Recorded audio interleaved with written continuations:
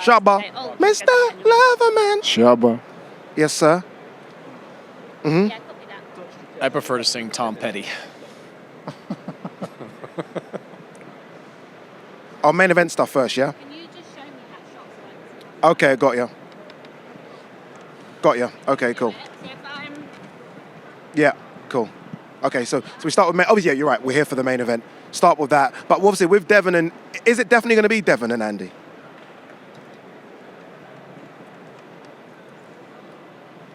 Because I think they're saying that there that I just done with you two Devon and Andy. could be Devon and Andy. And we're up here. And you're going to be doing this bit, yeah. But I don't think... I'll be shocked. Yep.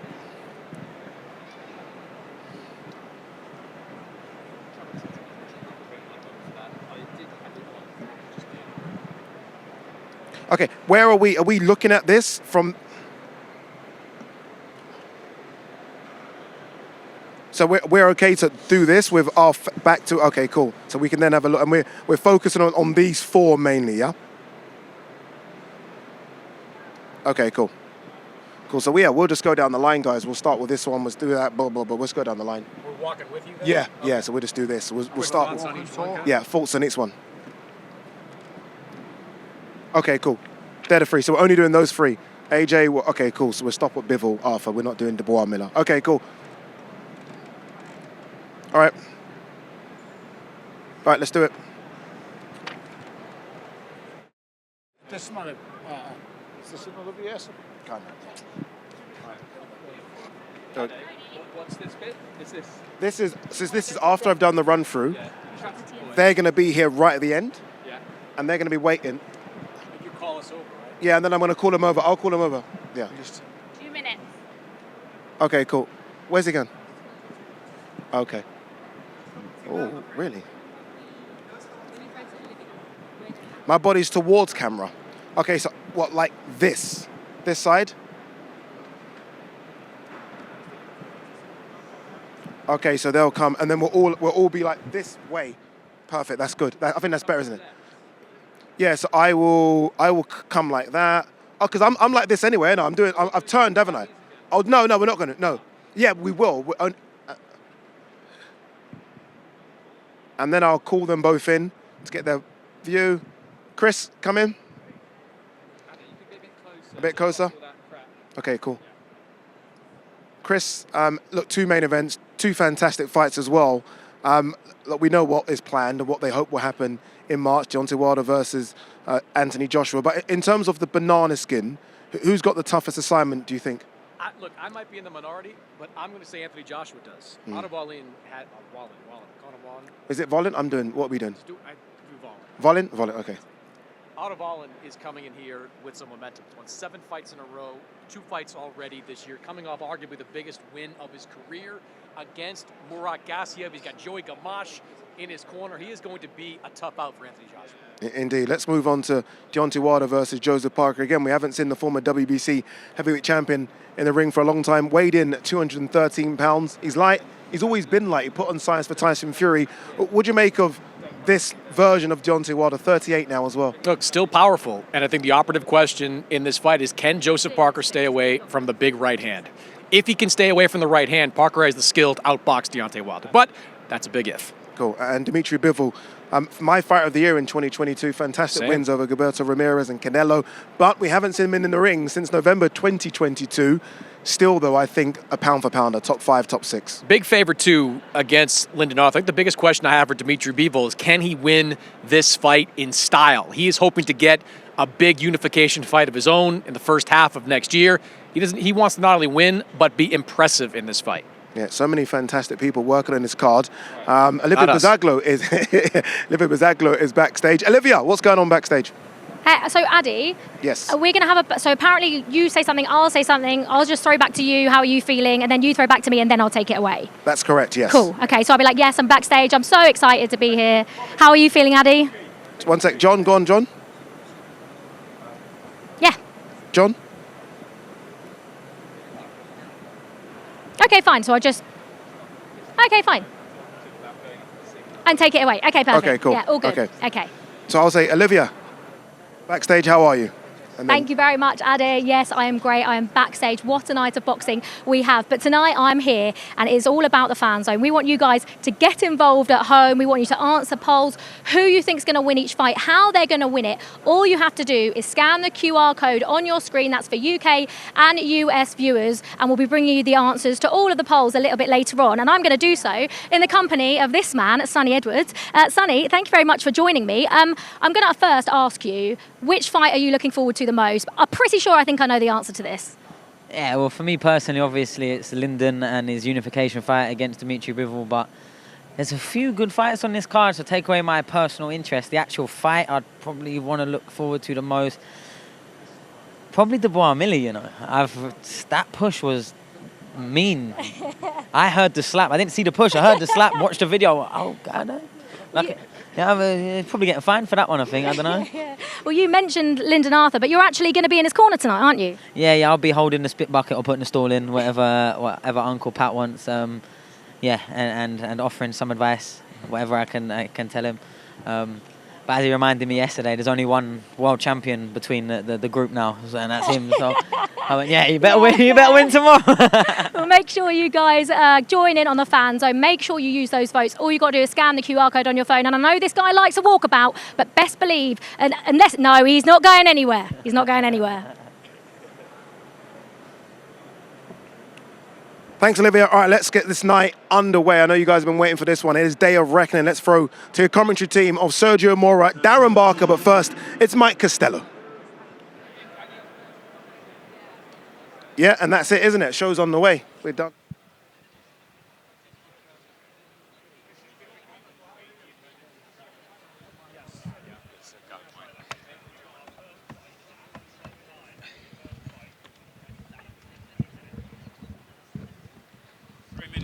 Guys. All good. Have you got one, Mike? Thank you, mate. Because we've spoke so much. We spoke so much throughout the week. It's like I've done it for years. So shit.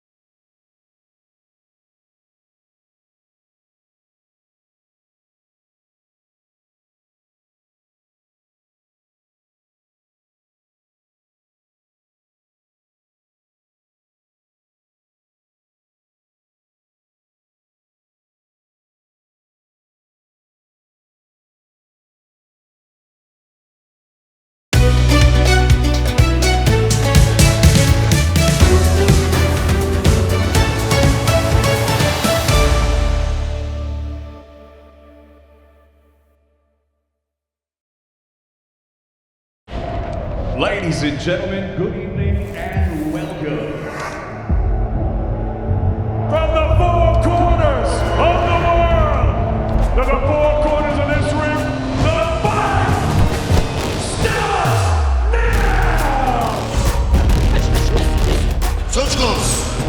How do you like it?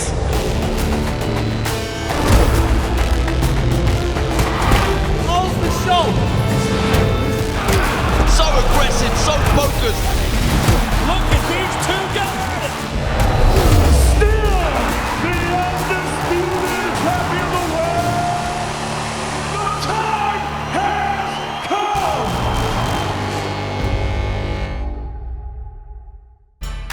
The biggest fight card of the year, arguably one of the biggest fight cards in years. Welcome to the Kingdom of Saudi Arabia. It is Riyadh season, and we're going to end the boxing year with a bang. Deontay Wilder versus Joseph Parker, Anthony Joshua versus Otto Volin, and so much more. Strap yourself in. Day of Reckoning starts now. Day of Reckoning. Joshua versus Wallin. Well, now is my time. I'm definitely motivated. I'm focused on this fight. I'm going to win this fight. I've got a lot left in the tank for sure. And Wilder versus Parker. There's no fear. I'm still the most dangerous heavyweight on the planet. I feel this is the perfect time to fight Deontay Wilder. Don't blink. The history-making boxing card. Reckoning is in the ring.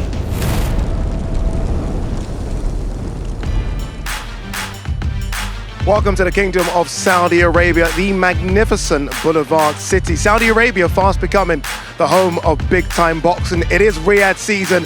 Day of Reckoning is upon us. We've been waiting for this fight card for 6 weeks. Not long to go until we kick things off. Wow, look at this magnificent Kingdom Arena where all the action will take place tonight. I'm lucky enough to be joined by a couple of former world champions as well. Former WBC Cruiserweight World Champion Tony Bellew alongside former Unified Heavyweight Champion Andy Reeves, who's looking in great shape as well, Andy. There'll be a lot of people watching this saying, why is Andy not in there? He's looking such in great shape. Andy, thanks for joining us. How are you? I'm beautiful, man. It's amazing to be here right now. It's a super, super amazing crowd right now, and the place is just amazing to be here. You've got like amazing insight. You've obviously fought Anthony Joshua, you fought Joseph Parker as well. Great fight, that one, by the way. So what do you expect from AJ and from Parker tonight? I think it's going to be an exciting show. I think AJ just needs to do his thing, and it might be a little tricky against his opponent, but I don't know. Anything could happen right now. It only takes one hit to change the whole fight, just exactly what I did. So everybody just needs to tune in and watch the fight. You fought AJ twice, right? One fantastic victory and one not so good performance in your own words as well. Have you seen any changes in AJ recently? A little bit, a little bit. I think he's hesitating a little bit too much, but, it's all the opponent, the opponent. So he the guy that he's fighting, he's a lefty. He's a little awkward style, but it might take him a little bit, like 5-6 rounds to adjust, and maybe he'll get it done. Tony, do you agree with that? I understand where Andy's coming from. I think Andy's looking at it that he has been apprehensive when he's got in the ring the last few fights, and he's cautious when he fights now. But listen, that is a sign of experience. A guy who's had to overcome certain things that's happened in his career. The fight against Andy in New York was a big stumbling block for him, and it took him a while to get over it. And then there's the Usyk fights. But I think last time out, he looked, against Helenius, took his time, broke him down, and got rid of him in an exciting fashion. No one really cares about what happens in the early rounds when you knock someone out with the ferocity that he knocked Helenius out with. It kind of cancels out the earlier rounds. Yeah. And that's what we kind of need tonight. We need a vicious knockout and nasty intentions, but we need it from the get-go. We don't need it 6-7 rounds in. We need it from the start. And I think hopefully that's the Anthony Joshua we get. Two main events. The other one is Deontay Wilder versus Joseph Parker. There was a lot of talk for a long time about you versus Deontay Wilder. What do you make of Deontay now? 38. He's been out the ring for so long. Only one round in 2 years? Exactly. Well, we don't know because in his last fight, it went by so fast. So we don't know what he's going to bring into the ring. Joseph Parker, he's looking really strong, really good. In his last fight, he got a good knockout. So, I told Joseph Parker he just needs to go in there. He has to be first, he has to be last, and just stick to the game plan, and hopefully everything goes out his way. Deontay Wilder has always famously said that every fighter that fights him has to be perfect for 36 minutes, right? I guess that's the mindset for Joseph Parker. You've got to be careful because at any time, that big right hand can land. It does, but you'd also have to take into context that Deontay Wilder gives you so many opportunities when you fight him. So, you know, he's pretty easy to hit. His technical side of his game isn't the best, but, and let's be totally honest, he's a one-trick pony, but let's make no mistake, it's a hell of a trick. Yeah. Because when that trick comes around, you just wake up in an ambulance, and that's what can happen. So, you know, people can label him just a puncher or whatever you want to label him, and he is. I'm not getting away from that, but it's a hell of a punch that he's got. And, like, it's not always just a big right hand. He's heavy-handed with both hands. Yep. He's explosive. He's quick. And he doesn't fear anyone. That's the strongest thing with Deontay Wilder. He will press you and does not care what's coming back. And that's what Joseph Parker's got to be aware of tonight. In terms of other names, other fights on the card, who excites you? What fights are you looking to see? I mean, Jarrell Miller and Daniel Dubois is one of these fights that I'm intrigued by it, because if this fight goes past 6, Daniel's in a world of trouble, and Daniel cannot be emotionally invested in this fight in any way, shape or form. If he has let Jarrell Miller get in his head, he's lost, and I'll tell you that right now. But if he can keep Jarrell Miller at distance and punish him at range, I think he might be able to get rid of Jarrell Miller. But Jarrell Miller is, listen, he absorbs it, he soaks it up, and he's such a big, heavy man that he can take punishments. I think he's going to have to do that against Daniel Dubois tonight, and I think Jarrell Miller's plan will be to come on strong late. We've also got the best cruiserweight in the world in Jai Opetaia. So exciting. He's the breath of fresh air that the cruiserweight division has been missing. And then, you know, listen, who doesn't want to watch Bivol? Dimitri Bivol is a class act from top to bottom. Footwork, exceptional counterpuncher, punch pickings, exceptional. This guy beat the main man, Canelo. How can you not want to watch Dimitri Bivol? So there's amazing fights on the bill. We've got, you know, contenders, former world champions, current world champions. It's just the bill of all bills for the year. It certainly is. More from Andy Ruiz and Tony Bellew a bit later, but it has been an incredible week so far in Riyadh. Let's remind ourselves of it.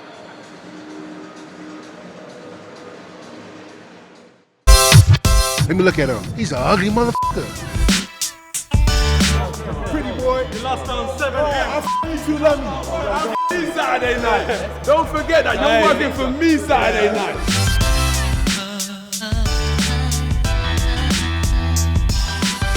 Every baby has a daddy, and I'm gonna beat you like I'm your daddy. People talking about upsets, but I'm gonna win the fight, and you shouldn't call it an upset. I can definitely window shop. I know where I'm going in my life, but I've also got to say this is the checkpoint, and if I don't get past this, there is no future. And my new nickname is Dr. Sleep, so I got NyQuil in the right hand. Bomb Squad!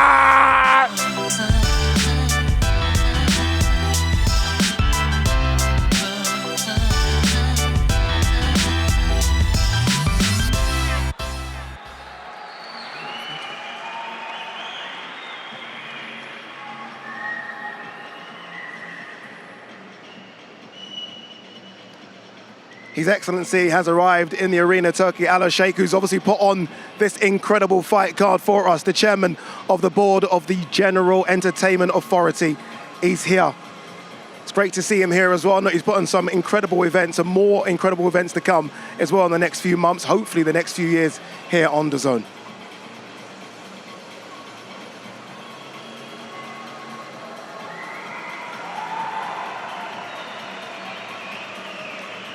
What an incredible event so far we have here. Look at him taking his seat. And what I love as well, what he's doing, look how early he's come here as well. Right at the beginning. Incredible to see him here. And what an event we've got so far this evening for you. Coming up, let's not forget, we kick things off with Frank Sanchez versus Junior Farr in the heavyweight division. Unbeaten Filip Hrgovic, remember, #1 ranked in the IBF, takes on Mark Demori. And you heard Tony say it as well about Jai Opetaia, probably, and I think the best cruiserweight on planet Earth right now. No longer IBF champion, ring recognized #1. He takes on London's Ellis Zorro. I think a fight that's going under the radar here. Someone's O has got to go. Arslanbek Makhmudov versus former European champion Agit Kabayel. And then it starts to get really serious, doesn't it? These two haven't stopped talking about each other all fight week. Daniel Dubois versus Jarrell Miller. 100 pounds separates those two. Jarrell Miller coming in at 335 pounds. Dimitri Bivol, the current WBA light heavyweight champion, takes on Lyndon Arthur. And then our two main events, Deontay Wilder, former WBC heavyweight champion, takes on Joseph Parker. And then the big one, Anthony Joshua, former unified heavyweight champion, takes on Otto Volin. Let's welcome in again Tony Bellew alongside Chris Mannix. Gents, when we look at the main event, Anthony Joshua versus Otto Volin, Chris, I want to go to you. All week, everyone's been talking about Anthony Joshua's mood. Is his demeanor a bit low? Does he look a bit flat? What do you make of it? I don't make too much of it. Anthony Joshua, he's been here, done that before. I'm more interested in the fact that Otto Volin is coming in with a lot of confidence. I've talked to members of his team all throughout the week, and that's the word they've used over and over again, confidence. Otto has won 6 fights in a row since that loss to Tyson Fury. He is coming off arguably the best win of his career, a decision over Murat Gassiev. He's got a great trainer in his corner in Joey Gamache, so he may be at a skill and talent disadvantage in this fight, but I think he's coming in with less questions around him than Anthony Joshua has. Tony, Anthony Joshua, again, someone that you know very, very well, a new trainer in Ben Davison. Question marks, questions will be asked. Of course, and it's a really good fight. If I'm being totally honest, when you look at it on paper, it's probably the most difficult fight to pick. It really is. Otto Volin, as he said before, Chris said, coming off the best win of his career. Murat Gassiev is a cruiserweight, but he's a powerful and destructive cruiserweight. And that is without doubt the best win of Otto Volin's career. So I think it's going to be interesting. For AJ, I just want to see him come out and let his hands go. He's in unbelievable shape. His mind's in the right place. Don't second guess yourself. Just come out and jump on him. Do what you're good at doing. Anthony Joshua in full flow is possibly the most destructive heavyweight on the planet. I'm not saying he's the biggest puncher because that's the man who's up next, Deontay Wilder. What I'm saying is there isn't a better or harder combination puncher in the heavyweight division than Anthony Joshua when he's in full flow. So, listen, this bill is just stacked from top to bottom. It's absolutely stacked, and you've got to thank His Excellency for this because he and the GIA have put this bill together. It's unbelievable what these guys have done, and I give them all the credit in the world. I've been watching boxing since I was a child, and I haven't seen a bill like this since the Don King days when the likes of Ricardo Lopez would open shows, strawweights, going all the way to heavyweights, multiple title fights. But that's one promoter, Addy. There's never in the history of boxing been rival promoters come together, put shows on, and put their world champions at stake, at risk. And it's happening, and that is because of His Excellency and the GEA. So I give them all the credit in the world, and what we're going to enjoy tonight, what the whole world is going to enjoy this day of reckoning Bill, is because of His Excellency and the people behind him. Certainly is. Let's catch up with Olivia Bazaglia, part of our team, who's backstage. Olivia. Thanks so much, Addy. I'm so excited. I'm going to be backstage all night. But tonight I'm here for the fan zone. We want you guys at home to get involved. We want to know who you think is going to win each fight, how they're going to win it. All you have to do for our UK and US viewers is scan the QR code on your screen below. And I'm going to do so with this man all night, Sonny Edwards. Sonny, thank you so much for joining me. In a word, which fight are you most excited for tonight? I mean, most obviously Lyndon Arthur's unification fight, but there's definitely a good few fights on the card. I think the one with the most sort of animosity and bad blood, and I can't wait for it to get started, is Dubois Miller. I think that push at the weigh-in yesterday, the little build-up, we heard some real words out of Dan Dubois. I don't know how long he had to rehearse them for, but yeah, it's going to be a great fight. It is. I'm not going to let this man out of my sight until he goes to Lyndon Arthur's corner. I've got hold of him. Remember, we want you guys to get involved. Scan the QR code on your screen below. All right, let's get this show underway. Day of Reckoning starts now. Let's cross over to our commentary team of Darren Barker and Sergio Mora. But first, Mr. Mike Costello. Thank you, Addy. Huge night of boxing coming here. The Day of Reckoning, the Riyadh season, becoming the heavyweight season. We saw Fury and Ngannou gone. Fury and Usyk possibly to come. AJ against Wilder possibly to come.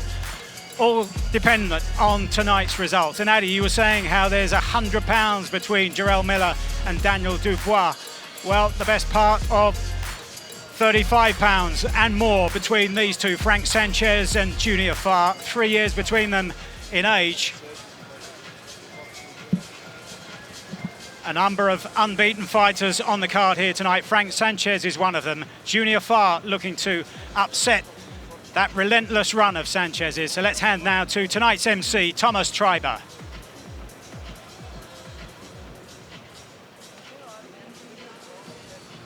Ladies and gentlemen, we get started with a heavyweight championship contest. Let's first welcome to the ring the challenger from New Zealand, Junior Fa.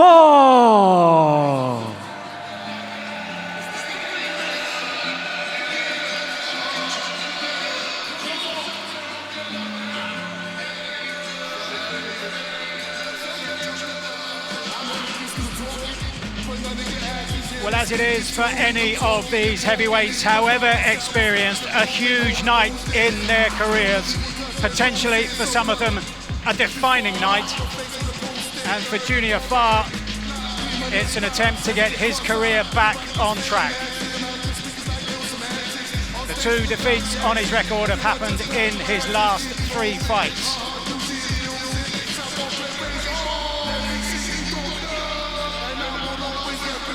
As we wait for the crowd to filter in here, minute by minute, hour by hour, leading up to those 2 huge co-main events and plenty beneath them as well.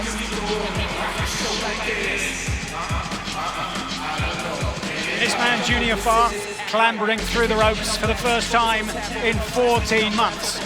So having to fend off ring rust, as well as the mighty threat of Frank Sanchez.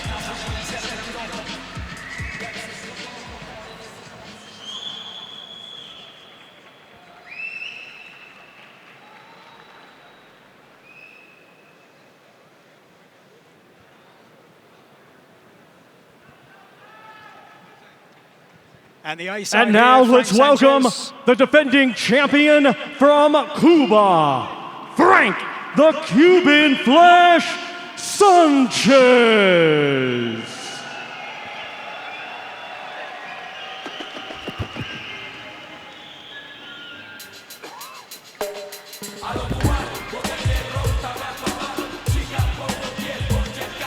Frank Sanchez, one of a number of unbeaten heavyweights on the card here this evening.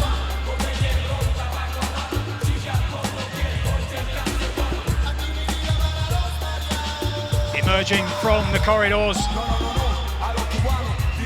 and looking to make a statement here. The man unbeaten in 23 fights from that magnificent fighting nation of Cuba. But for all their prowess in the heavyweight and super heavyweight division, in the amateur ranks, still the island nation waiting for a first ever professional world heavyweight champion. Is this the man to end the barren run?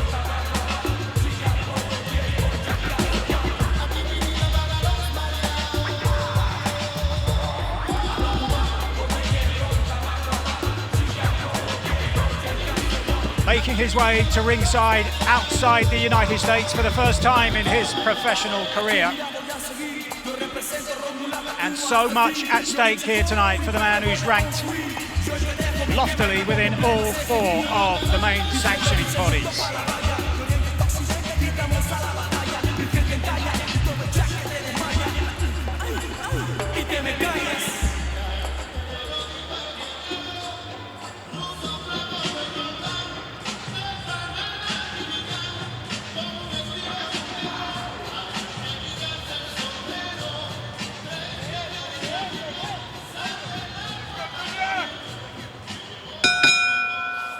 Ladies and gentlemen, good evening and welcome to Day of Reckoning, a great night of World Championship Boxing live from Kingdom Arena in Riyadh, Kingdom of Saudi Arabia.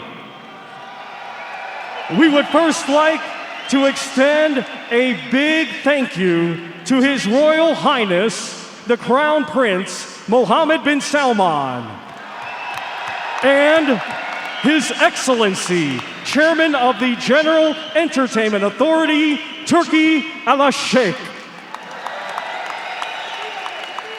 We get things started with 10 rounds scheduled, and it will be for the WBC Continental Americas and NABO Heavyweight Championships. Brought to you by Frank Warren on behalf of Queensberry Promotions for Riyadh Season and National Events Center in association with General Entertainment Authority, Gold Star Promotions, Sella, Lou DeBella's DeBella Entertainment, and Warriors Boxing. It is sanctioned by the British Boxing Board of Control, Steward in Charge Robin Smith, along with the World Boxing Council. President Mauricio Suleiman, Supervisor Mauro Betti, and the North American Boxing Organization, Supervisor Robert W. Smith. Our timekeeper is Andrew East, and our 3 judges assigned, scoring on a 10-point must system, will be Mark Lyson of England, Guido Cavalletti of Italy, and Massimo Barrovecchio of Italy. Our referee in charge, third man to the ring, will be Kevin Parker of England.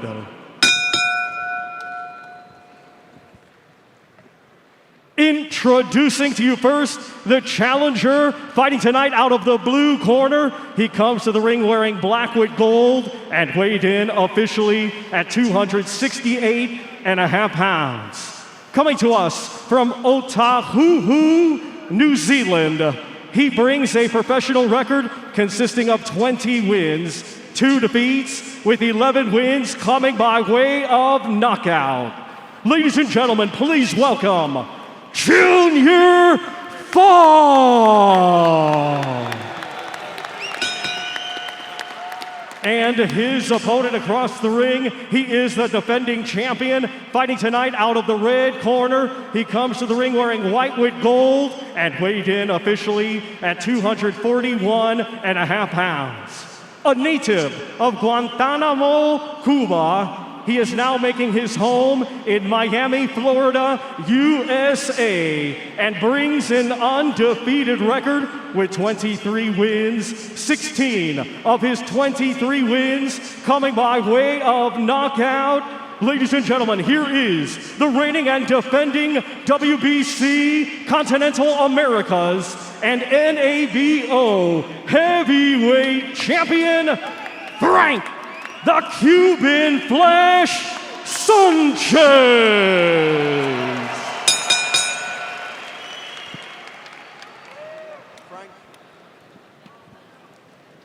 Gents, we've already been through the final instructions in the dressing room. You know what I expect, a clean fight. Obey my commands at all times. Above all, protect yourselves at all times. 10 rounds, touch gloves.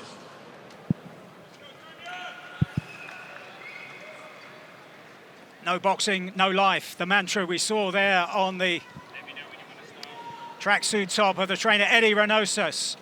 Eddie Reynoso, familiar in the corner, of course, of Canelo Alvarez. Seconds out, round 1.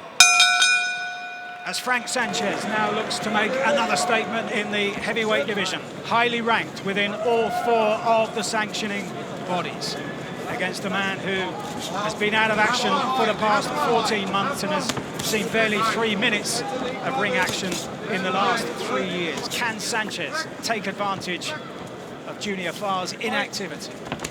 He's a very good fighter, Sanchez, so well schooled.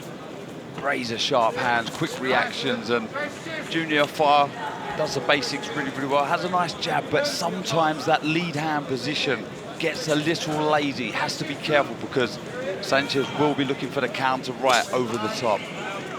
Sanchez doesn't have your typical Cuban style either. You know, most Cubans, they're kind of taught, you know, a little bit differently. Defense first, fight behind the jab. Most of them are converted into southpaws. You see here, Sanchez very aggressive, especially with that right hand, always coming forward, always looking for the knockout. A gasp from the crowd here, such as it is in this early stage of the day of reckoning, as Sanchez looks to wing in a big overhand right that just almost shaved the chin of Junior Farr. Yeah, we just see a moment there as well with Farr, just a little clumsy with 3 shots, and you see Sanchez has taken his feet out of range. He has to be very disciplined here, Farr. He can't afford to get sloppy, complacent.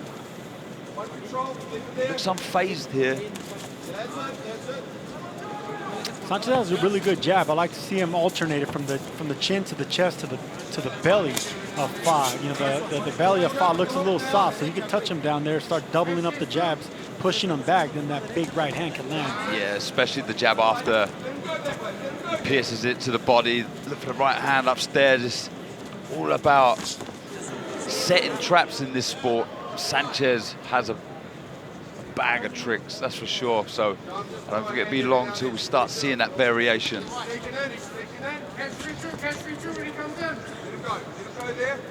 I'm surprised that Sanchez is not starting faster offensively, considering that Fa, in the last 3 fights, he has lost twice of them. So he's been beaten already. So remind him of those losses, test that chin as fast as possible. Especially as one of those defeats came in a single round against the 43-year-old Lucas Brown in June of last year in Melbourne. Yeah, be happy with this fight. If this stays the same and he gets to sit on his stool after this opening round, I think he'll be happy. Brushed off some cobweb, Sergio. I really thought Sanchez was going to start fast. Yeah, He's going to want to. I thought he was going to start in a flash, like his nickname indicates. But right now I think he's respecting a little bit of what Fa's doing. There's a little nervous energy. I expect more from Sanchez in the second round.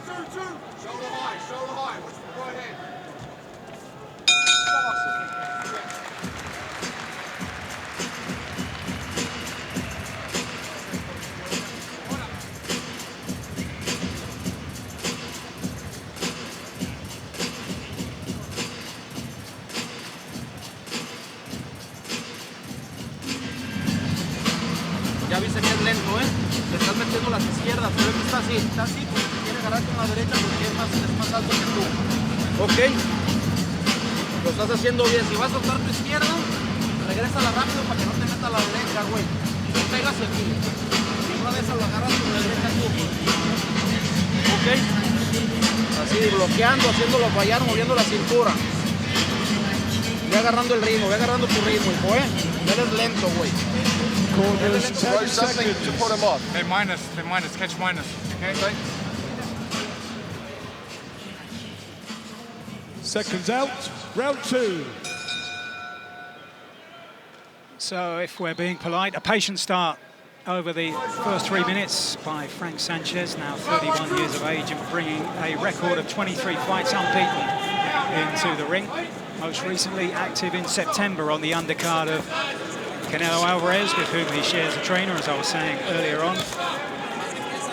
Now looking to zap that jab to the body, as suggested by Sergio Mora in that opening round. Yeah, Sanchez has a long, very strong jab, and that sets out that big right hand. But if you're not fooling your opponent, if you're not hiding that right hand, then it's easy to see. So if you can start gutting them to the belly, bending your knees, and you can come over the top and have success. Yeah, I think he's a little frustrated with the position of this lead hand from Fa. He's really reaching with the shot, and he's yet to slip on either side of that hand and struggle to find the right hand. I think, like you said, Sergio, just needs to raise the tempo, go through the gears. And you could do that with foot feints right there. That's the first foot feint that I've seen from Sanchez. If you can actually bait your opponent to throw that jab and get the bigger man to fall off balance, then you can land the right hand, even if it's just hooking around the guard. Somewhere between 35 and 40 pounds between these two, Fa the heavier of them, and a man with a solid amateur pedigree. Bronze medal at the Commonwealth Games in India back in 2010 and fought Joseph Parker 4 times, 2 wins apiece. There's the jab to the belly right there. That's the first time we've seen that. I think, little by little, he's starting to realize that the jab upstairs is not really landing on Fa, so he's going to have to go to plan B with that jab, and that's going to be the gut. He's in the right position, Fa, holding the centre of the ring. That just allows him, look, to be fair, he's got quick feet for a big guy, Fa. He manages to get out of range quickly.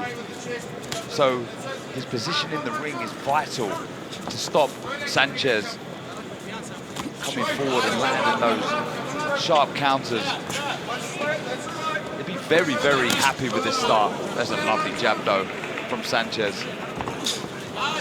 See that right hand right there? That's what Sanchez doesn't want to do. He doesn't want to fall off balance, because if you're going to be throwing that right hand, which he has a big right hand, but you got to set that jab up, set that right hand up with a jab downstairs, chest, belly, and then you can back your man up.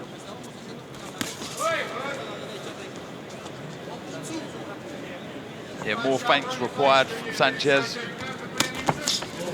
Good feet, though. Again, I mean, look, it was a good one too, but the feet out of range from Fa, doing exactly the right thing there, and he's able to do so because of the position he is in the ring.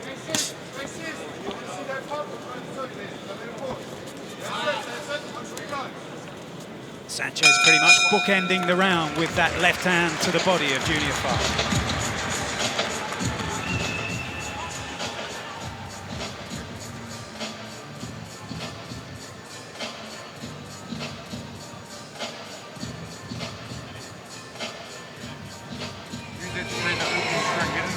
Where you got to double up on your jab to get in there, you know what I mean? And then try and see if you can double up on your shoot, make the shoot a little more.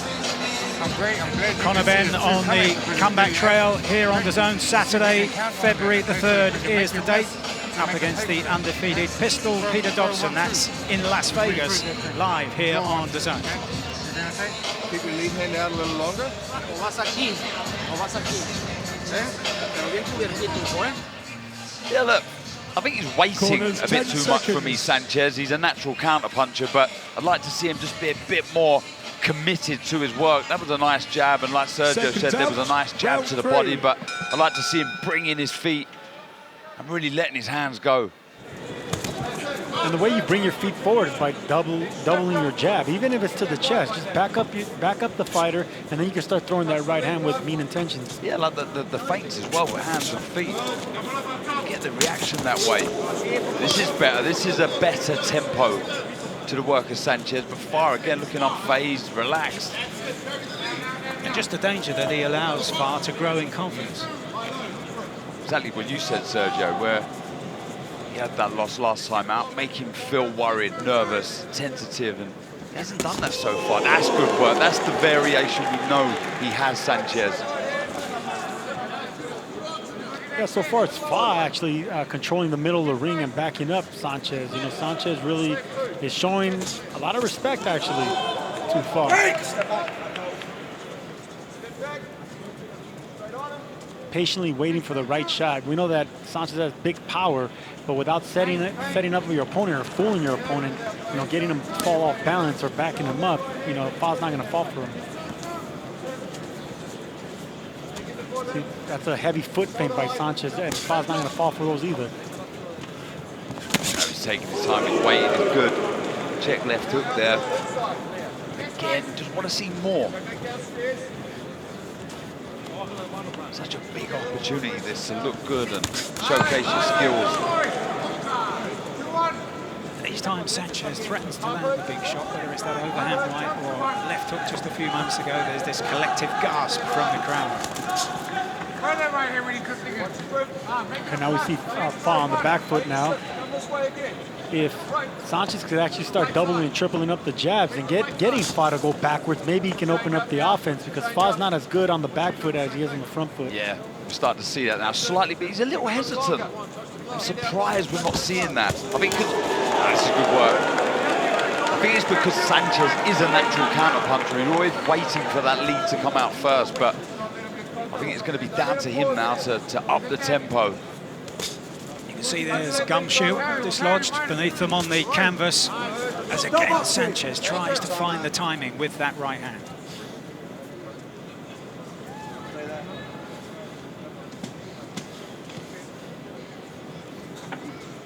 Yeah, I don't expect we'll see Farr raising any kind of pace or tempo in this contest. So to put more pressure on Sanchez, because he come into this fight with big reputation, it's down to him to raise this, make more of this contest. Farr will continue to do so as he is now, behind that jab. It really is. You know what, Darren? That's the thing about Farr. You know, if you can let him win quiet rounds, he's happy with that. You know, so it's up to Sanchez. He's a bigger puncher. He's actually a little bit more experienced to actually push the fight and get Farr to be uncomfortable fighting his fight. Solid left hand towards the end of that round there, driving Sanchez back into the ropes. Success for Junior Farr.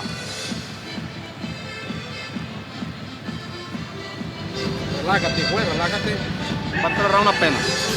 ¿Cuántos roundcitos, Empieza así, empieza a agarrar ritmo. Cuando empieza a agarrar, no lo vas a empezar a agarrar ya con más golpes. Abajo, arriba, métele las pintas ya. ¡Pam, pam! La de acá, pum. And I love that jab right there. Long, strong jab by Sanchez. He tried to come up afterwards with an uppercut. I would love to have seen an overhand right there, because Farr did have his head up in the air. See right there, around the guard. That right hook would have landed around the shoulder. Yeah, he chose the wrong shot there. The right hand was there for the opening. Right something. Okay? When he's on the ropes, he's going to stop. And Eddie Reynoso in the corner of Sanchez told him that he wants more right hooks to the body. So even if the jab is not landing, at least they're setting up the right hook, either upstairs or to the body. Well, can Frank Sanchez, as we move into the 4th round, show us something to ignite this day of reckoning? The first of 8 fights on the card, culminating in those co-main events featuring Anthony Joshua and before him Deontay Wilder.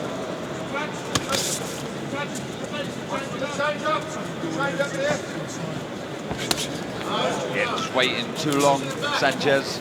Looking for the perfect shot, perfect punch. Just needs to get in a rhythm behind that jab. This is better. And there's that right hand to the body. See, whenever you can't land upstairs, just touch anything. Get the confidence, especially with that right hand. If you can start doubling up the jab and throwing that right hand with mean intentions to the chest or to the belly or to around the guard, then you're going to start getting respect from your opponent. The target's there. It's a huge target of Farr. You can start moving your feet side to side, look for various openings. It's a huge target. It's a soft target. That's what I mentioned earlier with Fa. You know, the midsection is not really too muscular. So touch that soft body and make them feel it downstairs. Take the legs away.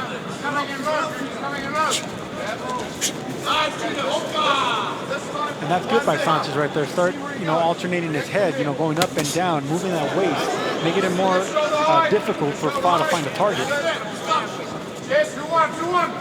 I say Farr. On the flip side, I don't think we've seen him throw one right hand yet. He's finding the distance with that lead hand. Yeah, you can see there, but he's just pulling the shot. He's not fully rotating through that right hand. Fa is comfortable with being in quiet, close rounds. He doesn't really want to push the fight. If he can stay and keep this fight somewhat competitive without doing much, that's actually going to be in favor of Fa, who, like I said, is coming off some back-to-back defeats. Yeah, one of those defeats by Lucas Brown in a single round. The one before that was against Joseph Parker over 12 rounds in Auckland back in February of 2021. And again, Sanchez looking for that right hand. Need more though, Mike. We need to see a change in pattern here.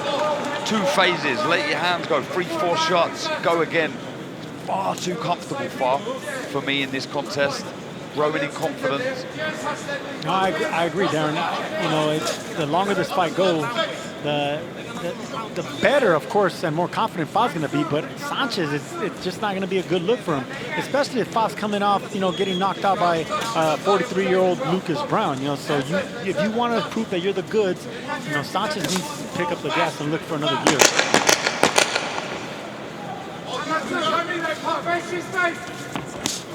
Show me that puppy, still in the mouth.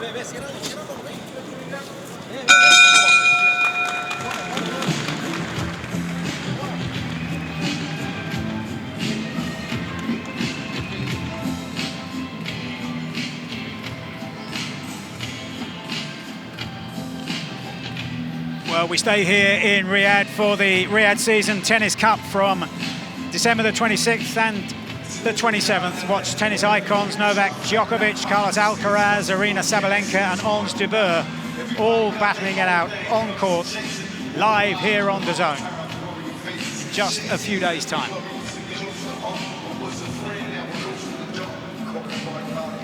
And milling around in the arena here before we got underway, Filip Ergovic, who's here tonight, like Frank Sanchez, defending his unbeaten record, and like Sanchez, looking to push on in 2024 to challenge for one of the world titles at least.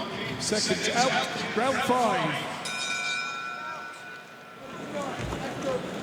Ergovic saying that the winner of the fight between Tyson Fury and Alexander Usyk will have to defend the IBF title against Ergovic or vacate it. Don't restrict the hands so much. Sanchez starts with a sharp jab, complemented by Sergio Mora earlier in the contest. Can he find some rhythm now, though? Some momentum to separate him here. He was a huge favourite with the bookmakers coming into this one, but so far Junior Fa has managed to more than hold his own. Been reading a lot of what Sanchez does. Yes, he has. And you know, Fa started off really fast right here, throwing the jab with mean intentions. You can see he still has Sanchez on the back foot. So Sanchez is respecting the jab of Fa right now and the game plan that Fa has. This is better. Close. A little too close is Sanchez, but this is a huge opportunity here to send Shockwave through the heavyweight division. All eyes on Sanchez. We're waiting to see that energy, that burst. For some reason, a little reluctant. I have to give credit to Fa. He's worked nicely behind that lead hand, looks unfazed. I like the positioning in the ring from Fa, but like you say, with the defeat last time out, this is an opportunity here for Sanchez to look very good, and so far, I have to be honest, he's not. No, he's hesitant right now, and Fa's growing in confidence, you know. When a fighter, you know, gets stopped, especially when you have back-to-back losses, and his last win was against a winless opponent, so there's no confidence building there. So Sanchez really needs to pick up the pace and make him feel the losses, make him feel like the fighter that got stopped, and he's just not doing that right now, showing way too much respect. I think the most important thing as a fighter, other than winning, is making these people in this arena, people watching at home, thinking, I can't wait to see Frank Sanchez fight again. But still plenty of time for him to put his foot on the gas. Just falling short, it seems to me as if he hasn't got his distance that good. Using the right hand better that way, but full purchase on the shot. Given that this is being beamed all around the world with so many big names on the card, this is a huge opportunity for both of these. But coming in, it was expected to be Frank Sanchez who was putting on the showcase. So far, you have to say it's been lackluster at best. Lackluster, and it's actually been really positive for Fa, you know, because Fa, the longer this fight goes, the better for him, and obviously it's not looking good for Sanchez. But Fa's controlling the middle of the ring. He's actually pushing Sanchez back right now. Momentum's definitely on his side. Yeah, far better intent at the start of that round and throughout that round for Fa. See if he can build from that now. Keep breathing, keep breathing. You got to be more active with that jab. You got to be more active with everything. Okay, you got it? Halfway around now, so you need to start picking that up. Double up on that too.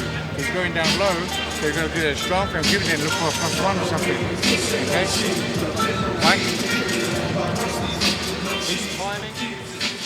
What can Frank Sanchez show us? You know, there's been some exchanges there, but nothing has troubled Fa at all. That right hand close inside never really troubled the New Zealander, but you know, I think we're going to see more of the same of Fa. It's down to Sanchez now to turn the screw, force the pace, find the openings, and try to excite this crowd here.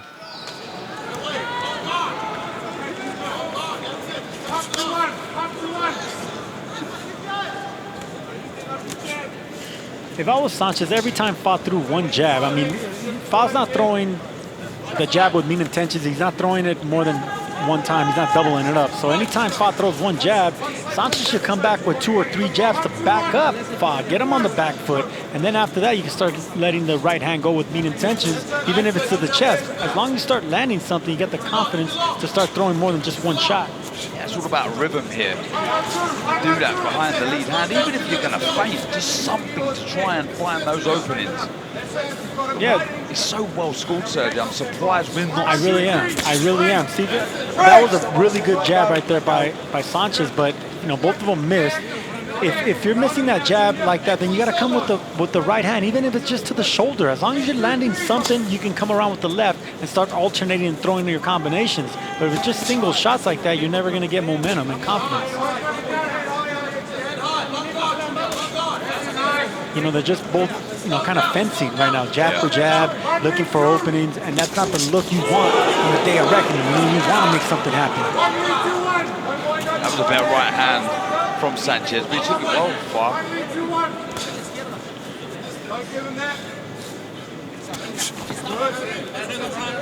Far has to be careful when doing that. Chin high, clumsy. I'm surprised again Sanchez isn't looking for that right hand there. He had an opportunity. See right here, there you go. That's what I was going to say. Whenever both of them are in front of each other, they're just kind of fencing with that jab that aren't really landing. You know, just throw it to the chest. Just throw something to the torso area where you're landing, and you're actually keeping your man, you know, looking for something else. Confident enough to just sway out of range and then step in with a right hand of his own, taken well by Sanchez.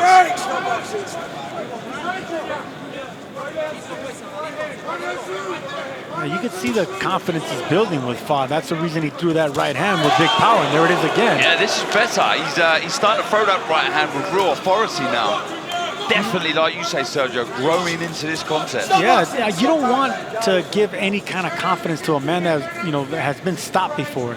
You want to make him feel like he doesn't belong, and Sanchez is not doing that. So obviously, Fa's turning into little by little a confident beast in front of him, and backing up Sanchez now on the back foot and against the ropes. Will this ambition of Fa give Sanchez the chance to find that counter? And there is the chance, and down goes Fa towards the end of the round. The count will continue. Can he make it to his feet? He seems to be relatively clear-eyed, and in comes the bell. And at last, Sanchez finds the range.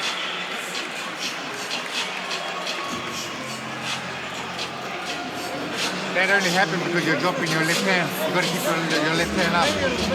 He's going to come at you now. You got to really fight. You got to really fight yourself on this time. Well, look, we wanted that right hand, and look, he set it up like a flash, but it was the jab downstairs that did it. It was the jab to the belly that caused Fa to actually try to paw it away, opened up the avenue for the right hand, and that was a big right hand. I'm surprised Fa got up from that. You know, it's there now. I expect a very sharp next round from Sanchez. That was beautiful. The speed, the accuracy, and the timing. Needs to build from that now, Sanchez. Round 7.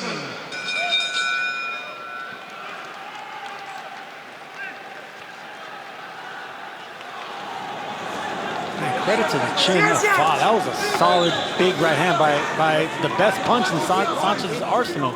Is that right hand. Landed cleanly on the chin. You can see the way both feet went off the canvas. You know, he just shook him, but credit to Fa, he got up. And have those 60 seconds been enough for Fa to regroup? He's doing the right thing here. Trying to tell Sanchez, I'm not hurt, I'm fine. That minute rest is enough. There you go, Sanchez looking for the same shot. Threw that jab down to the belly. You know, just to open up that right hand again. He's gonna land it again. It is that lead hand position of Fa. Really fences with the shot. That allows Sanchez to find that right hand. Big shot again. Brilliant combination, and down goes Fa for the second time. And this time, there's a lot longer left in the round. 2 minutes to survive for Junior Fa. Superb combination punching from Sanchez. And now we're starting to see the real promise that he hit so well for the first half a dozen rounds. But now Fa in big trouble. And it was the exact same punch. It's a jab downstairs just to land a clean right hand. That punch will land again. This is good work. Just smothering his work here from Sanchez. Just needs to give a bit of space, but Fa is hurt. I would love to see Sanchez throw a hook instead of a straight right jab, come around the guard, then the big right hand. Switch it up, alternate your attack coming in through the front door. Dangerous Sanchez smothering his own work here. Did get through with a crisp, short right hand as Fa goes on the back foot. No longer trying to dominate from center ring. These are very different circumstances, and still a minute to go in the 7th. Yeah, and the legs are very unsteady of Fa as he moves. Still hurt. Right hand again. Straight down the middle. He took that one well far. Sort of leaned back on the ropes, but... And you can see the confidence just fading away from Fa. That's what big right hands do. That's what knockdowns do. Now it's Fa on the back foot, just looking to survive now. he's definitely the prey in this round. And down he goes for the third time. Looking across at the corner, they're showing concern, and why not? Yeah, they should stop this fight. And the referee decides that 3 times down is enough, and Frank Sanchez can celebrate. Eventually, he got the rhythm, he got the momentum, he found the power, and produced a highlight reel finish in the end to his first appearance as a professional outside the United States. It took a while, but in the end, it was impressive from this man, Frank Sanchez. Right, we'll let him off, Sergio. We'll let him off now because we got the finish we was expecting. That was explosive, that was spiteful. It was intelligent work from Sanchez, the way that you was calling for, Sergio, that jab to the body, the right hand over the top. We got to see in that round what Frank Sanchez is all about. And we also got to see patience from Sanchez. You know, he wasn't really eager to land that right hand. Like, he knew it was eventually going to land. Of course, you know, on the outside looking in, we expect more, but you could see that he was eventually going to land that right hand. He was patient. He set it up cleanly and got the knockout. Yeah, it was a fantastic shot again. The right hand, it's that lead hand position from far too loose. And with the speed, the accuracy from Sanchez, you're never, ever going to get away with that. He done well to stay on his feet momentarily, but then drops.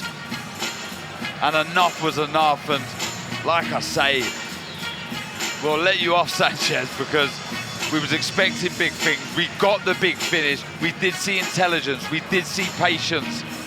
And we see the destructive finish we was all hoping for.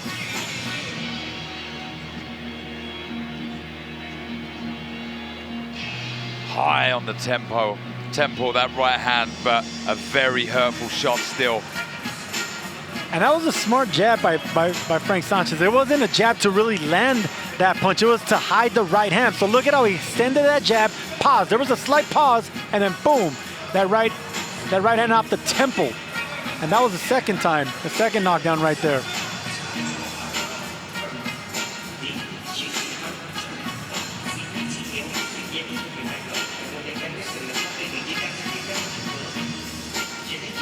Let's get the official time then from Thomas Treiber up in the ring.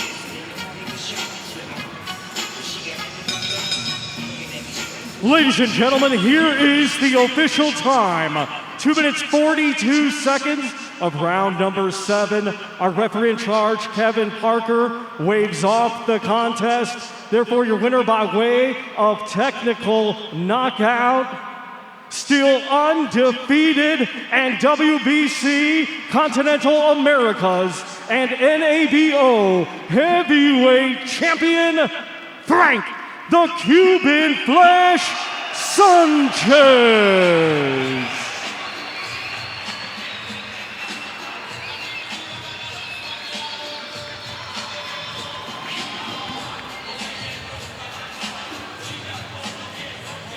Well, the expression on the face of Sanchez shows just what it means to him.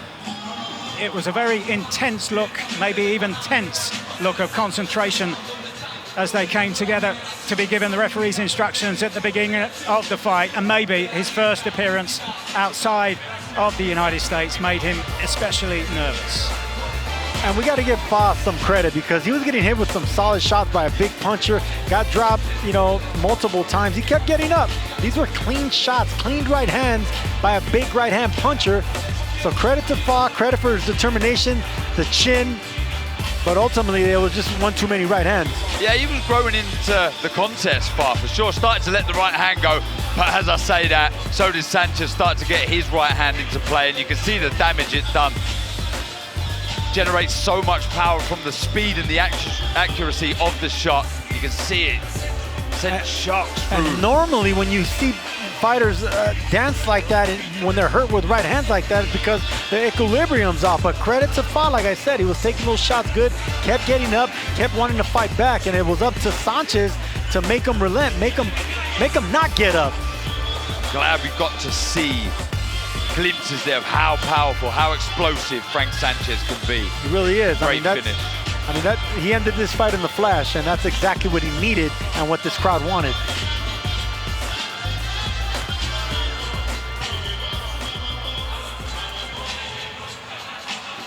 And that clearly meant so much to Frank Sanchez. And Darren saying how it proved that he can be explosive when he really gets into a rhythm. Showing also on this first fight on the card just how explosive heavyweight boxing can be and the kind of drama and excitement it delivers on a regular basis. So as Frank Sanchez departs the scene, Sergio, Darren, who are you thinking you want to see him in the ring against next? Well, look, I think it has to be some serious kind of opponent now. I'm talking whether it be a gatekeeper or some sort of genuine eliminator. He's that good. Look, we've seen intelligence, we see patience there, and we see the explosive finish. And now I think he's ready now to really be let off the leash. I'll tell you what, I would love to see him fight someone that's on this card. How about a Filip Ergovic against him? That's a good test for both of them to see who deserves a title shot next.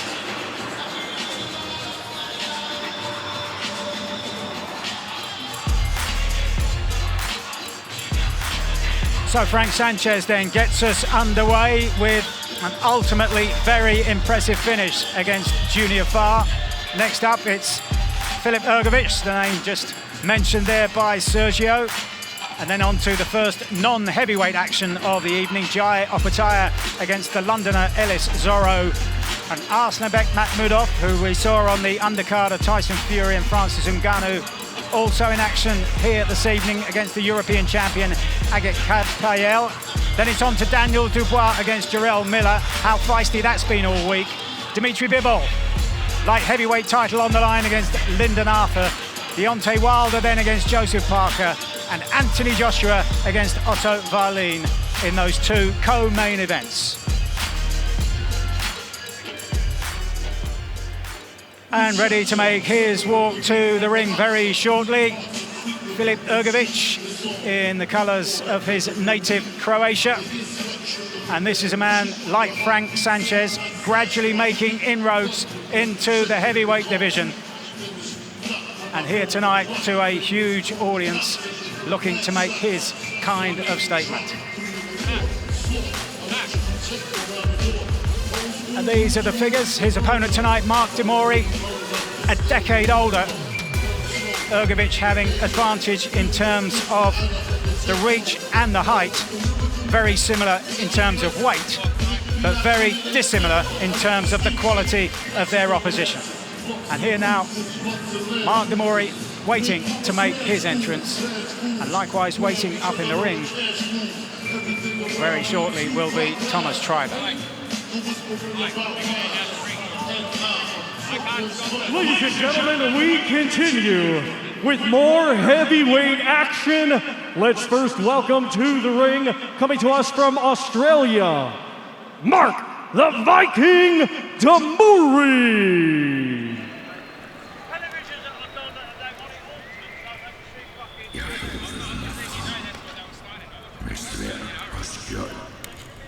Verfulgte min fjende med mine slægtninge og landsmænd. Brændende landskaber i mørket til skov.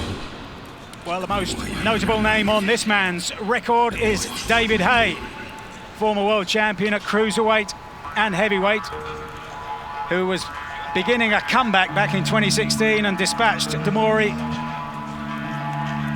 inside around. De Mori has been very confident during the various set-piece events here in Riyadh during fight week. But this is a huge leap up in class once again for the man from Perth in Australia, who spent a decade or so very recently in Croatia, the home nation of the man he's facing tonight, but moved back to his homeland earlier this year. And he knows what an opportunity this is, but the bookmakers suggest that this potentially is the most one-sided event of the evening.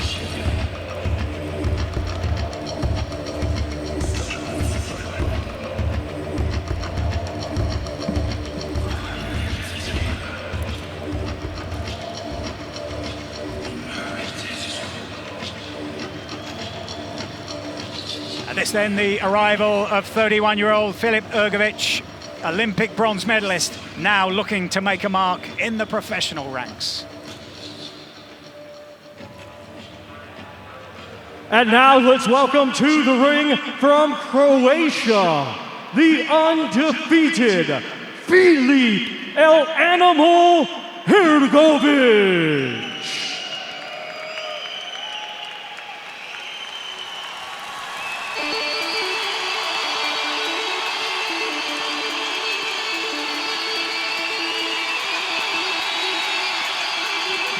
And a decent round of applause for the man from Croatia. Boxing once again on an Anthony Joshua undercard as he did last time out, when by his standards he laboured to a late stoppage win against the Aussie, another Aussie, Dempsey McKean.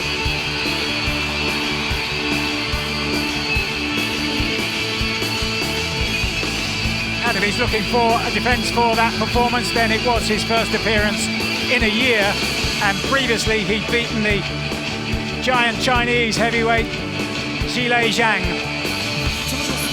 Hotly disputed, but given Zhang's two performances after that in beating Joe Joyce twice in a row, that form looks way, way beyond anything that Mark Namori has achieved in his career.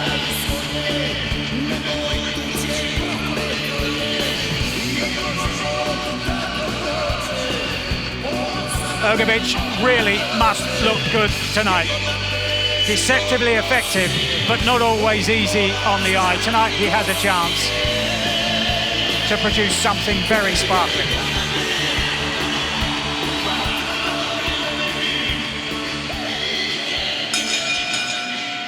Ladies and gentlemen, we continue with 10 rounds scheduled in the heavyweight division. Brought to you by Frank Warren on behalf of Queensberry Promotions. For Riyadh Season and National Event Center in association with General Entertainment Authority, Gold Star Promotions, and Sella. It is sanctioned by the British Boxing Board of Control, steward in charge Robin Smith, timekeeper is Jason Booth. Our three judges assigned, all from England, will be John Latham, Kevin Parker, and Michael Alexander. Our referee in charge will be Mark Lyson of England. Introducing to you first, fighting tonight out of the blue corner, he comes to the ring wearing black with white and weighed in officially at 249 pounds. Coming to us from Perth, Western Australia, he brings a professional record consisting of 41 wins, 2 defeats, 2 draws, with 36 of his 41 wins coming by way of knockout. Ladies and gentlemen, please welcome Mark the Viking Davouri.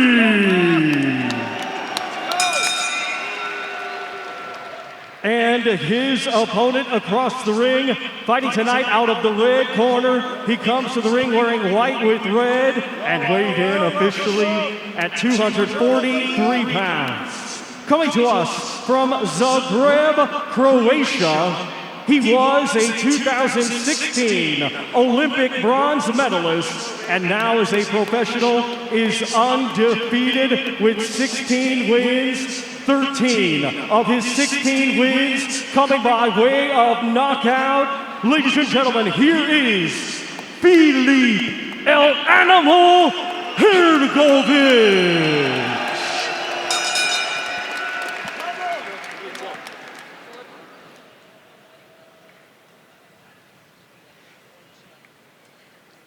Okay, Mark. Okay, boxers, I've already spoken to you both. You know what I expect. Stay professional, obey my commands, and most of all, protect yourself at all times. Touch gloves, boys. Good luck to you both.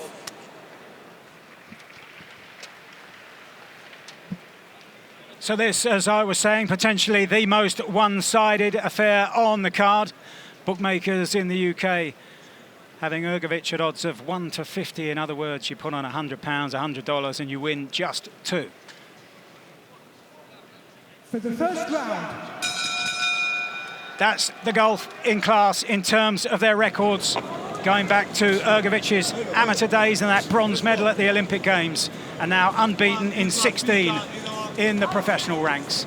A well-travelled man as an amateur and a pro. 9 countries on his record in only those 16 fights, and the third time he's appeared here in Saudi Arabia as Demori tries to land an overhand right, but almost pulled it before he threw it. So apprehensive. Let's see if he backs up what he's been saying all week. He understands he can't win this fight at rank, so he said he's going to get on the chest and try and land big shots on Hrgovic, who, for me, he has to look good, like you say, Mike. He needs to get this job done early in dramatic fashion. Yeah, Demori's been, he has 2 losses, been stopped twice, and both of them in the first round. I expect this one to heat. This looks like yet another one. Overhand right, down he goes, and the best part of 2 minutes still to survive. Well, that's going to be the shot. It's going to be that right hand, and I don't think this is going to go much longer. He should just work behind that jab. The right hand will follow. As I say that, Demori throws a big right hand himself, but the Australian swinging for glory, but surely only likely to walk onto one, as Hrgovic now goes looking for the finish. And Demori turns his back, and what's the referee going to do here? The referee saying that he got hit behind the head, but Demori's turning his back. And in comes the towel, and the referee steps in at the same time with more than a minute to go in the opening round of what was quite simply a mismatch on paper and a mismatch in reality, as Filip Hrgovic makes it 17 in a row, 14 inside the distance. It will never get easier. A mismatch on resume as well. I mean, this is the thing about matchmaking. We have an Olympic gold medal, an Olympic bronze medalist in Hrgovic, and most of his fights, all of his fights, he was fighting winners. The difference between Demori is in 45 fights, only 3 of those fighters had winning records. That's why resume matters in boxing. yeah, regardless if those shots were around the back of the head or not, the corner did the right thing because they've just saved their man from getting seriously hurt. He couldn't miss with the right hand. Hrgovic, we know he's a big puncher. 13 KOs out of 16 wins, 14 now. But levels and levels above this man, Mike.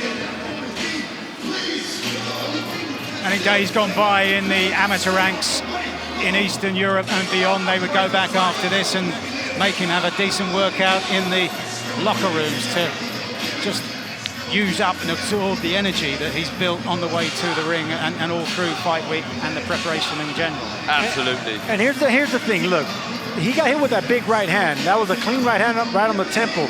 He probably never felt power like that. Hrgovic has a big right hand, but as far as when he got up, he was turning his back, which is something that no fighter should do. So the referee should have warned Demori instead of warning Hrgovic for hitting behind the head. There's no other choice but to hit the side of the head when your opponent is turning his back.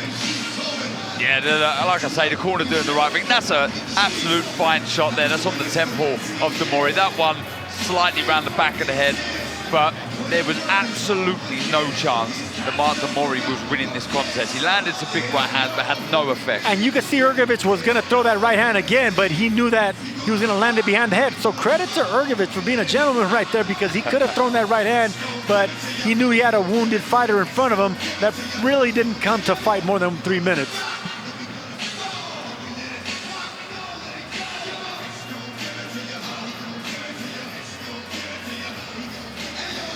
Let's get the official time then from our MC, Thomas Treiber. Ladies and gentlemen, here is the official time. 1 minute 46 seconds of round number 1. Our referee in charge, Mark Lyson, stops the contest. Therefore, your winner by way of technical knockout and still undefeated, Filip El Animal Hrgovic.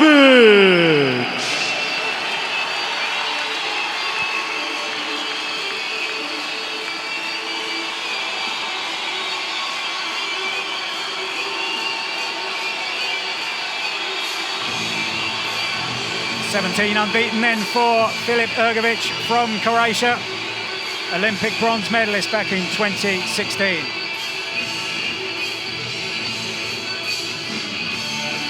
Edgar Berlanga returning to action on DAZN February the 24th in Orlando, facing Northern Ireland's Padraig McCrory in a 12-round super middleweight main event. Berlanga, of course, the man who started his career with 16 straight first-round stoppage wins and looking to get back to those knockout winning ways.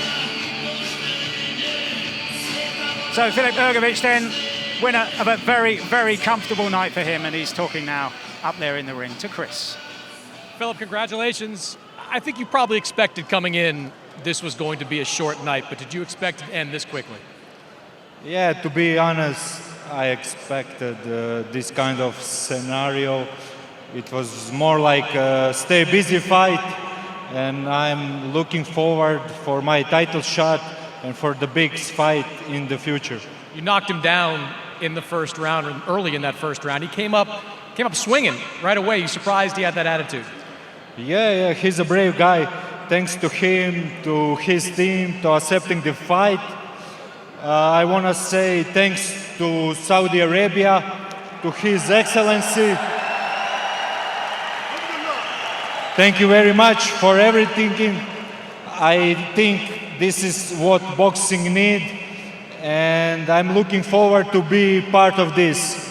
And thanks to all the promoters, everyone, for organizing this great event. Thanks to my team, and I'm ready for the title. So let's talk about that title shot. You are now #1 in the IBF rankings. Are you expecting a world title shot to come next? Yeah, definitely. IBF declared that I'm the next in the line. I should fight winner of Tyson Fury Usyk, and if they vacate the title, I'm going for a rematch. I'll fight the best ranked on the IBF rankings. So definitely title shot is next. What's your preference on that title shot? Because you're right, you could take on the winner of Fury against Usyk. You could also take on somebody like Jared Anderson, who's down the rankings. Do you have a preference? Jared Anderson is for breakfast.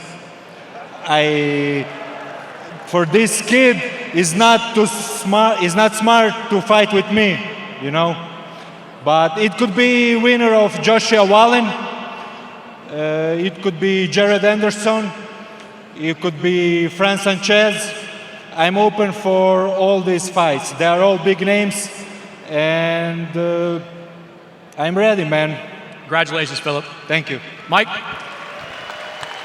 Thank you, Chris. A very confident-sounding Filip Ergovic after that win against Mark Demori, in which he was barely forced into a sweat.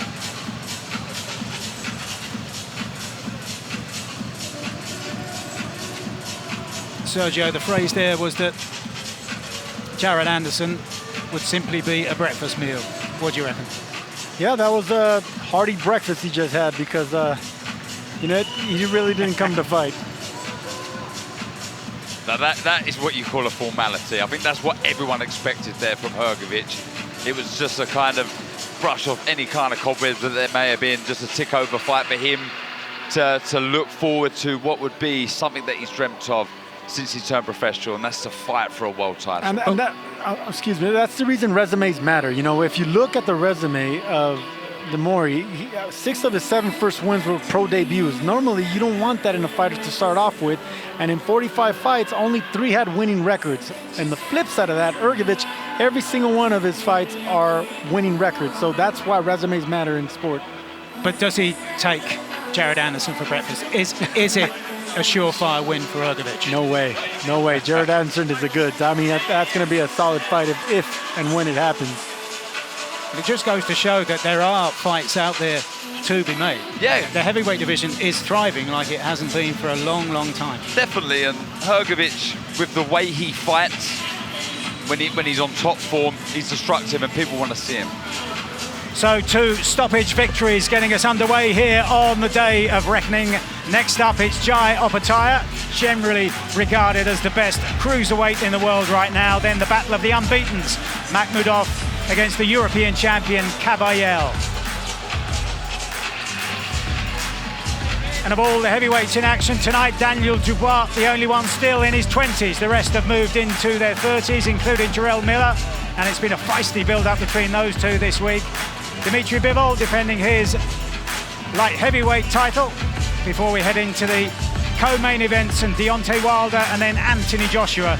And 2 victories will lead, we believe, to a return here early in 2024.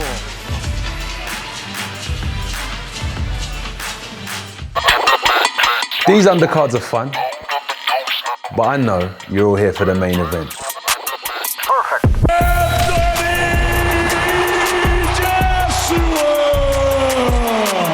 Watch me knock out Otto Wallin. I'm going to take him down with an uppercut. Coming up on the zone. He wants to take on the world. Could it be the next big thing? Big right hand breaks through. And Munguia filling those gaps. And down goes Derevyanchenko. He's taking on all challenges. Heart of a lion, John Ryder. He's a warrior. What a fight! What a fight we have here in our main event. We got Grace under pressure. I find it funny, and a lot of people do, that you and AJ, we've been wanting this fight for 5 years. You've almost been circling each other, and we haven't seen you guys get in the ring. You're on the same card, the same night, you're here together in the same building, and it isn't you versus AJ, it's you versus Joseph Parker. Why? It's funny. I mean, it's kind of a weird feeling as well. Not only that, when you look at the scenery of it, it's funny, but the feeling of it as well, you know. I only met him, this is my second time meeting him in person, you know, and out of all these years, it's been over 6 years. This is supposed to have been done a long time ago, you know. I could say so many different things of why it haven't happened, but I've been talking about that for so long. Everybody knows why it haven't happened. I don't think they need to hear me to know that, you know. But that's not here nor there. It's a different time, you know, in place, and I'm looking forward to the future. See, the future is bright. We can talk about the past all day long, but for what? And I'm not gonna waste your time. But I can say the future is bright. Although we're in the same building, in the same environment with each other, and on certain things we're sharing the same energy when it comes to certain things. It's just a blessing to be here among so many.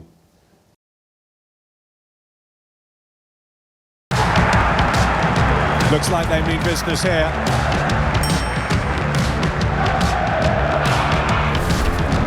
Beautiful move, a party piece. The stars shining for Al Nassr. Fabulous finish. And Karim Benzema is up and running in the Saudi Pro League. Struck beautifully by Mitrovic.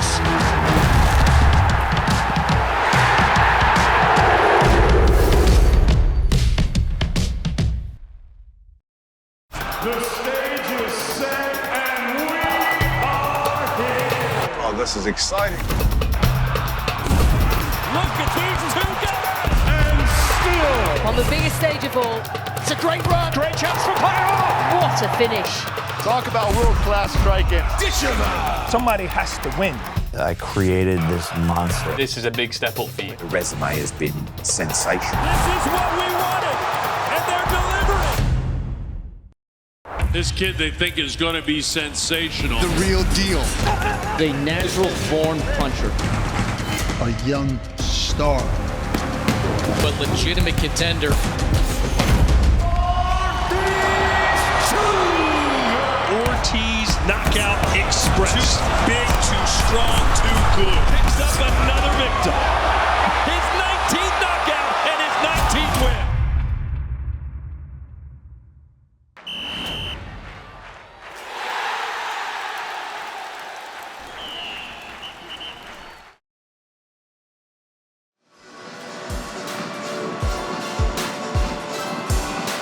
Day of reckoning. Welcome to the Kingdom of Saudi Arabia. We're here for Riyadh season. 2 fights down, 6 to go so far, and 6 exciting ones as well. As expected, we knew how those first 2 fights were going to play out, but there's more competitive action coming your way in the next few moments. All right, plenty of exciting action in and out of the ring. NFL playoffs are just around the corner.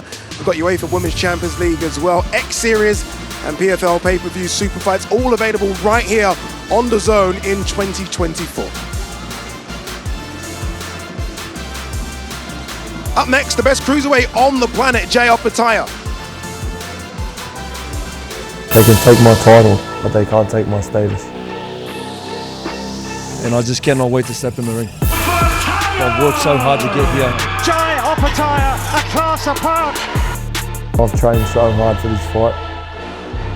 I'm ready for 12 rounds of war. Stay tuned to see why I'm the best cruiserweight in the world. Is that a fact? I mean, I feel like we've all said this throughout the week, right? As soon as he beat Jordan Thompson the way he did, when he beat Marius Bradus the way he did, Tony wants to jump in straight away and say, absolutely he is. Is he the #1 cruiserweight in the world? Yes, without doubt. Purely based on the Bradus win and the manner of victory, yes. And then to come over here and deal with Jordan Thompson, who is a huge cruiserweight, probably the biggest cruiserweight I've ever seen in my life, Jordan Thompson was. And to brush people aside the way he has, Jai Opetaia is the best cruiserweight in the world, no questions asked, in my opinion. I think the only thing separating Jai Opetaia from a potential spot on the pound-for-pound list is opportunity. Yeah. I mean, he has fought most of his career in largely domestic fights in Australia. His last couple, he stepped up in competition, he's got outside of his comfort zone, and he has looked more impressive as the competition has gotten better. So even though Jai Opetaia lost his world title, which for the record is disgraceful, that he lost that world title in the manner that he did, even though he is not one of the 4 belt holders, he is still unequivocally the #1 guy in the cruiserweight division. Rightly so, we are focusing on, as you say, the former IBF champion. Let's talk about his opponent, Ellis Zorro from London, unbeaten. Obviously, look, massive opportunity, massive risk though as well. It is a huge opportunity for Zorro, and he comes in here basically unknown, untested, unproven, unknown. That's not to say he can't do it, because we don't know his limit yet. He's unbeaten. Could we not say that about Jai Opetaia prior to Marius Bradus? Obviously the Olympic background was there, but could we not say that from a professional standpoint? Of course we could have, but hindsight's a great thing, Addy. Yeah. And we don't have that right now with Zorro. But, you know, we just don't know how good he is because he's undefeated, but he hasn't even stepped anywhere near this level. And I mean, when I say near this level, has he even succeeded? He hasn't even been at European level yet. So we're yet to see exactly where he's at. We know what Jai Opetaia is all about, and he's unbelievably gifted, exceptional in offense and defense. Doesn't really care what's coming back at him too much. He just wants to get on the front foot, press you, hit you, and let me tell you, he doesn't believe in doing overtime. Yeah, what we saw, Chris, against Jordan Thompson was a very, very spiteful cruiserweight as well. That's a big shot. That was a big, what we just seen land there, that was Jordan Thompson's perfect right hand, landed on the button of Jai Opetaia. And guys, that he's a big puncher, Jordan Thompson, and he landed clean, but it had no effect. And that for me is wow. That's what stopped me the most. When he took that right hand from Jordan Thompson, I thought, oh, everyone's got a problem here, a real problem. Yeah, he is an incredibly gifted offensive fighter. That's why you're hearing Eddie Hearn talk about an eventual move to the heavyweight division, because they believe in time he's going to have the firepower to compete with some of the top guys at that weight class. I think for Ellis Zorro, it might be a matter of survival in these early rounds. Like he's in a situation that he has never been before, taking on a fighter of this magnitude on a stage this big. I think these early rounds are going to be critical for Zorro, because all the stuff that has happened to Jai Opetaia over the last couple of weeks, that is festering inside him right now. That is sitting there, and he is waiting for this opportunity to remind everyone how good he is, belt or no belt around his waist. Indeed. All right, let's send it back downstairs to Mike Costello for the tale to tape.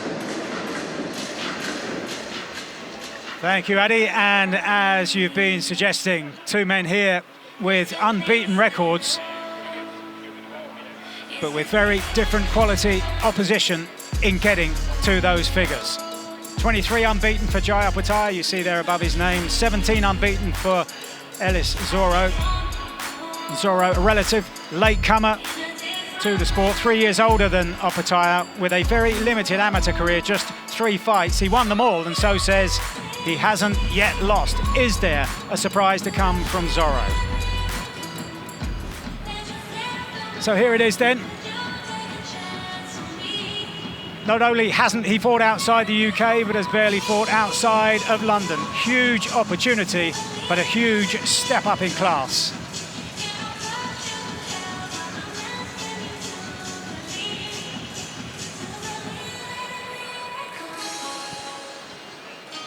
Ladies and gentlemen, we move now to the cruiserweight division. Let's first welcome from England, the undefeated Ellis Zorro.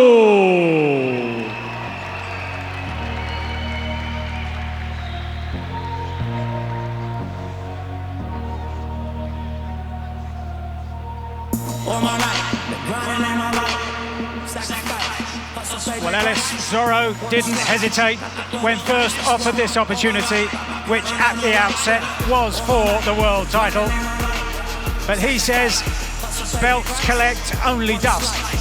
It might not be what the purists want to hear, he says, but he's in this only for the money. Talks about early in his career, clearing no more than £200, $250 thereabouts for some of his fights. He has a 6-year-old daughter with autism, so money, he says, makes a difference, a huge difference. Here tonight means he can give her what she wants, and maybe even more to come. The dream is alive. It might be a distant dream. It's a night when he has to dare to be great.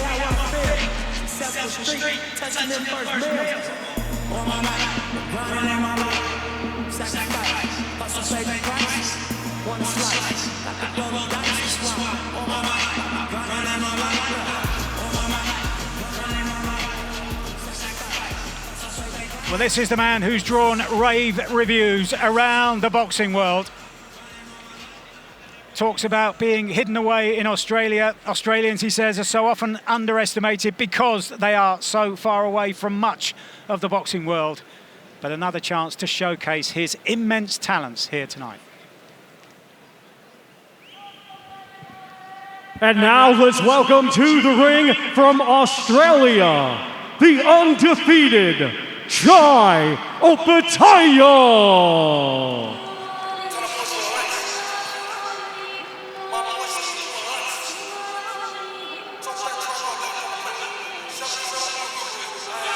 Hey, Ufo, I don't want to hear that chat. Tell them what's with that. We really out on the field. My boys still doing a lot. Hey, when I'm from that, fuck that try, go long from the man. Shut up, rookie, because I don't want to hear that chat. Tell them I don't want to hear that. Well, Chris Mannix was saying there in discussion with Addy and Tony how Eddie Hearn has talked of this man one day moving up to the heavyweight division. He also has talked about moving up to the bridgerweight division. Sparsely populated, but he says, who knows, he could be a 3-weight world champion, the dominant force in the cruiserweight division, as he's joined on the ring walk by his uncle, still acclaimed as the #1 cruiserweight in the world. And there were some gushing appraisals of his work against Jordan Thompson in his most recent win, showcasing his talents to the British audience and beyond.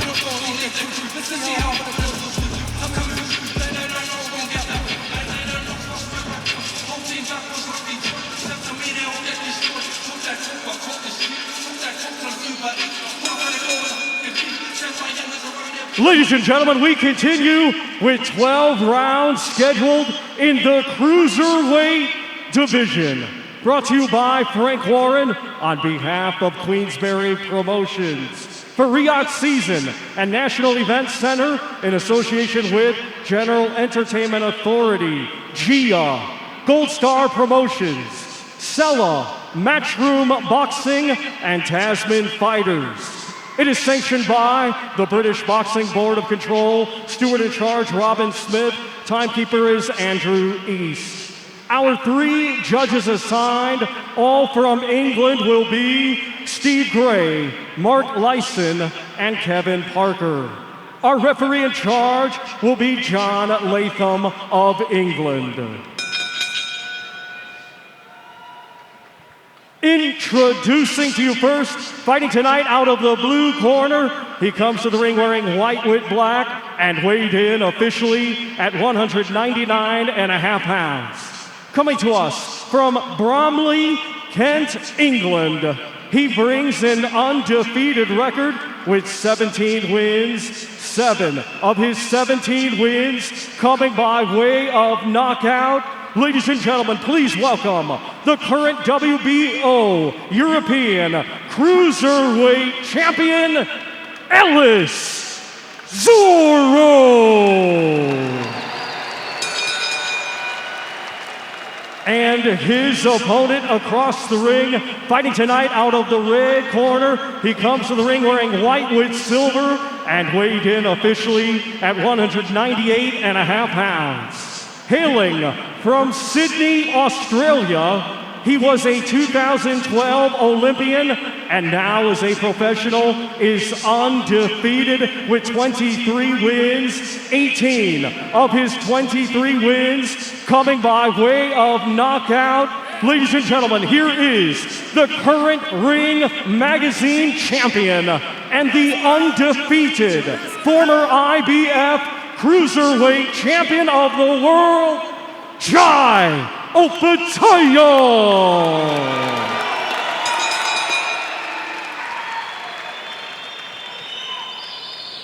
Right, lads, what I expect from you both, you obey me instructions at all times. When I tell you to break, you both break clean. Defend yourselves at all times, and the best luck to you both. Touch gloves. So Jai Opetaia going back to the corner, still the proud owner of the Ring Magazine belt in the Cruiserweight division, facing British opposition for the 2nd time in a row and saying that he is nowhere near achieving what he wants to in boxing.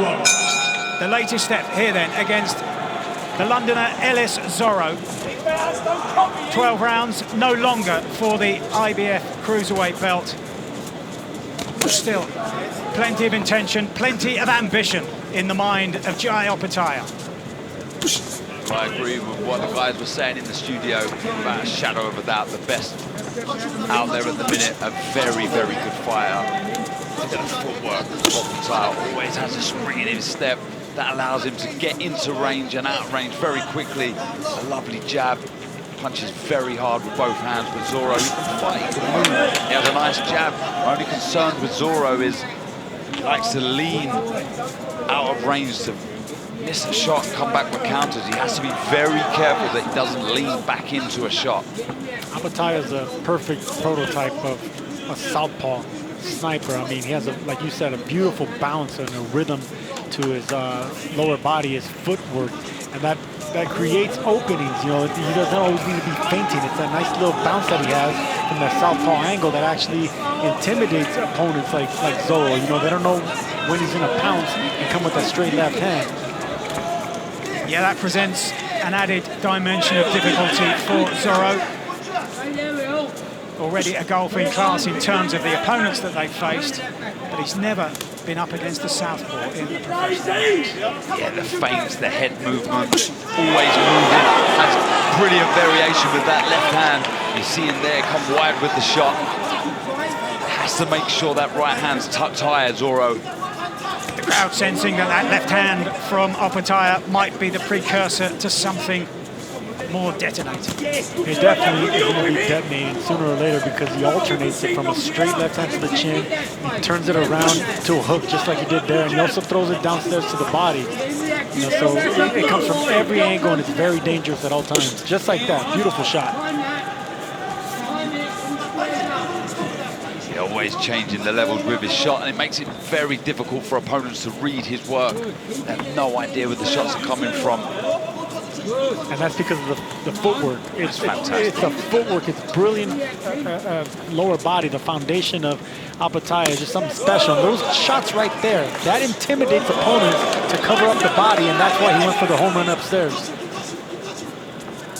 And when you do look at that footwork, what we always talk about in the southpaw against the orthodox, and there you see it almost as Apataya's just nudged off balance. He placing that lead foot, the right foot, outside of the left foot of Zorro.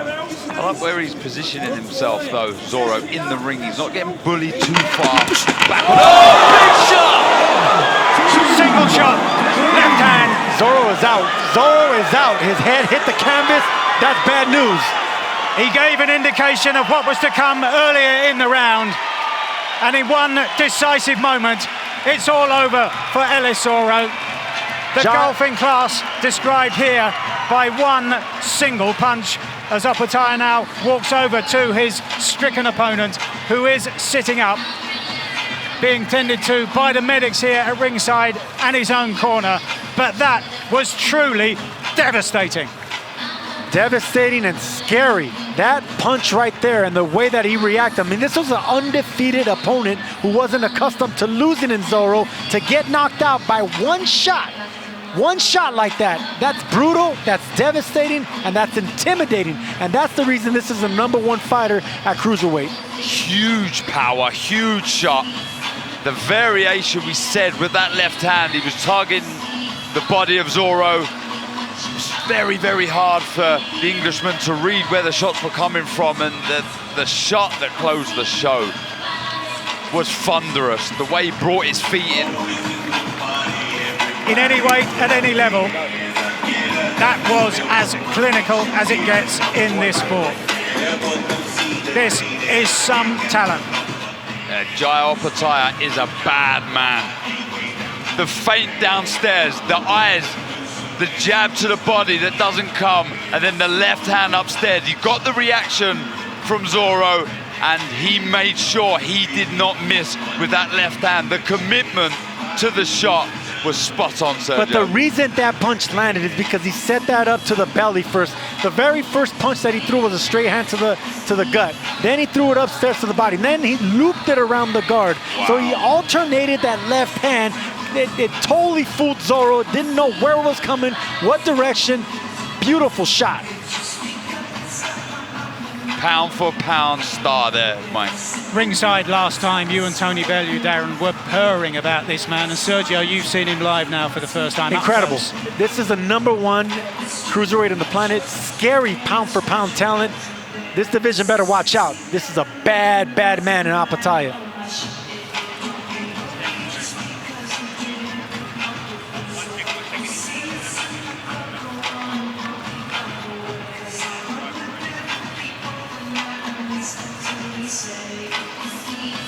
Zorro mercifully back to his feet, even managing to smile about it as we get now the official time of that rapid finish. Ladies and gentlemen, here is the official time. 2 minutes, 56 seconds of round #1. Your winner by way of technical knockout and still undefeated, Jai Apataya.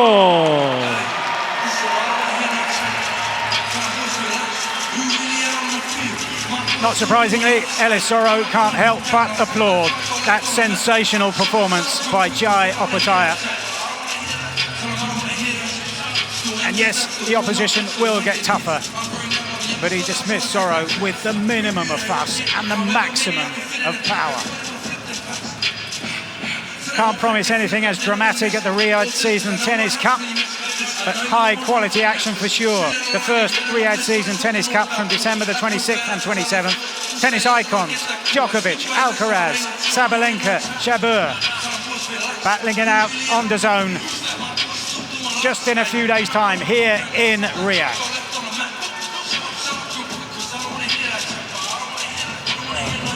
Well, we were mightily impressed. Let's get the verdict of the man himself now, who's waiting to talk to Chris.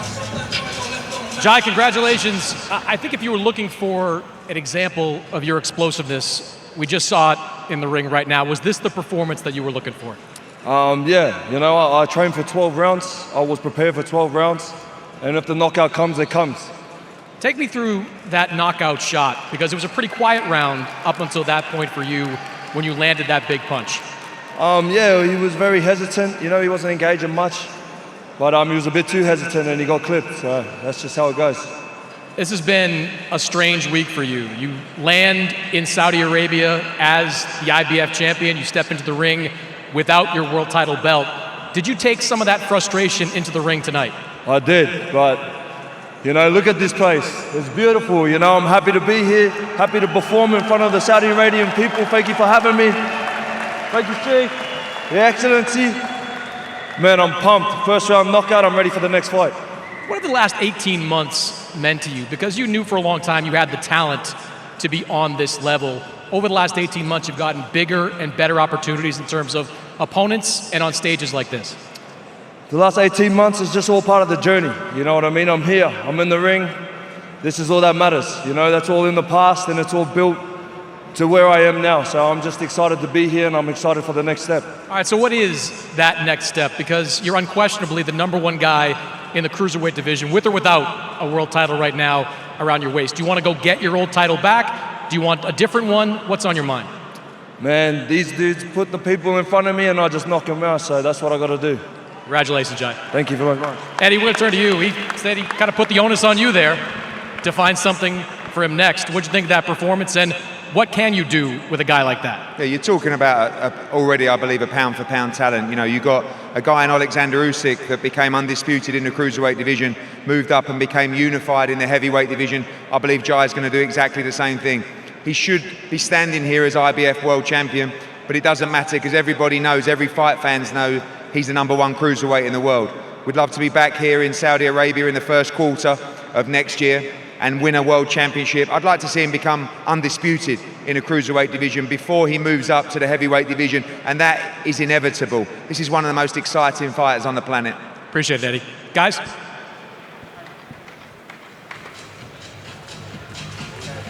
Thanks, Chris.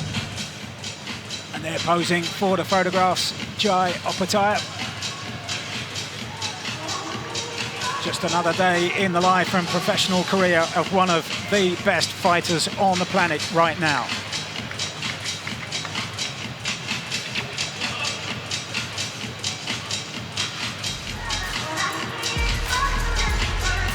So here we have the card so far. 3 inside the distance victories for Frank Sanchez and Filip Ergovic, and most recently there, Jai Opetaia.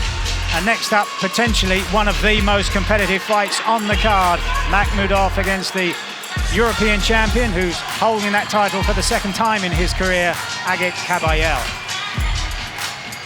That one coming up next, and then we move on to Daniel Dubois against Jarrell Miller. And if they can repeat some of the antics of Fight Week, bring some of the same kind of menace and animosity to the ring, then that should be one to savour. Dimitri Bivol in light heavyweight action against the Brit Lyndon Arthur. And then it's the 2 co-main events, Deontay Wilder against Joseph Parker. Many people having a quiet fondness for Parker's chances, no question about that.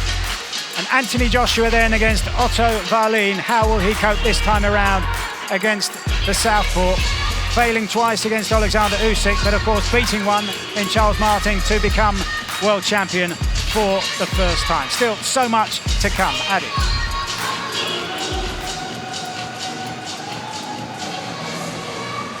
Incredible performance from Jai Opetaia. I just want a quick word from you, Tony Benn. Obviously, look, your former division, former WBC cruiserweight champion. Out of respect to a lot of the Brits that we have at home, Richard Riakporhe, Lawrence Okoli still around, Chris Billum-Smith, how do they get on with Jai Opetaia? Very good question. I'm not sure any of the guys beat him. I think all of them have the power to maybe knock him out, but actually putting it into play and beating him, I'm not too sure.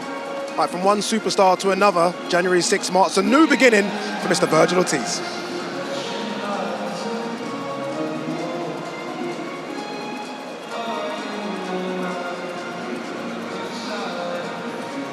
This kid they think is going to be sensational. The real deal. A natural-born puncher. A young star. But legitimate contender. Ortiz knockout express. Too big, too strong, too good. Picks up another victim. His 19th knockout and his 19th win.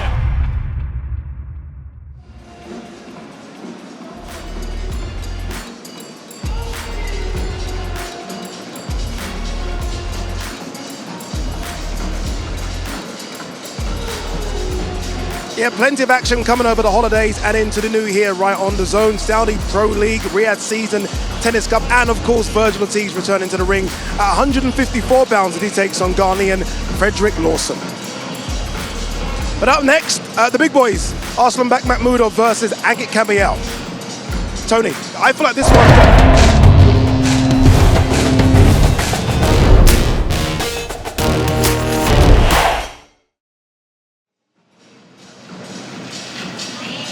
yeah, 3 fights down here, the day of the reckoning, and all 3 fights have kind of gone the way we expected. 2 of them going very, very quick as well. The Joe Pataya getting the job done there against Ellis Zorro. This one, I'm promising, will go a bit longer. It's a good one, isn't it? Arslanbek Makhmudov versus Agit Kabayel, former European champion. Makhmudov, probably the most scariest heavyweight we've seen in recent times. I think you're talking about his looks and his demeanour. Yes, I agree. And he's fighting pedigree as well, I think. Very strong boy on the front foot, wants the knockout every time he gets in the ring. One thing I'll say about this fight is Kabayel is awkward and he doesn't like to trade early doors. You know, we've seen him in Monaco against Derek Chisora. Not going to lie, kind of stunk the place out that night, but he gets the victory. And he wins in ugly terms. But this guy, Makhmudov, this guy's not playing around. He's not here to play tick. He's not here to score points. He's here to take your chin off. And I'm not going to lie, he's a big, intimidating dude. He certainly is. How far away is he from world level? I'd say he's still fringe world level at the moment, Chris. I think we're going to find out. To Tony's point, you're scary until you're not, right? Like Efe Ajagba for a while was terrifying until he wasn't. Filip Hrgovic, who we just saw in the ring, was the boogeyman until Zhe Li Zhang kind of demystified him a year ago. Right now, Makhmudov looks like the next iteration of that type of fighter. I think he's going to get a good test in Kabayel, who's an accomplished guy. I mean, Kabayel has been talked about as an opponent for Tyson Fury, an opponent for Anthony Joshua, so he is looked at as a world-level fighter. I think we're going to find out a lot about Makhmudov tonight. Yeah, that fight is coming up next. It's been such a great year on the Zone. Some big fights. Last week was a big fight as well between Bam Rodriguez and Sonny Edwards. Sonny Edwards is backstage with Olivia Bazaglo. Thank you very much, Addy. Yes, I haven't let him go anyway. He's been trying to run off a little bit, but I've got him right now. Sonny, obviously this is all about the fan zone, and we want everyone at home, don't we, to get involved. Scanning that QR code for our UK and US viewers, get involved. We want to know what you guys are thinking. And Sonny, you're here, and I want to know what you're thinking. 3 incredible fights so far. First of all, talk to me about Frank Sanchez's performance. Yeah, I mean, everyone knows that Frank Sanchez is a high-level talent. He's got Eddie Reynoso fully behind him and been pushing him for the last few years. 3 knockdowns to stop the fight, and yeah, he looked good doing it. I think so far, yes, we've had the 3 maybe easier pick fights, you know, with maybe more of a favourite on either side, but I feel like that might start changing as the card goes on because there's some real good fights now. But yeah, Sanchez, incredibly impressive, as he has been, you know. He's always got that sort of monotonous style where he's kind of always in control of it, always in control of the action, and we saw that again tonight. A brilliant win for Filip Hrgovic, who's just there, but I want to talk to you about that fight just gone. Jay Pataya, we talked about him before. Whilst we were off air, you were saying how, you know, he said he's one of the best in division, and that performance, you know, that's what he's about, isn't it? Yeah, 100%, and I think genuinely the work he's shown in the cruiserweight division, he arguably is the man in the division, the man to beat, definitely. But at the same time, you know, I might be a bit of a skeptic here. Behind us now, what a performance. Yeah, 100% what performance, but at the same time, I would like to see his level of opposition start stepping up. I mean, there was no secret that the IBF weren't willing to sanction this opponent to defend his world title as a reigning world champion because of the fight with Maris Bradis, that and maybe they couldn't get it over line because I know they didn't have the most amount of time to put this card together. I think it was all done in about 5-6 weeks, but you can't begrudge him for putting himself and his career first. But a tremendous fighter and the man to beat in the division for me. Yeah, Absolutely, thank you very much. And over 70% of you on the Fan Zone said that Jay Opetaia was going to win. He won in devastating fashion, and these first 3 fights have been incredible. Make sure you get involved. I'm sure there are so many more incredible fights to come. Scan the QR code on your screen. All right, it is Makhmudov versus Kabayel next. Someone's O has got to go. Let's throw it downstairs here. Commentary team of Darren Barker, Sergio Mora, but first it's Mike Costello. Thanks, Addy. Yes, and the real feeling that this is one of the most competitive fights on the undercard for sure.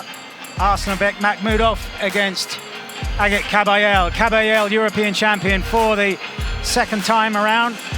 Makhmudov, the heavier of the two, but we saw him last time out on the undercard of Tyson Fury against Francis Ngannou, showing that he can lift and shift that bulk around the ring very impressively.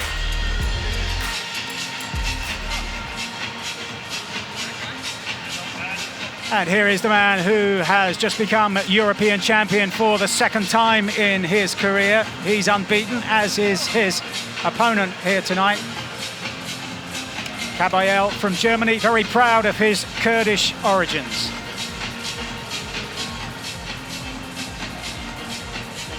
Ladies and gentlemen, we continue with a heavyweight championship contest. First, we welcome to the ring the challenger. Coming to us from Germany, here is the undefeated Agit Kabayel.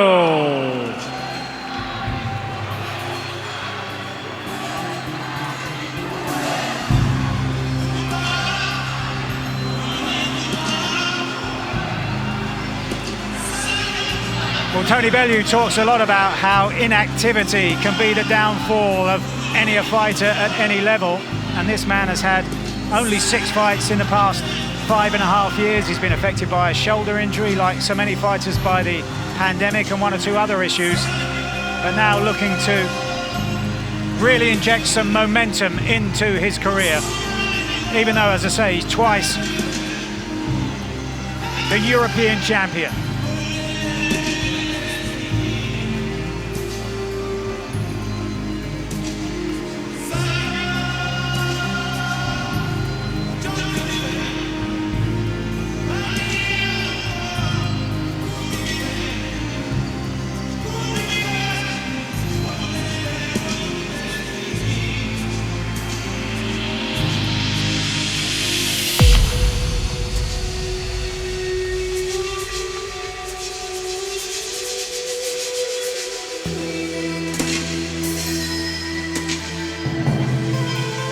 As I said earlier, proud of his Kurdish roots, a proud fighting people, he says.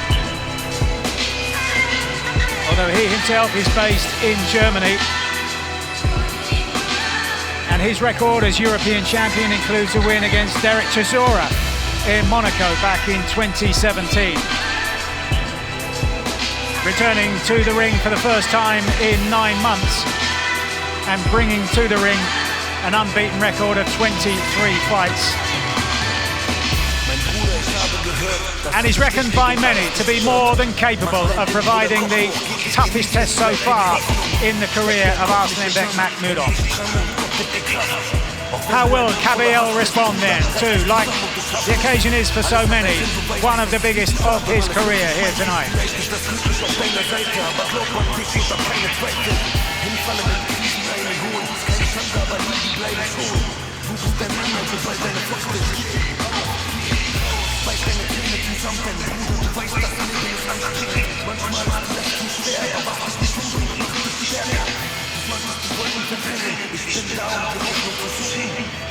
Here's the man who's unbeaten in 18 fights, and 17 of those have come inside the distance. Been a professional now for the best part of 6 years and returning to action very quickly after his appearance on the undercard of Fury against Ngannou at the end of October.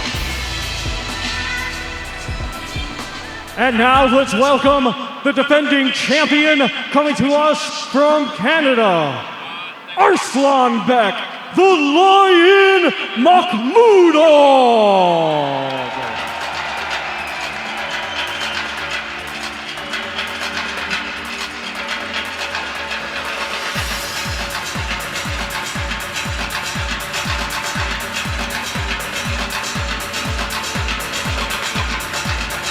Well, that appearance for Makhmudov on the Fury undercard a few weeks ago lasted just over a minute against the overmatched cruiserweight junior Anthony Wright, and that happened in an arena especially built right next door to here, which tonight serves as a parking lot. The landscape in this part of the world can change very, very quickly.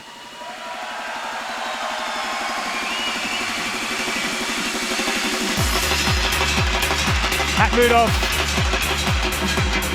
born and raised in Russia, but now living in Montreal and training in the same camp as the brilliant light heavyweight Artur Beterbiev, the man who holds the 3 belts that Dmitry Bivol doesn't hold, and everybody pushing for that unification. But here tonight, Makhmudov pushing for greater claims and a chance at the biggest prize in the heavyweight division. One of the biggest prizes still in the world of sport.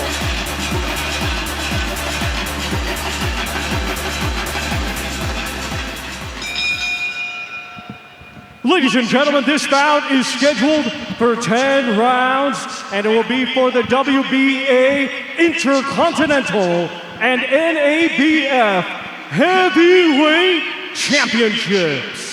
Brought to you by Frank Warren on behalf of Queensberry Promotions for Riyadh Season and National Event Center in association with General Entertainment Authority, GIA, Gold Star Promotions, Sella, Bob Arams, Top Rank Incorporated, Eye of the Tiger Promotions, SCS, and Blanco Sports. It is sanctioned by the British Boxing Board of Control, Steward in Charge Robin Smith, along with the World Boxing Association. President Gilberto Mendoza Jr., Supervisor Mariana Borisova, along with the North American Boxing Federation, President Dwayne Ford, Supervisor Mauro Betty.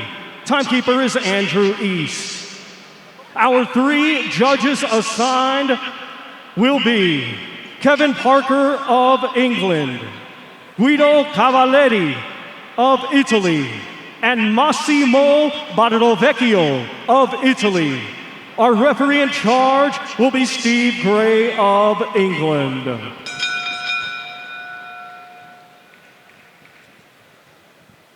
Introducing to you first the challenger, fighting tonight out of the blue corner. He comes to the ring wearing white trunks and weighed in officially at 238 pounds. Coming to us from Bochum, Germany, he brings an undefeated record with 23 wins. 15 of his 23 wins coming by way of knockout. Ladies and gentlemen, please welcome Ajit Kabayel.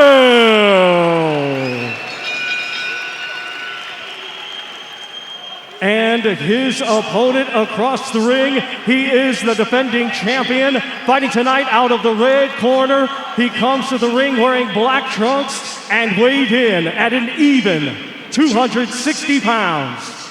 A native of Russia, now fighting out of Montreal, Quebec, Canada. He is undefeated with 18 wins. 17 of his 18 wins coming by way of knockout. Ladies and gentlemen, here is the reigning and defending WBA Intercontinental and NABF Heavyweight Champion, Arslanbek, the Lion Makhmudov.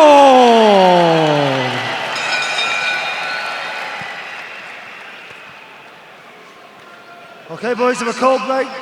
Stop punching, take a step back. Don't deliberately throw punches down the back of the head. Protect yourselves at all times. Touch gloves. Touch gloves. Well, no need for referee Steve Gray to call them together. They were waiting in centre ring. Makhmudov here, like Kevin Sanchez and Filip Ergovic earlier on the bill tonight, ranked prominently by the sanctioning bodies, but in his case, Makhmudov has what looks like a much tougher task here tonight. This then scheduled to go 10 in the heavyweight division, and Makhmudov straight on the offensive as The sound of the bell barely leaves the air here in Riyadh. This day of reckoning, still so much to come on this night, which is essentially a heavyweight festival with a brilliant performance already from Jaya Pataya at cruiserweight, and Dmitry Bivol still to come. Yeah, frightening figure is Makhmudov. He can box, he can punch, especially with that right hand, but Adi Kabayel, typically German with his style, nice high guard, very economical, moves well, can be nimble when he needs to be. For him to win this contest, he's going to have to be smart. And he's been smart so far because I can see his game plan already. He's moving to the left of Makhmudov, and he doesn't want to, he's staying away from that right hand. He knows that Makhmudov has heavy feet, so as long as you're not in front of him, you're fleet-footed, you're bound to catch him with a shot like that and then come over the top with something big. And good hand speed is one of the qualities that's allowed Agit Kabayel to become European champion twice over, and good feet also, and he's showing both so far across the first half of the opening rounds. Yeah, Makhmudov as well, he is open to the shot. You see there, long left hook from Kabayel. He's smart, he's picking his moments here, and he needs to be patient, Makhmudov. You know he's going to be trying to look for that right hand, but he's got to set the shot up. This is exactly how you beat a big man. You just keep moving to the left and to the right. Have patience, like you just said, Darren, but also, you know, let him run into something big. Makhmudov always looking for a big shot, so if you miss, he's going to fall off balance. That's when he's going to be susceptible for a counter, and Kabayel is looking for just that. Yeah, definitely with the gaps defensively from Makhmudov. That is exactly what Kabayel has to do. Right, stop! So you can see right there that Makhmudov, of course he looks intimidating, of course he's strong, he's big, but he will fall off balance once he misses, like you saw right there. So if Kabayel keeps moving to the left and to the right, you're going to catch him off balance.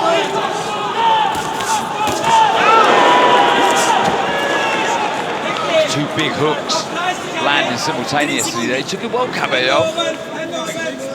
Sure, Makhmudov's the one that carries the power here, but showing a good chin. Not too predictable at the time, Makhmudov.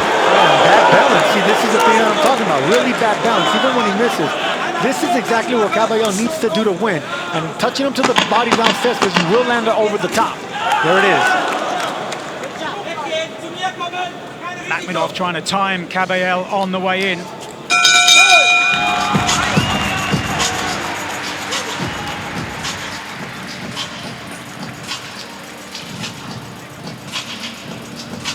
Okay, make sure you see this guy, you always move this side now. You block with left hook for feint. You have many options, okay?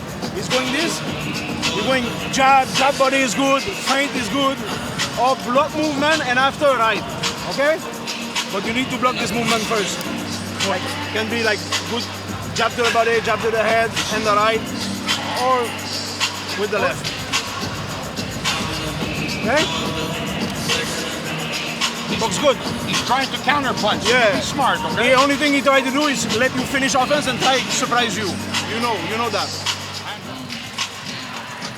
Quarters, 10 seconds.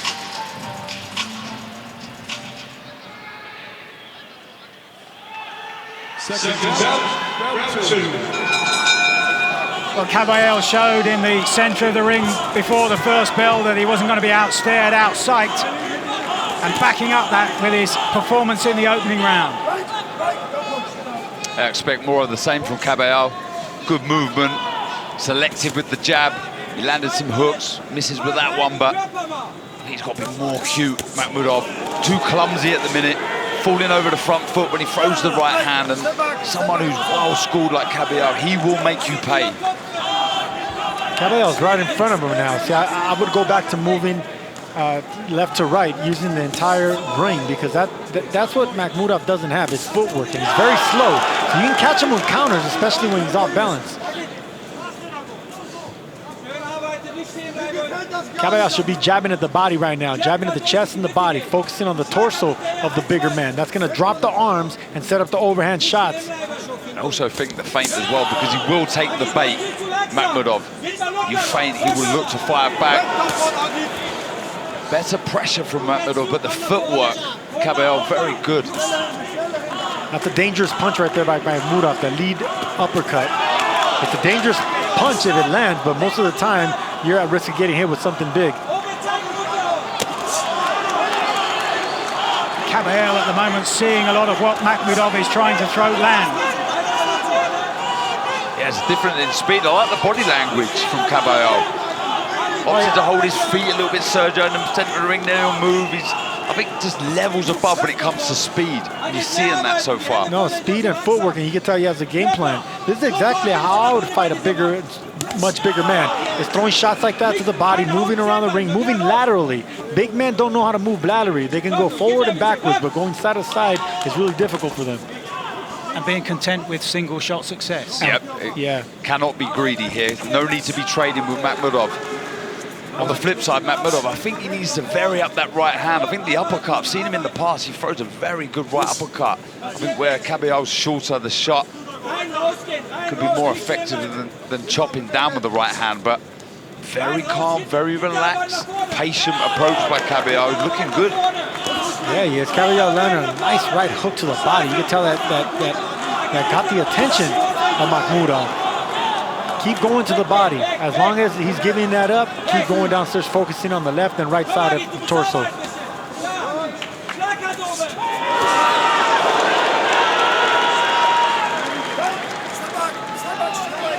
Makhmudov has zero balance. I mean, when he misses, he looks very clumsy. I mean, he's dangerous if you stand right in front of him, but Caballero has the right game plan. See, he can't throw more than 2 punches because he falls off balance, Makhmudov.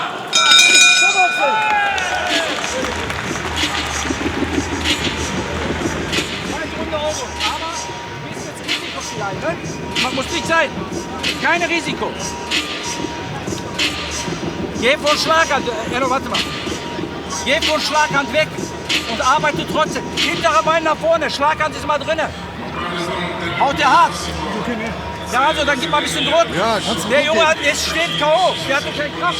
Der weiß nicht mal, was der machen soll. Ruhig bleiben. Wasser? Dem gefällt das gar nicht. Lass mich Wasser geben, dann kannst du machen. Mach weiter so. Good defense. First feint contraction, then you attack. Exactly.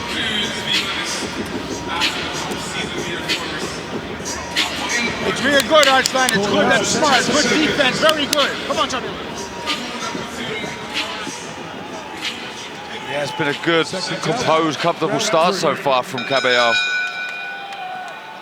Who came into this very much the second favourite, but boxing with an assured confidence over the course of the first 6 minutes. Makhmudov in the corner with Mark Ramsey being asked for more work with the left hand to set up those shots he's going for, the highlight reel shots. Good uppercut right there by Caballero. See, big men, big tall men aren't accustomed to getting hit with uppercuts by shorter fighters, so that's very sly, very smart by Makhmudov. Yeah, he's got to change things up here, Makhmudov. Like Chris Mannix said, you're dangerous, scary until you're not. And right now, this isn't a scary performance. He said, try and frighten Caballero, get in his face, rough him up. Because it's the speed, it's the difference in speed right now. It's making this quite comfortable for Caballero. Caballero growing in confidence. Will that be ultimately his undoing? Brilliant shots, left hook and right hand from Caballero. And suddenly it's Caballero now, who looks to be the man who can force an inside the distance stoppage. This is David and Goliath type thing right here. Caballero has the right game plan. He wants to go for something upstairs, but those 2 body shots are going to set up the overhand right now. Yeah, this is brilliant work from Caballero. Doesn't need to get greedy, but continue to work away as he is. 2s and 3s, go again. The target is so big. I'll tell you what, Darren, I love seeing shorter men, and I'm telling you right now, he's 6'3", Caballero, but he's shorter compared to Makhmudov, but he's fighting exactly like a small man should against a big fighter like this. And changing the levels again, working the 1-2 to the body. This is good work from Caballero. And concentrating to the body. You can tell that Makhmudov didn't like those body shots. He's going to cover up some ribs and leave the chin exposed. So you can see that he's dropping his elbows and arms already. This a hugely effective spell for Adi Caballero. Yeah, needs to bring his right foot across. He just let Makhmudov off the hook there. He allowed him to skate out of the corner. He could have put the right foot for a big right hand. And that forces Makhmudov onto the back foot now. Kabayel in danger of getting involved in a shootout, but look, calculated here, waiting, patient for the opportunity. Oh, he didn't like that body shot. Makhmudov is hurt to the body right now. Yeah, that was a lovely left to the body. He's working the right hand upstairs too. This is very intelligent stuff, spiteful stuff from Kabayel. Half a minute to go in the round. He's far too predictable with that right hand. He's telegraphing the shot, Makhmudov, and Kabayel is countering every single time with ease. Kabayel just barely missed with the big right hand. That right hand's gonna land right on the chin of Makhmudov because he's already set him up with a body shot. Tremendous third round for the European champion, Kabayel. The underdog in the fight, showing there's plenty of fight in the underdog. Coming for you. Okay, he's coming for you. You need good defense. Wow, not many people were expecting this, but this is a class performance so far from Kabayel. He's picking the shots so well. The accuracy, the variation, what Sergio has pointed out, has been very eye-catching. The eyes to the body there, coming back with the left hook, the right hand, showing us a bit of everything. The variation is the word, Darren. Look, he just, in 2 instant replays right here, he threw basically every punch you could throw as a boxer. The uppercut, the left hook, overhand right hand, the left hook. Look, around the guard of the bigger man just to land that big right hand. That punch was set up by the body shots that he landed earlier. Yeah, he just needs to watch out for anything coming back. The shots coming back into the eyes. He gave the eyes to the body. Makhmudov thinks the shot's coming to the body and he fires round with a left hook to the head. Great work. Round 4. So Arslanbek Makhmudov from Russia, now 34 years of age, ranked by all 4 of the major sanctioning bodies, but those rankings now in danger after a quite brilliant third round for Agit Kabayel.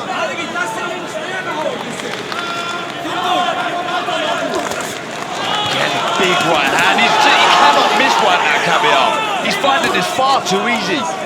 The openings are there every time he takes a shot. He's got to tidy up Makhmudov. Terrible defense. Kabayel is bullying the monster now, pushing him back, digging him down to the body. It's going to be an overhand right that he's looking for. Cannot miss, cannot miss. Great shot, the body shot again. The body shot, and down goes Makhmudov. An experience like he's never had in his professional career, and still 2 minutes to go in the round.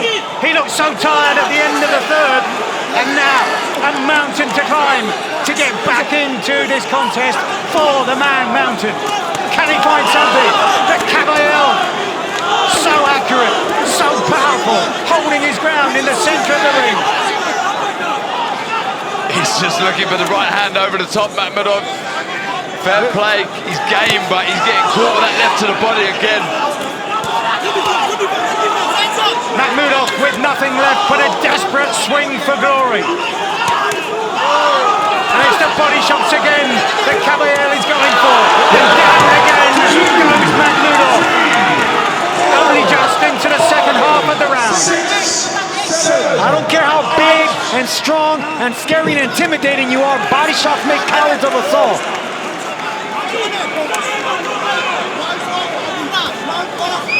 Kabayel takes a huge lungful of breath. Does he step forward now to finish the job? And that's enough, says referee Steve Ray. The body shots all over again. Yes, twice European champion, but that is the most impressive win of his career so far for Agit Kabayel. On a night when so many came here to make a statement, that's the loudest we've seen so far.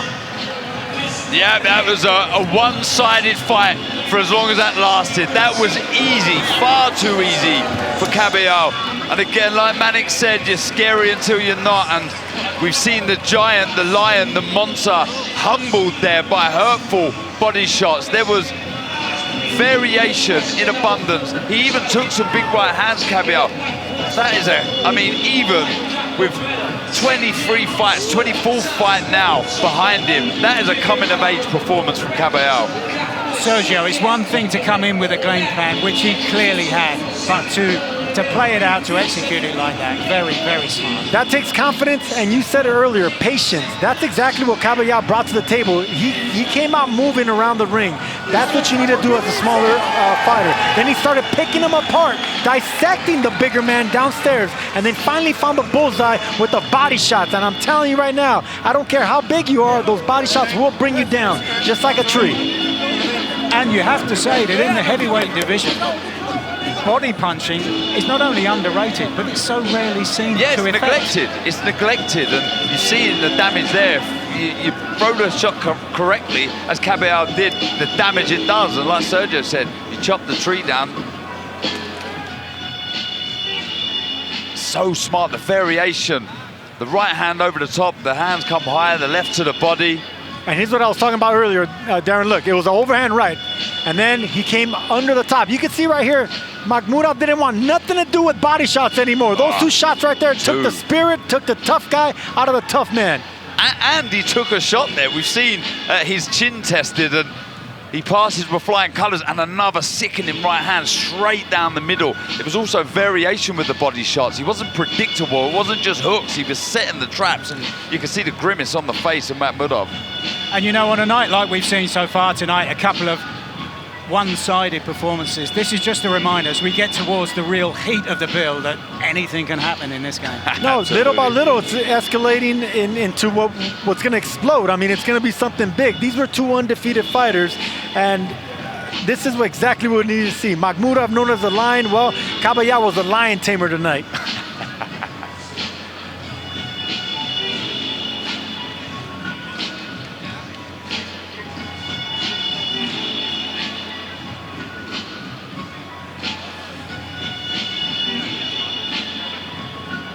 Caballero, 24 unbeaten now, and it's 16 inside the distance. None too shabby a record against a man described as the Beast, who was expected to win himself and possibly inside the distance. It's the first upset win of the night, recorded by Agit Caballero over this man here, Arslanbek Makhmudov, beaten for the first time in his 6-year professional career.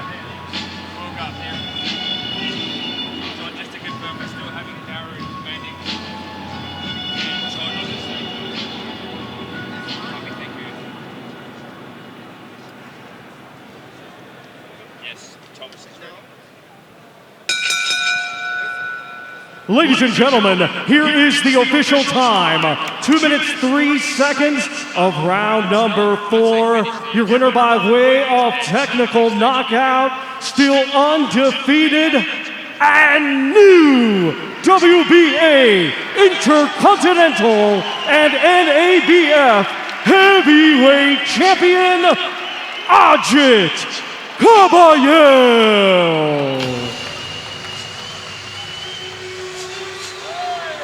A quite superb performance from the man who looked full of confidence through the fight week, stood his ground during the introductions. That can sometimes psychologically be so important, and then backed it all up with the performance of his career. A career, by the way, which is now more than a dozen years old.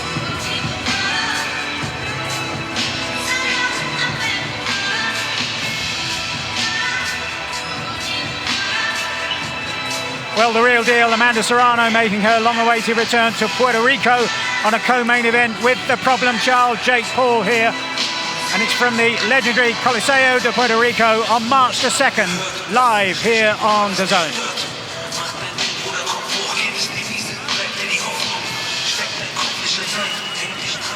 And here's the man of the moment now with his verdict.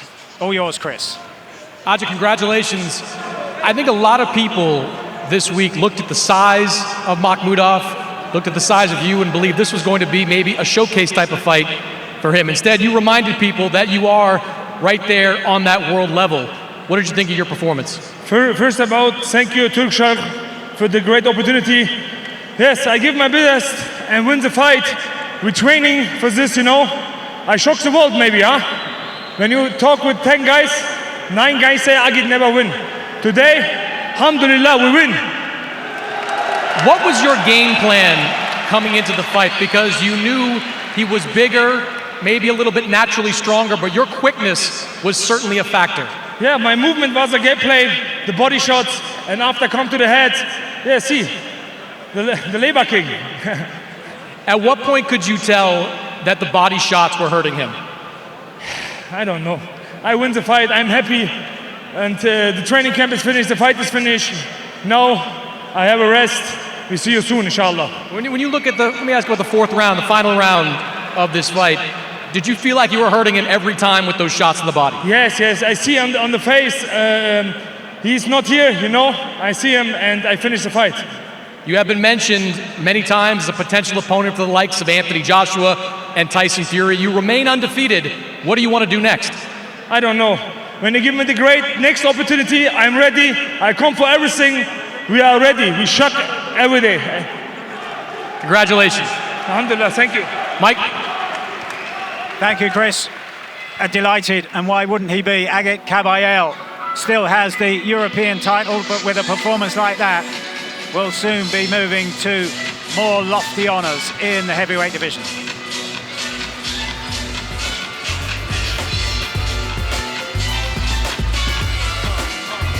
Yeah, I mean, it was a formality, really. I mean, as far as his performance was concerned, you would have thought Caballero was the big favourite going into this. The way he fought was superb. He dominated the space.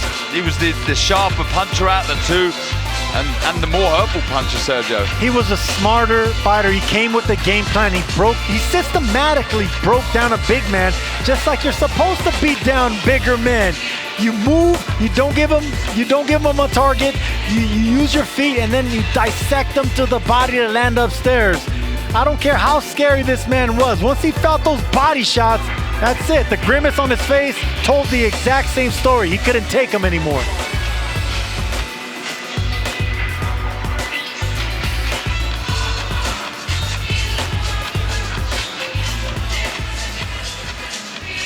And there we could see on the expression of the face of Agit Kabayel just what that meant to him.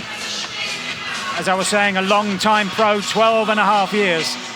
But now on the cusp of some huge paydays and some huge opportunities.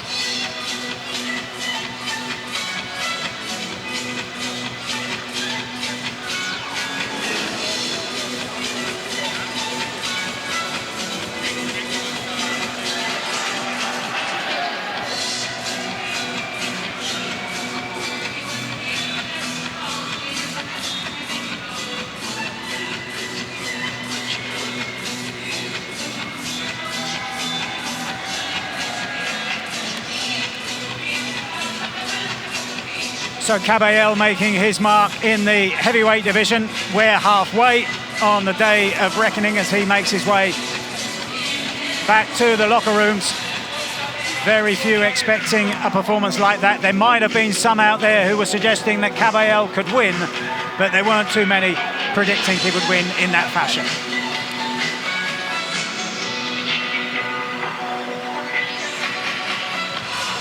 This the Kingdom Arena, shifted slightly from the place where it was for the Tyson Fury, Francis Ngannou fight, but still huge fights to come here in the day of reckoning, topped of course by the co-main events, Deontay Wilder against Joseph Parker and Anthony Joshua against Otto Wallin. Still to come.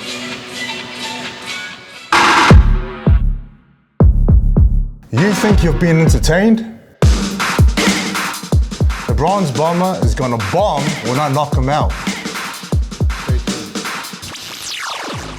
Stay tuned. He wants to take on the world. Could it be the next big thing? Big right hand breaks through. And Lugia filling those gaps. And down goes Derevyanchenko. He's taking on all challenges. Heart of a lion, John Ryder. He's a warrior. What a fight. What a fight we have here in our main event. We got Grace under pressure.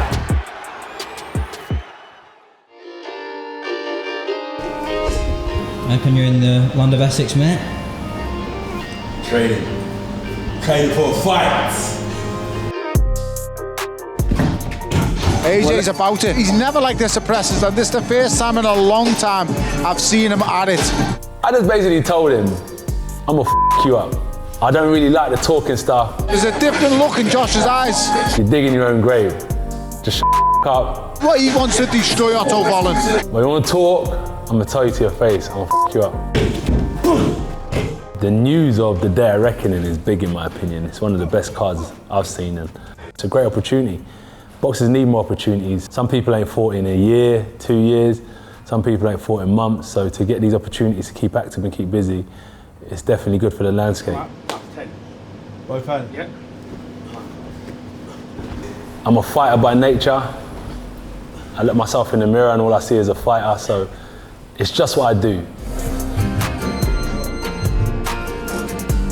Obviously I want to get to the knockout, but ultimately I know if I do my job, I box clever, in and out like a bank robbery, I'll be successful. 2024, if I get past Wallin, me versus Deontay Wilder.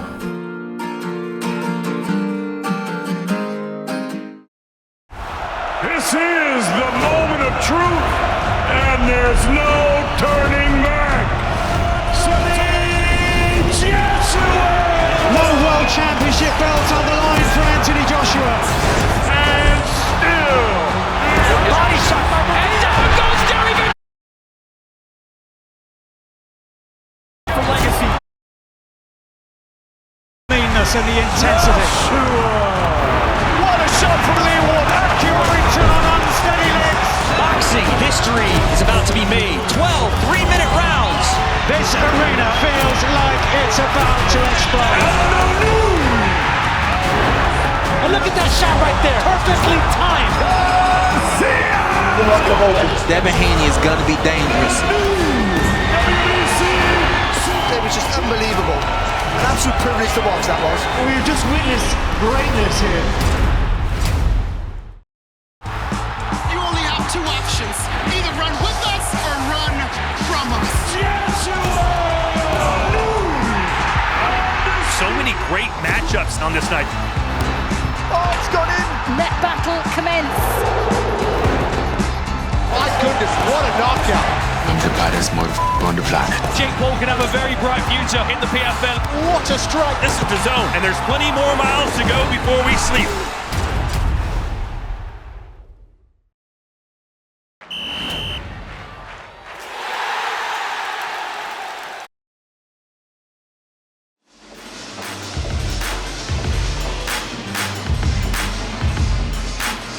Welcome back to the Kingdom of Saudi Arabia. 4 down, 4 to go on the Day of Reckoning, and 4 very good ones to go as well. Big Boxing Day matchup coming up between Al Ittihad. They're going head-to-head with Al Nassr. That game live on the zone. Benzema versus Ronaldo, and so many more superstars as well. N'Golo Kante, Sadio Mane.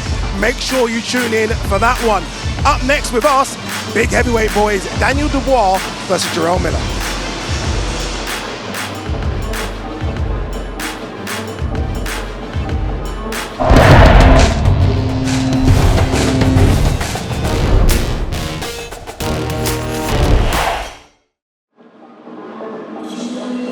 Before we talk Daniel Dubois versus Jarrell Miller, a superstar is here. The champ is in the building. Devin Haney is with us, one of the best fighters on planet Earth. I think potentially fight of the year as well. We're going to get to that.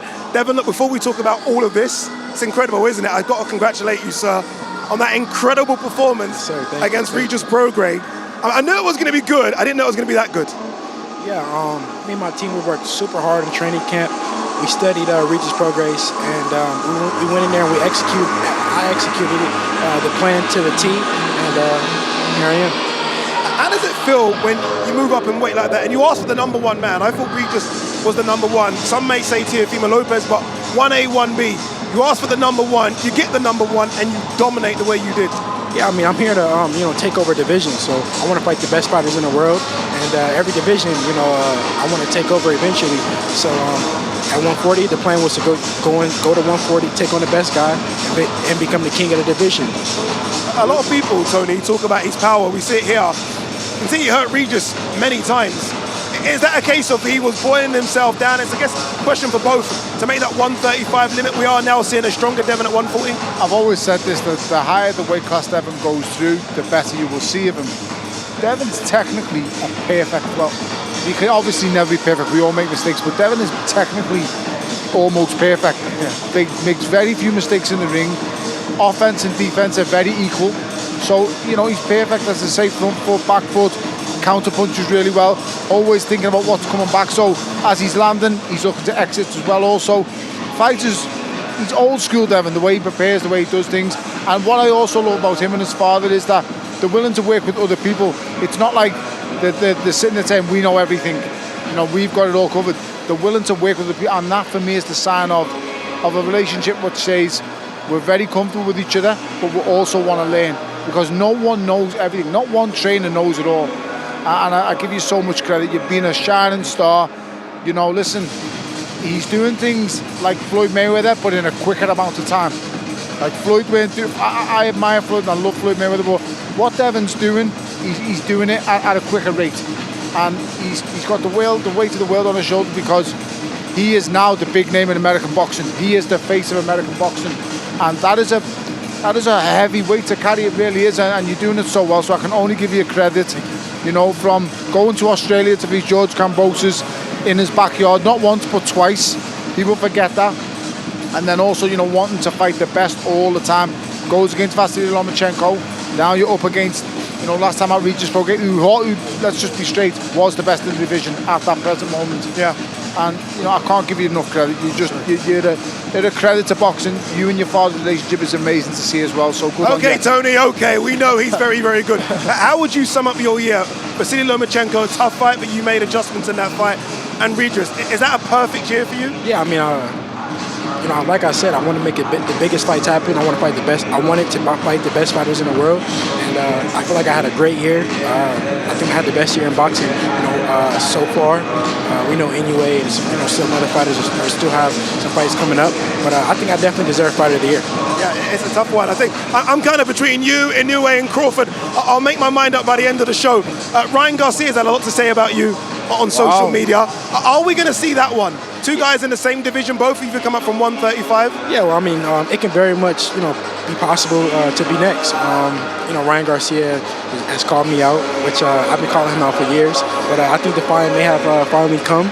We're now in negotiations, and it may be next. Is that what you want next? I mean, again, so many good 140 guys up there. I'm looking at you. 147 could be a landing spot as well. Is that the one you want next, Ryan? It's a big fight. Like I said, I want to make the biggest fights happen, and I think it's time that me and Ryan Garcia get it on, and more than likely it will be next. Is it important, Devin, for you to unify 140, or do you really not bother? It's about big fights now, or is it about unifying the game? Yeah, I mean, I accomplished everything at 135, right? I became undisputed. You know, I put myself in the history books for forever. I accomplished the ultimate, and now it's about, you know, making the biggest fights happen. You know, I'm champion at 140, but I want to make the biggest fights happen with the biggest names in the sport. And by the way, congratulations as well. We've not seen boxing in San Francisco for so long. You went there, sold it out. Yes. Sold it out. So what Tony said at the top of the show about you being a superstar of American boxing is true now. Yes. Once you can tick that box of selling out arenas, you're a superstar now. You're here as well, where big time boxing is. What's it like to be in Saudi? You've been here before, but what's it like to be here for big time boxing? Yeah, I mean, it's great to be back in the kingdom. You know, I want to say thank you to Turkey for, you know, bringing me here. It's massive. It's always, the events here are always massive, but you know, every event they outdo themselves, and Turkey has definitely outdid itself with this event. Like I said, I'm happy to be here, and inshallah, God willing, you know, my next fight will be here. You know, we're in talks for it to be here, but hopefully. In terms of the fights that are left on the card, obviously we've got Anthony Joshua versus Otto Wallin, Deontay Wilder versus Joseph Parker. There are two main events. Which one excites you the most? Believe it or not, just Big Baby Miller fight and Daniel Du Bois. I think that's a great fight. I'm a fan of Big Baby and, you know, his trash talk. I haven't really seen him that much lately. He hasn't been that active, so I want to see if he can back it up. We know that Du Bois is a huge puncher. That's the fight I'm the most excited for. And you can understand why, right? That's the fight coming up next, Danny Dubois, Jarrell Miller. 100 pounds between them. That's another reason why. Right? You know, 335 pounds. I never seen a fight where a guy was almost 100 pounds bigger. The thing is, with someone like Jarrell Miller, he's a guy who starts slow. He's not the biggest puncher in the heavyweight division, but he's a guy who wants to wear you out. He wants to absorb, he wants to draw the energy out of you, and then he looks to come on strong late. What Big Baby Miller has talked about consistently all the way through this build-up to this fight is, I'm going to make you quit, I'm going to make you quit. Because Daniel Dubois has been known to quit a couple of times, but believe you me, Big Baby Miller is going to have to take some heavy right hands if he's going to see the second half of this fight. I know he's durable, I know he's tough, and he's a bit of an old school heavyweight, likes to mix it up, but you can't keep eating heavy right hands from Daniel Dubois. You're going to have to give something back even early doors. So Tony, what's your prediction? I think Big Baby Miller, if I was forced to put a prediction, maybe late stoppage, but he's going to have to be able to eat the fire early doors, because he's going to have to take a fair few, Devin, he really is. But can he? Devin, in terms of sort of pound for pound ranking, you're there now, right? I've seen everyone updated their pound for pound rankings. You know, worse than number 8, I think a bit higher. Has that been a thing for you? Do fighters care about being up there in pound for pound rankings? Yeah, I mean, at the time, you know, it was important for me to be on a pound for pound list. But now, you know, we see different lists. Some I'm 5, some I'm 3, some I'm 8. You know, just. Do you want to be number 1? It's all opinionated. What is the pound for pound rankings based off of? It's everybody has a different pound for pound list. So some people can say I'm number 1 on the pound for pound list, and some people can say I'm not. So at the end of the day, I just want to keep being the best fighters in the world, and wherever they put me on the list, as long as I'm on the list. Yeah, and as long as you're in great fights, and you have been in great fights this year, well done, sir. If you are a fighter of the year, fully deserved 2 wins against Loma and Regis Prograis. Isn't bad, is it? It's unbelievable. It's not bad, is it? For me, it's Crawford or, as I say, Devin Haney or Inoue. I might go Devin. All right, let's go downstairs now to our commentary team as we prepare for this one, Dubois versus Jarrell Miller. It is the Latin Snake Sergio Mora, Chris Mannix, but first, Mr. Todd Grisham. Hey, what a night it's been so far. 4 for 4 with knockouts. We were talking earlier, and you said it's going to be a big night for boxing. What if they all get knockouts? It might happen. It might be 8 for 8. That's what we all want to see. When you see this card, you want to see dramatic finishes, and so far it's been fantastic. Your British accent remains terrible. Well, that was a Darren impression. Okay. That was pretty good. All right. Let's talk about our co-main event of the night. Speaking of knockouts, Deontay Wilder has won all of his fights by KO except for one. What does he have to do in the early rounds of that fight, in your opinion? Look, sometimes there are subtleties in matchups. Sometimes there are nuances in matchups. This is not one of them. If Deontay Wilder lands that right hand, he wins by knockout. If Joseph Parker avoids that right hand, he wins, I think, by decision. I think Parker's the better boxer. I think he's the better pure boxer, higher level of boxing skill. Been a world champion before, went 12 rounds with Anthony Joshua, so he does have a good chin. So if he can avoid that one titanic right hand that Deontay Wilder has landed on the likes of Luis Ortiz, on Tyson Fury, he's going to win this fight. I'm telling you, it all comes down to that. If we're talking about an upset here, this is the one that could happen. Joe Parker's looked so good recently. I feel he's really peaking. He's got a great team behind him with Andy Lee. For Wilder, I think he's got to be cute. He cannot be swinging like a crazy man. There's got to be more thought in his work. He needs to set it up behind the jab. But yeah, this is the one that I'm really intrigued about. I think, just quickly, I think the presence of Andy Lee, as you alluded to, is important here. Andy Lee took over, the second Chisora fight for Joe Parker. He's had time now to work with him. He's had time to work through some of the rough edges that have been around Joseph Parker. And if you talk to both of them, as we have this week, that chemistry and that bond has only gotten better. So he's coming into this fight probably as strong as he's been since he won that world title. Yeah, and that's what you need, those extra components. We know, top-level sport, it's fractions. And I get this feeling, that connection, that friendship, that closeness that they share could be the difference. You mentioned Andy Lee. Spoke to him yesterday after the weigh-ins, and he said, listen, we're not here to stick and move. We're here to throw punches. We're going to fight fire with fire. And then he said, look, we're not just hoping for the knockout. We expect to get it. You know Andy Lee. Is he a truthful man? He's a clever man. He's a smart man. That's not going to happen. I would be shocked if that is the game plan, going in with a fight with Wilder. Tyson Fury went right after Wilder. He put the pressure on it. I mean, little why bit of a difference in size. Tyson Fury had a height and weight advantage over Deontay Wilder. Yes, Joseph Parker has a weight advantage, but he can't do the things that Tyson Fury was able to do. I'm with Darren. I think this is misdirection. Look over here, we're going to do this over there. I think that's what it's going to be. I think you're going to see Joe Parker go back to the basics. Make him miss, make him pay. Yes, go back to being an outside fighter, stick and move, stay on the run, and try to avoid that big shot. It's dangerous because we've seen a lot of guys fight Deontay who have had a lot of success early in fights, build up 5, 6, 7 round leads, and then those leads get erased by one big right hand. And Joseph Parker is probably going to fight a lot of this fight at a mid-range distance. Yeah.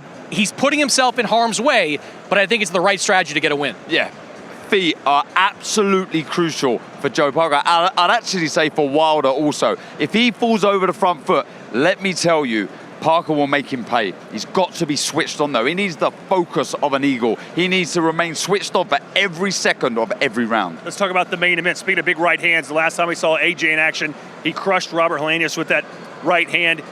Eddie Hearn has said, look, he has to be violent tonight. He has to go and get this fight. He can't just try and win by boxing. He's got to go and win by KO against Otto Wallin. Do you expect him to go out there with reckless abandon, Chris? Are we going to see the AJ from the Jermaine Franklin type of fight? I'm hoping he comes out with that reckless abandon because I think this is the right fight for it. But I can only go on past performances. And in past performances, the jab has made up like 70% of Anthony Joshua's punches. And he made a trainer change for this fight. He brought in Ben Davison, who I think is a brilliant boxing mind. But Ben Davison, at least with some of his fighters, has not been the seek and destroy type of trainer. Remember, when he was training Tyson Fury, when Tyson made his comeback, it wasn't until Tyson switched to Sugar Hill that he became kind of the pressure guy, the physical guy. Sugar Hill, I think, brought that to the table. So I don't know if we're going to see that. The reason I say I hope we will, because I think he's got the perfect opponent in front of him for that. Otto Wallin is a skilled guy, and he's coming into this fight with a lot of confidence, but he doesn't have a lot of power. He's going to be operating off probably the back foot for most of this fight. If there was ever an opponent for Anthony Joshua to go back to the old days, to turn back the clock and be that old Anthony Joshua, this is that guy. Absolutely. He needs to be dominant. He needs to be physically strong because he has that in abundance. He is the powerhouse here. He needs to get that right hand into play, which I'm sure he will. I feel the way that Helenius fight finished is the way that he will want to push on now. He needed that dramatic finish for confidence, self-belief, knowing that when I do commit to the shot, 9 times out of 10, I finish the show. So on the flip side, Otto Wallin, as you mentioned, not a big hitter. He's the one guy that we don't expect to get a knockout tonight. What's his key to victory? What does he have to do if AJ comes out and goes right after him? What does he have to do? I think he has to box. I mean, absolutely. Otto Wallin is a very good boxer. He's riding a 6-fight winning streak since that loss to Tyson Fury. You saw what he did in his last fight against Murat Gassiev, and I think that is going to be a blueprint for what he's going to do in this fight, where he used the entirety of the ring. He fought off the jab. When Gassiev got close, he was able to slip and get out of the way, avoid those big power shots. I think you're going to see the exact same type of fighter. And look, Otto Wallin is the live underdog in this fight. He's got a good record. He's got a high skill set. I'm a big fan of Joey Gamache, his trainer. Joey Gamache, to me, is one of the better strategists in boxing. He's going to come into this fight, Darren, with the right game plan, and it's really on Anthony Joshua to disrupt it. Yeah, look, he's got to pick his moments, Wallin. He can't be greedy. He can't be reckless. He can't be slugging it out with Anthony Joshua because that will play into the hands of AJ. He needs to be smart. He needs to move his feet really, really well. He done that against Gassiev. Look, I'm not comparing Gassiev to AJ, but he needs to be smart. He needs to be clever the way he repositions to the center of the ring. If he's backed onto the ropes or in the corner throughout this contest, he'll get outworked. All right, so that's the story for the co-main event and the main event. As I mentioned, 4 fights so far, all 4 knockouts, 4 to go. Could we go 8 for 8? It would be incredible, and what a showcase to do it here at a day of reckoning. Good stuff, gents. Thank you very, very much. As Todd Grisham said there, 4 fights to go. The next one will be Daniel Dubois versus Jarrell Miller. Eddie Hearn has joined us in the studio. I do want to focus on Dubois versus Miller, but I've got to ask you about a fight that you promote, Jao Pataya. Fantastic performance from him, knocking out Ellis Zorro with a few seconds to go in the very first round. What next for him? Who's going to step into the ring with that man? I'd like to see him fight one of the champions now. You know, very unlucky to lose his belt. The politics of boxing, but everyone knows he's #1 cruiserweight in the world, so I see a move eventually up to heavyweight, I really do, but he's a small heavyweight, as you saw with Alexander Usyk, who looks to be putting on size now, but that's something to come. I'd like to see him go through the other champions, but I certainly feel that the sky's the limit for Jai Patel. I think he's a tremendous talent. Tony, you made that jump from cruiserweight to heavyweight. You are naturally a bit bigger, I think, than Jai Patel. How do you think he could do that jump? I'm very sceptical on the jump to heavyweight. Listen, I think he's the best cruiserweight in the world, and we've seen against a huge cruiserweight in Jordan Thompson what he's capable of doing. But the heavyweight division is a different ballgame. Listen, I'm not going to lie. I chose my prey perfectly with David Haye. Same size, big, not a big heavyweight. So it's different. But for Jai, he lives in the land of giants these days, and it'd be very, very hard for him to compete with someone of the size of an Anthony Joshua. It really would. But I would never underestimate Jai. I think he's an exceptional cruiserweight, the best cruiserweight in the world. He's so destructive. The way he sets about his opponents. Adi, we were talking, and I said to you, he's not looking for the straight left hand, he's looking for the one round the side. And I sensed that as soon as the first minute was up, he was looking to set the roundhouse backhand out coming round the side of the guard. And Zorro didn't know what day it was, to be honest. I felt a bit for him, but Zorro should be back, and he'll take, what he can from that. Yeah, fantastic performance for Jai Patel. I can't wait to see him again in 2024. Let's focus on our next fight. It is Daniel Dubois versus Jarrell Miller. It's been an interesting week. I almost felt like you've played Dubois as a promoter. You've been backing him every time you could. What's going on with you and Miller? Nah, listen, Miller's Miller. You saw what he's about when he gave Dubois the old shove at the weigh-in and then quickly scarpered off the stage. He's a showman. We're never going to see eye to eye. I like the guy. I think he's an entertainer. But he's never had a victory at world level. He's actually never boxed a real world-class heavyweight. I'm not saying Dubois is proven evil with his victories, but at least he's been in there and mixed it with Alexander Usyk and Joe Joyce. But I think it's a really intriguing fight because Jarrell Miller has historically a great engine and a great chin, and they're the kind of things that will cause a problem for Daniel Dubois. If he gets through 5 or 6 rounds and starts backing him up with being 26, 27 stone, whatever he is, I think it's going to be a tough test. I think if he comes through this, Daniel Dubois, he really deserves a pat on the back, because I think to get beat by Usyk, to get beat by Joyce, and let's be honest, both times the heart was questionable. There's not, I know it's harsh to criticise a fighter in that respect, but let's be honest. But I think he's going to have to come through some tough times. But maybe putting himself in those positions in the past, he can do it this time. I'm really urging him to get the win tonight, Daniel Dubois. I really am. He's got to face some demons tonight, because believe you me, Jarrell Miller is going to be there after 6 rounds. There's no two ways about that. And that means Daniel Dubois is going to have to face some demons tonight. So I really do wish him well and hope he can get the job done, because he deserves to. Why are you so sure Jarrell Miller at 335 pounds is going to be there after 6 rounds? Because he's durable. He's like a huge mattress with arms. He will absorb everything. Durable in the past or durable now? Still durable now. At that kind of weight, Addy, not much is going to get past you. But what I will say is he's not going to be able to eat Daniel Dubois' straight right hand time after time after time. Eventually, they will have an effect. But make no mistake, I think Daniel Dubois might be a little bit reserved tonight. I don't think he'll just let his hands go so freely. He's learned lessons from Joyce. He's learned lessons from the Usyk fight. And Big Don Charles in his corner is no mug. Big Don Charles will be setting about this fight and saying, you've got to do this in this round, this in this round. And they're not going to be coming in here, as novices. These are coming in experienced guys, been around Derek Chisora, who I'm sure will have helped inspire him for this fight. And Baby Miller is a problem, but only later in fights. Early on, he's lazy. Try and walk him down, like 100%. He'll just put front foot pressure with a high guard. Listen, I'm not joking when I say it. He's a huge mattress. He absorbs everything, and he only starts throwing back late in fights. When you said, Ed, that he's someone who's got a work rate, he hasn't really, but he puts pressure on you with his weight and size, and that makes you work. So he's actually not doing the work, but he makes you work, and that's what he wears fighters down with, by pressing you. Yeah, 100 pounds difference between Daniel Dubois and Jarrell Miller. That's coming up next. As we've got Eddie Hearn here and Tony Bill, I do want to focus on the main event, Anthony Joshua versus Otto Wallin. There's been so much talk in the build-up about Anthony Joshua's demeanour. He's not smiling. He smiled with me, but not smiling, in a bad mood. That's just AJ, isn't it, in the lead-up to fights? Really? I mean, look, everyone likes to psychoanalyse Anthony Joshua. I mean, look at Deontay Wilder. Like, self-proclaimed, gone to some retreat somewhere, for this ayahuasca toad or whatever it is, like some hallucinogenic Lulu experience, and he's like, but yeah, Anthony Joshua looks like he wants to knock someone out, and everyone questions where he's at mentally. Yeah. It's ridiculous. The guy's ready to fight. He's been around. He's now a veteran of the game. Yes. Like he's boxed at all the biggest venues. He's boxed every different style. And I think in Ben Davison, he's found a link-up that he really enjoys. He's one of those guys that if he understands the game plan, if he understands the tactic, he's going to go into the fight with confidence. And listen, what I'm hearing out of the camp, they fancy this fight early. They think AJ's going to knock him out inside 6 rounds. That's what they need. If it does, it will be one hell of a statement. Yeah, that's what we want as well. I kind of likened it to maybe AJ going back to GB camps with all the GB guys in that Ben Davison camp. Do you think that helps him just to kind of get his mood up? I mean, listen, this is a boy who's been under the media spotlight since 2012. Guys, we're in 2023. He's been under the media spotlight for 13 years. Sorry. 11. I'm not good it's at okay. maths. You've just come out of the jungle, 11. I'm still hungry, don't worry, the food's had an effect on me. Sorry, he's been out in the spotlight for 11 years.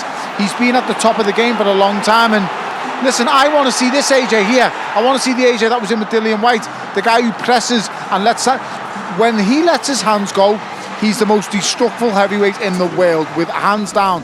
He's the biggest combination puncher, the speed and the power, all of that comes together on his night. He is the most destructive. I'm not saying he's the biggest puncher, because that's Wilder. What I'm saying is, when he lets his hands go, he's the most destructive. If he lets his hands go against Otto Vollen, he'll be rid of him within 6. But he can't second guess himself. He can't be letting his foot off the gas here and there thinking, is this going to go rounds? Otto Vollen is only good when given time and space. If he's not given time and space, he isn't very good. Ben Davison, new trainer. For now, we're led to believe. Lee Wiley in that camp as well, who's almost the brains trust behind the scenes that no one really talks about, Eddie. Yeah, and if you know Anthony, that's his game.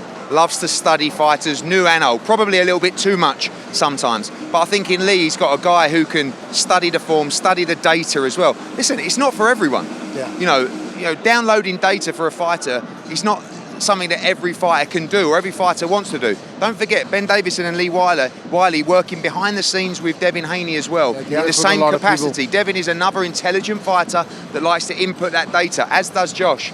But when Josh believes in the tactic, you can't just say to AJ, come on mate, just go and let your hands go in there. He wants to know why and how and when.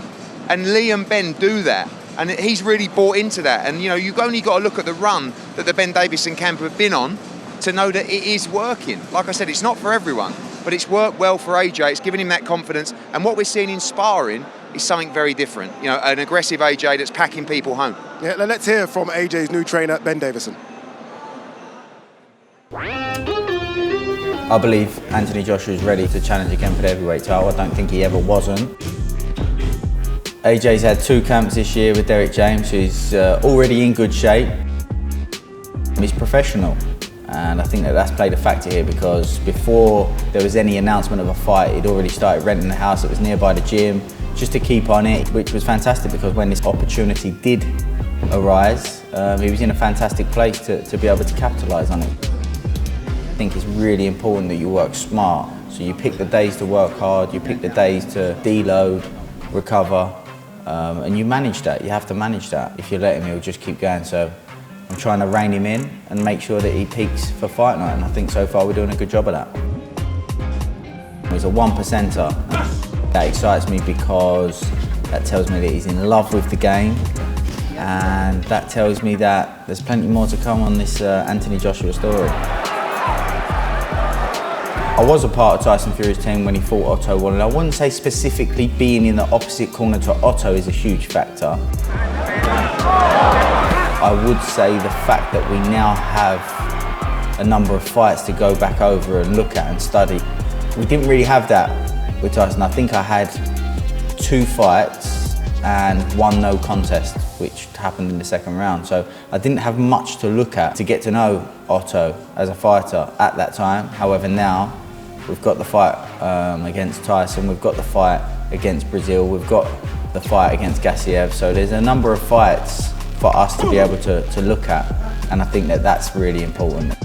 Well, it is a tricky opponent, but I envision an Anthony Joshua knockout.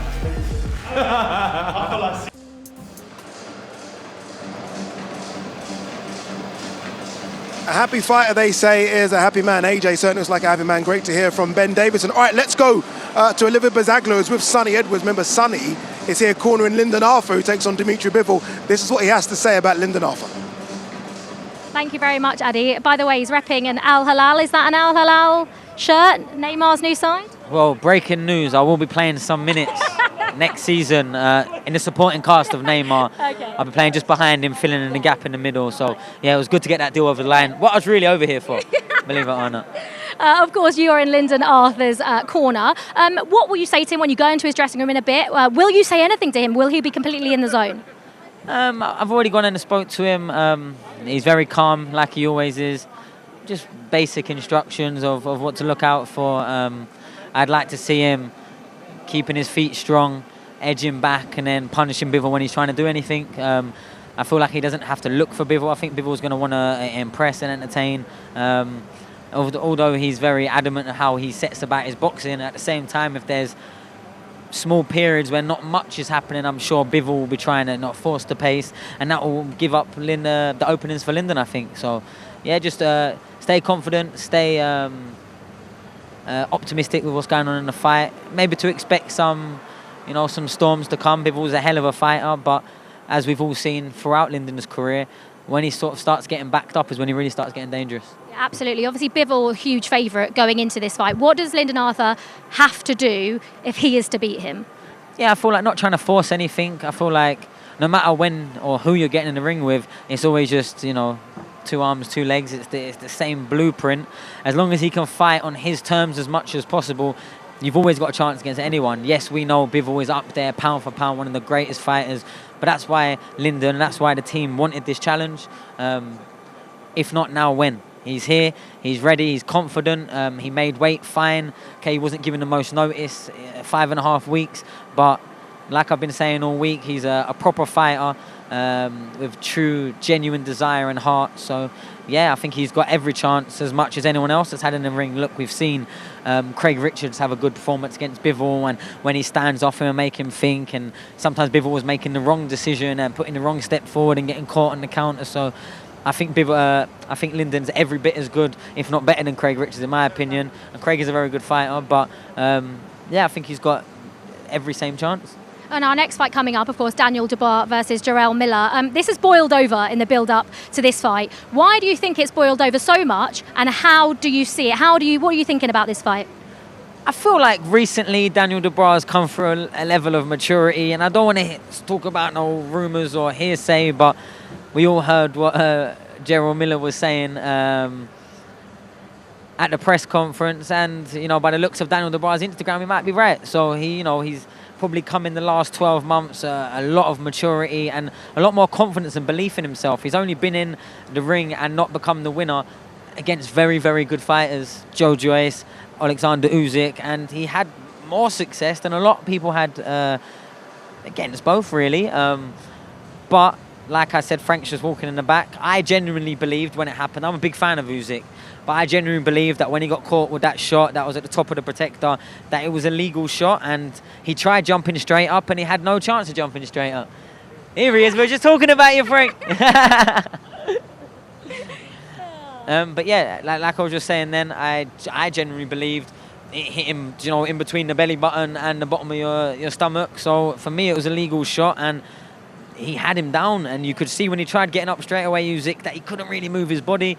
Usyk got up, and as all great champions do, came back, turned the tide, and won convincingly, emphatically as well by the end. But yeah, I think Dubois got a lot of confidence, because not many rings you're going to get in at any weight of world boxing and have a fighter as good as Usyk in front of you, or a fighter as tough, as big, as destructive as Joe Joyce, especially at that time a few years ago. So I think Dubois got every confidence. Jarrell Miller's a lot bigger, but at the same time, I think both fighters are really trying to prove themselves, and there's this kind of winner stays on attitude right now out here. And let's be quite frank, the biggest purses in the world boxing are here in Saudi Arabia. So they're fighting for everything. They're fighting for their future. They're fighting for their family, for their kids' generational wealth, etc., etc. So it's no surprise that both fighters are really coming with a lot of grit. And Jarrell Miller's brought a fight and desire out of Dubois in the build-up to the fight. And we all know typically American fighters are very good at it, but Jarrell Miller seems to be one of the better ones anyway.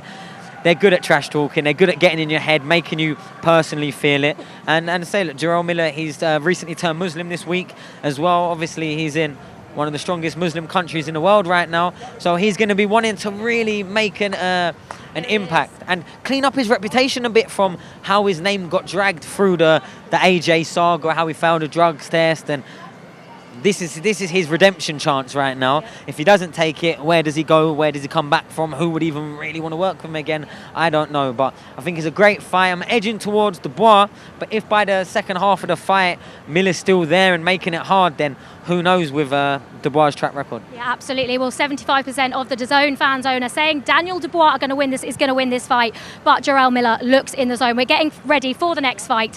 So Adi, I'll hand it back to you. Thank you very much, Olivia. If Sonny Edwards is getting paid per word, he obviously is a multi-millionaire right now. Up next is Daniel Dubois versus Jarrell Miller. Jarrell Miller's been beefing everyone this week. Let's take a look. You gonna fight Deontay? But you've been scared of him. You're not gonna fight him, bro. Because I smell you would do. I smell. That's what you would do. Since day one, bro. I smell. We mean you still a bitch. You're still a bitch. Came to America, that shit never came back. Never came back. You can come to bro, UK. I've been to South a couple times. Boxing is boxing, bro. You talking not on the same level. And where you are, if you don't want to fight, if you don't want to fight, I don't need to fight. If you don't want to fight, they say that, bro. Bigger and better than you. Bro, Doctor, you lost it. Bigger than better. The chief is you love me. Saturday night.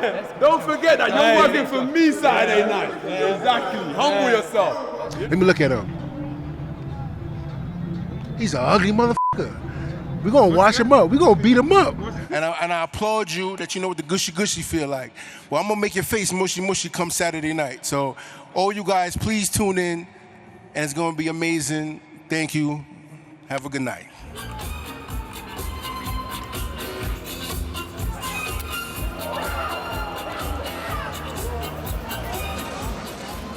You know, I will say this about Jarrell Miller. He's been absolutely fantastic this week in selling this fight. But can he still fight at the level we expect? Let's toss down to your commentary team of Sergio Mora, Darren Barker, and now Mr. Todd Grisham. Thank you, Ade. Let's jump right into our tale of the tape between these two heavyweights, one much bigger than the other. Look at Jarrell Miller, 333 pounds, almost exactly 100 pounds bigger than Daniel Dubois. Dubois, though, just 26 years old, slight height and reach advantage for Dubois. This one's scheduled for 10 rounds.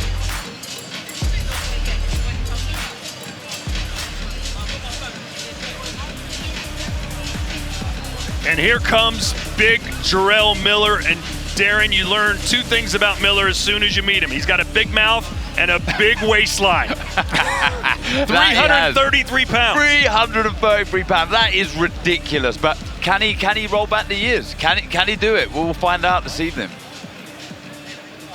Heavier than Nikolai Valuev ever fought as a professional. He's one of the biggest heavyweights I've ever seen. Let's go into the ring. Thomas Triber.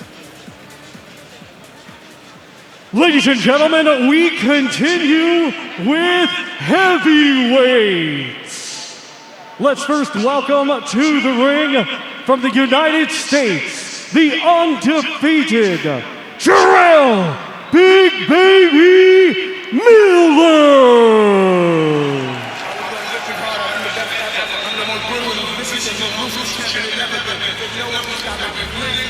Here he comes. He's been waiting for this moment, Sergio. The bright lights on the big stage. He thought he would have it at Madison Square Garden for the World Heavyweight title against Anthony Joshua, but of course, the failed drug test set his career way back. Here he is again. He's older.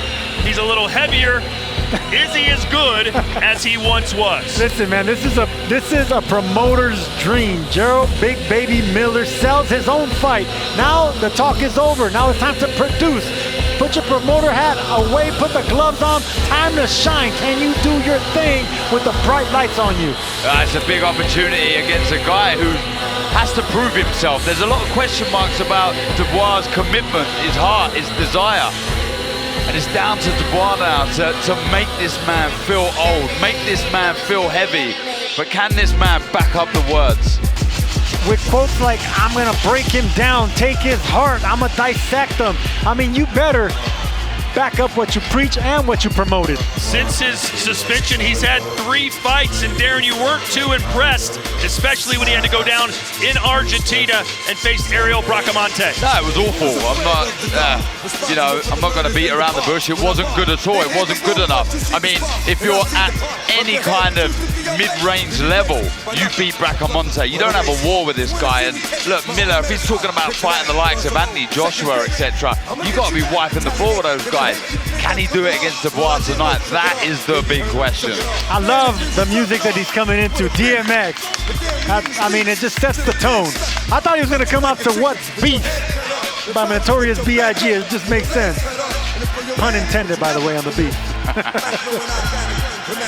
Big baby, Jarrell Miller.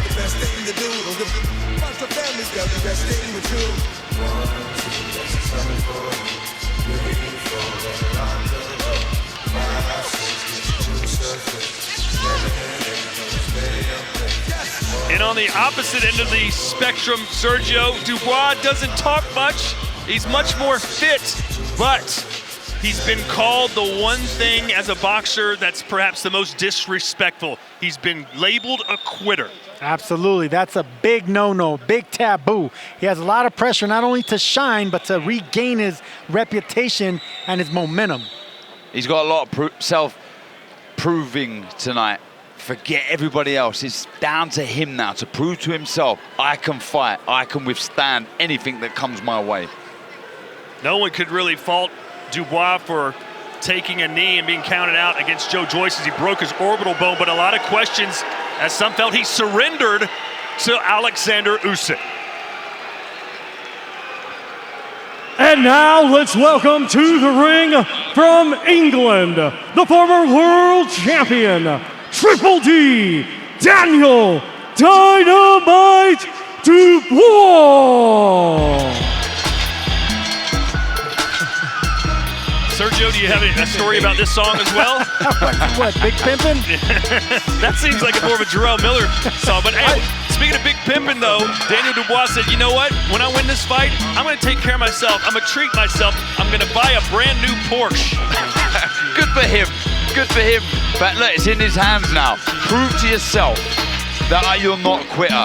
Prove to yourself that you belong at a level higher than this, that you can fight for a world title and be a world champion. A lot of self-proving, like I say this evening. No, this is it, man. I mean, look, if you're going to be labeled the Q word, the quitter, you can't even, when your nickname is Dynamite, then you got to prove the point. You got to go out swinging.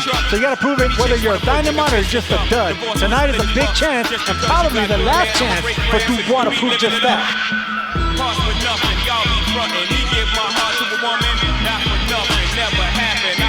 Big man, big punch. I mean, both these fighters can have one punch away from saving their reputation, saving their career, and getting that one big fight they've been training all their life for. Such an intriguing battle this. I cannot wait for this opening bell. You know, there was a boxing writer, Gail Falkenthal from New York Fights, that said it perfectly. The fight fans hate to love. That's the promotion for this one.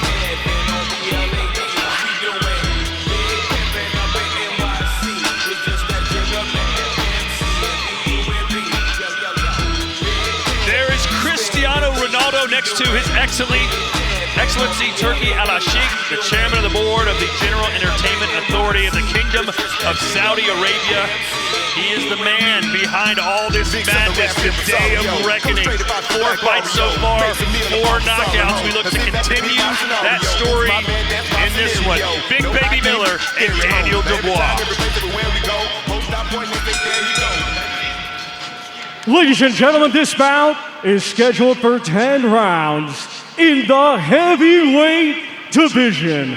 Brought to you by Frank Warren on behalf of Queensberry Promotions. For Riyadh Season and National Event Center in association with General Entertainment Authority, GIA, Gold Star Promotions, Sella, Salida Promotions, and Miller Time Promotions. It is sanctioned by the British Boxing Board of Control, Steward in Charge Robin Smith, Timekeeper Jason Booth. Our 3 judges assigned, all from England, will be John Latham, Mark Lyson, and Kevin Parker. Our referee in charge will be Michael Alexander of England.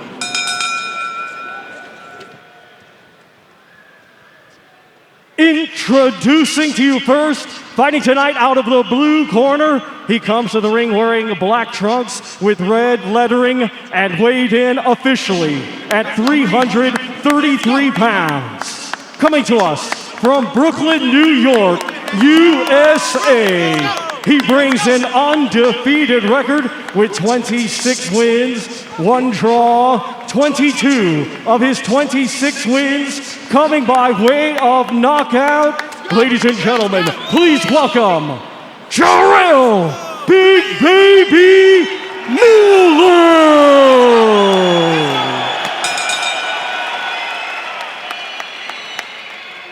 And his opponent across the ring, fighting tonight out of the red corner. He comes to the ring wearing black trunks with white lettering and weighed in officially at 233.5 pounds. Hailing from Greenwich, London, England, he has a professional record consisting of 19 wins, 2 defeats, with 18 of his 19 wins coming by way of knockout.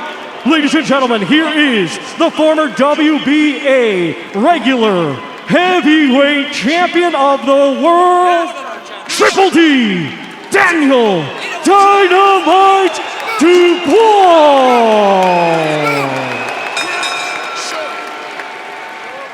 Daniel. Right, lads, you both know the rules, so let's just have a good, clean fight, okay? Most of all, remember to defend yourselves at all times, all right? Touch gloves.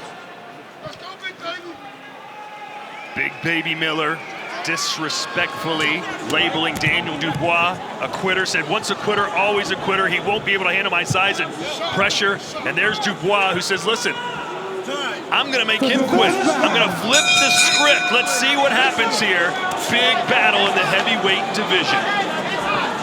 Just two massive men that just made a 20-foot ring look tiny now.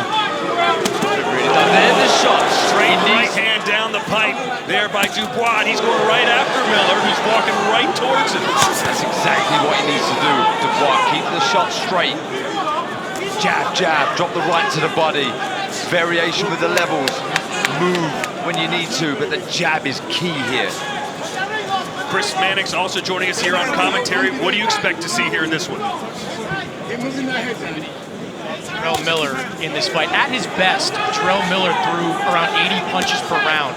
That was back in around 2018. Is he that same guy at this stage of his career? In his last fight against Lucas Brown, Miller basically just wore him down. And there you get Dubois hitting the belt line of Baby Miller, and he's already getting his first warning.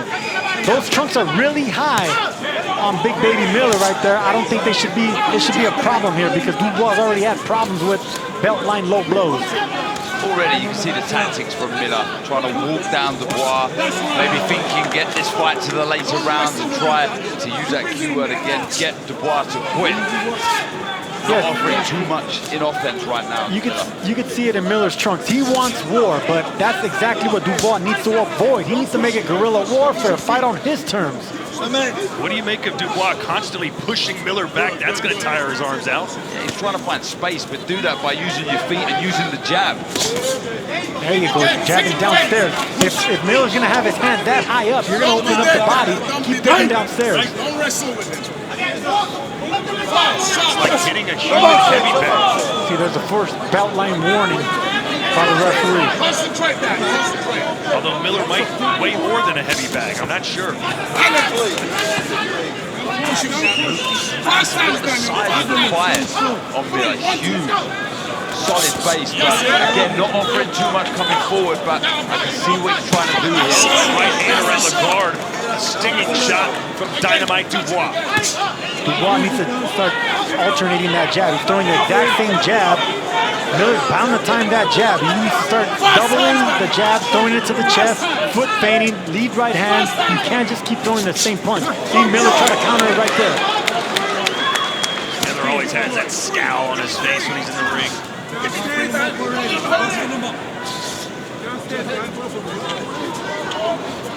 Dubois from London, England. Jarrell Miller, a native of Brooklyn, New York. I've never seen Dubois move this much. You know, he's kind of like nervous, big man energy. And right now, Miller, he just gave this round up just to get that information from Dubois.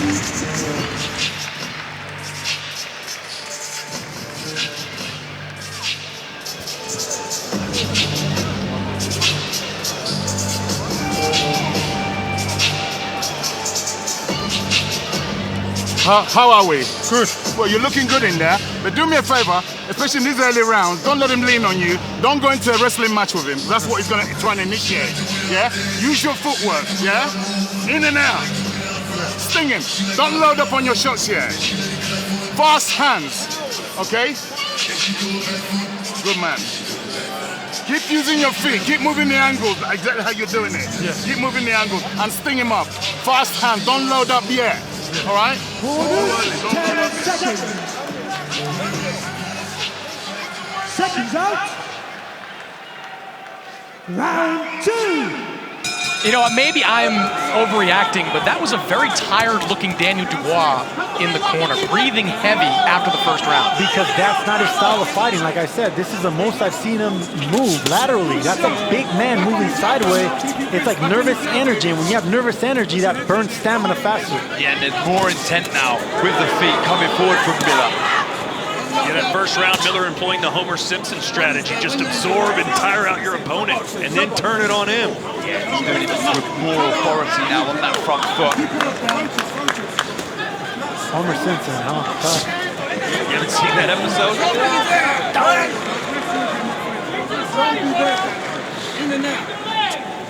I mean, training-wise, Darren, how do you even prepare to face someone the size of Jarrell Miller? Well, it would be to move your feet, but I have to agree with Chris. He looked tired in that corner through the movement, but you need to meet Miller onto the shots. Miller, you know he's going to be walking forward, but I think maybe target the body, and they tried to do that. That's a nice right hand over the top, but right on the ear.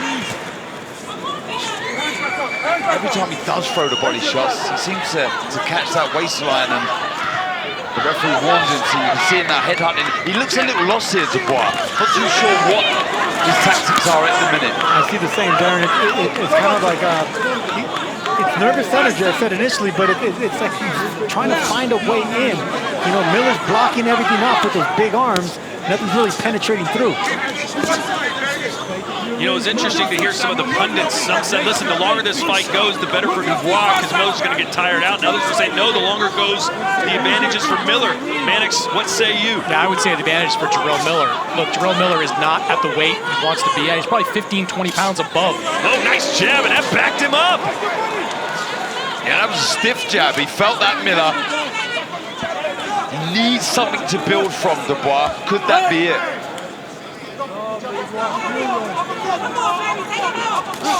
You know, I like the strategy of Jarrell Miller to walk Daniel Dubois down and make him a mover. I think it would be equally as effective to do some leaning on him as well. If you can get him tied up, put all of that 333 pounds on the shoulders of Daniel Dubois. Body shot by Miller right there. Both these fighters are open for uppercuts. If you see the elbows are out, I think, there we go. See, one of them needs to start throwing uppercuts. Well, this is the type of fight that Miller wants, just to apply pressure, put his weight on Dubois, and just kind of grind him down. You've got to be careful with the head, Dubois, as well. Keeps leaning in with his head. Yeah, I noticed that too. But that's up to the referee. This doesn't look good for Dubois. The body language does not look good. And now Miller's starting to open up a little bit. Yeah, I agree with you, Tom. Is there not good signs for Dubois? That right hand was more of a forearm shot. And Dubois standing and trading with a man that weighs 100 pounds more. Dubois landed a good body shot at the end of the round, but the momentum is shifting to Miller.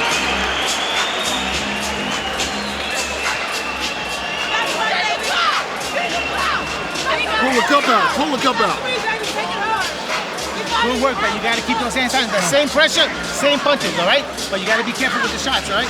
Just keep the hands out, keep pressing, keep touching, and rip those shots. But don't, you got to give me that swag, ready, okay? Water. Let's go. Yo, rip to the body and finish to the head. Rip to the body, you got it. A little vaccine. Rip the body. Deep breath and hold it. Let it go. Another one. And look, both of them trying to land big shots, but now Miller letting those guns go, and he's throwing the right shots. He's going over the top of Dubois. Dubois aiming at the body, Miller's aiming at the head. This third round's gonna tell a lot right here, guys. Both of them have had their moments, both of them landed big shots. Eddie Hearn earlier this week said if Dubois loses this fight, his career at the top of the heavyweight division is essentially over. That's the kind of pressure he's under tonight. For Miller, it's, hey, anything goes. Big swing and a miss. I love those body shots by Dubois, but we better keep that chin down. This is incredible stuff. It's going to be a great fight if it continues to carry on like this. I think Miller got shook by a right uppercut Dubois landed in that exchange. Miller, 22 knockouts in his 26 wins. That's what he promised to do here tonight. Finish Dubois and make him quit again. He needs to follow the right hand through after that left hook, Dubois. That's the shot. Good one, too.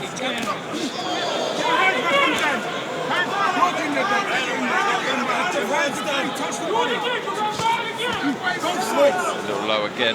He needs to look for that right hand after. There's that uppercut you're calling for. Yeah, but he needs to start throwing that jab now. You can't just keep throwing that jab. You got to hide it.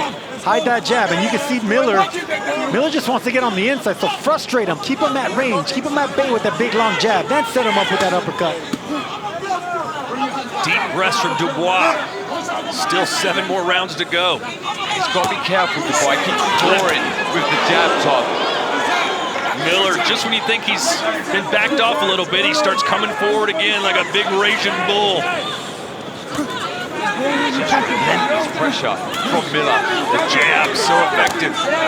And when you're that size, Sergio, the jab hurts even more. There's so much weight behind it. You don't have to be that size. That's what jabs do. Especially if you're throwing power jabs, that shotgun jab, with your foot behind you, that leverage behind you, it's like a 2x4 hitting the front of your face. Yeah, these aren't good signs for Dubois for me. Getting walked down. Mouth wide open, he's breathing heavy. Darren, I agree getting walked down, but look at the blood coming out of Big Baby Miller's mouth. So those jabs are having their impact. And he landed a good body shot also that Miller didn't like.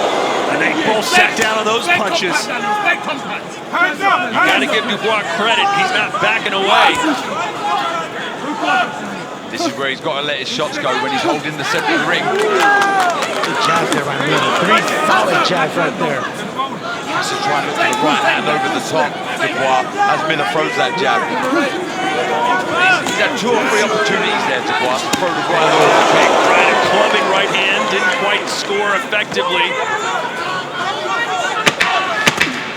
Nice body shot with the left hand for Dubois. Downstairs again.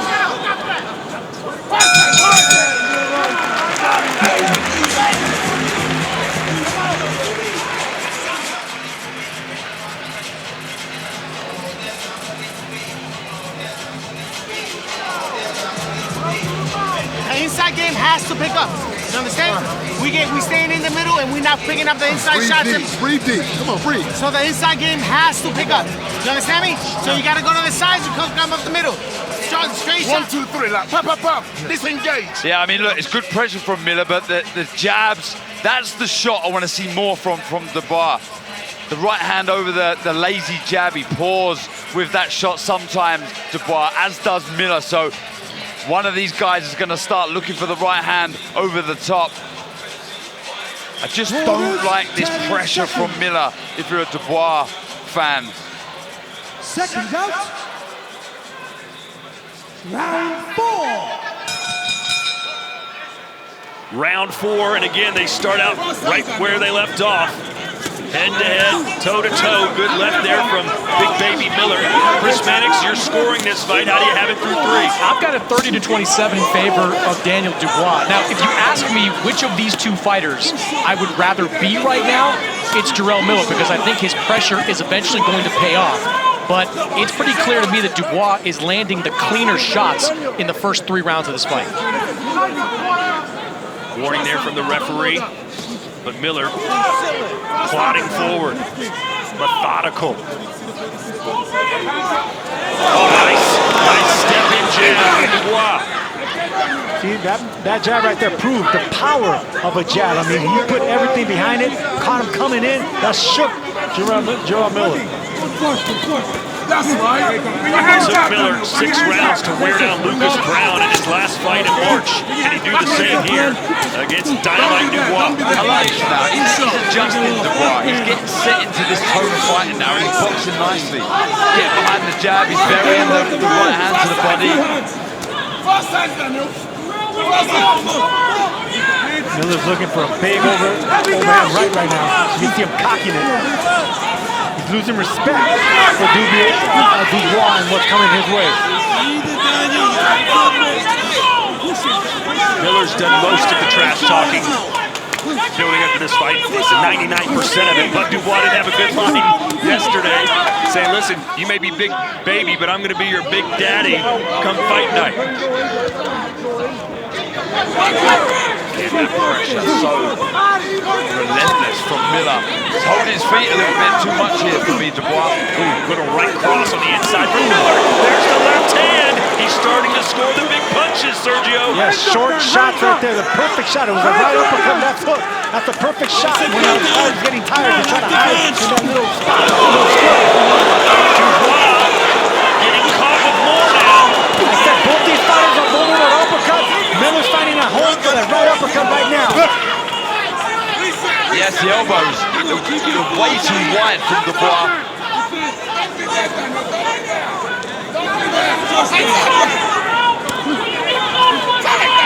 Get that jab out, Dubois. Dubois is moving, but his head's in the same location. Right now he needs upper body movement in order to start switching things up defensively for Miller, who's trying to fight, who's zeroing in on the right hand. Best round of the fight so far, it seems, for Miller.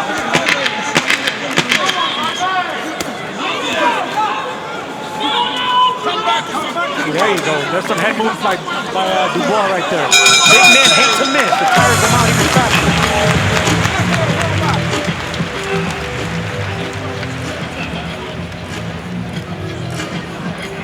Undefeated, former world champion Jaime Munguia, 42-0 with 33 knockouts, will battle former interim world champion John the Gorilla Ryder in a 12-round super middleweight clash, January the 27th. Cannot wait for that one. And here you see Miller losing respect for Dubois, and boom, shotgun jab right on the chin. Jabs like that make it feel more like a straight right hand, especially when you're meeting halfway. Perfect shot on the opposite side of the jaw where you're not accustomed to getting hit by jabs coming in that direction. But back comes Big Baby with a big left hook right there. That shook and rocked Dubois. You can see it in his eyes, and shots like that, the uppercut. Uppercut, left hook. If that right hook would have landed right there, it would have been lights out. Hey, remember Dubois got dropped 3 times against Kevin Lorena in the first round. Managed to come back and win that, but he's showing a much better chin tonight so far here. Yeah, for sure. It's a good work from Dubois. Mixing it up, good variation.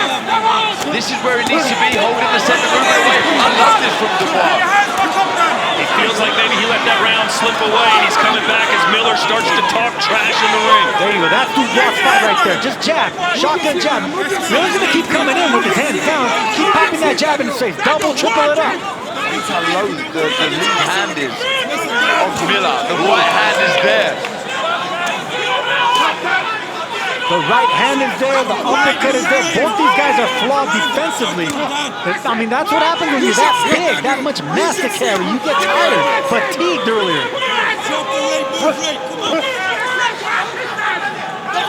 I mean, this is good work from Dubois. Starting his 5th round. Holding his feet, working head, body well. Left half hook, uppercut there from Miller. You would think his punches carry a little more weight, literally and figuratively. Couple jabs here. Dubois gets the ropes. Hey, a little unsteady there from Dubois.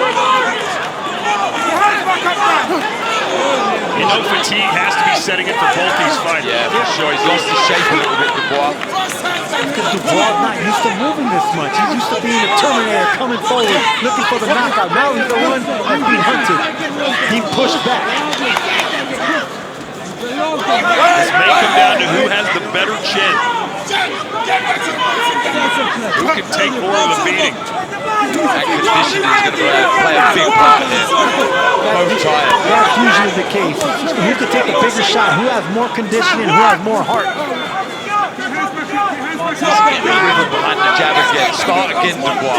Jab, jab. Sergio, when you weigh 333 pounds, can you still be in good condition? Yeah, if you fight relaxed, and that's exactly what Big Baby Miller is doing. I mean, look at George Foreman. Foreman's a perfect example of that. You know, he didn't waste much energy, but when he punched, you know, he shut your lights out. I think Jarrell will be the first to tell you, though, that he's not in the kind of shape he needs to be in to compete at the championship level. He needs to get down 15, 20 pounds to get there. But even at this weight, he is a lot to deal with. A couple good inside shots from Dubois. Miller answering back, but it's a good round for Dynamite. Yeah, but because he's concentrating more on speed now instead of power. He's not putting that much oomph behind those punches now. He just wants to get the feeling of landing shots. Absolutely anything. Good shot right there by Dubois.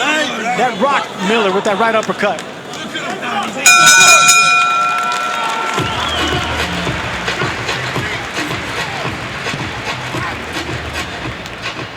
And there is Bomb Squad himself, Deontay Wilder. So full of confidence this week, Chris, and so full of smiles and appreciation just being in Saudi Arabia. Yeah, he's happy to be here and happy to be back in the ring in a meaningful fight. Over the last 2 years, Deontay Wilder has fought the grand total of 1 round.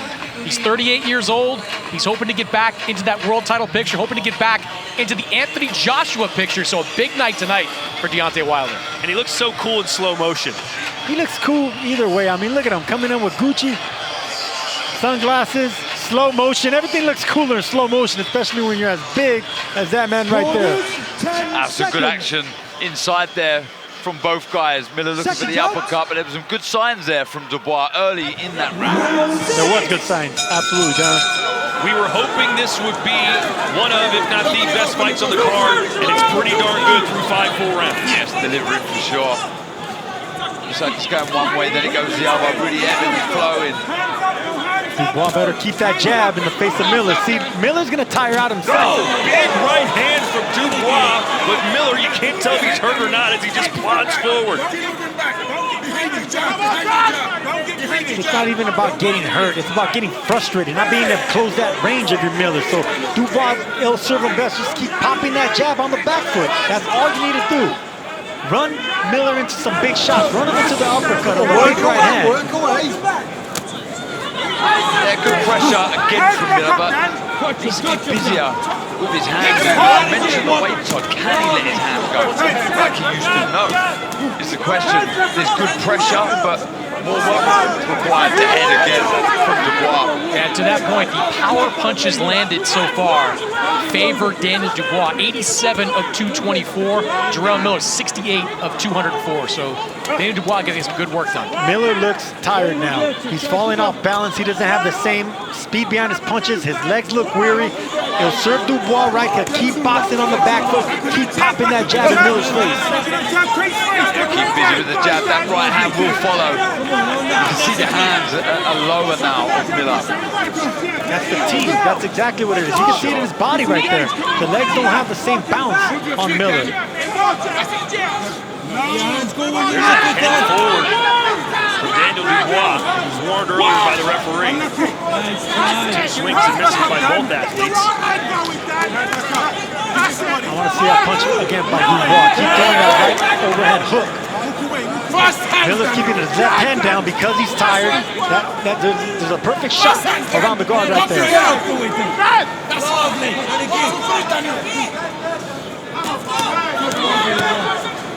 Boy, Miller just doesn't care if he eats 2 or 3 shots coming in.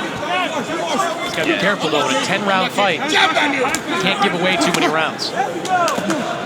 Yeah, this is an educated pressure. At the start, it was clever, it was smart, but now he's looking off the shot, looking lazy, looking clumsy. Crowd trying to fire these guys up. I really believe Dubois needs to start looking for that right hand. I think he can do some real damage. I think he's doing a lot of damage just with that jab. And it's off the back foot, too. Dubois better be careful with that head. He keeps going forward in the head. He already got one warning. See that jab right there? Beautiful jab. That's going to set up the right hand, whether it's a hook, straight, or uppercut. Another good round for Dubois.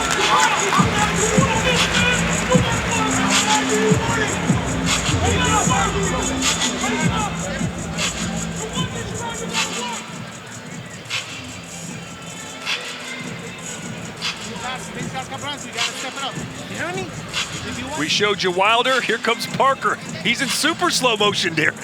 Yeah, I mean, look, he's had this kind of laid-back personality since the start, but he looks very calm, relaxed, like a man, I've said all week, who's in his peak. Well, Andy Lee, his trainer, seems to have the attitude that we know something you don't know. Does he?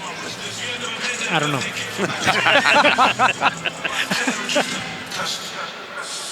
Such a great personality by Joseph Parker. If you follow him on social media, he always does great skits. He's always having a laugh. Seconds out.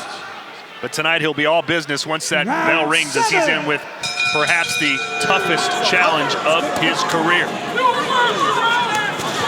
There's that right hook. That's going to be open right there. This is going to be a big round for Miller. He's going to want to get some respect. Dubois going to have an opportunity to land that right hand. He's got to be careful. Dubois is moving predominantly to his left, and he's going to walk onto that right hand of Miller. Needs to vary this movement. Oh, there you go, Darren. You called it. Miller just missed with that overhand right. And Miller's running out of time. And there goes Dubois moving to his right now. We're in round 7, scheduled for 10. It's been a fun fight, a competitive one, but one that Dubois seemingly is comfortably ahead through 6 full rounds. He needs to show something here, Miller. He's to let his hands go, but can he? That is the big question. I must say, I was worried about the pressure early doors, but he's regrouped. He looks good. Dubois working well.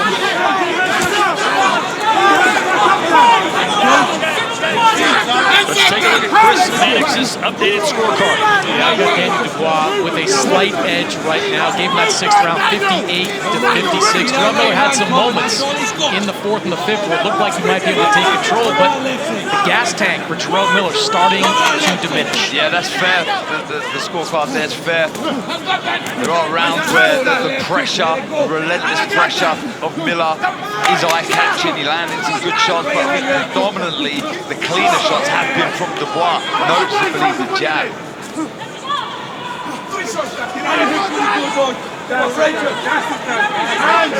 You saw Miller in the corner with some big, deep breaths, but once the bell rings, he composes himself pretty well.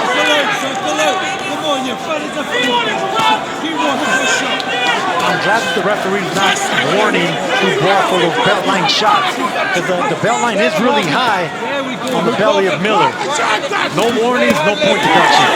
Good right hand on the inside for Dubois. He's getting the better of these exchanges, Darren. Yeah, just the shorter, sharper shots. He's so sluggish, Miller. And he's telegraphing his work now, and it's making it easy for Dubois to read. Sluggish, slow, lethargic, just too big. This is what happens when you gain that much weight. When you have that much mass, you know, in these rounds, it's bound to take your legs. But he's still in it, you know that. Right. Dubois' chin is a bit questionable. You know what I would like to see Dubois do now? Clinching Miller and walking him back. Miller's legs are fading, and if you start walking him back, big men hate to be walked back. That will take the legs even more for Big Baby Miller. And then that could also buy some time for Dubois to catch his breath.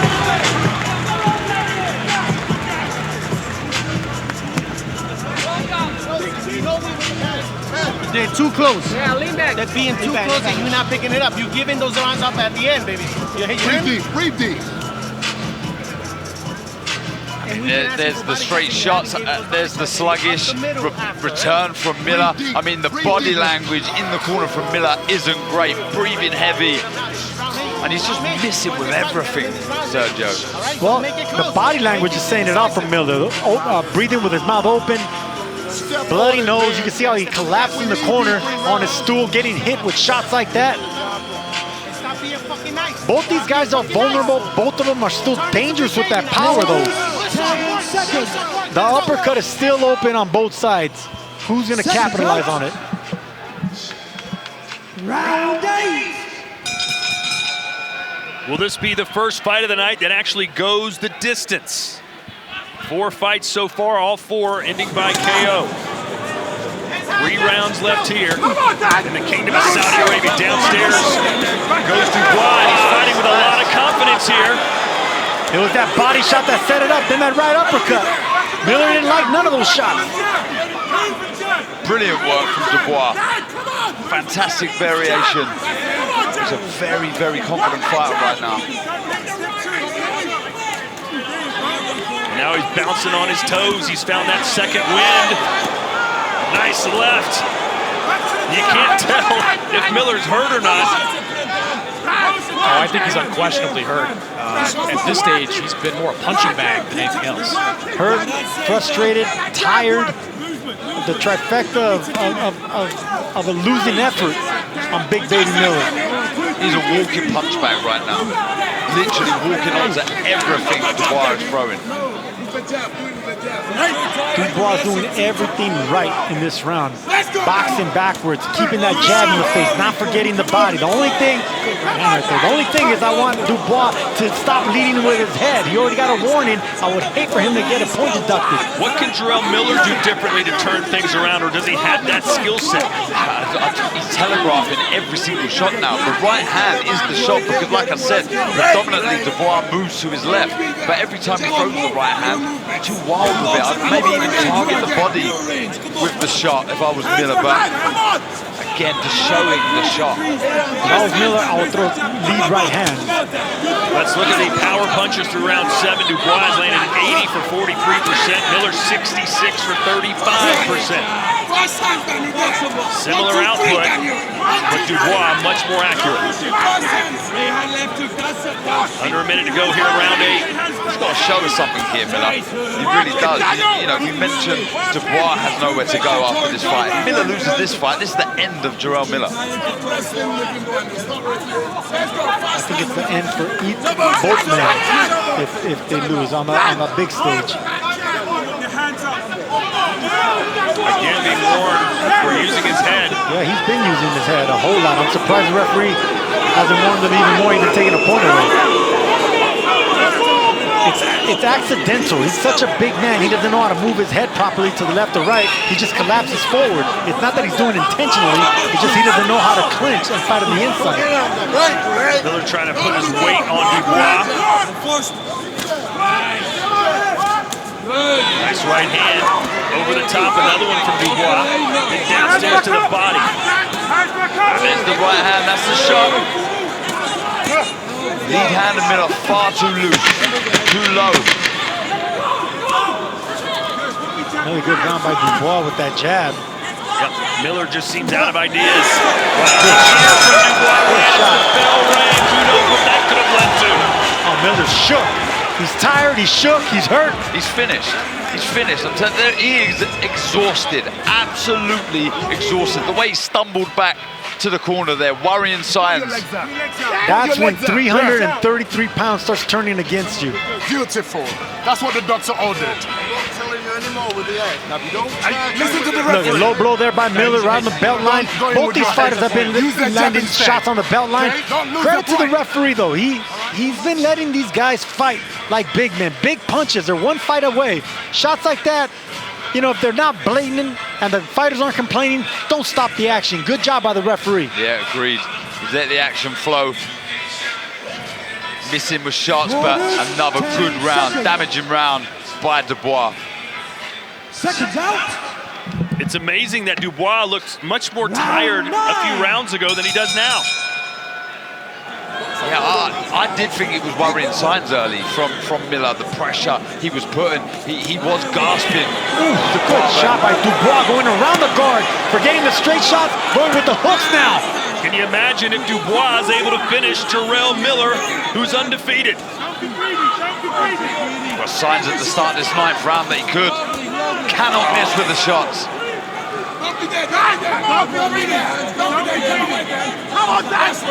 Miller can certainly take a punch.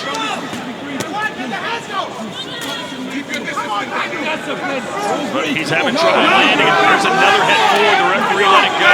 Dubois better stop doing that, man. I mean, this is such a good fight. He's doing such a good job.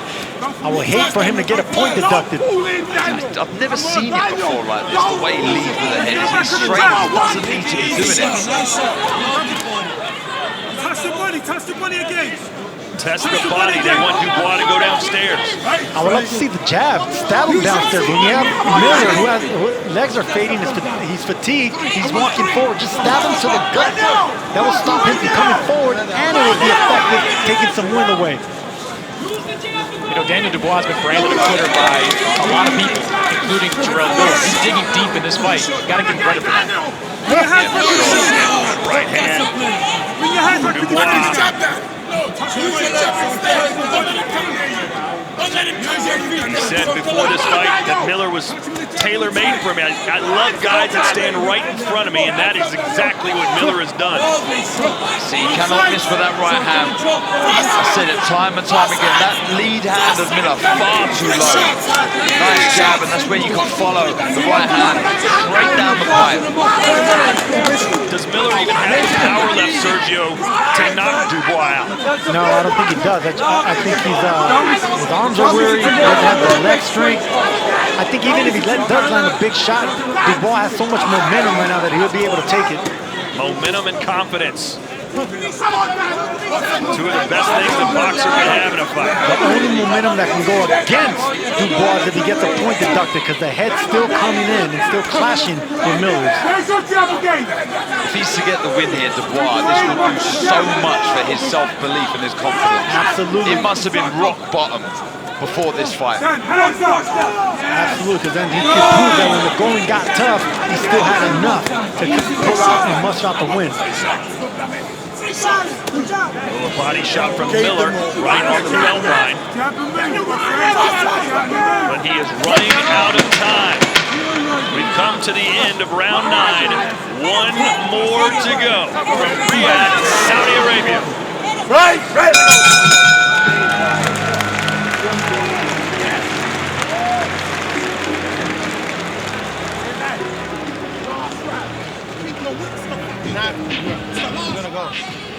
And when you're inside the close, you're not letting your heads go, baby. If you won this fight, baby, you can have it. Yep, more of the same. Good shot selection, shot picking from Dubois. The straight shots are doing the damage. Nice long left hook there as well. But just far too easy for Dubois, far too easy. Like I say, there was worrying signs early with the pressure of Miller, but he's regrouped, he's adjusted, he got his second win and boxed well. This is the best I've seen Dubois. Such a big man, be bouncing and countering off the back foot. He threw a 1-2 and then the 3 and a 4. Perfect combination, going backwards on the back foot. And the spin, the little skip to the left, perfect to avoid any shots coming back. It's now or never for Big Baby Miller. His career hangs in the balance. You gotta believe he needs a knockout. He's got 3 minutes to do it. Here's Chris Mannix's scorecard. Pretty clear wins over these last few rounds in favor of Daniel Dubois.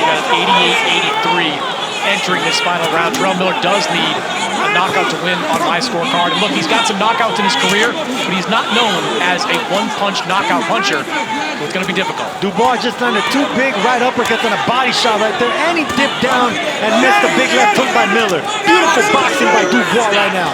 Does Dubois want to stay in the middle trade? Is this smart? I don't think so, Todd. He doesn't need to do this. It's impressive, don't get me wrong, but I think keep it simple. Get behind the jab. It may not be smart, but he's proven to people that he has heart. For sure. And that's something that he needs to do. He said if I win this fight, I'm buying a Porsche. Send him the keys, crank up the engine, he's close to getting it. That's been the most impressive part by Dubois in this later rounds. He's punching and dipping, punching and dipping. Come on, let's move. Come on, Daniel. Yeah, there are some to move in the corner because the only chance Miller has is by knockout. The only way he can win this fight, the only chance he gets to land the shot is if Dubois holds his feet. Nice uppercut by Dubois right there. Whoever questioned this man's heart, I don't think that's going to be the case right now. He just earned another big fight if he can get past Miller. What a performance. Yeah, now he's pushing Miller back. Big right hand from Dubois. Maybe he gets the finish here in the 10th. Maybe. I think he's going for the finish now. Dubois wants to make a statement in the heavyweight division. Miller is just completely slowed down to a crawl here. He is absolutely exhausted. Came out kind of hot here in the 10th, but you got to believe he's got nothing left as he eats another right, then an uppercut from Dubois. And then another right. Miller trying to show some bravado, but it's Dubois who's stealing the show. He wants the knockout. He wants to prove to everyone he's no quitter. He's going for the knockout against Big Baby Miller. Oh, big shots from Dubois. Miller stumbles to the ropes. Are we going to see another finish? 26 seconds to go. Dubois giving Big Baby Miller a Brooklyn beat down against the ropes. Big shot. Big Baby. Sensational finish here.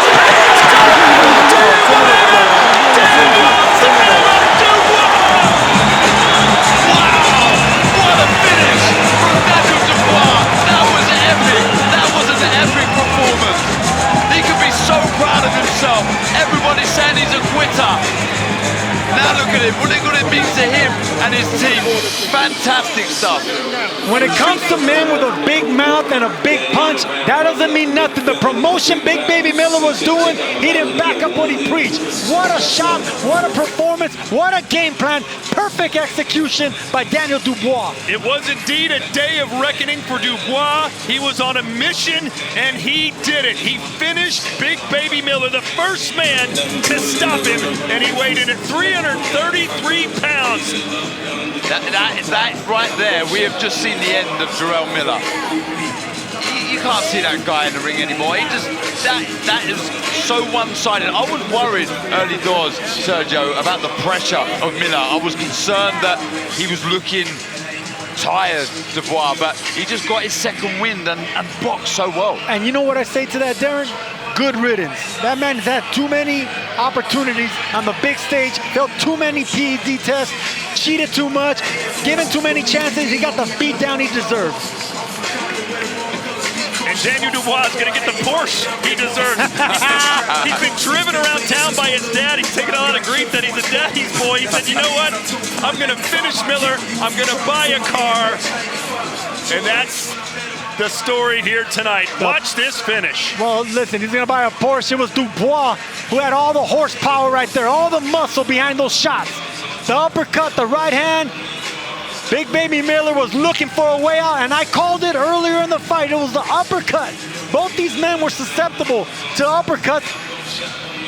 Yeah. And it was Dubois that came around and finally executed with that right hand. Came under the top, around the guard, couldn't miss with a stationary 333-pound target. And Dubois just beat his personal record for total punches landed in a fight. He outworked him, he outsmarted him, and he outwilled him. That is the rebirth of Dubois. He started his career with so much promise, then he had their mishaps, but he can really build from this. The most important thing about this performance and this victory is the belief, the confidence that he will get. Not only to win so well, but to win in style in the final round in such dramatic fashion. Everything that Big Baby Miller said he was going to do to Daniel Dubois, Dubois did exactly the same thing to him. That was a beatdown. So what now for Dubois? What do you do with him? Who do you put him in the ring with? Put him in with a Hrgovic or someone like that. Someone on this card. We've got the two main guys, two main fights as two semifinals. How about these? Or how about the man sitting behind us?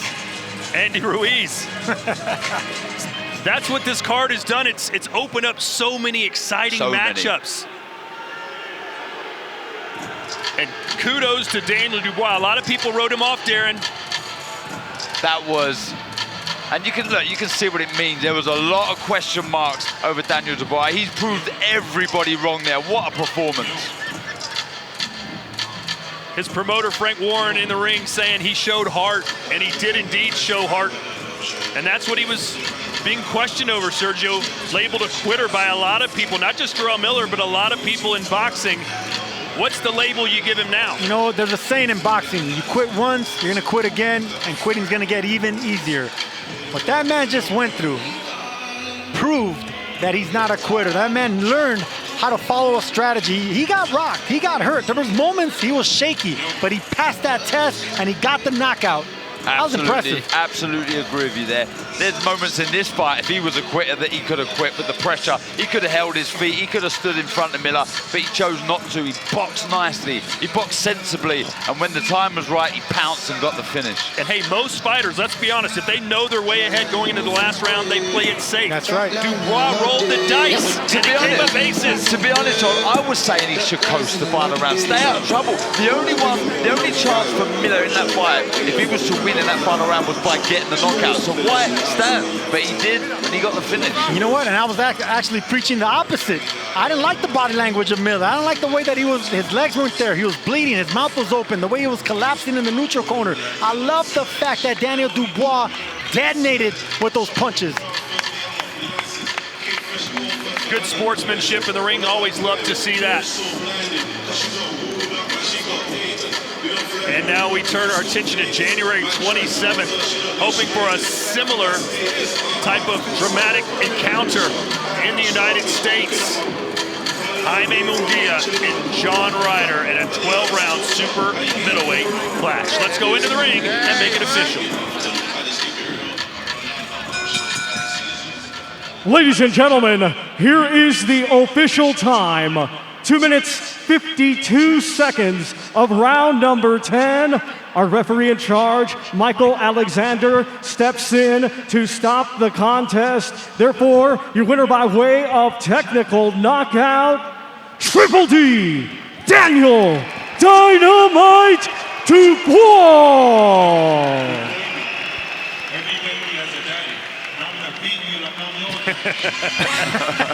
I love that. Nice job by the DJ.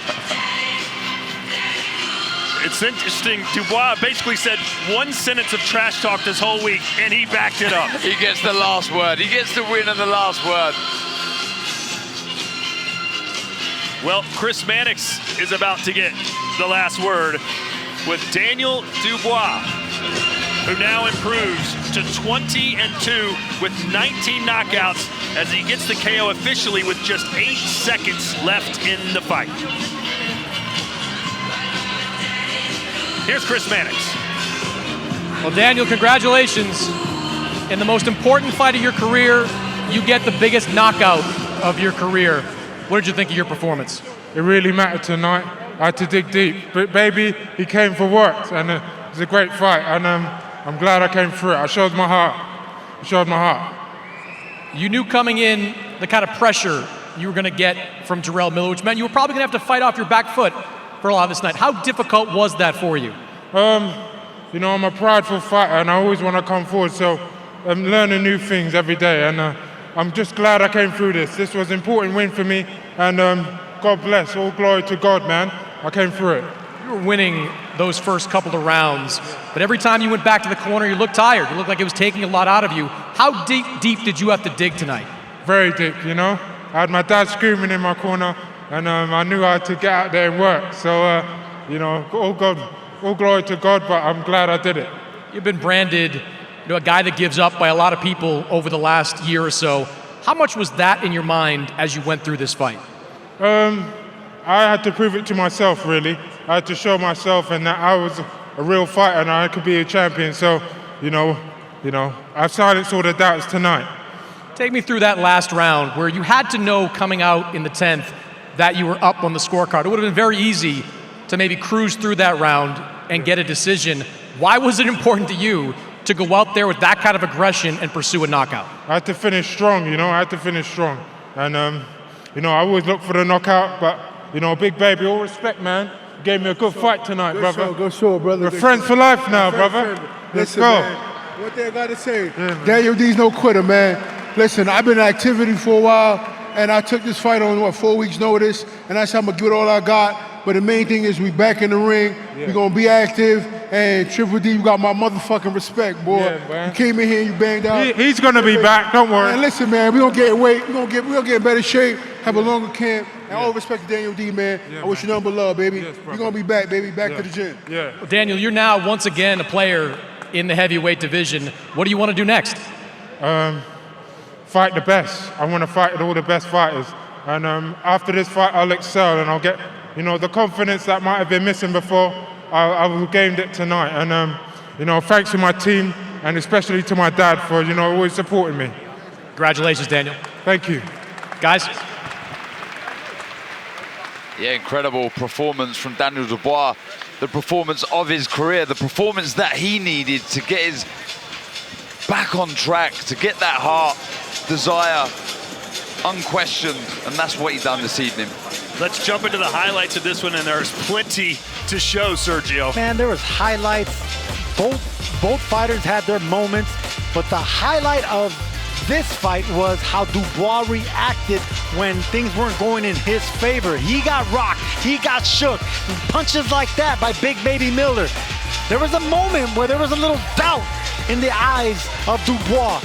But credit to him, he got back to the jab, back to sticking those shots, back on the back foot, moving his head. Miller had his moments to shine and get the knockout, but Dubois changed it to another gear. He went to the body, he started landing that uppercut that I was calling for, bloodied the mouth of Miller, rocked Miller. Big Baby had no choice but to submit. Big shots like this by a big man, making him miss, making him pay. Beautiful execution right here from the beginning to end by Dubois. And how satisfying it's to beat down a man and knock out a man that was talking so much trash leading up to this fight. That was a day of reckoning for that man right there, the winner. Five fights so far, 5 knockouts, although Daniel Dubois left it to the death with just 8 seconds left, but what a night it has been so far, Darren. Incredible. I mean, come on. What dreams are made of? When you build up a fight card like this and all the hype and the promotion, now you're saying it's the greatest of all time, it better deliver, and it has. It has so far. Will we see 8 and 8? We still have 3 to go, believe it or not. Here's the final punch statistics brought to you by CompuBox Power Punches. Daniel Dubois, 302 total on a 48% clip.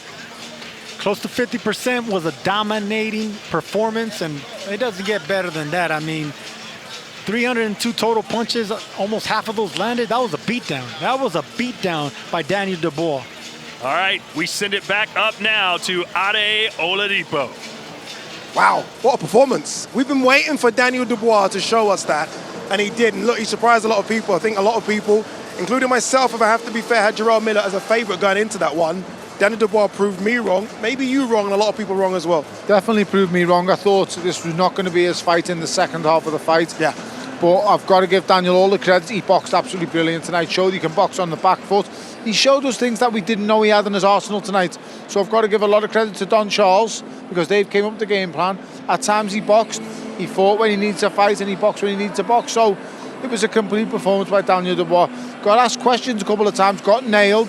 Thankfully it wasn't against the big puncher, because Jarrell Miller isn't a puncher in the heavyweight division. But ultimately Daniel got the job done and is the first man to beat and ever stop Jarrell Miller. Sometimes you've got to bully the bully, right? And look, we're asking for Daniel Dubois to box and move, but sometimes you've got to stand there in the middle and trade, and he did that so well. He did. I just thought he was exceptional in the pocket. I'll be honest, I was a bit worried early on because he was wrestling too much and he was fighting against the weight. And the worst thing you can do when you're 100 pounds lighter than your opponent is to wrestle and fight with him and let him use his weight to the advantage. And he'd done that in the first half of the fight, which I thought was a mistake. But ultimately, it's worked out well. I mean, Jarrell Miller's already making excuses of, and I got 4 weeks. Well, Daniel Dubois didn't get much more than you. So, you know, it is what it is. And I've just got to give Daniel Dubois the utmost respect and credit tonight, because he's came through a crisis and he's shown everyone now that he's ready to make the next step in his career. I believe a perfect fight for him next would be someone in the region of a Joseph Parker, maybe even a Joe Joyce rematch. Yeah, we're going to get to that as well. But one thing I do want to talk about is post-fight interview with Chris Mannix. He said he showed his heart. And he said it again. He said it twice. I showed my heart in there. He had to prove to himself, didn't he, something as well? He always has to prove it to himself, Addy, because he knows deep down you can lie to everybody else. You can't lie to the man in the mirror. And he knows what's gone on in his career. And he knows he's doubted himself and he's let himself down a couple of times. But ultimately, he's put himself straight tonight. And he's got himself back into heavyweight title contention. And he's done it the hard way against an unbeaten fighter. And I just give him all applaud as possible. I'm so happy he's done that because, if I'm being totally honest, I'd like to see Jarrell Miller out the picture. Yeah, we'll talk about what next for Jarrell Miller. Let's discuss the what next potentially for Daniel Dubois. He's there or thereabouts, right? So many great fights. Agit Kabayel looks really good against Makhmudov, right? Yes. I mean, potentially if Joseph Parker doesn't come through against Deontay Wilder, a rematch with Joe Joyce. Floor's his. Kabayel against Dubois. Not a bad one, eh? It's a really good fight, and they're both of similar stature and size, and I just think after both of best career performances for both tonight, sets up a final eliminator for the world title fight. Kabayel and Dubois, wow, brilliant fight. It's just been made here tonight by what we've just witnessed. Agit Kabayel was absolutely phenomenal I love that. tonight. Look at that. A smiling Daniel Dubois. Again, for everything this guy's been through in the last 4 or 5 years, all the quit accusations, what happened against Alexander Usyk, to see him smiling out of the ring like that. Do you know what, Addy? Fantastic. But they're not accusations. He's basically confirmed it tonight himself, because what was the thing he said? I needed to prove to myself. So he knows what's gone on, and he wants to put it right. And it took his father to get up on there at the end of round 5 or 6 and scream some instructions to him. And you can see, obviously, his father is all the admiration that he needs. And he obviously looks up to his father, and I think it was very well done by his father to go up there, give him a few words, and he's took them on board. And I give him the utmost respect and credit for tonight. He's come through a scare, and he's got the job done. Well done, Daniel Dubois. Very quick word on Jarrell Miller. I know how you feel personally about Jarrell Miller, but in terms of opponents next for him, do we see him in the ring again? Surely we do. Yes, I wouldn't say. I would say, you know, he does need a longer camp, like he said, but I'm not sure who does Jarrell Miller beat on the world level. He's used to wearing guys out and wearing them down. He got worn out tonight. He got wear down by Daniel Dubois. If he comes in a bit lighter, surely. In and around that 300 pound. I just don't know. Who do you think he beats? Andy Ruiz? You've gone too far there. You've gone too far. Well, I mean, who does he beat? In the top 10 heavyweights, who does Jarrell Miller beat? No one in the top 10, but he could be an interesting fixture within the top 20. He can be an exciting fight. So I'll tell you what I'd like to see. I'd like to see Frank Sanchez maybe against Jarrell Miller. There you go. He'll make Frank Sanchez work. Yeah, he will make Frank Sanchez work, but I think he'll get knocked out. Because I think Frank Sanchez, when he lets his hands go, is probably a more formidable puncher than Daniel Dubois. Indeed he is. All right, 5 fights down, 3 more to go. And so far, I think it's fair to say it's been an entertaining evening. Let's just remind you of what's happened so far. All right, still to come, we do have Dimitri Bivol versus Lyndon Arthur. Remember, Dimitri Bivol, WBA light heavyweight champion. Deontay Wilder versus Joseph Parker, former champion versus former champion. And don't forget our main event, the big one, Anthony Joshua, former unified heavyweight champion versus Otto Bollin. Stick with us, still more big fights to come.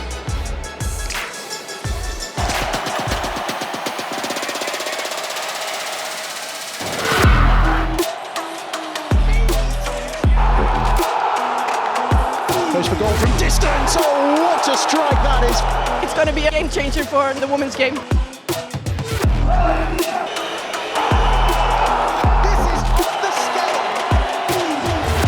The biggest stage in women's club football begins here and begins now. Does this mean that 2024 is going to be busy? I hope. Is that the plan? Yeah, I hope it will be busy.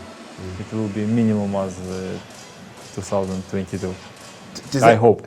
Does it have to be the winner of Beterbiev Smith next?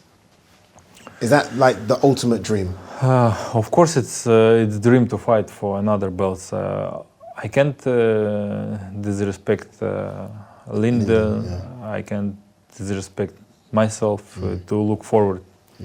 But of course, I have a goal. Yeah. And I'm moving to my goal. Is the ultimate dream then to become undisputed at 175? That's the dream. Of course, it's it's not a dream. It's a goal. Yeah, because it's so close. Yeah, it's close. It's a goal. Yeah, dream. It's like for me, it's like realize everything what I have inside, my potential. It could be maybe 4 belts in light heavyweight division. Maybe it's something else. If I were to offer you, because Undisputed is massive for your career, right? For your legacy, for Hall of Fame.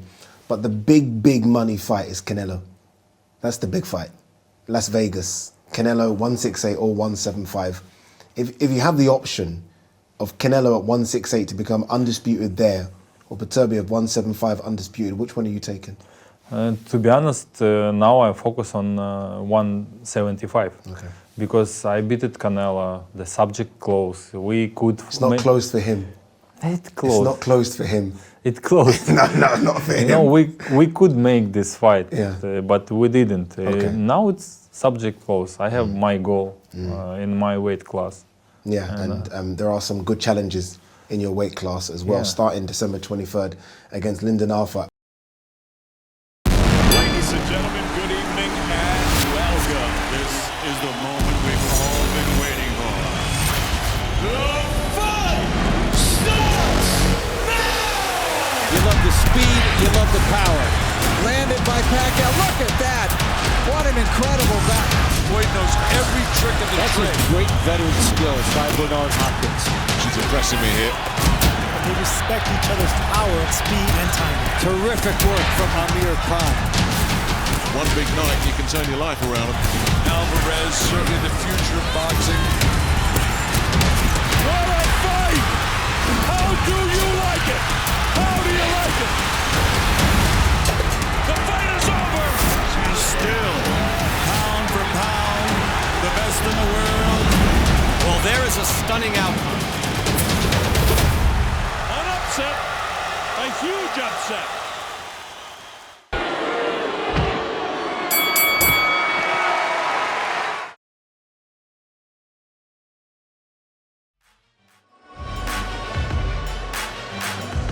Wow, look at that. Welcome back to the magnificent kingdom of Saudi Arabia. It is Riyadh season and we're here for Day of Reckoning. And I think it's fair to say so far it has delivered. Some of those fights have exactly done what we wanted. They've ticked the box.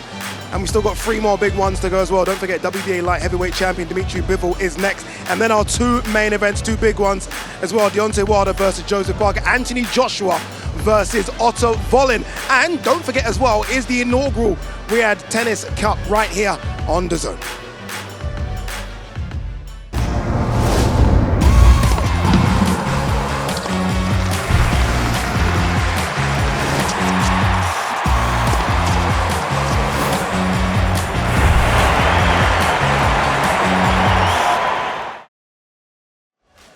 Honestly, that's incredible. Arina Sabalenka versus Ons Jabeur and Novak Djokovic versus Carlos Alcaraz. They start in the first Riyadh Season Tennis Cup beginning December 26th and 27th, live on DAZN. Tony Bellew, Chris Mannix. Tennis fans?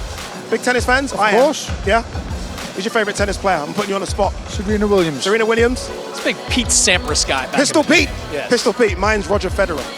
The greatest tennis player of all time. Not Djokovic? No, not Djokovic. Not Djokovic. Just one more? It's not about that, is it? It's a style of play. What do you like? You like a little good backhand down the line? This is just the kind of educated tennis talk people are looking for. There you go. Well, obviously, we do cover every single sport here on DAZN, don't we? do. Let's talk about our co-main event, Deontay Wilder versus Joseph Parker. It's good to see the Bronze Bomber back in the ring. That's what I said when I spoke to him. I said, it's just good to see you back, Chris. Yeah, I mean, look, he's only fought 1 round in the last 2 years. And Deontay Wilder, regardless of whether he wins or loses, is one of the most entertaining guys in all of boxing because you just can't blink when he's in the ring.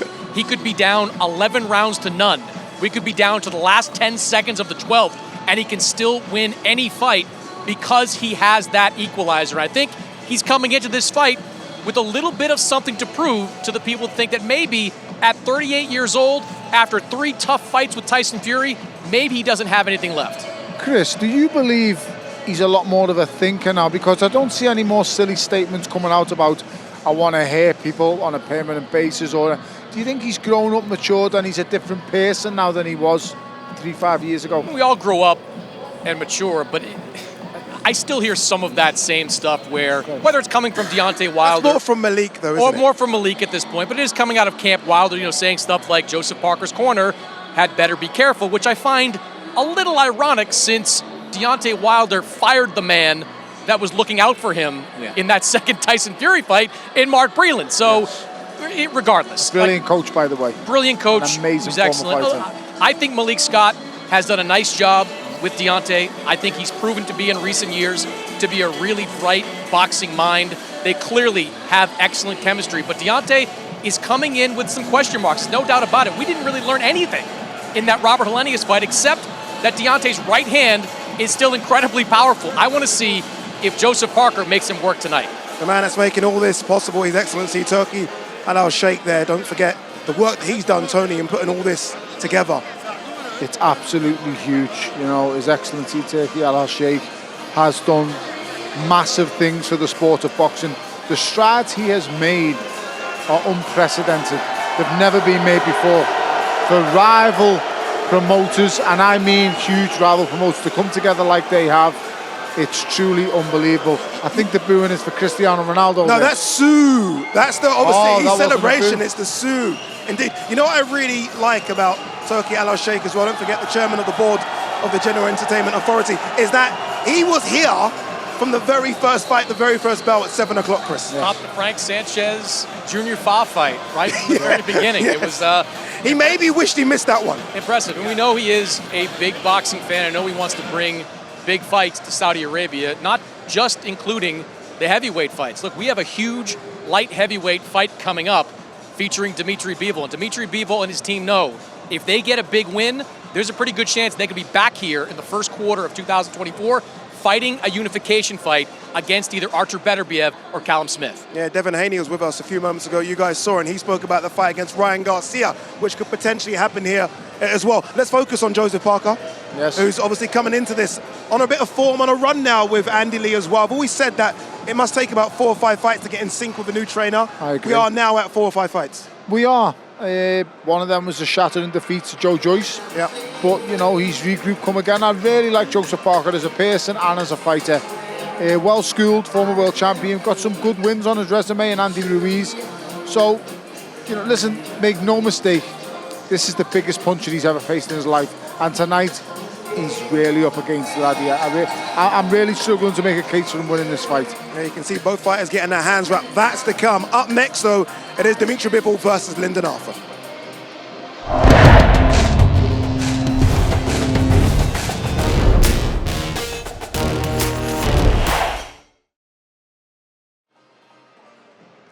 Bivol defending in his WBA light heavyweight strap, and it's the first time we're seeing Bivol this year as well. Fight of the year in 2022 takes on Lyndon Arthur, the IBO light heavyweight champion. It's a belt he wants.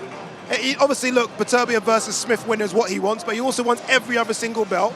Lyndon Arthur has a belt. Yeah, I was talking to Vadim Kornilov, the longtime promoter of Dimitri Bivol earlier today. I was asking about the IBO title. Like, does Dimitri care about it? He said, absolutely. He wants to collect all the belts. And even though the IBO is a secondary title, look, Vladimir Klitschko held it for a long time. Gennady Golovkin held it for a long time. So you've got a lot of top-tier fighters that had that IBO title. So Vadim was telling me that added a little extra layer of motivation, knowing that Bivol can put in his head, hey, I'm going into this fight where I'm a big favorite, but in a way, it's a unification fight. Yeah, so many big fighters on this card, Tony. He's the one, though, that is head and shoulders above everyone when it comes to pound-for-pound rankings. Not worse than number. Where do you have him, Chris? Actually, on your pound-for-pound rankings, Chris? I have him in number 6 in my pound-for-pound rankings. He's pretty high. Look, you think he should be higher? I think 5, maybe. I don't know. Take somebody out. You can't do that. It's like picking all-stars. You can't take somebody out. We'll have that debate a bit later. Actually, I think we're going to see your pound-for-pound rankings. Let's go. Let's bring them up. Can we see them? Yeah, we just put them together in the aftermath of Bam Rodriguez, finishing off Sonny Edwards in a terrific performance with Bam Rodriguez sliding into that top 10. I think Bivol is clearly in that Rodriguez just slides into the top 10. Mannix, you surprised me. What, you thought he was already rock solid in there? Bam should have well been in. Again, you got to Who has a better resume than Bam? A better resume? Better resume? Yes. A lot of guys Loads. have a good resume. Teofimo Lopez got a great resume. He has, but he has a defeat on there. We're going to see the pound for pound far lesser rankings a bit fighter than later. George Kambosos. It's true. That's true. Look, Dimitri Bivol is brilliant. There's no question about it. One of the best jabs in all of boxing. One of the big questions, though, I have about Bivol is, will he get back to being the fighter that he once was? We talk a lot about Anthony Joshua getting back to the old Anthony Joshua. What about the old Dimitri Bivol?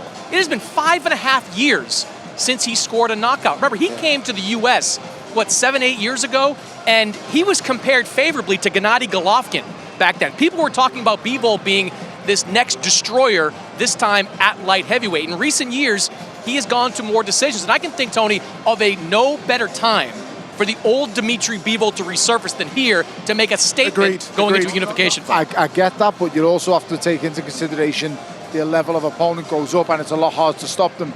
And especially those two, Canelo and Gilberto Ramirez. Let's be honest, you're not stopping Canelo, and Gilberto Ramirez is huge. You know, it's very hard to get stopped over the guy who's just so much bigger than you.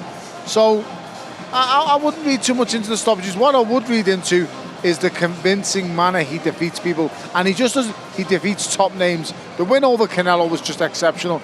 No one's seen it coming. I don't care what anyone says. No one's seen him coming against Canelo. Canelo didn't see it coming himself. I got his top. I certainly saw it coming. I was backing him all the way, Dimitri Bivol. Are we looking at the best light heavyweight?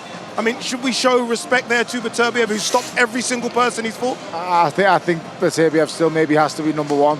Yeah. The stoppage victory over Kowalczyk is outstanding after what Kowalczyk done to Stevenson. So it's like the throne got passed on and it got taken again.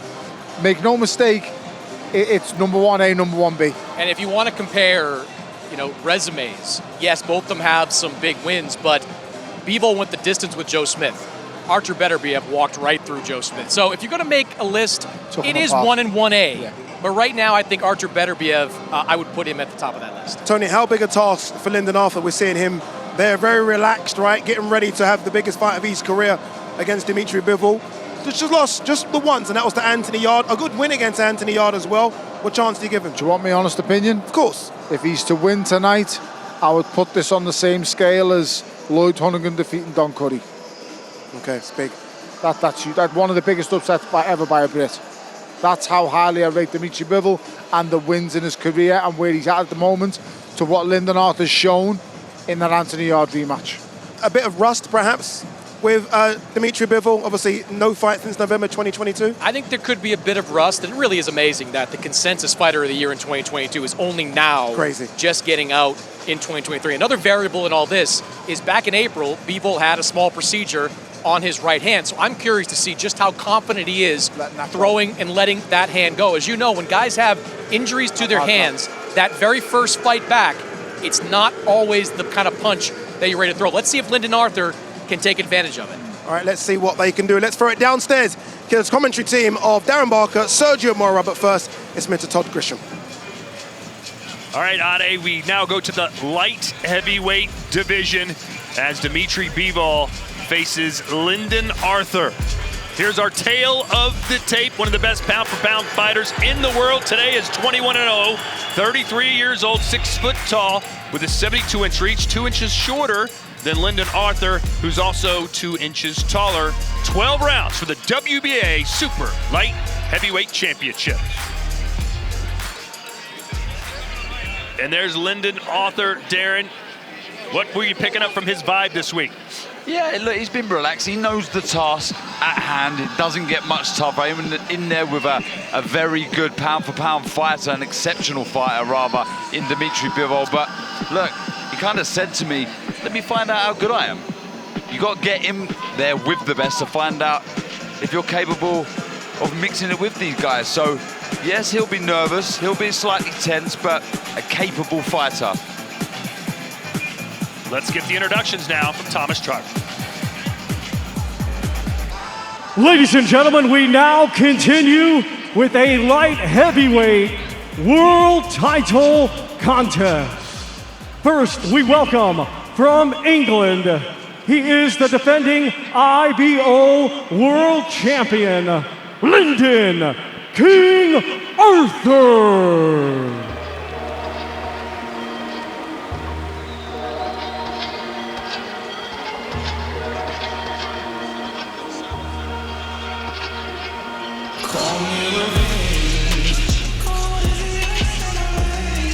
Everything for Lyndon Arthur comes behind the jab. He's about as good as they get at that, Darren, but he's not as good as Bivol, who's better than Arthur. That's the concern. His best attribute gets bettered by his opponent. So that is an issue, but what he has shown is lots of heart, desire, will to win. I mean, his last contest against Suarez, he was down on the cards, he got dropped, and he come back with a tremendous victory. Body shot to drop his man and knock out his man, but this is a tough task, Todd.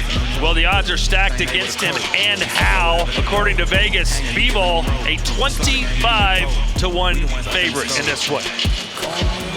Lyndon Arthur in that win over Brian Suarez, a dramatic 10th round knockout win. He won the lightly regarded IBO light heavyweight belt, but tonight it's a big one, Sergio, and it's a big opponent, the best he could possibly face. You know, Arthur has a very good jab, but he's dealing with a great jab in Dimitri Bivol, and getting past that jab is going to be very difficult. Even though Arthur is a big fighter, he has wide shoulders, you know, smart fighter, and he has been active. He has that over Bivol. I mean, this is his third fight in 2023. Bivol's been inactive, but when it comes to brilliance and ring generalship, footwork, it doesn't get better than Dimitri Bivol.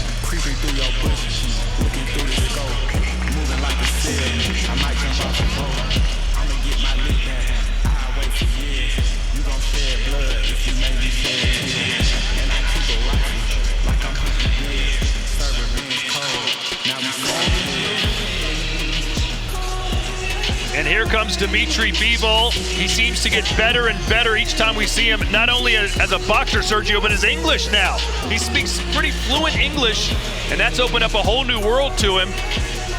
Well, it's because he can promote himself now. You know, he has the looks, he definitely has the punches, he has the record. I mean, he had a fantastic 2022, beating Canelo and Zurdo Ramirez. So he's pound for pound talent, and if he can actually promote himself and cross over to English-speaking fans, I mean, that's how you turn into a star. And now let's welcome from Kyrgyzstan, the undefeated WBA Super World Champion, Dimitri Bivol. 65% of Bivol's punches are jabs. That's the highest percentage in all of boxing. 52% of his landed punches are jabs. That's the highest in all of boxing. We're going to see some jabs tonight. We're going to see plenty of jabs, and everything follows the jab, and we've seen that with Bivol. The variation with his right hand, head, body, but the footwork, we've spoke about this the last few days, Sergio. The footwork is exceptional. The way he glides in and out of range, he can skip left to right. A fantastic fighter. The one knock against Bivol, Sergio, is that as good as he is and as dominant as he is, he doesn't go for the gusto, doesn't go for the finish. It's been nearly 6 years since he's gotten a KO. In your opinion, does he have to finish Arthur tonight? It's been 6 years and 8 fights since Dimitri Bivol got the knockout. And to answer your question, I think it's time, Todd. I think it's time he actually goes for the knockout. He gets that killer instinct back, that killer instinct that he had initially when he was knocking out everybody. I think he brings back that, and he brings back his reputation as a puncher. In his first 13 fights, 11 knockouts for Bivol. His last 8, 0.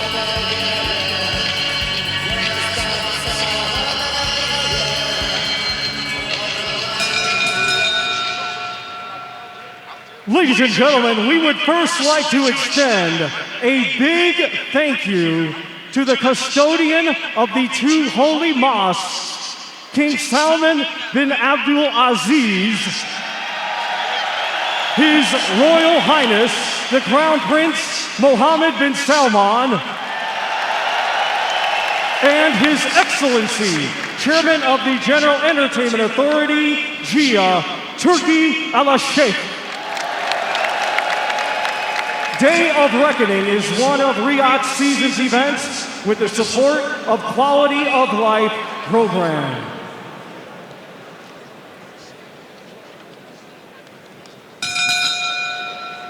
Ladies and gentlemen, this bout is scheduled for 12 rounds, and it will be for the WBA Super and IBO Light Heavyweight Championships of the World. Brought to you by Frank Warren on behalf of Queensberry Promotions for Riyadh Season and National Event Center in association with General Entertainment Authority, GIA, Gold Star Promotions, Sella, World of Boxing Promotions, Matchroom Boxing, and Wasserman Boxing. It is sanctioned by the British Boxing Board of Control, Steward in Charge Robin Smith, along with the World Boxing Association. President Gilberto Mendoza Jr., Supervisor Mariana Borasova, and the International Boxing Organization. President Ed Levine, Supervisor Felix Rax. Our timekeeper is Jason Booth. Our 3 judges assigned, scoring on a 10-point must system will be Steve Weisfeld of the United States, Jean Robert Lane of Monaco, and Ignacio Robles of Panama. Our referee in charge will be John Latham of England. Introducing to you first, fighting tonight out of the blue corner, he comes to the ring wearing black with white and weighed in officially at 174.5 pounds. Coming to us from Manchester, England, he brings a professional record of 23 wins, just 1 defeat, with 16 of his 23 wins coming by way of knockout. Tonight, in his first world title defense, here is the reigning and defending IBO Light Heavyweight Champion of the World, Lyndon King Arthur!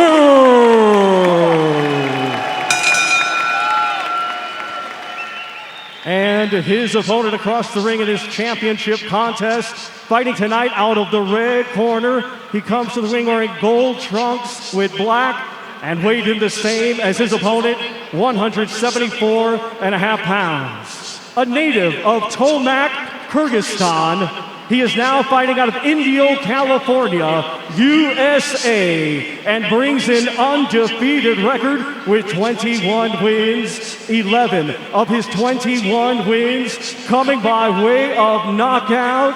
Tonight, in his 11th world title defense, please welcome the reigning and defending WBA Super Light Heavyweight Champion of the World, Dimitri Bivol!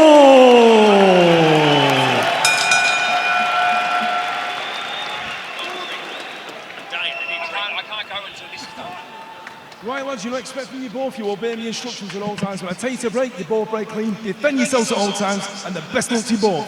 Touch gloves.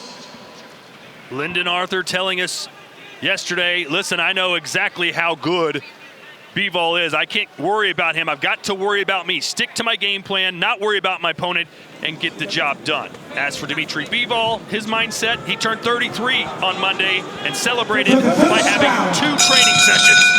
That's how dedicated he is to his craft. Bivol in the gold trunks, Arthur in the silver and black.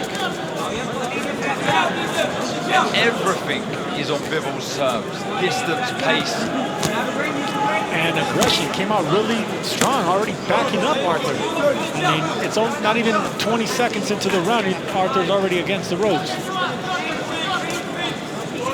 That's aggression by Bivol. And you asked me earlier, Todd, if he's going to be looking for a knockout, does he need the knockout? Bivol coming out this aggressive is answering those questions. His last knockout was against Sullivan Barrera back in March of 2018.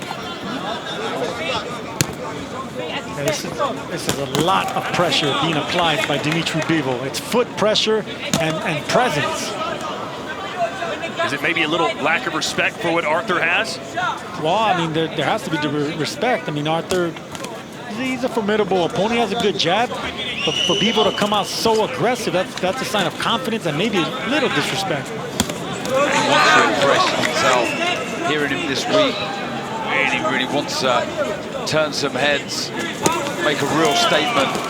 And then you got that, of course, all eyes are on you. And you got the Prince, you got everyone here, you got the celebrities, Connor, everyone's here. All the faces are here, all the names. You definitely want to shine. Darren, there's some nerves for Lyndon Arthur. In your fights, when did those start to go away? You want to get the opening round done and finished. You can sit back down on that stool. You felt some power. You kind of worked out, in some respect, what your opponent's going to try and do, which, from Bivol, is to be hard pressed on the front foot. Lyndon Arthur's going to have to find a creative way to win because his best attribute is his jab. Bivol's is better. He's got a little bit of power. Bivol's got more. Bivol's footwork is exceptional. So a lot of the boxes being checked by Dimitri Bivol. But, I gotta give Arthur a little bit of credit. He is trying to land a solid jab, trying to time Bivol's aggression right now. Just Bivol's upper body movement is really good, and his foot pressure is the most impressive thing. Look at how wide his stance is, and his front foot is already in the door, but he's not committing to any punches. So that's just pressure. That's just physical pressure that Bivol's applying. And this pressure from Bivol, the little feints, the jittery sort of movements that he makes, that's mentally exhausting. Like, Bivol's already in the position to punch really hard, like in his power position as far as his foundation, his footwork. But right now it's just, he's not committing with the upper body movement, and he's not committing more than just a jab. Left hook there from Bivol. Arthur very jittery.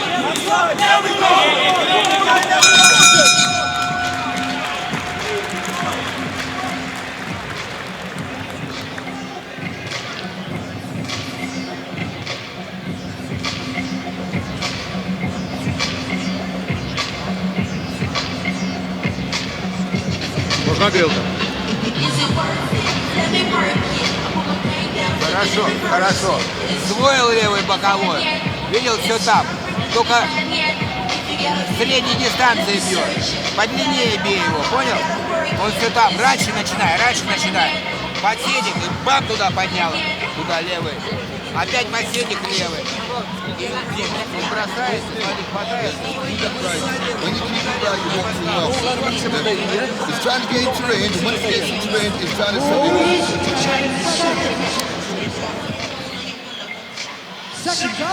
In that round, Lyndon Arthur landed 5 punches, which means Bivol has held opponents to single digits in total connects in 138 of the last 154 rounds. That's impressive. I mean, we saw total domination with Devin Haney when he fought Regis Prograis, holding him down to record-breaking numbers, and it's just very hard to do, to just shut out opponents like this. I'm so impressed with the footwork, like I said, of Bivol, but he just keeps moving that right foot across, and that allows him to get in a position to throw the right hand. I don't think it's going to be long until we see that right hand come over the jab of Arthur. Good pressure. It's the variation with the jab as well. You have no idea where it's coming from. The speed, you see, he gives the eyes to the body there, fires upstairs with the left hook.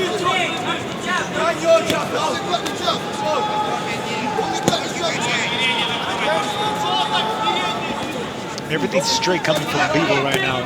He's already broken the distance. I like to see him start hooking punches around the midsection of Arthur. Yeah, Arthur moving to his left, throw that right to the body, then fire back upstairs with the shot. Oh, nice 1-2. Bivol opening up now. Arthur gets it off balance. This is not where Arthur wants to be, back against the ropes. Well, he's forced against the ropes. I mean, that pressure, that jab, and that big right hand. I mean, it's a laser straight right hand by Bivol. It's hard to avoid. He's got his hands nice and high though, Arthur. Doing the right thing. Needs to move that. Doesn't need to be stood on the ropes. I love that jab to the gut, just gutting Arthur, and that's going to bring the hands down. That's going to make an opening for a hook like that just missed. Yeah, this is a switched-on, aggressive Bivol. And Arthur returning the favor to the jab downstairs. That's an effective punch. If you start feigning, start throwing that jab down there, then you start alternate your jab game. You start to land the big shots after that. You know, Bivol always fights so relaxed. One of the ways he stays that way is every night before he goes to sleep, he lays on a bed of nails. True story. And he says the only way it won't hurt you is if you stay completely calm or relaxed. If you're tensed, they'll pierce your skin. I'll take it. He's just backed Arthur up. And I love this Bivol.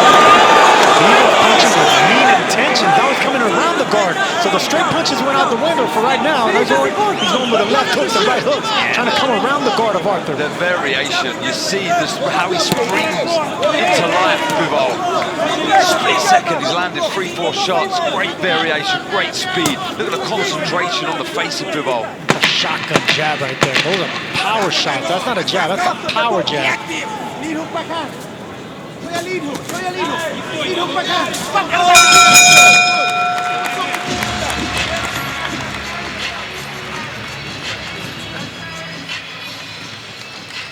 Only when you're missing, you leave yourself open. Look, when I told you about that throwing straight back, that's when you leave yourself open to counter. Don't throw down. You see, you go that boom, back. Up that jab, don't push the jab. Hit, let that angle behind it. Come with the free, put. Yeah, I mean, everything is set up behind a beautiful jab, and you see the right hand going straight down the guard of Arthur. Doesn't need to be stood on the ropes, but the way he just springs into life, Sergio, is so impressive. That right hand was 1 inch away. That landed on the chin, but maybe 1 inch north of that, and that would have been trouble for Arthur. You don't want to get hit with right hands like that this early in the fight, but this is a game of inches, and Bivol's just 1 inch away from that power shot landing. Well, Darren, if Canelo Alvarez couldn't figure Dimitri Bivol out, what chance does Lyndon Arthur have? It doesn't look good. Early signs. The jab needs to come out more authority. Needs to try and, I mean, look, everything seems so simple, but when you've got someone like Bivol in front of you, it's almost impossible. You know, he needs to be in control of the pace. He can't, Arthur. He needs to be in control of the distance. He can't. He needs to get in the rhythm behind the jab. He can't. But it's that lead hand as well. It's low of Arthur. I think he needs to get it higher, but it's just excellent boxing, ring IQ from Bivol. And Chris, Canelo Alvarez, speaking of whom, still mentions the name of Bivol, saying that's still a fight he wants down the line. Do you think we'll see it again? I think we'll see it at some point. Not sure what weight we'll see it at, 168, 175. Canelo was a shot caller, still is. And if he wants that fight, he can make it happen.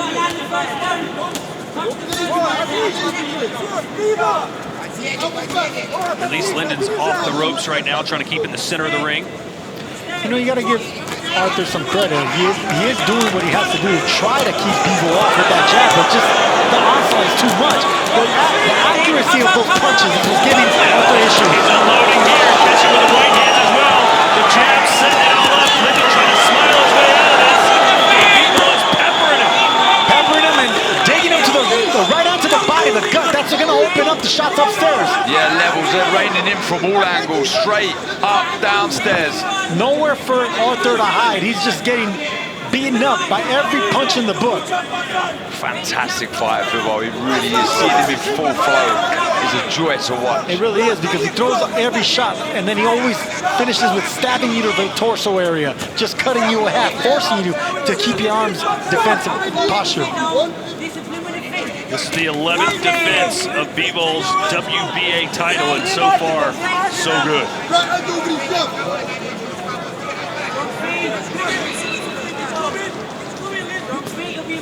Gotta be quicker with that jab, Arthur.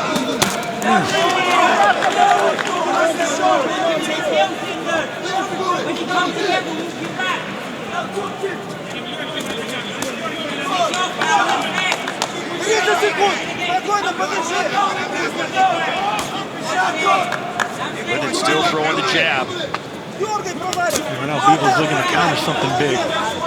He's just biding his time, patient approach from Bivol. And the dangerous thing about Bivol is that he's looking to counter with a jab. It's just he puts up so much leverage behind that jab that it just feels like a power shot.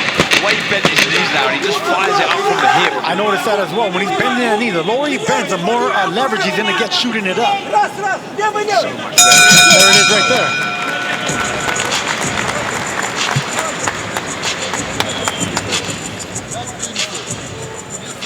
Watch over 200 regular and postseason NFL games, Super Bowl 58, shows and more, all live and on demand. A reminder that NFL Game Pass International is now available on DAZN, excluding the US and China.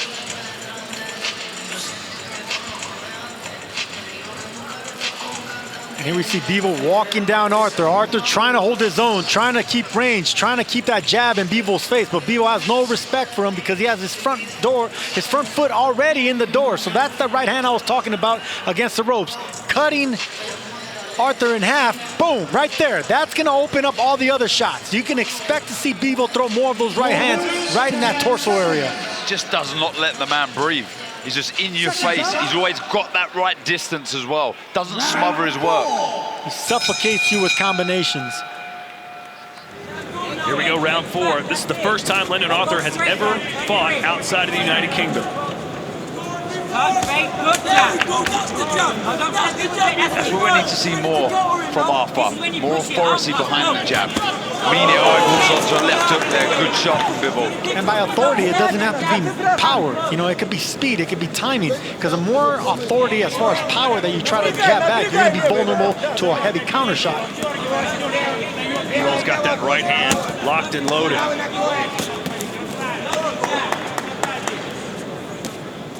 Like we said, you know, both these fighters, well, Arthur has a good jab, Bivol has a great jab. So in the battle of the jabs, Arthur's going to come up short. Not only the better jab, but the more consistent jab. He throws it more, just caught it with a left hook. Yeah, like I said before, it's the variation with the shot. Shoots from the hip, stiff to the body, to the chin, and even change it into a left hook. Arthur does have 16 knockouts in his 23 wins, but Darren, does he have that one punch knockout power? Bivol? No, Arthur. Arthur doesn't have the one punch knockout power. In his last fight, it was a body shot, so he has the good variation. He has the know-how where to place the shots, but it's almost as if he's trying to walk Bivol onto a shot, but Bivol's too smart, too cute to get caught with it. He's coming back. Good right cross from Bivol. And we talked earlier about Bivol perhaps needing a knockout win. It's clear that that's what he's going for. Absolutely. I love the pressure. Look, he's just missing with that right hand. He landed it earlier, but now he's throwing that right hand with mean intentions. He's not even loading back. He's not pulling it back. He's throwing it straight from the chin. It's a laser right hand. Credit to Arthur. He's taking some good shots. No, credit to Arthur for still trying to you know, find a way to land a punch. And there's that right hand I'm talking about to the gut. Again, it's that movement. I've said it in one of the prior fights, but moving too much to his left, Arthur, and that will walk him onto the right hand of Bivol. Yeah, I noticed that too. You're bound to get caught with an overhand right by keep moving to your left. A little stumble there from Arthur, just the way he got off balance. When you're in there with these top guys, these elite level guys, you cannot afford to be predictable. You've got to have lots of variation with your shots, your movements. If you keep moving to that direction, you will get caught eventually. Yeah, Arthur keeps moving to his left. He needs to start alternating and going to his right. But notice how Bivol closes off that exit. He can't move to his right, so he's forcing him to keep going to the left. And by forcing him to keep moving to the left, he's going to be vulnerable and aiming him straight to that right hand. Arthur just cannot figure Bivol out.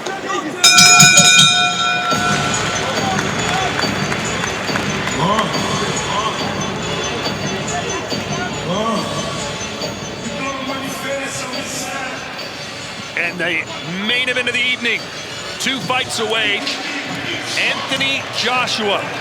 Speaking of knockouts, he needs to go for it as well. Will he be that vicious finisher that we've seen in the past? Can he put this man away? Otto Wallin, who says, listen, AJ's past his prime. He's not what he once was. I'm going to expose him tonight. Chris, are you surprised at the level of confidence Otto Wallin brought to fight week? Not at all. Otto Wallin has won 6 fights in a row since that competitive loss to Tyson Fury. He's got a great corner. He's going to have a great game plan. I think this is going to be a good fight. Not only that, but they've fought before. Not only as amateurs, but they've sparred several rounds. So they're accustomed to each other's speed, power, timing, etc. Round 5, scheduled for 12. Dimitri Bivol's WBA light heavyweight title is on the line. It's going to be an important round for Lyndon Arthur to take control and start swinging things in his direction, because right now the momentum's all on Bivol. Yeah, he needs a response. Because there were signs at the end of that fourth round he really started to turn the screw, put the foot on the gas, Bivol. And notice how neither of these boxers are throwing more than one jab, because they know each of them are looking to counter each other's jab with the right hand. Very smart chess by both fighters. I think Arthur's got to try and get his right hand into play. I think a jab upstairs, jab downstairs, then throw the right. He needs to try something here, Sergio. Or even if it's a straight right and then throw the jab, a 2-1 instead of coming in with a 1-2.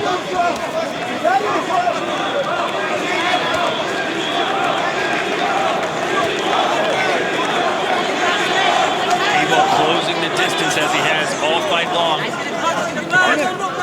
Excuse me, the thing about Bivol is he's always in front of you, right? He's always looking to counter. He has enough power to get your respect and enough technique where you can't penetrate him. So it's intimidating that someone's always in front of you like that, in front of your face, looking to counter you. And exhausted. Someone just always in front of you. Shots raining in from all angles, all directions. You just cannot switch off for a second. And down the stretch, that is really draining, like I say. Draining's rather mentally draining, and soon it'll be physically draining because you keep getting wore down by punches. Even if they're not landing cleanly, they're just getting any part of your body. Some good work from Arthur to build from there. Nice double jab right to the body. Bit of a slip there from Bivol as he threw that jab.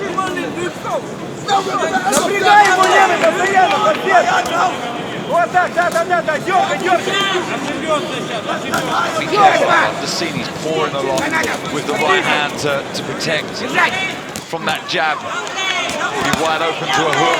Body shot by Arthur right there. Yeah, trying to do something different, Sergio. Yeah, and you know what? I gotta give credit to Arthur, man. I really like his game plan. It's not working 100%. Bivol's in total control, but you can see that he's still in it. Right hand. I'm not going to challenge you on that, Sergio. I'm just going to let it fly. No, listen, not in it like he's winning rounds. He's still trying to find a win. You see what I'm saying, right, Darren? Darren, don't stick up for Sergio. Chris, you just heard Sergio say his game plan's doing great. I didn't say great. I can see that he's still trying to find a way to win. I think he's fighting not to lose. Well, two former champions disagree with you guys. Maybe that's why you're former champs. Hey, there is Cristiano Ronaldo. Big Boxing Day matchup between Al Hittiyad going head-to-head with Al Nasser live on DAZN. Darren, give us your footballing opinion of this big match on Boxing Day. Well, he obviously played for the rival because they're not a fan of Cristiano Ronaldo in this arena. But yeah, very good player. And of course, there is Conor McGregor and his excellency. Messi's the greatest of all time, though. Go over there and tell Ronaldo that, would you? There's going to be some hate after that comment. He's wide open, and when you threw that shit, you like that. I'm a Maradona guy. Round 6. All right. How much has Lyndon Arthur got left here? As Bivol seemingly has won every round. Is that the way you see it, Chris? Yeah, I've got it 5 rounds to none right now in favor of Dimitri Bivol. Look, this is a very Bivol-esque performance. It is a fight that he is controlling with the jab. He's throwing good combinations. He's landing power shots, even if they're not enough to put Lyndon Arthur down. Look, I agree with you guys that Arthur's got a game plan, but to me that game plan is more to not get knocked out than it is to win a fight. I don't think he would beat Dimitri Bivol with the way Lyndon Arthur is fighting. Well, how many people have been able to penetrate the guard of Bivol? That's the thing. I mean, he's kind of like a puzzle. It's hard to figure out. He has such great technique, such rhythm, footwork, jab. It's hard to get through it. Arthur's trying. He's trying to figure out this puzzle. It's just too hard of one. And I like the way he's throwing the shots at the start of this 6th round, Bivol. Smooth, relaxed. He's not loading up, no power. Just putting the shots there with speed, accuracy. Yeah, you know what? That's a good observation, Darren, because you could see that, you know, he's not throwing that much power behind him. Maybe he's trying to bait the power and the confidence of Arthur. That way he can counter Arthur and maybe hurt him that way. Yeah, that jab of Bivol is a power shot. It is a shotgun jab. It's a nice jab from Arthur. Right hand over the jab and he throws it. It's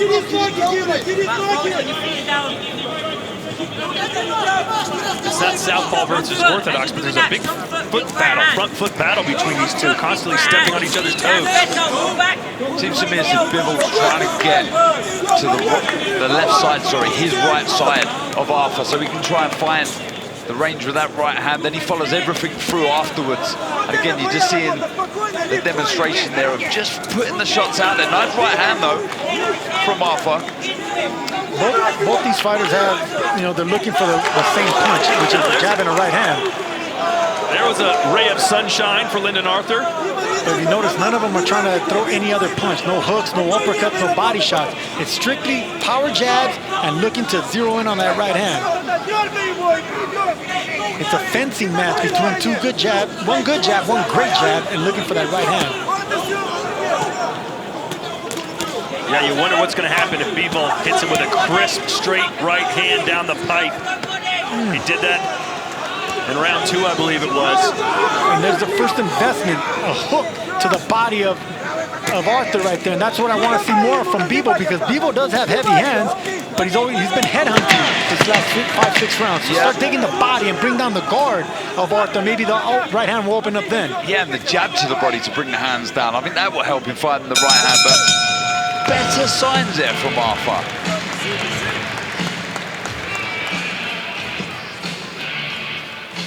Wilder Parker up next. Deontay Wilder an 8-1 favorite, Chris, but this seems to be the sexy pick for an upset. A lot of people going with Parker here. Well, it's not a difficult fight to project. If Joseph Parker can stay away from that big right hand of Deontay Wilder, he's got a great chance to win a decision. The problem is very few of Deontay Wilder's opponents have been able to stay away from that right hand. I'll tell you what, if Parker's trying to be sexy with that jab and try to upset everybody, this Bomb Squad over here is looking to make a big comeback as well. Try to land that big right hand in front of everybody here. Make a statement.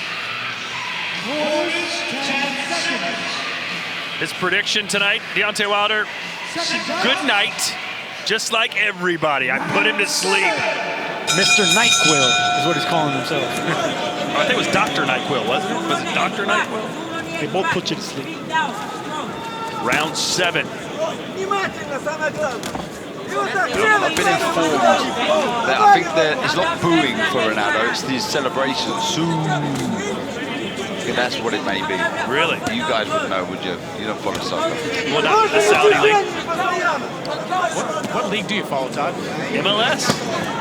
Major League Soccer. Again, soccer finals on this panel. I do know Manchester United lost to West Ham today. What an upset that was. Here's Chris Mannix's scorecard. Yeah, I've got a complete shutout, 6 rounds to none in favor of Dimitri Bivol. You know, they're starting to do a couple of different things over these last couple of rounds, but it's pretty clear that Bivol is in control of all the action. The jab, the power shots, the combination, it's all there for Bivol. I think the biggest question is, will he put together the kind of assault that can stop Lyndon Arthur? I think that's really important for Dimitri Bivol in a moment like this. Yeah, and on a stage like this, especially when the first 5 fights before you have ended by knockout. This crowd very quiet right now, Sergio. That's been the knock against Bivol. Not the most exciting fighter. Sure, he's dominant, but let's get some excitement in here. Well, look, he's dominating, right? And he's pound-for-pound talent. But yeah, whenever you have every single fight on the undercard being by knockout, exciting knockout, you know, it gets good to you. You want to see more of it. But now, Bivol loading up.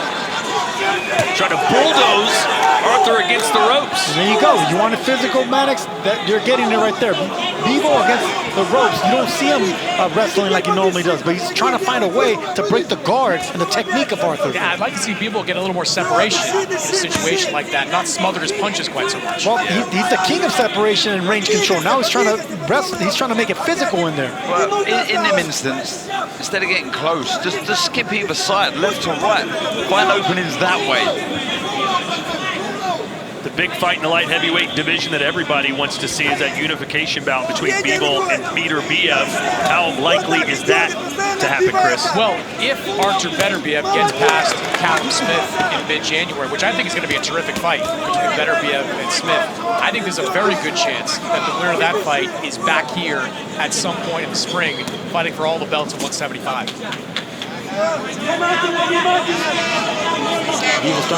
Bevel's trying to unleash that right hand with mean intentions. He threw it downstairs and went around the guard with a right hook. So he's a variation of that right hand now. So it's not just a battle of the jabs. He's not getting backed up as much here, Arthur. He's separating himself from the ropes a little more, trying to creep forward. Needs to watch out for that. Needs to commit to the shot better if he's going to go in to throw that right hand. 7 раундов прошло.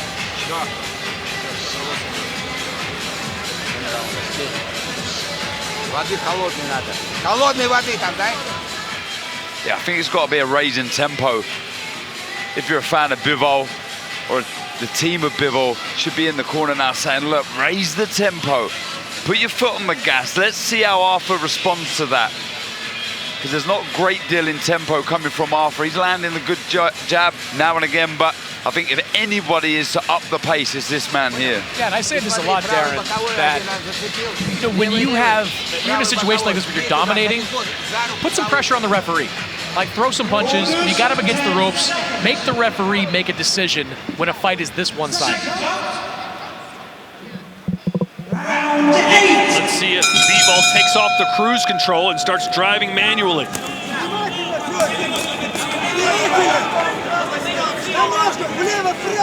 Put the foot on the gas pedal. That's what Darren would like to see. I think a lot of fans at home would like to see that. Yeah, just raise the tempo.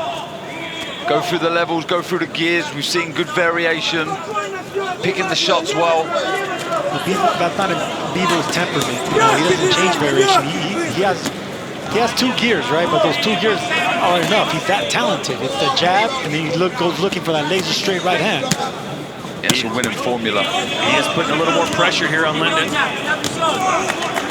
Good body shot there from Bivol. Set your feet down as a defensive, that's close. If he goes 2-3 times, he'll be land.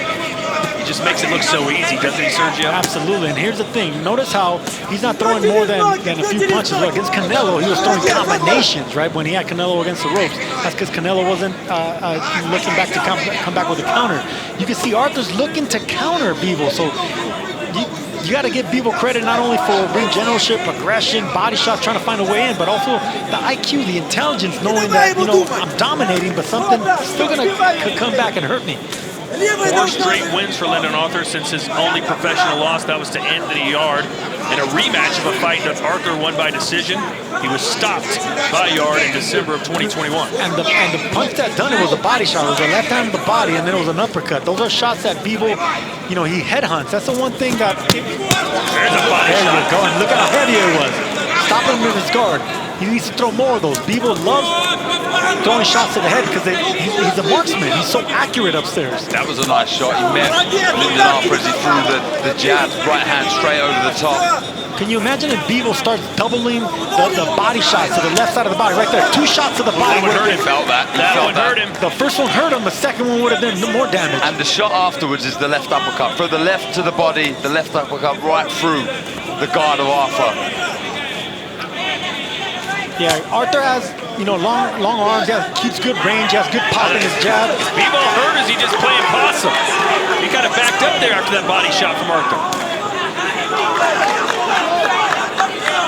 In the corner of Arthur, imploring him to go forward now. Yeah, Sonny Edwards saying that right to the body hurt Bivol. Interesting body language here from the champ. Good hand there by Arthur. I think you guys might be right there. There is a little change in momentum and in the snap of the jab and aggression in Bivol. And just like that, it's Bivol on the front foot again. Needs to build from this though, Arthur. Oh yeah, best punch of the round. And I think that body shot got Bivol a little angry.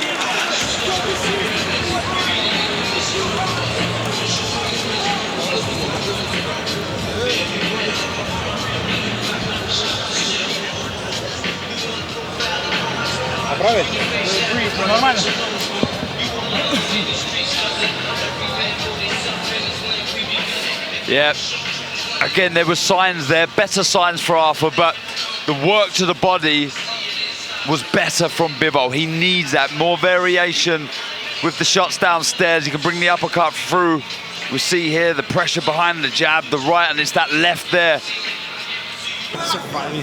I mean, he's trying to find a way to yes, survive and also try to penetrate the guard of Bivol, but Bivol's that much of an expert. Overhand right. Trying to get those gloves to come down, goes downstairs. And that's going to be the key now for Bivol. Go downstairs, get out of character and start just digging down to the body. Too close. Bivol got too close there.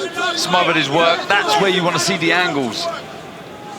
Let's go check in with Chris Mannix, who's with Sonny Edwards. All right, Sonny, how do you think it's going for Lyndon? I think he's a few rounds behind. Bivol's been outscoring him a couple of the round. I think he had a better round the last time, and I think he hurt him with a body shot. Obviously, Bivol's a very good operator, but happy with how Lyndon's doing there, and he gets dangerous as the fight goes on. Thanks, Sonny. A few rounds behind. Do you agree with that, Sergio? Look, no, I just got the first part that he's doing pretty good. You got to give Arthur some credit. So that's 3 former champions telling you that Arthur, he's not in this fight. He's not winning rounds, but he's not being, what's the word? He's trying to find a way to win still. Arthur is. Yeah, but the dominant fighter out the two is Bivol. He's on the front foot, but the other right hand. Yet to really set this place on fire. Again, just getting a little close. See, right here is where Bivol should be unleashing with uppercuts and body shots. That's what Anthony Yarde had success when he stopped Lyndon Arthur. And now Bivol getting on the inside. He's got to bring his right foot across Bivol. Needs to get around that left side of Arthur. That's going to help him find the right hand, Sergio. Yeah, if I was Bivol, look, you already had almost 9 rounds headhunting. Yes, you're dominating, you're winning this fight, you're looking impressive, but you got to switch it up now. Go downstairs to the body. You know that Arthur's been hurt down there. That's where he's been stopped before.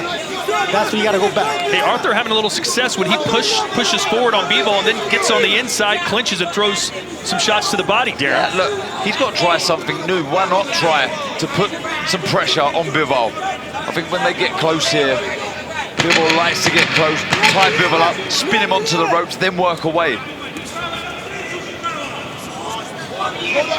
Lovely! Good jab right there by Arthur, catching Bivol on the way in.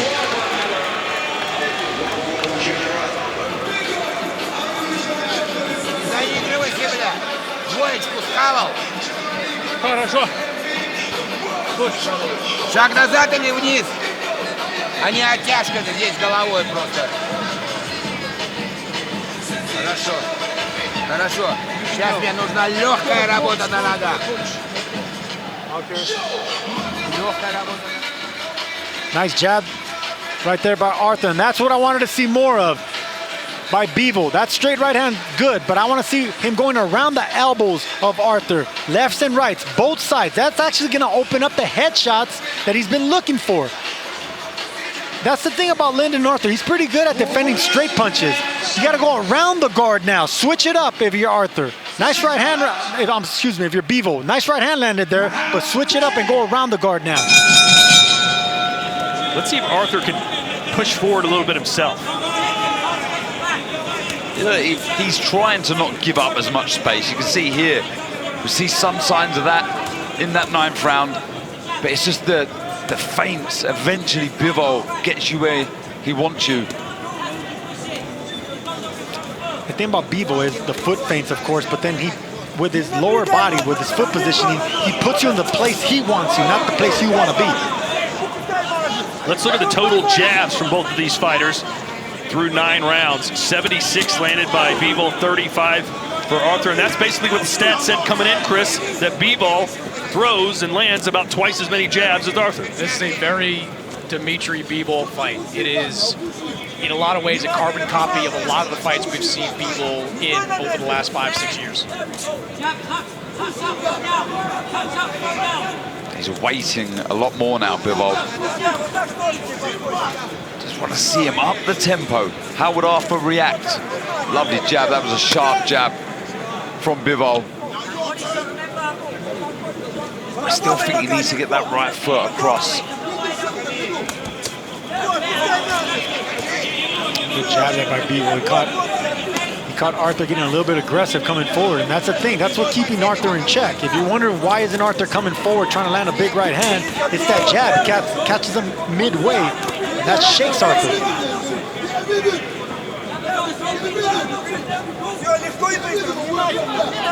Conceivably, Bivol has won all 9 of the rounds so far. Do you think maybe one, Chris Mannix? Have you given one to Arthur? Not at this point. It's not that Lyndon Arthur isn't having his moments in some of these rounds. It's just that Dimitri Bivol is having more, and in my opinion, a lot more to win. Good feet. Yeah. These are really stiff jabs, and now he's backed Arthur up. Pounds his chest, says bring it on, Bivol, who obliges. And that's what we were talking about. Both these fighters have good jabs, but one has a great jab, and that's what's actually doing the damage right here with Lyndon Arthur. Sergio, what I was talking about earlier about putting pressure on the referee. When Bivol flurried there, we saw the referee take 2 steps forward. He sees the face of Lyndon Arthur. He knows what the scores are likely like at this point. You've got to give the referee an opportunity to stop it. That's a good point. Yeah, it's flurry. You flurry against the ropes. You force the referee to take action. Even though nothing's landing cleanly, you're right. If it's a one-sided fight, a flurry of punches will actually make the referee stop the fight. We call that the Calzaghe. Joe Calzaghe, what You're going to stand up for your boy now? Yeah, in my opinion, the GOAT. He did. He picked up knockouts that way, though. Stopped your pal, Peter Manfredo, that way. That's the only way I got stoppages.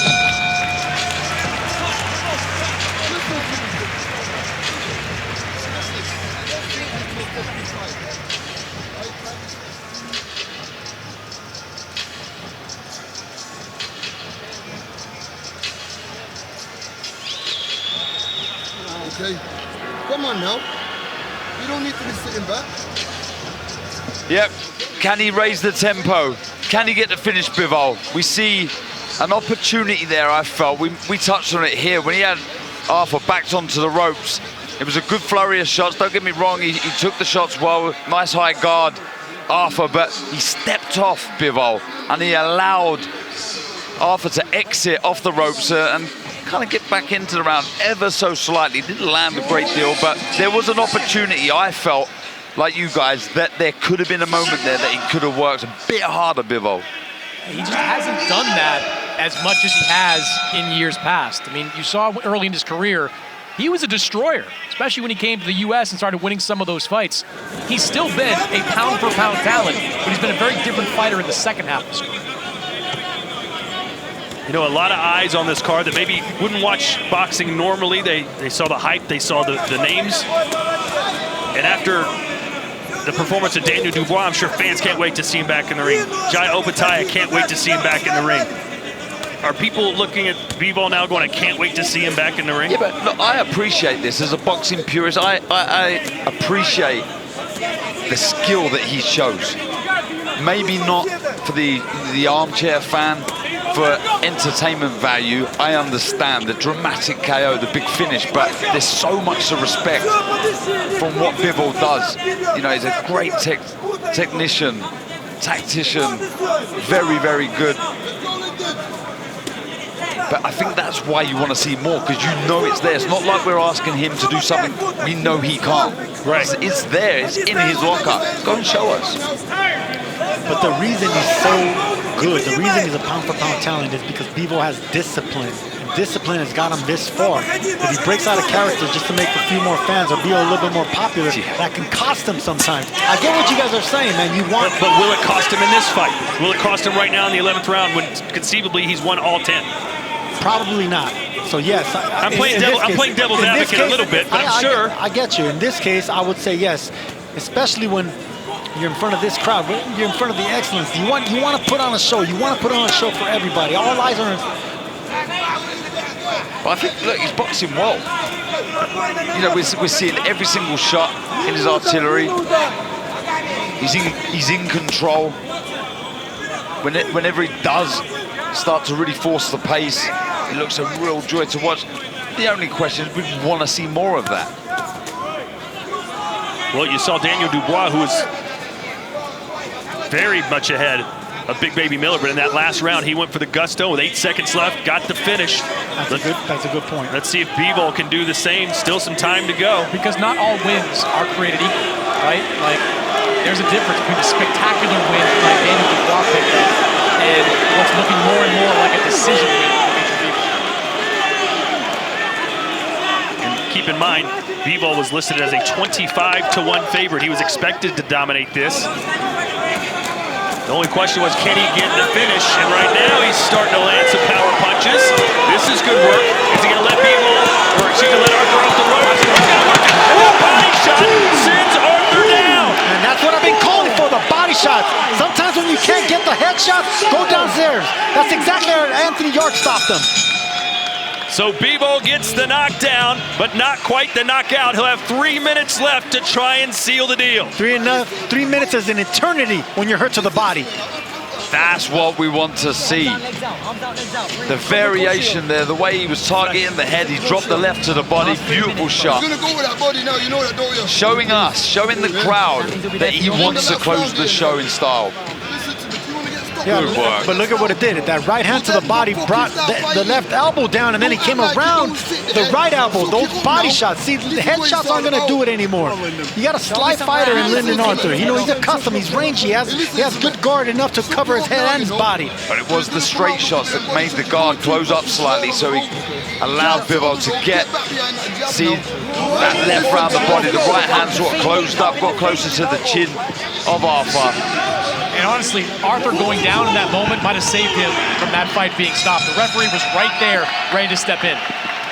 Hey, the more Bivol opens up, the more opportunities for Lyndon Arthur to maybe score something spectacular himself. God, could you imagine? I can't imagine. Lyndon Arthur fans are certainly hoping that's the case. To the referee taking a close look. This is what you asked for, Chris Mannix. He's letting his hands go. Uppercut me. Bivol needs to throw an uppercut. Everything's going around the guard is straight. Uppercut's open right there.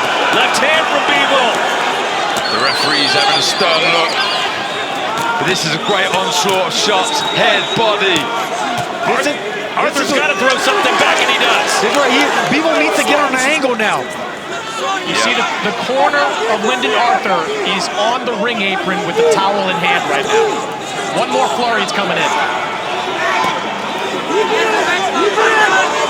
Let's see if Bivol can seal the deal and pick up his first knockout in nearly 6 years. The crowd urging him on here. Every fight tonight has ended by KO.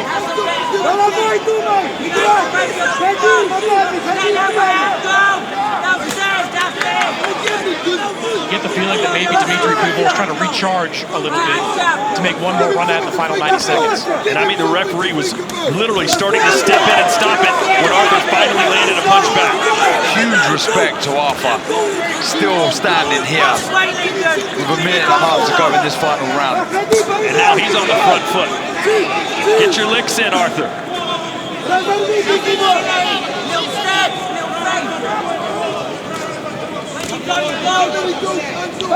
Boy, he's recovered pretty well. He looked like he was in real trouble. Yeah, and I'm intrigued to see, will we see, like you say, Chris, will we see one more big onslaught? One more big flurry of shots to come from Bivol? I don't think we will. I think that was Bivol's chance. That was not his last hurrah, but that was his chance to get the stoppage. And we got to give credit to Lyndon Arthur, man. He still rolled with the punches. He's not in this fight. He's not winning rounds, but tough and putting on a good effort. Nice jab from Bivol, trying to catch him with the left hook as well. Closing in on 30 seconds to go here in the final round. Our last fight ended with 8 seconds left. Can Bivol do something similar here? It's possible. If he touches him to the body again. There it was. And here he goes. He recharged his batteries, as Chris said. 15 seconds to go. Can he survive?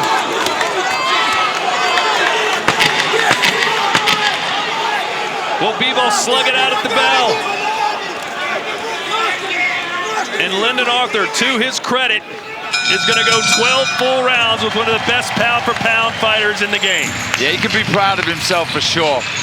Absolutely, he can be.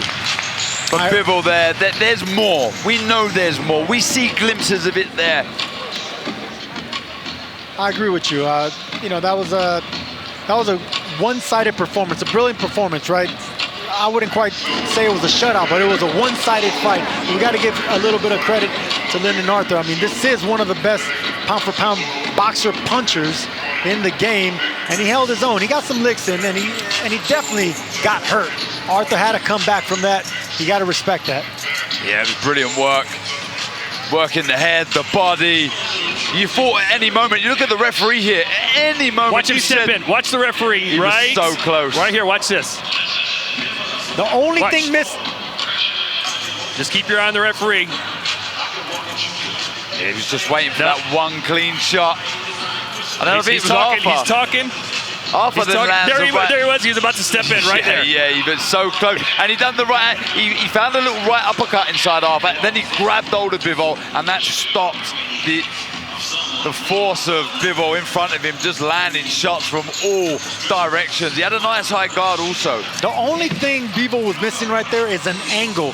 Whenever you're punching in a straight line, Bivol's good at stepping back. He's brilliant. He's one of the best. He steps back and counters, goes in and out, but he's not good at getting an angle, flanking a fighter. That's what he needed right there. The best example I could give that from an English perspective is Ricky Hatton.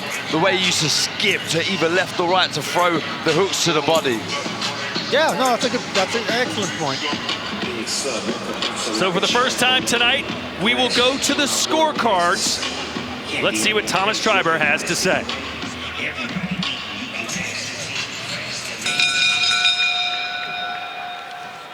Ladies and gentlemen, after 12 rounds of boxing, we go to the judges' scorecards. And all three judges, Steve Weisfeld, Jean Robert Lane, and Ignacio Robles, are in agreement. They all scored the same, 120 to 107. All in favor of your winner by unanimous decision. And now both WBA Super and IBO Light Heavyweight Champion of the World, Dimitri Bivol. Well, guys, he made it look easy and won every single round on all three judges' scorecards. Yeah, an exceptional fighter, very, very good fighter. Has brilliant fundamentals, every shot in his arsenal. The footwork we spoke about, on point, very, very good. And yeah, look, we're all in agreement. Arthur can be proud of himself. He dared to be great, he tried. Would have liked perhaps for him to roll the dice a little more, but it's so much easier said than done when you're in there with an elite level fighter like Bivol. Virgil Ortiz Jr. set to return to the ring for the first time since 2022 when he faces Frederick Lawson in Las Vegas. This will be a new chapter in the career of Ortiz, who'll be making his debut at Super Welterweight. You can see it live on DAZN January 6th.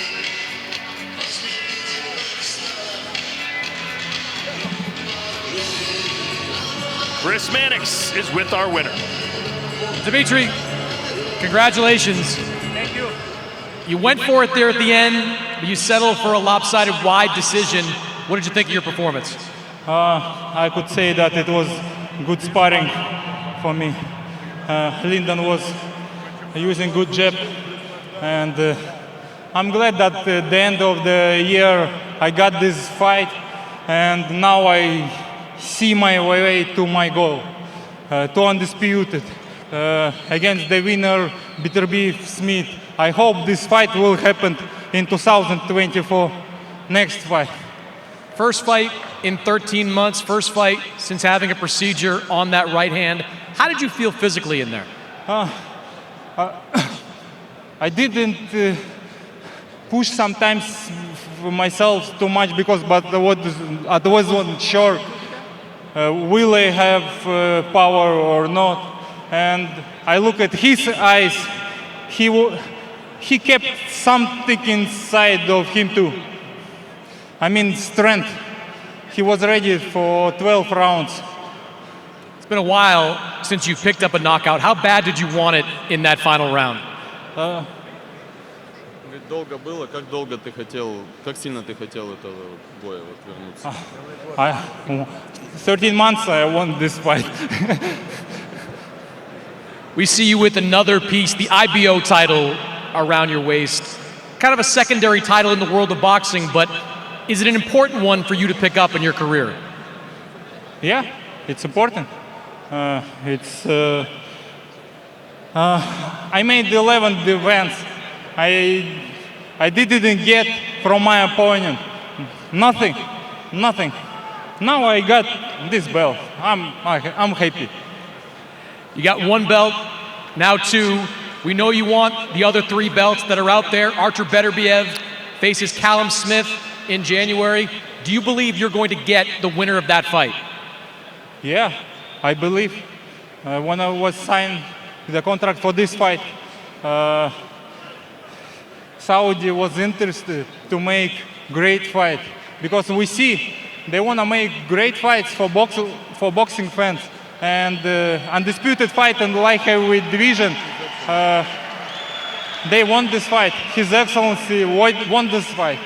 And I'm so glad that in boxing we have such great people who making these fights. Thank you, Saudi. Thank you, Turki Al Sheikh. Thank you, everyone who made this event. Thank you. Who do you want, Beterbiev or Smith in that fight? I want winner. It's not about personally. I just want who win. I want that guy. Congratulations, Dimitri. Thank you. Eddie Hearn, we'll turn to you. Just heard him say he wants the winner of Callum Smith, Artur Beterbiev. I know you've got a horse in that race with Callum Smith, part of Matchroom, but regardless of who wins, how confident are you that we'll see a title unification fight next year? Listen, Dimitri's done his part. You know, His Excellency, like Dimitri said, wants to make the biggest fights. The undisputed fight is always the biggest fight of the division. I'm sure they've got plans here for that to be Dimitri against Artur Beterbiev.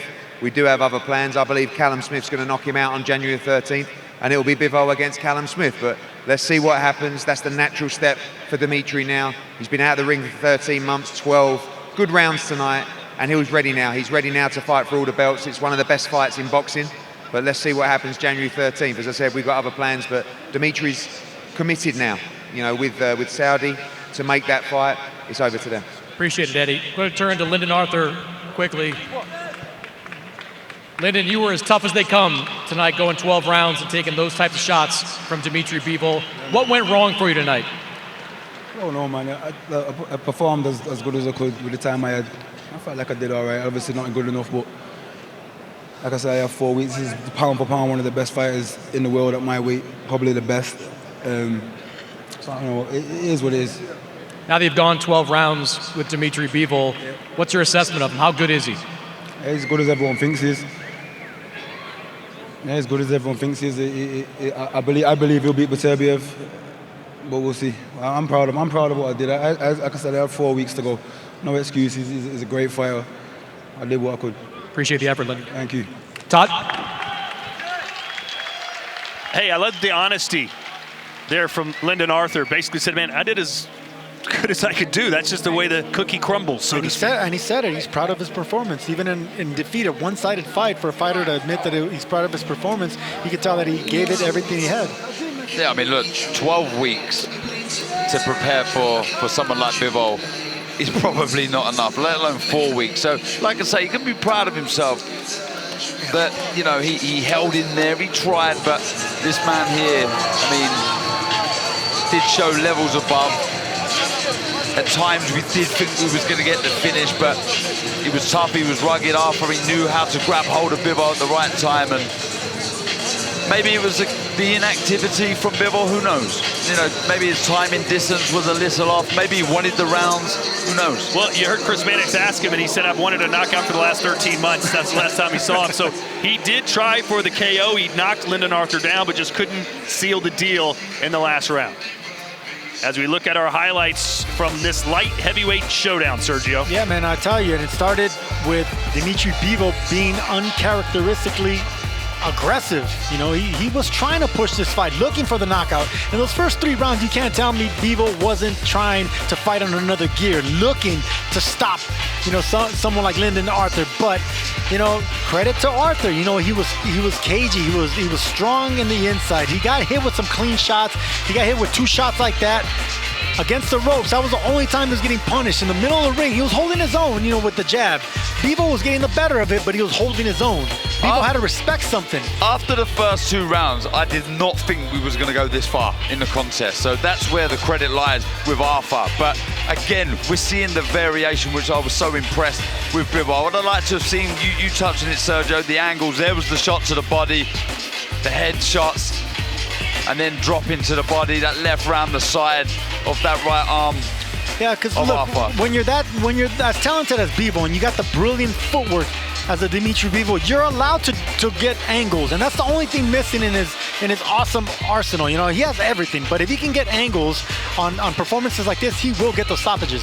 Sergio, does tonight's version of Bivol beat Peter Biev as we look at our CompuBox stats? Oof, man, I can't answer that. Normally, I love to pick a winner, tell you something, but that's a fight we must see. But if this version of Bivol, he beats Peter Biev. So yes, I just think he's still very hard to beat. Still so hard to beat. Okay, but did we see Bivol back up that we thought he was maybe hurt to the body, right? Can you imagine a better Biev hurts him in the body? Different story. But was he hurt to the body? Was he backed up? Was he trying to bait Arthur in? I'm not too sure, but look at the landed punches, by the way, 226 to 71. That's a marksman right there. That's a sniper.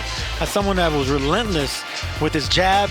You know, just a little bit more body shots, a few more angles, but other than that, it was a really, really impressive performance. Another impressive performance. And remember, look, we've also got someone called Callum Smith who might have other answers. He may be in there with Bivol, but whoever it is, what a fight it would be. Here's our day of reckoning fight card so far. Frank Sanchez with a KO win. Filip Hrgovic with no issues whatsoever against Mark Demori. Same thing could be said about Opetaia with a KO. Caballero with perhaps the performance of the night so far, beating the big monster and Makhmudov. And then it was Daniel Dubois with 8 seconds left in the last round, stopping Jarrell Miller, and Dimitri Bivol cruising to a unanimous decision win in which he won every single round. Coming up next, the co-main, the Bronze Bomber, and Joseph Parker. I'm going to ask you the same question, Tony, that Todd Grisham asked Darren Barker and Sergio Mora. Does that version of Dimitri Bivol beat Artur Beterbiev? Obviously, Beterbiev's got Callum Smith coming up, but let's give the unified light heavyweight champion his credit. Does that version beat Beterbiev? No. No? No. That's not enough. Don't get me wrong, I feel for Dimitri Bivol tonight because Lyndon Arthur's constantly on the back foot. And Lyndon Arthur's a good fighter. And when a good fighter continues to consistently go on the back foot, they're virtually impossible to break down. If a good fighter chooses defense only, he's going to be nearly impossible to stop. And that's what Lyndon Arthur was tonight. But one thing you did say before that fight is that Dimitri Bivol has a skill in going 12 rounds easy. Yes, he Can never... he not go 12 rounds like that against Callum Smith or Beterbiev? He can, but he always just does enough. But against Callum Smith, you're going to be countered ruthlessly.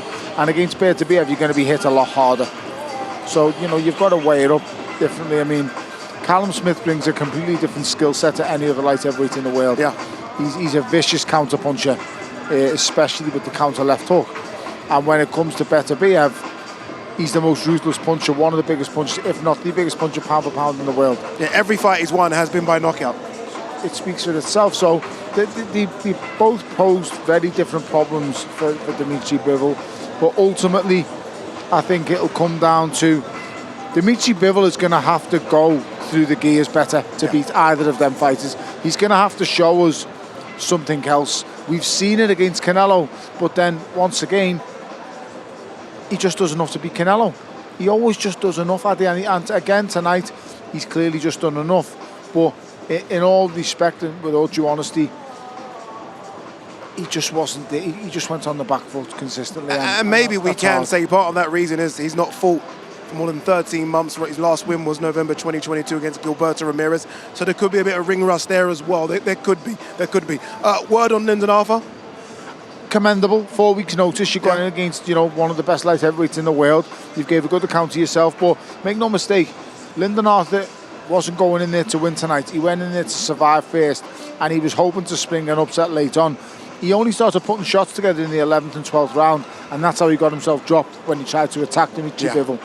And, it was clear for everyone to say, and you can't knock him, because on 4 weeks notice against one of the best light heavyweights in the world, if not the best, that's a commendable feat. So Lyndon Arthur is the moral winner tonight. He's won because he's gone the distance and he should never have been in there. But, Dimitri Bivol will be slightly disappointed, but it's a shutout victory in my opinion. Yeah, we had 5 stoppages. 1 goes the distance. 2 more still to come, though. 2 main events. Deontay Wilder versus Joseph Parker. Anthony Joshua versus Otto Wallin. Don't go anywhere. The big boys are coming up right next. Don't miss it.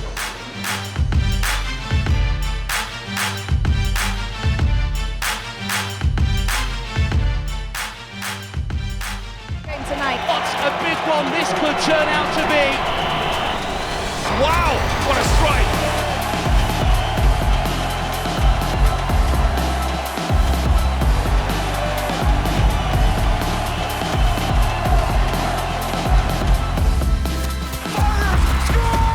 Who else but Wendy Renard? Brilliantly equalises. Decides to go for a long range effort. Oh, wow! I didn't imagine anything like it. The fans is not leaving home. These balls all over the place. This is Chelsea. Who's the smelliest player at Arsenal? The smelliest? Official. That's a good ball and it's in! Saka! The Champions League trophy is heading back to Barcelona.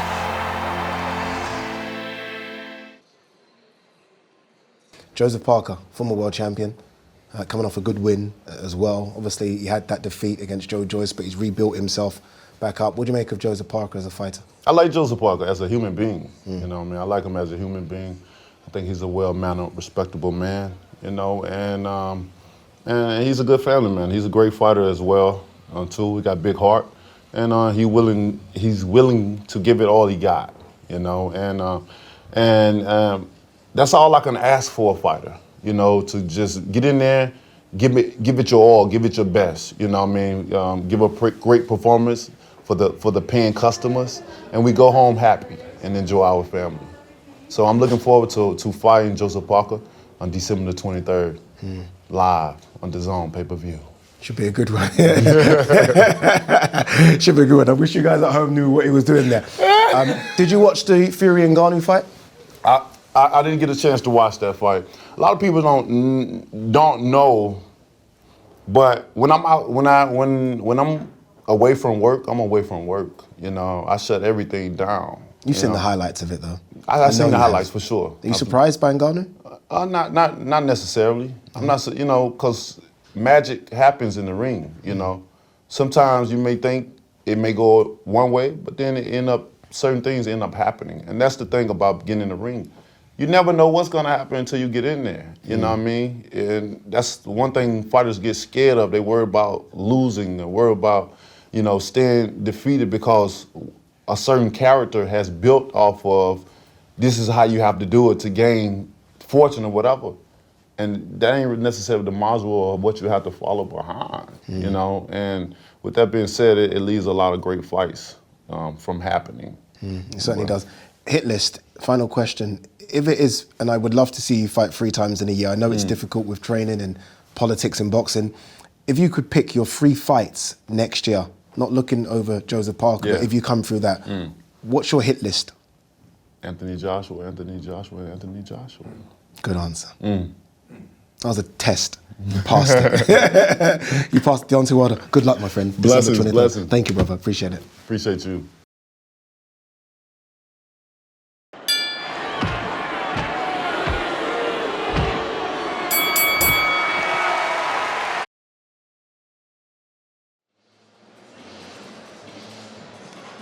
Six down, two more to go. Two big ones as well. Anthony Joshua versus Otto Volin, top of the bill. Co-main event coming up as well. That's Deontay Wilder versus Joseph Parker. Look who's joined us, Hall of Fame promoter Frank Warren. Frank, only one place to start, and that's your charge, Daniel Dubois. Someone that you've had from the very, very beginning, putting in a career best performance against Jarrell Miller. He did. He had to dig deep, and he dug deep, and showed everybody what he's about. And I think that'll stand him in good stead now, and hopefully he'll go from strength to strength. You know, we've got to get him in a couple of big fights next year, and that's what we will do. And he'll want them. You know, Miller, you've got to take your hat off to Miller as well. I mean, he come to fight, he's tough as they come. And, you know, at the end, he kept on at his job, Daniel, and broke him down. But he was a tough guy, Gerald. Does it feel good? Again, I said that you've had Daniel since the beginning. There have been these accusations about quitting, about where his heart is. For you watching him ringside there, does it feel good to see him go through that fire and come through the other side?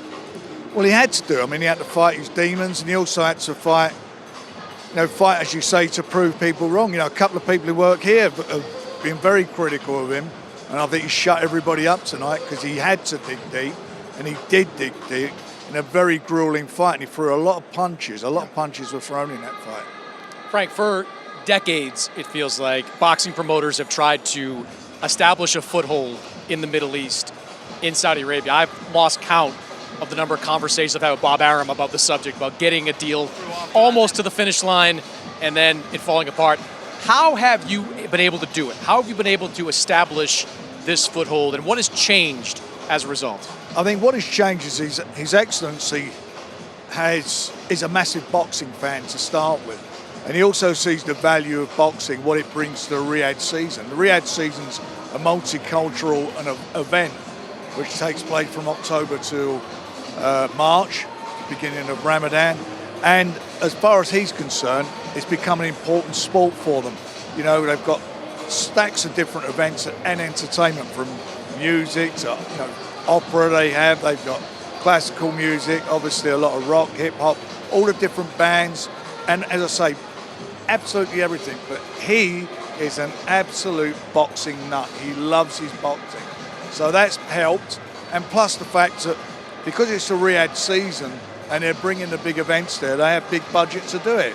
So a lot of the fighters are coming here. They've fought on the cards. A lot of promoters have put their differences aside to work together to ensure that they're all involved in it. Because if you're involved in it, you've got a seat at the table, you're involved in it, and you're going to move on to bigger and better things. Your guys keep winning, and it moves forward.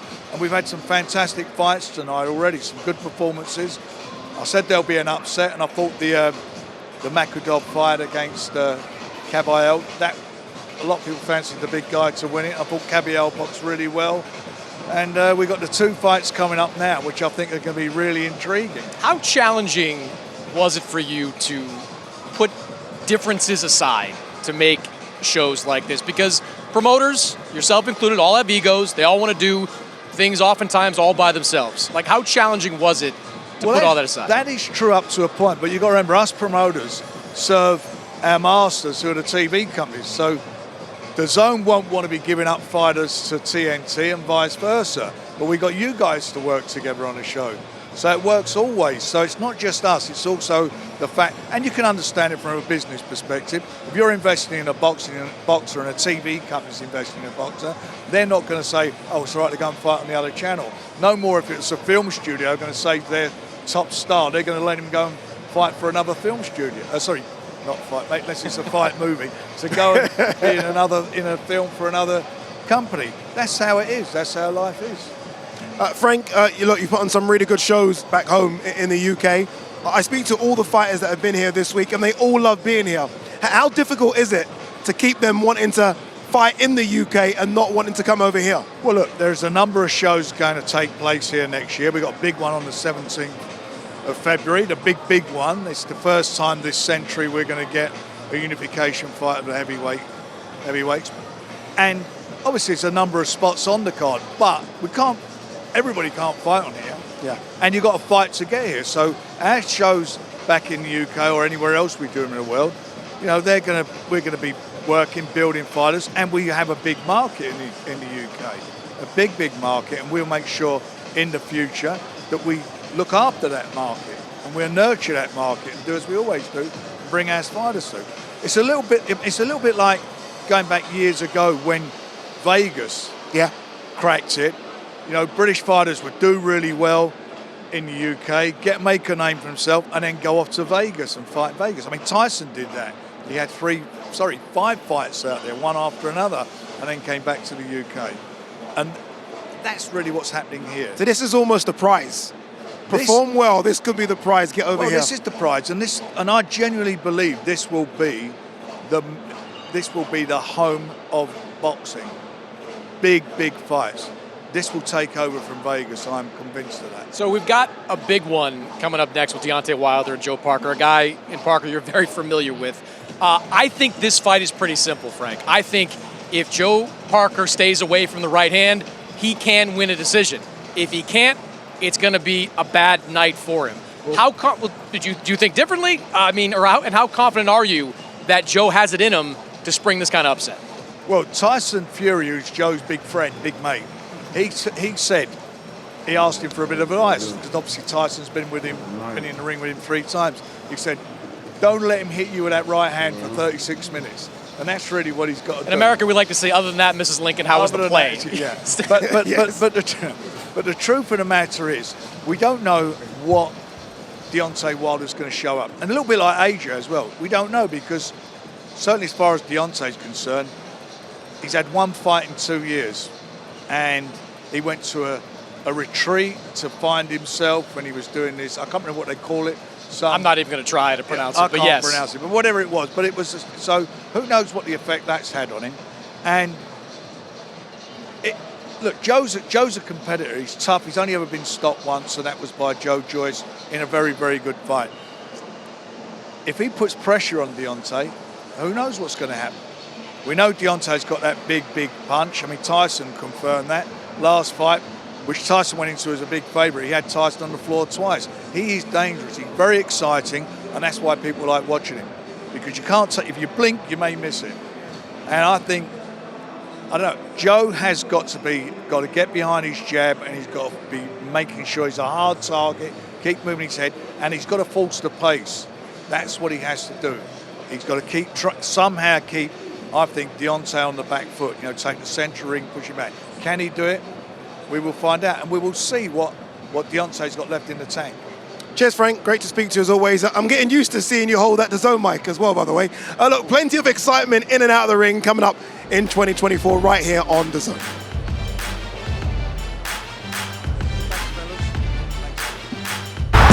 You only have 2 options. Either run with us or run from us. So many great matchups on this night. Oh, it's gone in. Net battle commence. My goodness, what a knockout. I'm the baddest motherfucker on the planet. Jake Paul can have a very bright future in the PFL. What a strike. This is DAZN, and there's plenty more miles to go before we sleep.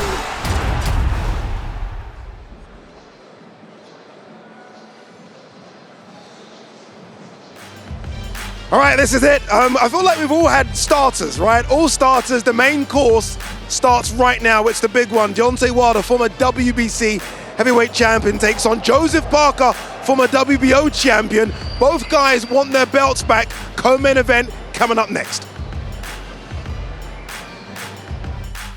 Day of reckoning. Joshua versus Wallin. Well, now is my time. I'm definitely motivated. I'm focused on this fight. I'm going to win this fight. I've got a lot left in the tank for sure. And Wilder versus Parker. There's no fear. I'm still the most dangerous heavyweight on the planet. I feel this is the perfect time to fight Deontay Wilder. Don't blink. The history-making boxing card. Reckoning is in the ring.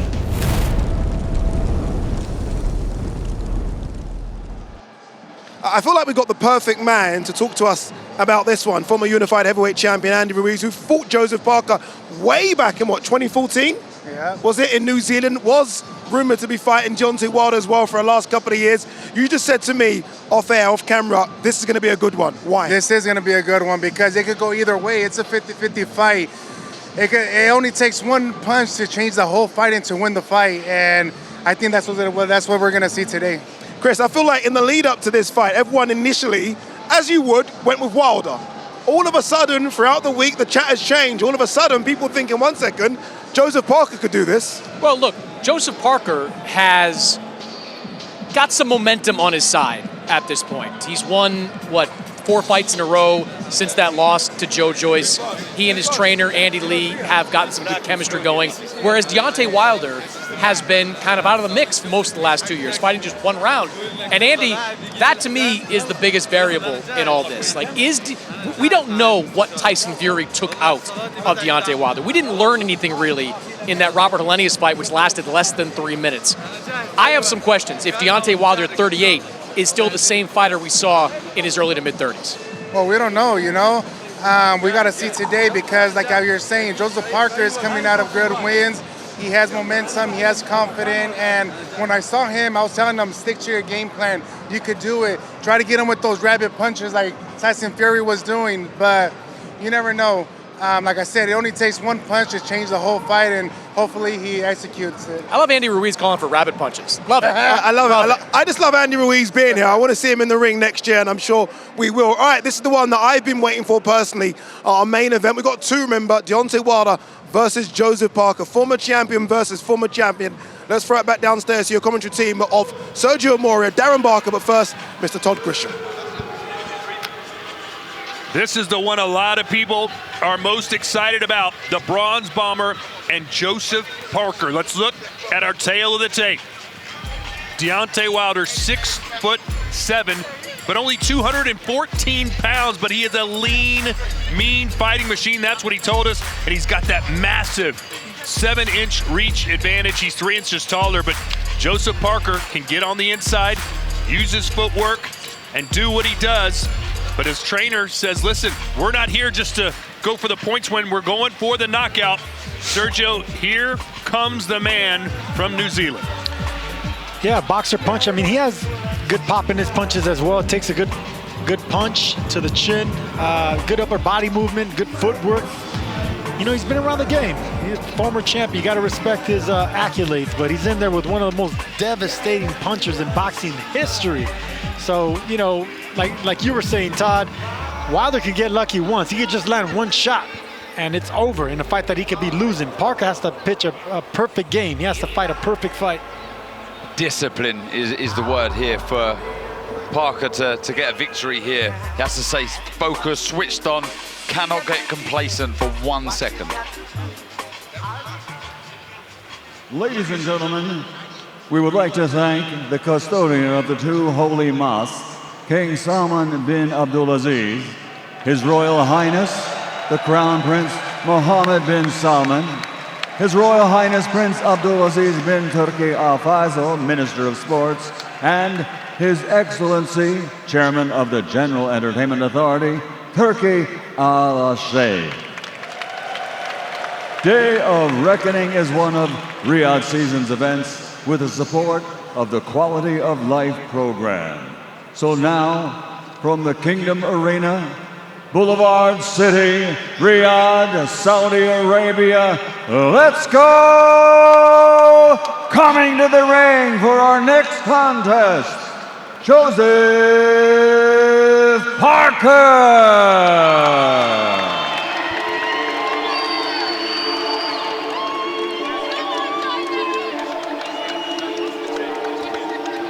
Joseph Parker so relaxed this week, and it seems, Darren, you look at his last 5 fights, Joseph Parker, about 40% of his connected punches are body shots, and there's a lot of body to work with on the 6'7" Deontay Wilder. Yeah, and it has to be the straight shots to the body for me.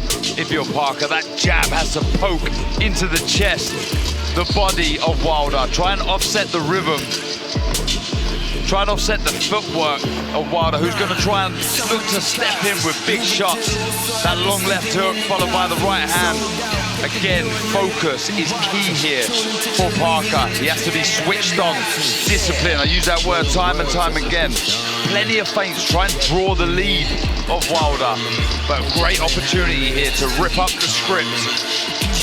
He is the former WBO heavyweight champion, had 2 successful title defenses, the only New Zealand man to ever win a World Boxing Championship. And Sergio, he believes if he wins tonight, he's going to get a crack at a world title sooner than later. Oh, absolutely. I mean, he'll deserve a world title. I mean, it's a tall task to ask of Joseph Parker to beat a beast like Deontay Wilder, especially when you're not a huge puncher. You're a good puncher, but not a huge puncher. I mean, it's gonna be something really difficult for him to do. But he's confident. He has the right mindset. That's the main thing. He has the right mindset, the right style, and he has Andy Lee in his corner. He's very motivated by Andy Lee in his corner as well. So maybe it's a perfect story for him.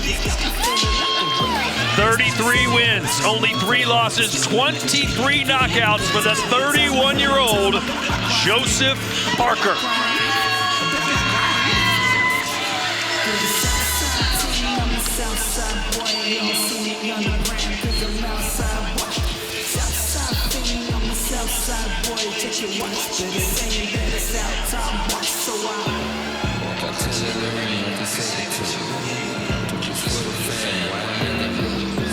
Deontay Wilder soaking in the moment. One of the criticisms of Wilder has been his resume, as good as he's been, and obviously those legendary fights with Tyson Fury. Other than Tyson Fury, you got to believe Joseph Parker is the toughest fight he will have in his career. Yeah, especially with Parker coming into some real form. Looking good last time out, really full of confidence. So this would be a massive win on the resume of this man here. Not quite the giant head regalia that he wore in the Tyson Fury fight, which he said was one of the reasons he lost that bout. But he does have the king, and he's hoping to get another crown tonight against the Kiwi. Regalia? What was the word? And now making his entrance to the ring, Deontay Wilder!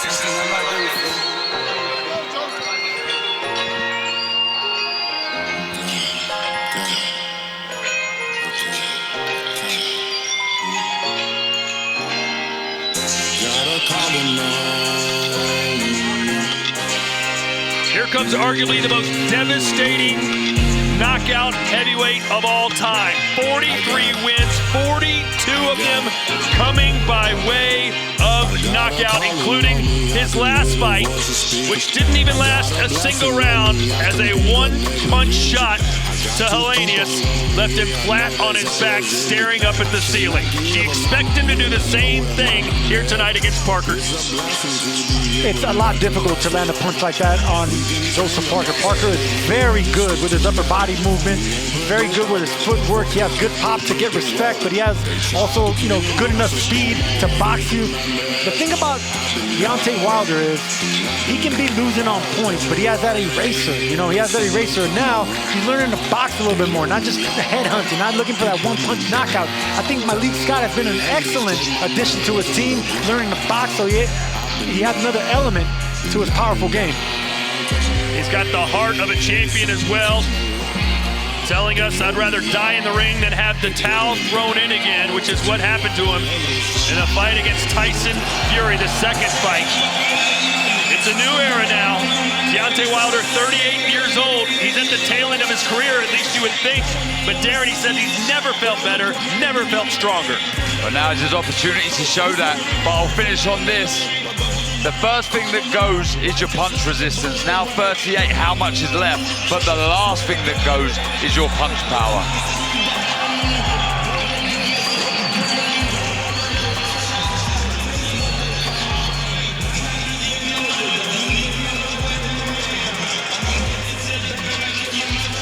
Ladies and gentlemen, this contest is a presentation of Hall of Fame promoter Mr. Frank Warren on behalf of Queensberry Promotions for Riyadh Season and National Event Center. in association with the General Entertainment Authority, Gold Star Promotions, and Sella. This contest is presented along with Bomb Squad. Special thanks to the British Boxing Board of Control for their support throughout this evening. BBB of C, steward in charge of this bout, Robin Smith. WBC supervisor from Italy, Mauro Betti. WBO supervisor from Wales, Robert Smith. The 3 judges assigned, all from the United Kingdom, Michael Alexander, Steve Gray, and John Latham. And in charge of the action inside the ring when it begins, your referee, Mark Lyson. Ladies and gentlemen, this is the co-featured Day of Reckoning contest. 12 rounds of boxing for the vacant WBC, International and WBO Intercontinental Unified Heavyweight Championship. Introducing first, fighting out of the blue corner, wearing white with burgundy, official weight, 245.3 pounds. His record, 36 fights, 33 victories, including 23 big wins by knockout, with 3 defeats. From South Auckland, he's the heavyweight fighting pride of New Zealand, the number 3 ranked heavyweight in the world by the WBO, former WBO heavyweight champion of the world, Lupia Solai, La Ole Ole Maliatoa, a.k.a. Big Joseph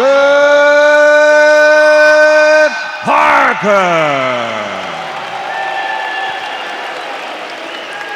And across the ring, his opponent, fighting out of the red corner, wearing black and gold, officially weighing in at 213 pounds, and he brings an outstanding record consisting of 46 fights, 43 victories, 42 by knockout victory against 2 defeats with 1 draw.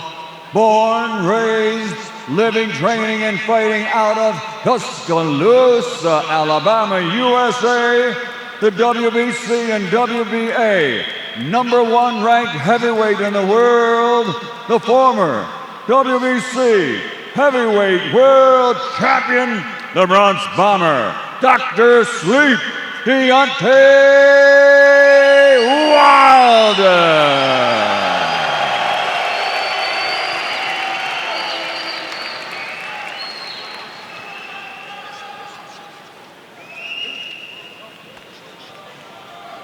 Okay, boxers, I've spoke to you both already. You know what I expect. Stay professional, obey my commands, and most of all, protect yourself at all times. Touch glove, boys. Good luck to you both. Conventional wisdom says Joseph Parker should stick and move this fight, but his trainer Andy Lee said, listen, we're here to fight fire with fire. We aren't just looking for a knockout, we expect it. And upon hearing that, Wilder responded by saying, I hope Parker brought a pillow and a blanket. I'm going to put him to sleep. Yeah, look, I wouldn't be surprised if Parker was able to stop Wilder, but I don't think it would be in a shootout.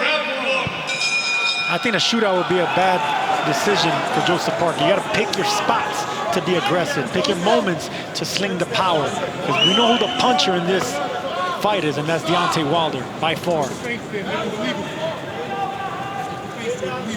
I like this. I like this approach from Parker, holding the center of the ring, allowing space behind him. So when Wilder does spring in with the big shots, he can move his feet out of range. So important when you're backed up to the ropes, you have got nowhere to go. This is such a fun matchup. Deontay Wilder, as you know, can end it with a straight right hand. Parker, he's a good boxer. He's got power as well, coming off a 3rd round knockout win himself right here in the Kingdom of Saudi Arabia. Stopped Simon King back in October. Yeah, and he looked good, Tom. Quick hands, good variation. We know he's got every shot in his arsenal. It is 1 a.m. local time here in Riyadh. Hope you're enjoying this fight no matter where you are in the world. You can see the respect that Joseph Parker has for that power, just staying out of range of that right hand early on. And that jab, we've seen the jab from Wilder there, just falling short with the shot.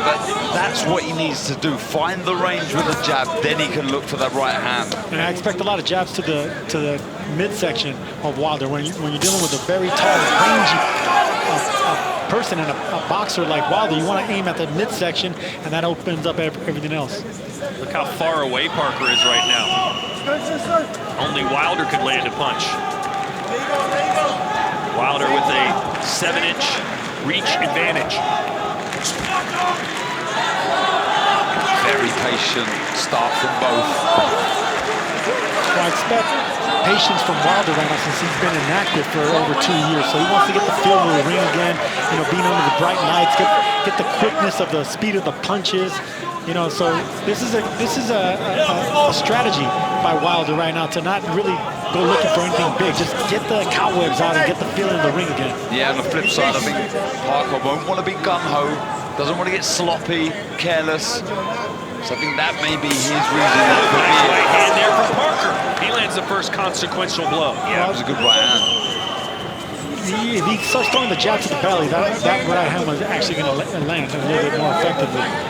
Todd Grisham, Sergio Mora, Darren Barker, and Chris Mannix ringside here for this co-main event of the evening, but it could very well be the main event.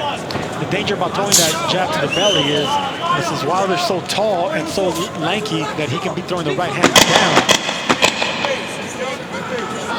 So unlike Robert Helenius in Wilder's last fight, Parker is going to finish round 1.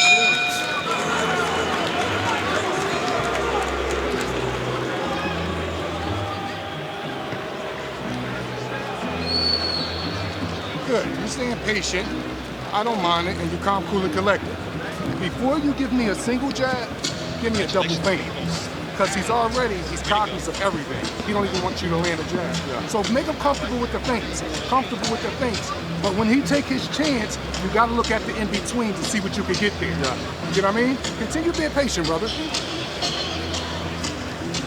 Before a single jab, I'd rather double feint. No single. Jab up, jab down. The feints are working good. The steps are good. Perfect round. Okay. That's your round in the bag. Well, he's there. When you see him reorganizing on the road, shoot down right hand to the head, okay? Yeah. As long as you exit low, you're fine. Seconds out. Round 2. Coming into this fight, Wilder said, I don't care what Joseph Parker says to you. He's never felt the power that I bring and possess. Malik Scott, his trainer, said, Wilder's got decapitation power. And there Parker comes out with the jab to the belly. That's what I want to see more of. You know, in quiet rounds, you just want to start, you know, setting the foundation for something that can land later. And that's the jab to the chest, the jab to the belly, and foot feints. Chris, what do you make of the weight of Deontay Wilder? I think it's the ideal weight for him. The third fight against Tyson Fury, he came in the high 230s. That was the highest of his career. When he's at his best, he is anywhere from 213 to 217. Came in right around 213 for this fight, so he is at an optimal weight for his best success. Optimal weight for him to be moving around as well. Yeah. So that's probably strategic, that they want to be lighter, that they can be lighter on their feet. Yeah, exactly that. Very nimble, moving. Well, as you got, I mean, look, muscle does not produce power. It was always kind of strange to me that Deontay muscled up before that third fight with Tyson Fury. Yes, it's the speed that generates so much power, the commitment when he throws the shot from Wilder also. It's the speed, the commitment, and the timing, and also the lankiness. Like, Wilder has that Thomas Hearns type power where, you know, he can extend that long reach and he can get that whole torque when he moves his whole hip and the shoulders. It's a lanky, skinny type of power, but it's explosive when it lands. I still believe this is a positive start, though, for Parker. Well, he hasn't been knocked out yet. Of course it is. Right? That's what you have to avoid. He's holding centering, yet to really close the gap, but making Wilder move a lot. Again, still hasn't brought either side of Wilder to try and cut the ring down.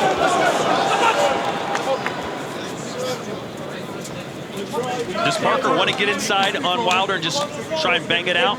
Look, it's either or. He's either got to be out of range or very close, then he can work away. I think at punching range, with the speed that Wilder delivers the shot, you'd have to be very careful, Parker. So either wait for Wilder to fall short, the fight back with the counter, or work inside. I agree with the inside part. He needs to get inside to make it aggressive. I don't agree with the outside part, Darren, because of the long reach and that explosive reach. That's where the power actually really detonates with Deontay Wilder, the farther you are. You know, so I think mid-range and inside is where Parker's going to be safe or more comfortable.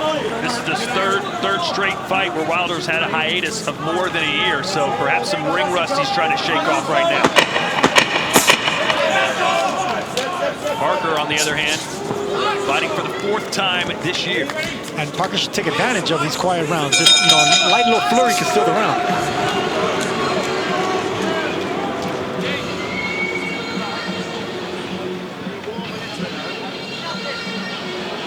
How you feeling? Yeah, all right. Easy work? The opportunities are there. Don't hesitate, open them up with feints. You can, when you get into the ropes, take your chance. Okay. This is your chance, Joe. Okay. The more you try, the more lucky you're going to get, the more accurate you're going to get. Yeah. So if the jab to the body, right hand to the head, yeah? Or the right hand, left hook goes in. Good round. You got 2 rounds in the bag. So we're not going for points, we're going for a knockout. Yeah. And you can knock this guy out. Yeah. More punches. No, you've done all right now. You've worked your way into it. You're boxing well. You've won the 2 rounds. Jab to the body, jab to the body, jab to the body, right hand to the head. Yeah. Left hook after it. There you hear former champion Andy Lee in the corner of Joseph Parker asking for more jabs to the body. And that's exactly what I would like to see. When you're dealing with a tall, lanky fighter, aim at the body. That's going to bring down the head a little bit more if you can land that overhand right that you're looking for. Yeah, when he throws that jab to the body, he needs to bring that front foot in, though. He doesn't want to fall over the front foot. Be in a terrible position there to be caught by the right hand of Wilder. So feet crucial. There with the right hand, and he missed. Parker wisely getting inside, trying to smother that punch. Wilder, a very late start as a fighter, didn't begin his amateur career until he was 20. The span of just 35 amateur bouts. He won an Olympic bronze medal at the 2008 Beijing Games, the only medal winner on the U.S. team. Yeah, heavyweights are pretty much the only ones that can get aggressive with a late start like that. They can have success because they're just so big and they concentrate on just 2 big punches, a long jab and a detonating right hand. I'm not surprised that Parker's being hesitant. Are you a little surprised by Wilder being so confident? I'd like to see him sort of spring in with that long left hook and the right hand, but he's biding his time. He's looking for something, Darren. He's using the entirety of this ring, which is the kind of stuff you see from bantamweights and not heavyweight like Deontay Wilder. So he's clearly looking for one big shot. And one big shot is what Parker was just looking for there. You know, that's a well-timed overhand right. That's a good strategy, but you need to set that up. You need to fool your opponent, you know, with foot feints, with jabs to the chest, double jabs to the belly. Then that overhand might have success. A left to the body there from Parker.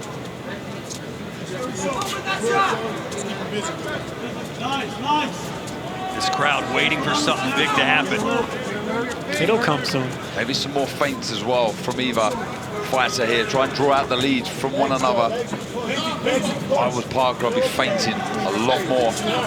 Deontay Wilder is a natural explosive puncher, one of the most dangerous punchers in boxing history, but he's also has that fierce mentality, that fighter mentality, that warrior mentality. So the fight's going to explode any minute. I think, you know, the one that's going to follow the strategy all the way to the end is going to be Joseph Parker. Dangerous moment there. You just sense it when Parker closes inside. That jab backed Wilder up against the ropes. Yeah, double jab caught Wilder's force coming in, and that actually affected Wilder. Shook his legs a little bit. Yeah, the balance didn't look great there of Wilder. Yeah, you got to remember, you know, Deontay Wilder's in his late 30s now. You know, he's 38 years old. So moving around this much is going to take away from the legs, especially when you're not a mover. You're not accustomed to being a boxer and using the entire ring. A wry smile from Wilder there, who thinks, you know what, he's going to get it in a minute.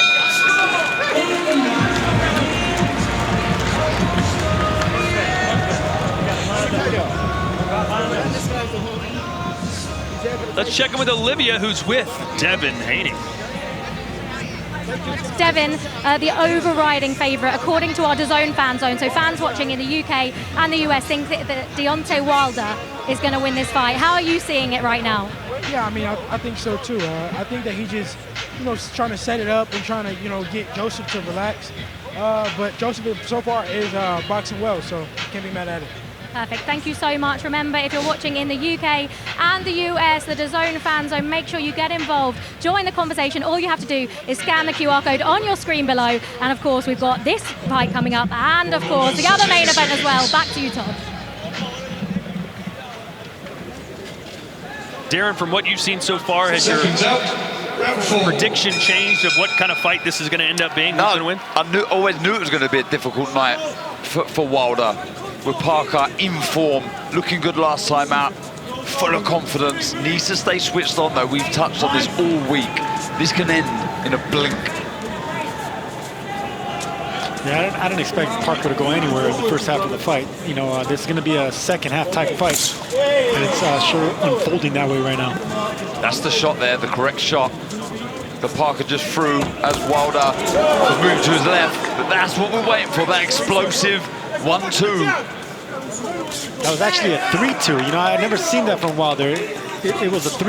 Right hand from Parker, and now the right hand lands from Wilder. And there's the fight we're looking for. Two big right hands landed on each. Wilder, I'm telling you, he's mean. He won't avoid a fight. He won't avoid a fight. I mean, he can stick to strategy and all, but as soon as he gets touched, he's going to go looking for more. Touched again, and then Wilder throwing a chopping right hand on the inside, but kudos to Parker for going and getting it. See, some guys, once they get touched, then they start boxing. They start realizing, oh, I can get hurt here. Wilder's the opposite, man. He can do the knocking out, but once he gets clipped on the chin, he wants to get it back quick. Yeah, maybe that might set this fight alight now. That's giving Parker some real positive energy there. You can see just starting to close the gap slightly now, creeping a little bit more. He's looking for that right hand again. Wilder telling us this week, and you heard Michael Buffer say it, I've got another nickname, Dr. Sleep.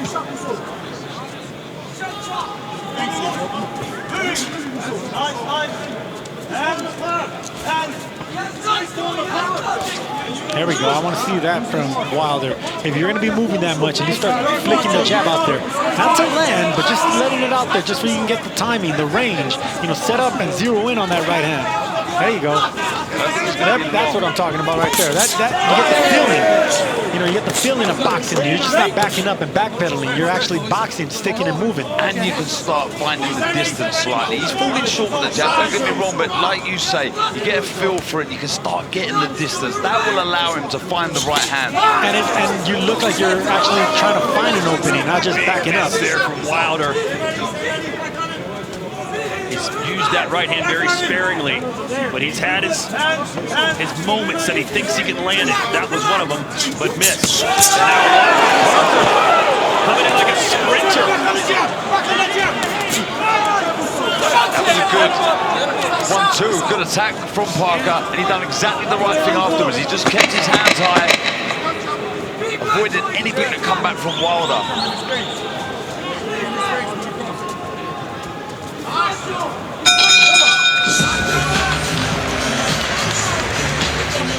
Coming up next, it is our main event, and there is Anthony Joshua. Normally so happy, smiling all the time, but this week, Darren, he's looked all business. Yeah, he has. Some may say a little tense, but extremely focused, in my opinion. He knows the task at hand. He knows the pot of gold for him if he was to win. So a big job to take care of this evening. I think we've seen a transformation of Anthony Joshua after the second loss to Usyk. The way he left the ring, the bad guy approach, I think that really stuck to him. Taking on Otto Wallen. Some good moments in this round for Joseph Parker. good attempts on moments. Nothing really landed cleanly, but yes, he's getting closer and closer. And so is Wilder with that right hand. He was close there, guys. See, the reason this came up short is because he didn't have his left foot in the door. You know, he's a little bit too far away. When you have a reach and a length as Wilder, you got to double your jab. You got to double your way into that jab. And I want to see more of those jabs to the gut. That's the shot, the jab to the body. That will allow him to find the right hand. Is a good shot. Let's see how Chris Mannix has it scored.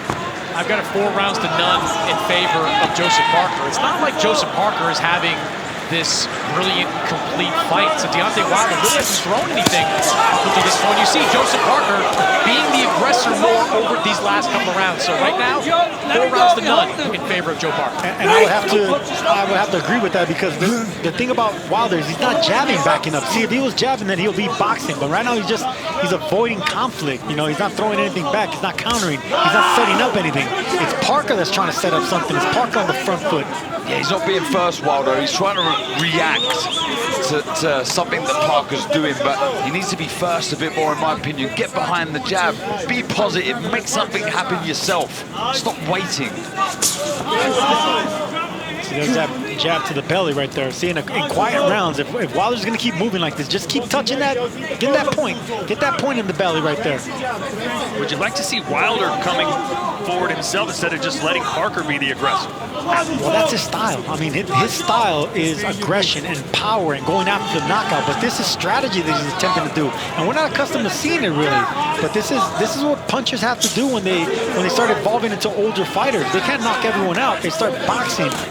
But Wilder started boxing way too late for him to get, you know, fluidity with his legs and upper body movement. He's a blunt puncher, so he can't change too much. There's a right hand from Parker. Again, he's scoring the points, Darren. Yeah, he is. Landing the shots.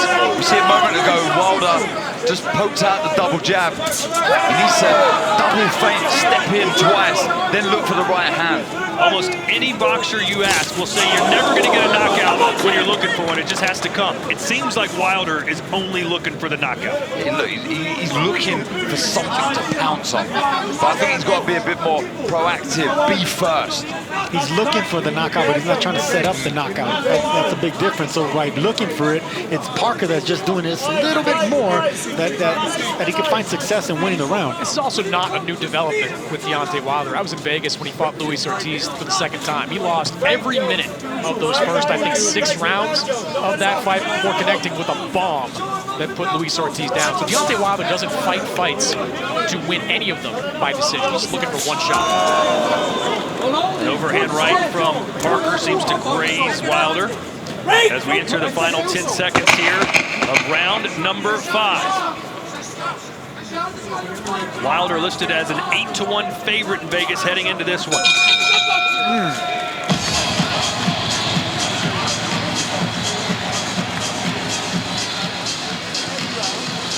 You feel good?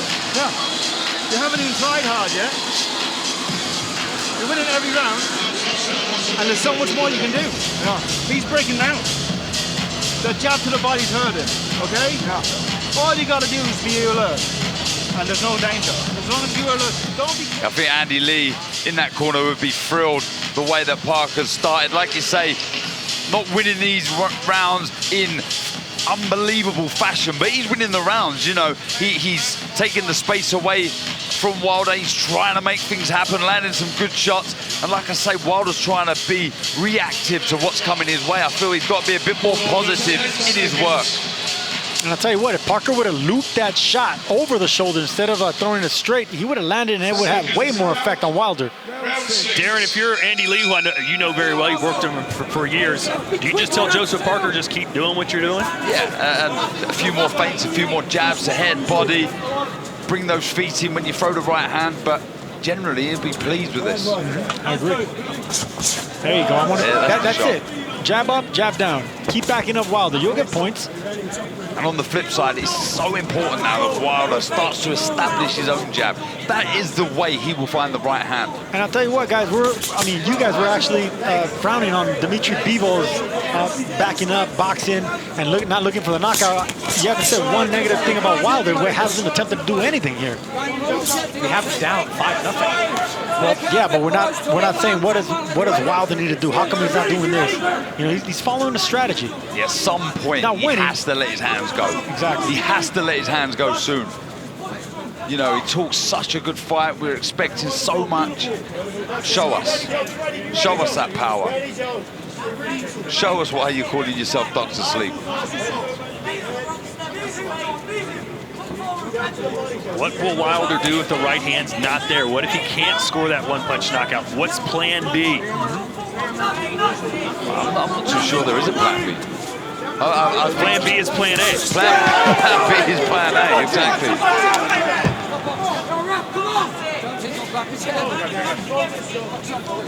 Well, one thing's for sure, he cannot continue to keep doing this. This is far, far too easy for Parker. And this is the thing about devastating punches. You know, they usually don't have a plan B because they've been so successful knocking out everyone they put in front of them. We've always said that sometimes a fighter's best asset can be their worst asset, can be their letdown. Because they get gun-ho, they start looking for the shot, but we're yet to see Wilder look for the shot. Parker's getting closer and closer and looping that overhand right like he should be throwing it. He should be throwing it like a rainbow over the top of the shoulder instead of throwing it straight. Well, can he find that pot of gold at the end of the rainbow? I had to. I think that's why he used the jab to the body. Bend the knees, then arc that right hand over the top. And there's Wilder now starting to come forward, at least in that instance. And there's the Wilder we know. A little reckless, but that's him.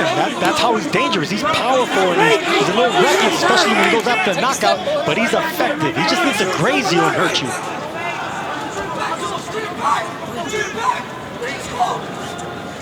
Wilder has like that Julian Jackson type power where he can just graze you and then your legs are gonna go. And there's Parker almost landing that overhand right again. Oh, that's that right hand. Yeah, and into the body for Parker, who's gaining more and more confidence, but that could be a double-edged sword against somebody like Wilder. That's the shot from Parker, fantastic. But signs there that Wilder's starting to let his hands go.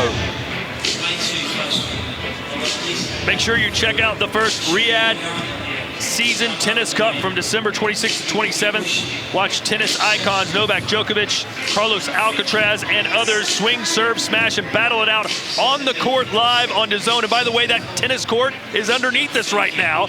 This is where that match will take place.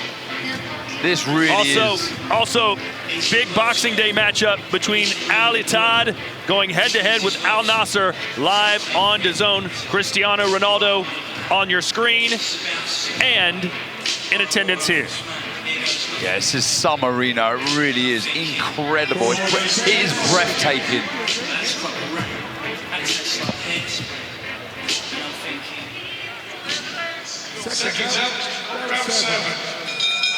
If you're Joe Parker, as you begin the second half of the fight, it's got to be about keeping discipline. You've got to fight the second half the exact same way you fought the first. Yeah, he's basically halfway home right now, Parker. 6 more rounds like the first 6, and he's going to be only the second man to defeat Deontay Wilder. Let's look at Chris Mannix's scorecard. Yeah, through the first half of the fight, I've got a clean sweep for Joseph Parker. I thought that right hand at the very end of the 6th round was enough to give it to Parker. He's just landing the cleaner punches. They're not coming at a high volume, but the cleanest punches are being landed by Parker. Yeah, Chris, when you're only getting hit 2 or 3 times, you hit the other guy 5 or 6 times, you win the round. Look, through 6 rounds, Joseph Parker's landed 35 punches. Deontay Wilder landed just 16. Looks where he's positioned in the ring, Parker. He's not allowing Wilder to get a foothold into the contest. He's not getting bullied, backed up. He's not allowed Wilder to get on the front foot. And Wilder's not an inside fighter. You see inside, he's not a clumsy, he's kind of clumsy inside. Those long arms need extension, you know, so inside, that's Parker's game right there. He should just be hitting anything available, even if it's just the biceps, shoulders, just stay busy. He's going to exit this corner. Yeah, look, he's going to exit the corner to his left, Wilder. That's where you just dip the head to the left, throw that right hand, as you said, Sergio. A big looping overhand right. Or even to the body. Even to the body. Yeah, that action soften up the body, start getting the left arm to go down, then an opening will come to the left side of the head. Boy, I don't know how many body shots either guy has thrown in this fight. Count them on one hand, probably. There's one. Well, that's what Parker needs to start doing, and I think Andy Lee told him that 3 rounds ago. More jabs to the body. It seems like they're not effective, but they are effective. They're annoying, and they're like probably the #1 thing you can do to set up big shots, especially with taller, leaner fighters. There's a right hand, raised the skull of Parker. Let's see if Wilder tries to follow up on it. That's what I want to see more of, though. That explosive speed, stepping in behind the long left hook and the right hand. He needs to build from this now, Wilder. We need to see more of that. Both fighters are winding up that right hand. Both of them. If you see them, they're cocked and ready to go. Wilder should have plenty gas in the tank here to maybe pick around where he... There it is. And that's the right hand from Parker as Wilder stumbled back a little bit. Both of them threw the exact same shot. Parker landed a little bit better. He's starting to let the shot go now, Wilder. But missing by about 2 feet. He is missing, but just starting to show more intent.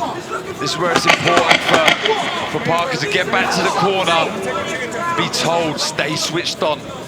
Don't get careless. Just came up short right there, Parker. So hopefully this fight beginning to heat up.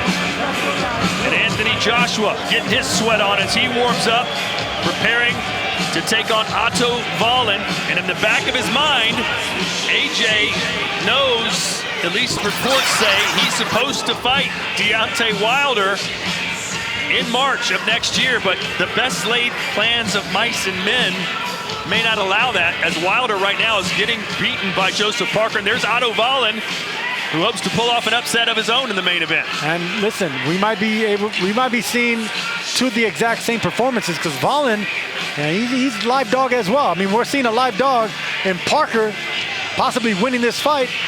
I mean, it can go either way, man. This is the thing when you try to set up big fights. You never know what could happen. Yeah, we saw Tyson Fury had that fight set up with Usyk, and he got dropped by Ngannou and nearly lost that fight. You can't get caught looking ahead.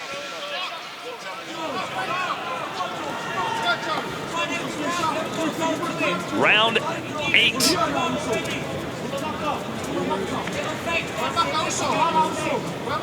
According to Chris Mannix's scorecard, Parker could lose the rest of the rounds in this fight and still win.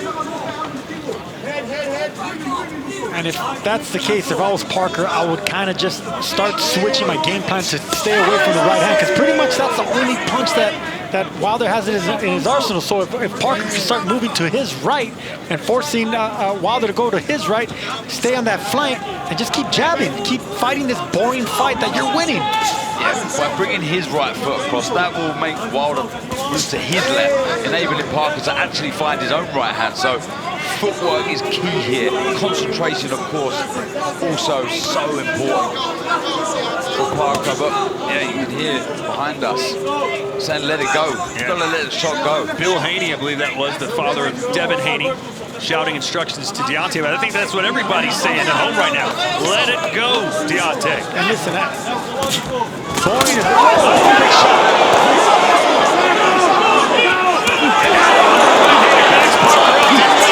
We're probably getting some exchanges between these two. Wilder took a big right hand right there, came right back. That's the thing about Wilder. He's a reactive fighter. Anytime he hits something, he's going to try to get it right back. That could work against him with a slight fighter like Parker.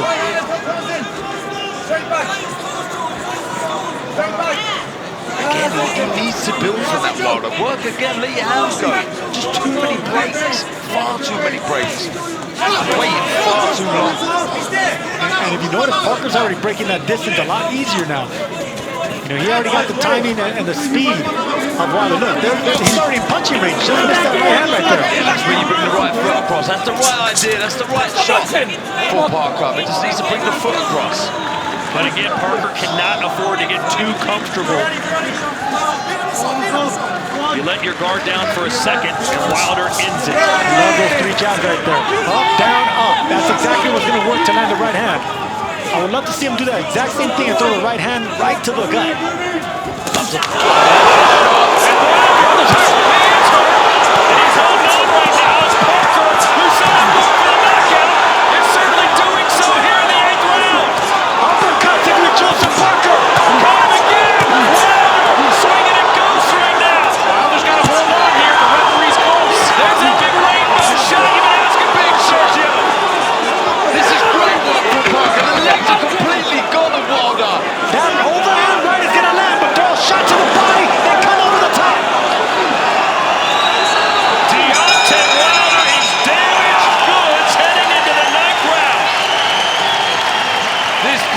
It's just come alive.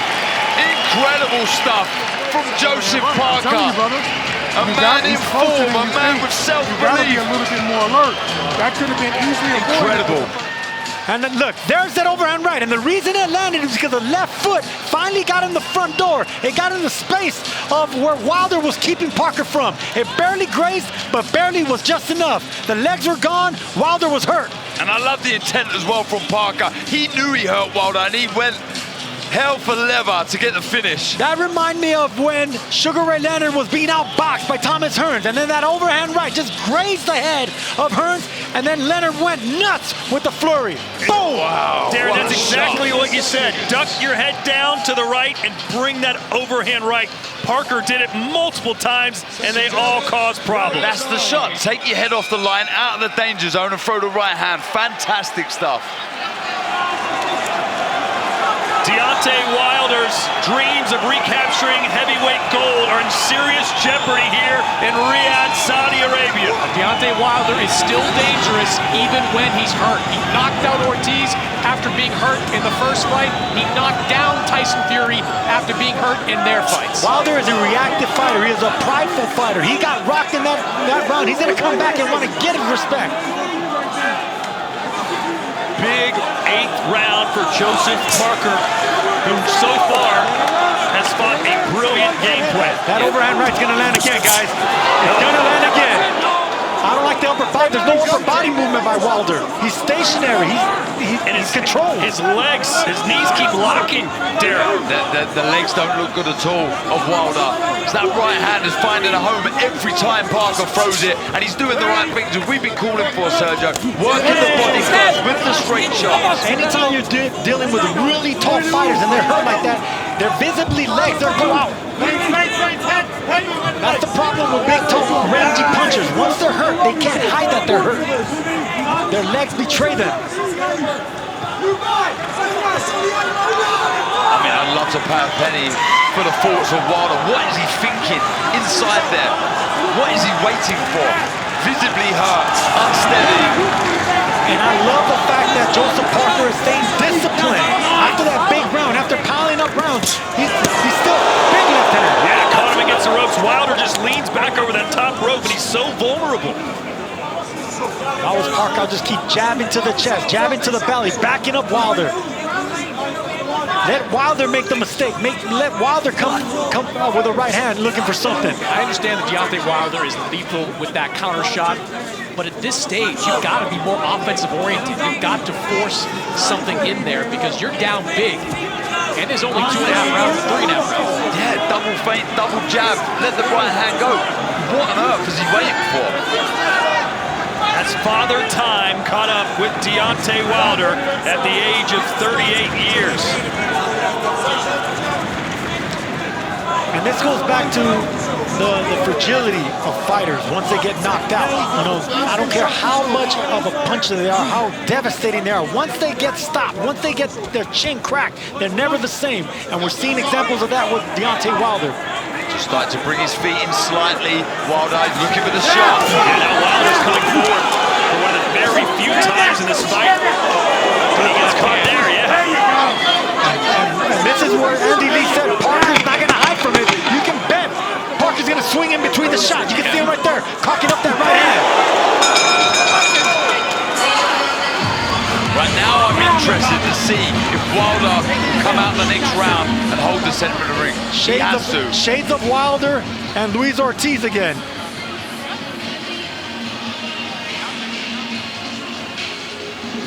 Look at me. Look at me. You just came past a milestone. I need you to look at me and tell me you still got that blessing. You feel what I'm saying? Let's get it. Look for the shot.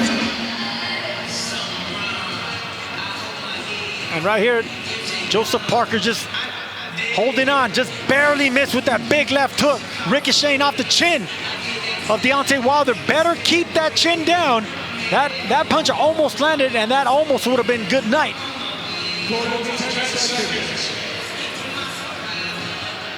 You can see it in the eyes of Joseph Parker. He ain't going nowhere. Full of confidence. Remember, his trainer said, Andy Lee said, we're not just going for the knockout, we expect to get it. And that is a boxer that has total faith in his trainer.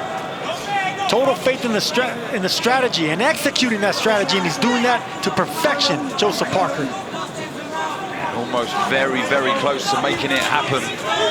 And it appears, sorry Darren, it appears Joseph Parker has learned lessons from that crushing defeat to Joe Joyce 15 months ago. Sharp jab right there from Parker, that backed Wilder up. Round 10 of 12. Wilder has to dig deep, find something, somewhere, somehow. Wilder's gonna look for an uppercut now. The uppercut. He's gonna look for an uppercut. Parker better be careful because he is dipping to that side. Darren, this is the first adjustment I've seen Deontay Wilder make in that fight. Now on the front foot moving forward. And he needs to build from it. It's okay holding the center ring, but he needs to let his hands go. He's playing catch up now. Parker didn't like that hook. He felt the devastating power of Wilder, even though it was blocked. I mean, when you have that much power, you still feel the impact of that power. You can see now Wilder is starting to let his hands go. He's trying to get into the fight. It's important now for Parker, I feel, to start feinting. Start making Wilder a little worried about letting his hands go. Another bull rush there from Joseph Parker. It's been effective. It's been effective, but if you're that much ahead in this fight, like we think he is and like they think they are, maybe it's time to start playing the matador and backing up. Let Wilder come to you. And you wonder how much that trilogy with Tyson Fury has taken out of Deontay Wilder. He was dropped 3 times in the last fight. You don't have to wonder. It did take a lot out of him. And look at power punches through round 9. Joseph Parker, 44-17. Been waiting far too long, Wilder.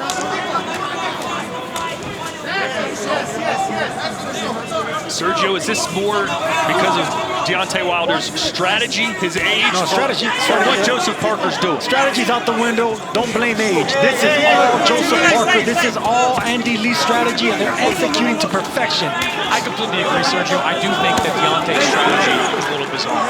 The amount of movement he's been doing in this fight, the lack of the jab, the lack of engaging, it's just been a problem. It's almost like Wilder is treating Parker as the big hitter instead of vice versa. Absolutely, the way he's moving, starting to breathe quite heavy now, Wilder as well. He's moved an awful lot in this contest.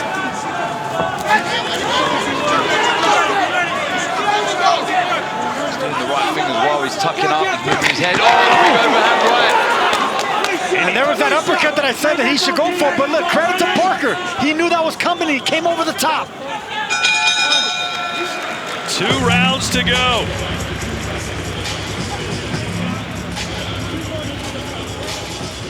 Edgar Berlanga returns to action February 24th in Orlando, Florida, facing Predrag McCoy in a 12-round super middleweight main event. Berlanga 21-0 with 16 knockouts, started his career with 16 straight first-round stoppage wins, and looks to get back to his KO winning ways here on DAZN.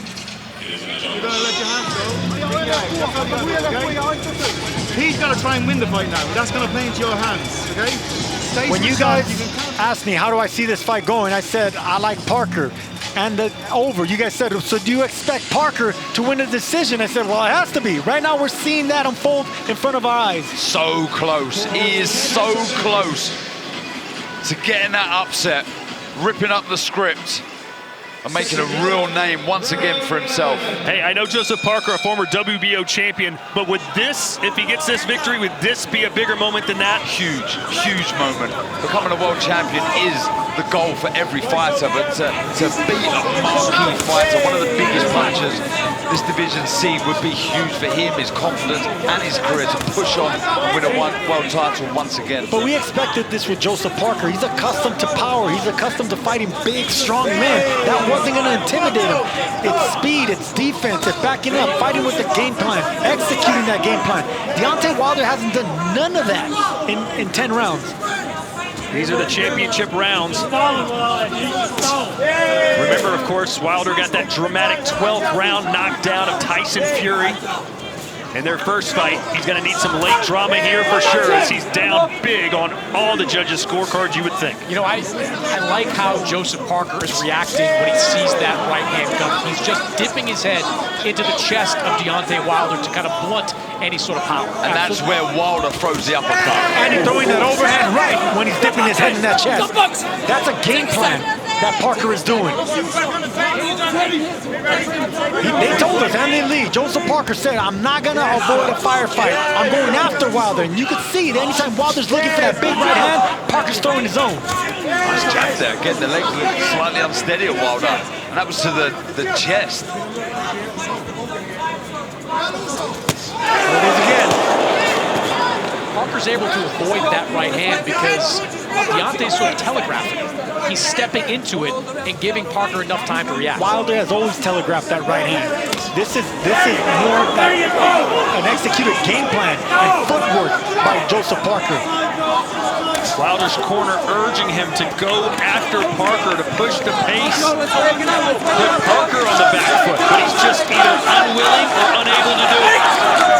I must say, Darren, that was Joseph Parker delaying right there, grabbing onto Deontay Wilder. Yeah, very smart. That's very smart. That's Hector Camacho-ish. You know, you kill time. 10 seconds is 10 seconds. You know, if you're ahead in the fight, buy some time. Good left hand from Joe Parker there.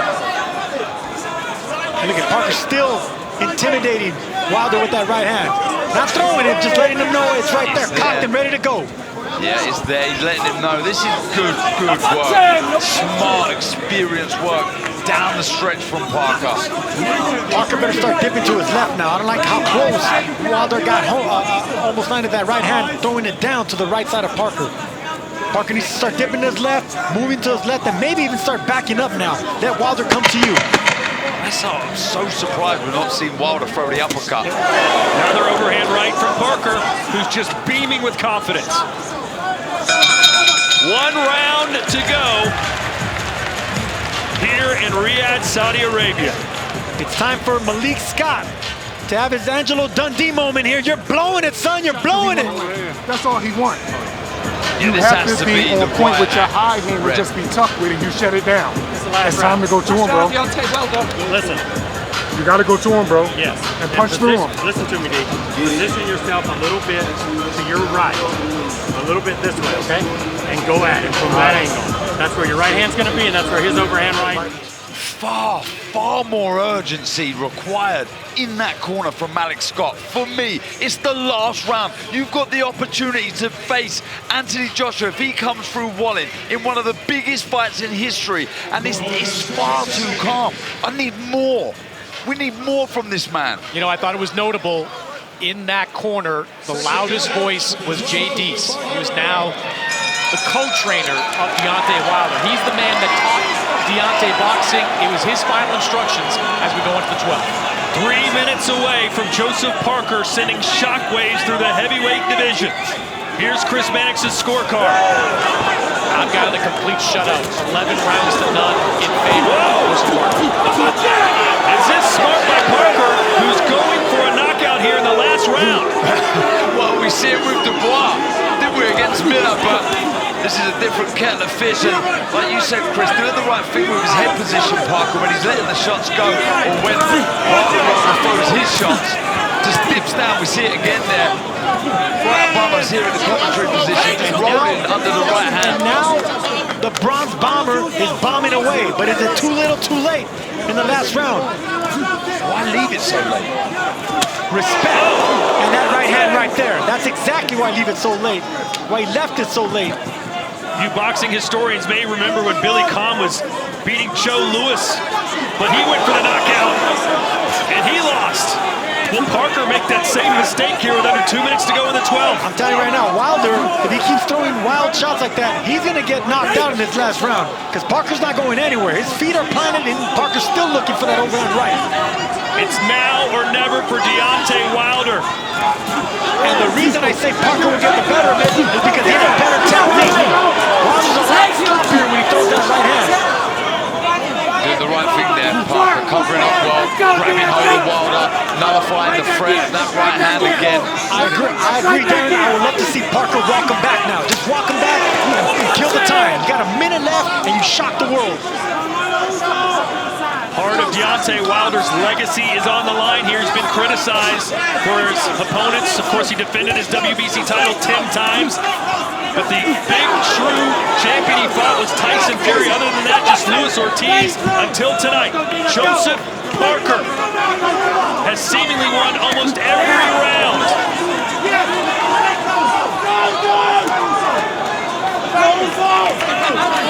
There we go. Parker doing the right thing now, holding on as much as possible. This is time in his side now. If I'm Joe Parker, I'm taking a knee. Big right hand right there. I might take 3 knees. 30 seconds to go. Of course you'll take a knee, man. Parker thinking about the exclamation point. Caught Wilder with a left hook. Right here, now it's time for Parker to back up. Hands in the air, soak it up, move around the ring. This is your Sugar Ray Leonard moment because you shocked the world.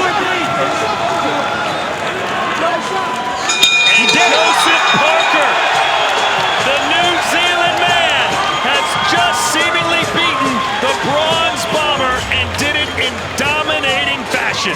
I'm not too sure why Wilder is raising his right hand. That's incredible. That was a very smart performance from Parker. I don't think we can call it anything other than that. It was spot on, it was precise, it was accurate. It's exactly what he needed to do to get the victory against Wilder this evening. I'll give you some more adjectives. Smart, responsible, disciplined, perfection. That's beautiful boxing right there. We've seen another shutout by Joseph Parker. And you're right. Wilder's pumping his fist, playing to the crowd a little bit like he thinks he won. He's got to be playing mind games there. That's ridiculous. There is no way in a million years Wilder has won that contest. And he'll kick himself if he ever does watch this fight back. What was he so hesitant? Why was he not letting the shots go? I know he had respect for the right hand of Parker, but still, you need to detonate that bit. He spoke all week about him being Dr. Sleep, carrying such dramatic, showcasing right hands, but he didn't throw any. Hey, let's pause for a minute. This is boxing. Sometimes we kind of get caught up in a narrative. Is there any way, Sergio? No. Is there any way that Wilder's right and we're wrong? Absolutely not. This was the Joseph Parker show. This was the Andy Lee show. We saw a perfect game plan executed once again. That man deserves all the credit in the world. The crowd knows it. Everyone here saw it. Congratulations, Joseph Parker. What a victory.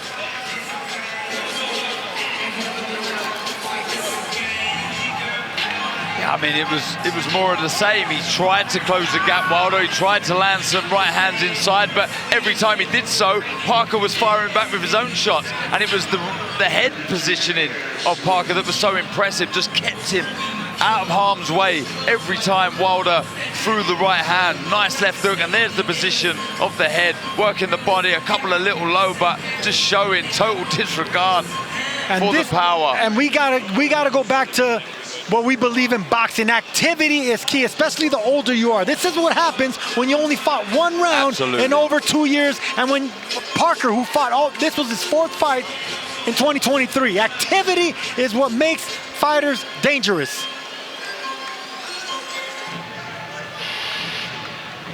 So Deontay Wilder, for only the 3rd time in his career, goes the full 12 rounds. He beat Stavern by decision and lost, or had a draw with Tyson Fury in the other one.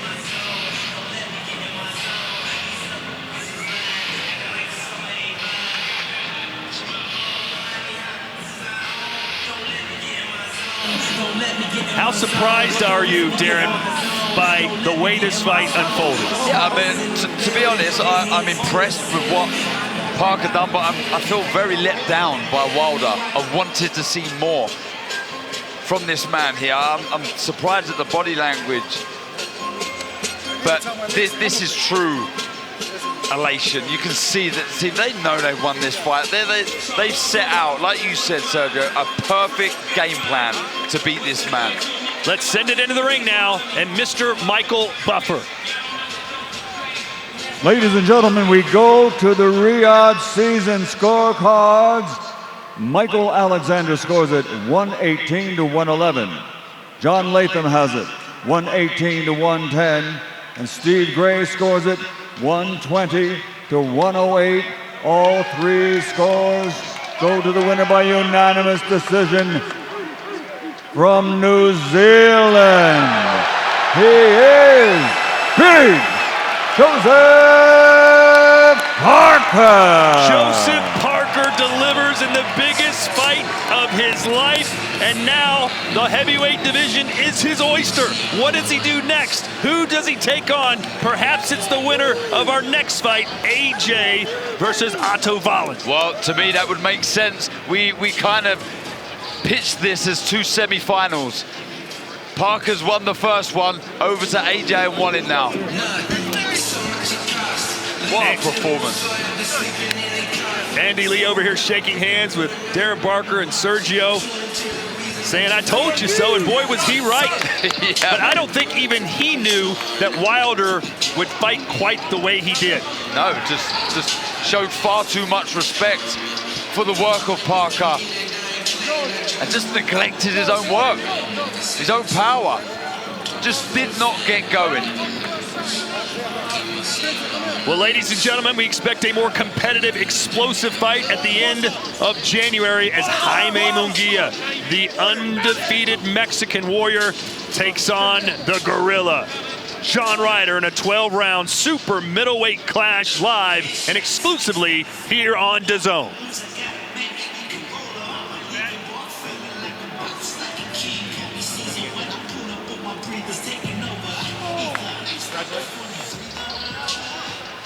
So Joseph Parker, after that defeat to Joe Joyce 15 months ago, has now won 4 straight fights, including this one, the biggest of his life, against Deontay Wilder. Here's Chris Mannix.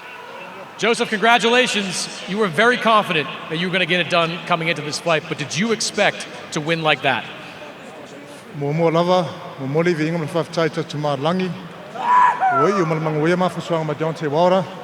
Just want to say a lot of respect to Wilder. Dangerous fight, tough fight, but we trained very hard for this. We were purely focused and we had great momentum coming into this fight. And I'll tell you, everyone had plans, other plans, but this is God's plan. What was the strategy for you coming into this fight? The strategy that we discussed with Andy before the fight, I was really fit with the work I'd done with Andy and George, but was to stay calm, stay relaxed, stay focused, switched on for every second, every minute, every round. And listen, there's always things to work on, but today we got the win. Merry Christmas to us. You were the one applying the pressure throughout this fight. Were you surprised at all by the way that Deontay fought? Listen, Deontay's got a new coach, and maybe he's applying the new things they're working on. But maybe inactivity did play a big part. Listen, I just want to send my love to all my family back in Samoa. Jai love mo ka poinga, wife and kids back home. Can't wait to see you guys. And listen, this is a great finish to the year. You did a tremendous job staying away from that right hand, which you said all along was the key to winning this fight. How were you able to stay away from it so effectively? Practice, work. And listen, I had to be aware at all times. He did catch me a few times on the guard, and I'll tell you this, it's very hard right hand. So if it landed clean, it would have been different, but today's my day. We talked about the inactivity of Deontay. You've been the opposite. You've been very active this year. How much do you think that helped you in this fight? Helped me massively. just I said before, momentum. Working with Andy and George continuously in camp and not getting out of shape. And listen, I'm very, very happy. You won a world championship before, but is this win bigger? This is massive. This is the toughest opponent I've faced. Biggest right hand, and what can I say? We've done a great team, me and my whole team here. Spencer Brown, thanks for everything. Tyson Fury, thanks for all your help. Appreciate it a lot. How useful was Tyson Fury in preparation for this fight? Massive help. We trained in Ireland, then we moved over to England. Tyson gave us his time, sparring, discussing with Andy things to do, and what can I say? It all came to plan. You just upset the boxing apple cart. What is it that you want to do next? I'm back! Anything, I'm ready for everything. Congratulations. Thank you very much. Going to turn to Deontay. Deontay, when that final bell rang, it seemed like you felt you did enough to get the win, did you? Yeah, I did, but my timing was off a little bit. And big ups to Joseph. He did a great job avoiding a lot of my punches. We make no excuses tonight, you know what I mean? It was a good fight, and we move on to the next thing. What went wrong for you out there? You said your timing was off. You've been inactive, except for one round, over the last 2 years. Do you think that played a part in this? It could have, but we're not going to base it off of that. We're just going to go in. We did what we did, and we move on to the next. You know what I mean? We live to see another day, and that's what it's all about. And just ready to go home to my children, you know what I mean, and love all over them.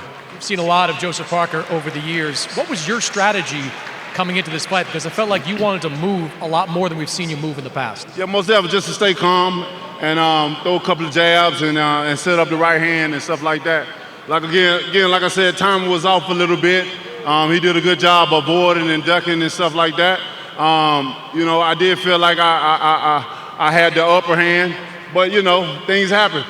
Like I said, you move on to the next thing. Today is my daughter's birthday, so inshallah that I make it and see her. And like I said, we move on to the next step. There was a lot of talk during the week about you and Anthony Joshua. Was that in any way a distraction for you coming into this fight? Just a little bit. It's a lot of talk about different things, but we're making no excuses tonight, man. It was a great crowd. I enjoyed being here in Riyadh, baby. Thank you guys for coming out and supporting the card, and we'll be back for sure. You said you'll be back. I know you want to go home and spend time with your family over the holidays, but at 38, do you still want to be in this game? Do you want to rebuild? How do you want to approach your career? We'll see what happens. We have a little bit more left, and but I've done a great job with managing my money, investing, and I'm a happy fighter. You know what I'm saying? We go in here and do what we do, and we go home and leave and spread love to the family and all our loved ones, and on to the next. I'm a warrior, so I'll be back soon. And if not, then it's been an enjoyment. It's been a pleasure. And I appreciate everybody for the love and the support that they've been giving me for over the years. Well, you know yourself. I mean, you clawed your way to the top from the Olympics to World Championship. Do you still have that same fire you used to? I don't know. A lot has calmed me down. I've done ayahuasca. I've been in Rhythmia and done ayahuasca. I've found a lot of peace in my life. I found a lot of happiness in my life. I've been wearing this smile all week long, and I'm going to still wear it. Win, lose, or draw, I'm going to wear my smile all week long because I'm blessed and I'm highly favored. And I don't think nothing can stop me on that, you know what I mean? That's what it's all about, being a warrior, going in and giving it all you got.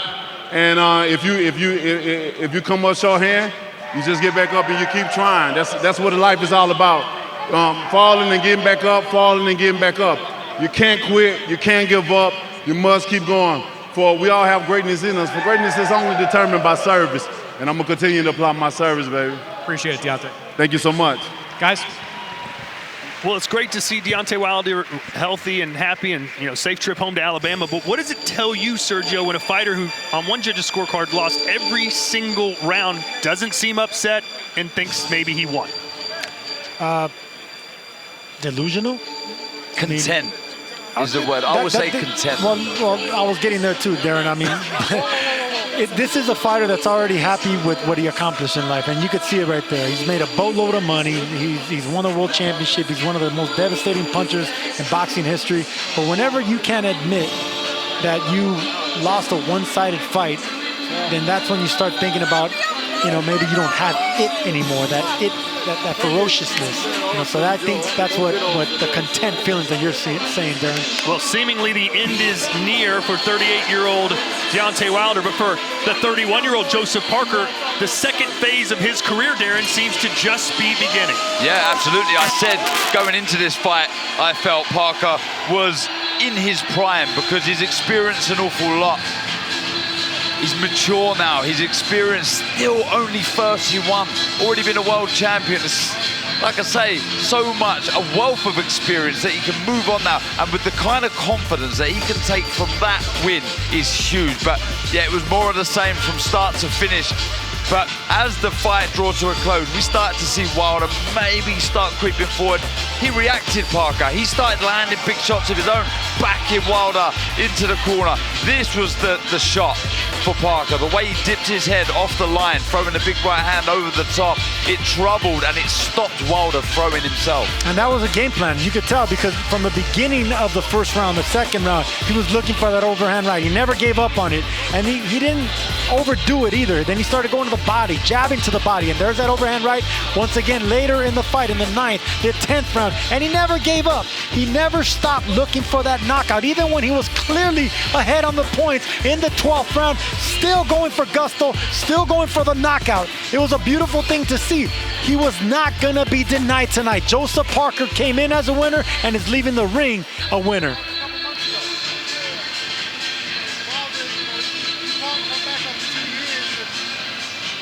Will we see Wilder again? He kind of left the door open to perhaps retiring. When you start talking about have you saved your money and how things are great in your life, you wonder how much fire still burns in his belly. We look at the Day of Reckoning fight card. The first 4 all ended by stoppage. In fact, the first 5 did. The first fight on our main card between Daniel Dubois and Jarrell Miller, probably the best fight of the night. Dubois with a stoppage with 8 seconds to go. Dimitri Bivol dominating Lyndon Arthur. Joseph Parker doing the same to Wilder. And only one left. And that, of course, is Joshua versus Volek.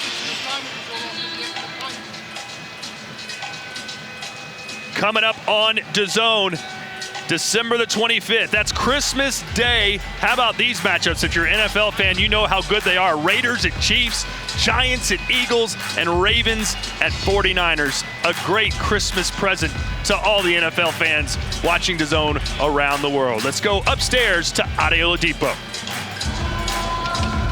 Yeah, boxing, the most unpredictable of sports. They always say expect the unexpected. I don't know how many people expected 3 upsets so far. Could we have another one? Anthony Joshua versus Otto Volin coming up next. Ladies and gentlemen, I hope you've enjoyed the show. Now it's time for the main event. Me taking down Otto Volin. It's up next. Only have 2 options. Either run with us or run from us. So many great matchups on this night. Oh, it's gone in. Net battle commence. My goodness, what a knockout. I'm the baddest motherfucker on the planet. Jake Paul can have a very bright future in the PFL. What a strike. This is DAZN, and there's plenty more miles to go before we sleep. I mean, it could be Kabiel, it could be Hrgovic, there was talk of Manuel Char.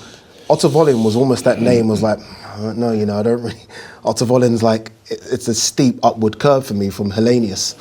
Do you look at him and think that's the toughest one of those opponents? Who? Otto Volin again? Yeah, so Kabiel, Hrgovic, Manuel Char. I don't know, I've never fought those other guys. You sparred them all? Yeah, I have, yeah. Yeah. I was looking at that table, I thought, I fought you, I should have fought you, I fought you, I sparred you. I was like, yeah, I get busy in this division for sure.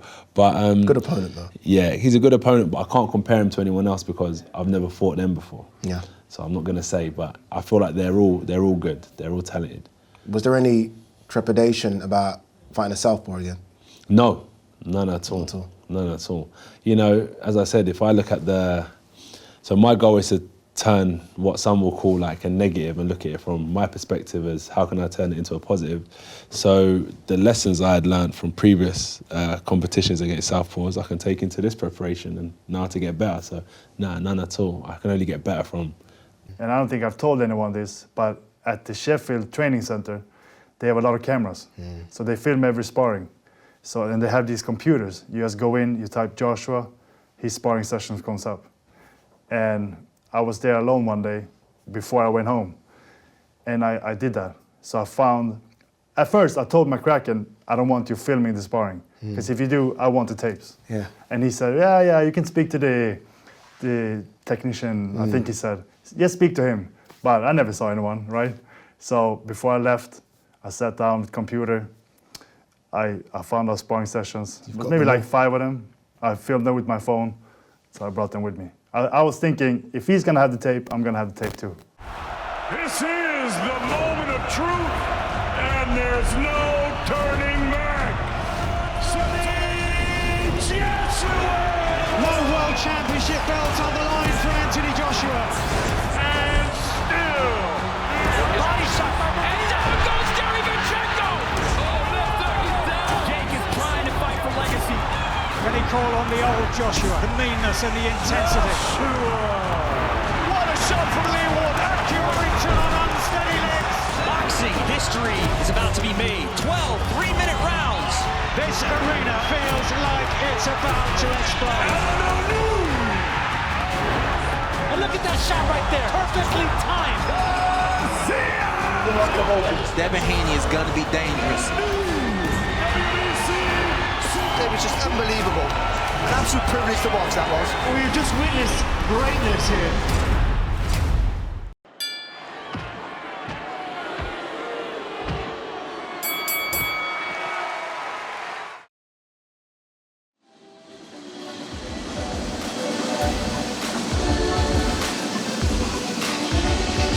Welcome back inside the Kingdom Arena here in Riyadh, Saudi Arabia. Day of reckoning. Could be a night of reckoning. One more to go, and it's the big one, isn't it? Anthony Joshua versus Otto Wallin. Will we see another upset, or Anthony Joshua go on to prove that he still is one of the best heavyweights in the world? The main event, the big one, is coming up next. Day of reckoning. Joshua versus Wallin. Well, now is my time. I'm definitely motivated. I'm focused on this fight. I'm going to win this fight. I've got a lot left in the tank for sure. Well, now is my time.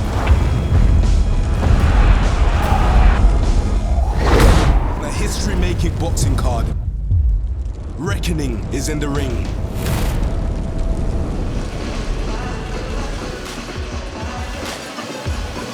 Here we go, we're in Riyadh, Saudi Arabia, fast becoming the home of big-time boxing. I'm joined by a couple of former big champions as well. Former WBC Cruiserweight champion Tony Bellew, former unified heavyweight champion Andy Ruiz. We should be doing the big sell now for Anthony Joshua versus Otto Wallin, but I'm still reeling from what I just saw. We're all still in a bit of shock. Deontay Wilder being completely outpointed. And I just wonder, Andy, I'm going to come to you first. I just wonder if that's that for Deontay Wilder. That was super huge, man. What a performance for Joseph Parker. He did unbelievable. Nobody thought that he was going to knock him down, and what do you know? Well, nobody thought that he was going to win, actually, but look at, he ended up winning. I just wish that it was me in there beating him up. Yeah, fingers crossed for you. Good to see you in the ring against some of these big guys. All right, let's go. Main event. Anthony Joshua versus Otto Wallin. You were giving me the nudge. I was like, wow, we've missed AJ versus Wilder. You're like, Ade, 1 second. AJ's got to do some business first here tonight. That will then, I think, if AJ's watching that backstage, he'll be thinking, okay, I've got to go in there and do what I need to do. Go in there and get the job done. Get the job done. Just get it done by any means necessary. Go in there, let your hands go, and get rid of Otto Wallin as quickly as possible and as destructive as possible. How much difference did you notice, Andy, in your first fight with AJ compared to your second fight with AJ? Well, in the first fight? Yeah. In the first fight, well, he was strong. He was lean, but I felt I don't know, I was actually different as well, you know? But AJ, from the first fight to right now, it might be a little different, but you never know. Maybe his opponent's gonna come out a little awkward because he's a lefty, you know, a little crafty style, but I'm pretty sure Anthony Joshua's gonna get him out in the few like 6th, 7th rounds. I'm sure it's going to take him a little bit while to get adjusted to his style, but I'm sure he's going to take him out. Everyone's been asking to see the old AJ, right? The aggressive AJ. Did we see part of that coming back in that fight against Elenius, the stoppage? We did eventually. It came round to it, but ultimately, Josh will be Josh. He'll find the moments and he'll take them when he sees them fit, but he's just got to let his hands go, Eddie, tonight, and he's not got to second guess himself. He's just got to go in. You know, you see performances here against the likes of Povetkin, a former Olympic gold medalist, against Kubrat Pula, a former Olympian as well. He's been in the big guys. This knockout took a Helenius. It wipes away the previous rounds earlier on, and it wipes him out, these knockouts, and he's got this in his locker. So tonight he's got to show us again against Otto Vollen that he doesn't care who he's in with, what style he's in with, southpaw or orthodox. It's just about me. It's what I can do when I get in the ring, and I believe he'll show this tonight. Andy, you've switched trainers recently as well. AJ's done the same thing now with Ben Davison. What positives can AJ get from switching trainers? We can learn a lot. You know, I learned a lot from so many different trainers that I had. I learned from different styles because styles make fights as well, you know, so you got to adapt. It's all up to us, the fighters, that we have to adapt to the strategy that we have to overcome, you know, because sometimes we have a fighter that's super awkward or a fighter that takes so many punches. We got to do something different. But I'm sure it's gonna help out. Let's talk about Otto Vollen, obviously coming off a very good win, a career best win against Gassiev. Yeah. Fans will remember that fight against Tyson Fury, where he caused Fury so many problems. Again, a lefty. We know AJ does struggle with, well, the very best lefties in Alexander Usyk. What problems can Otto Vollen cause AJ tonight? The longer the fight goes on, the more problems it is for AJ, I believe. He can't allow him to dictate the space and the range. That is a massive thing. He has to be all over Otto Vollen. If you allow Otto Vollen to get confidence in a fight, that's when you're going to have problems. You've got to take the confidence away from the get-go. Push him back with the jab, straight right hands to the body because he's a southpaw, and always edge forward. The left foot's got to be on the outside of the right foot at all times. The minute that left foot is on the inside of Otto Vollen's right foot, he's wide open to a straight left hand down the pipe. And Otto Vollen isn't a big puncher, but he's someone who can chip away at you and chip away and frustrate you. And the last thing you want to do with a southpaw is be frustrated, Abby. Josh knows this because he's been in with some good ones. But let's also not forget, he's also knocked out one in Charles Martin. Yeah. So, you know, he's had his ups and downs with southpaws. And I believe tonight, listen, he'll get the job done. Otto Vollen is not Alexander Usyk in any way, shape or form. Yeah. What about experience here, Andy? Experience is always key in boxing. They say AJ's been here, done there. He's done the walk so many times in big fights, big arenas. Otto Vollen really hasn't. Will experience play a part tonight? The experience, of course, man. Joshua has a lot of experience, especially fighting in big crowds like this. So maybe it could make effect for Vollen as well. You know, maybe he'll freeze. Yeah, exactly. Maybe he'll freeze, but you never know. Like I said, it only takes one punch to change the whole fight. And you never know. Maybe Vollen will get lucky with that lucky punch. But like I said, when somebody gets in a hard, tough fight, sometimes you overthink, just how you're saying. You overthink, you start being cautious, you start thinking too much, and a lot of your game plan doesn't come out the way that you want to. All right, let's do it. It's our main event time. We've been waiting for this one. Again, it's been a night of a couple of really big upsets. Will we see another upset in our main event? It is AJ versus Otto Vollen. Let's throw it down to your commentary team of Chris Mannix, Darren Barker, Sergio Mora, but first, Mr. Todd Grisham. Well, here we go, ladies and gentlemen. It is 2:15 a.m. local time, and we are ready for our main event of the evening. Anthony Joshua versus Otto Vollen. Joshua, 34 years old, just 1 year older than Vollen. 6'6", 250 pounds, 82-inch reach. That's 4 inches longer than the Swede.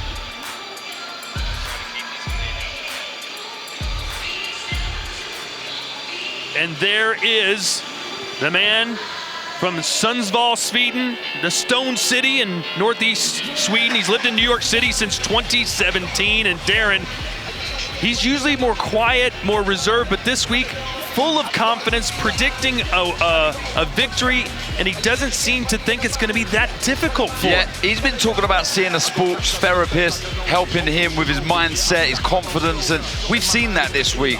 Real self-belief. believes he can really upset the script and make a real name for himself. Let's go into the ring and Mr. Michael Buffer.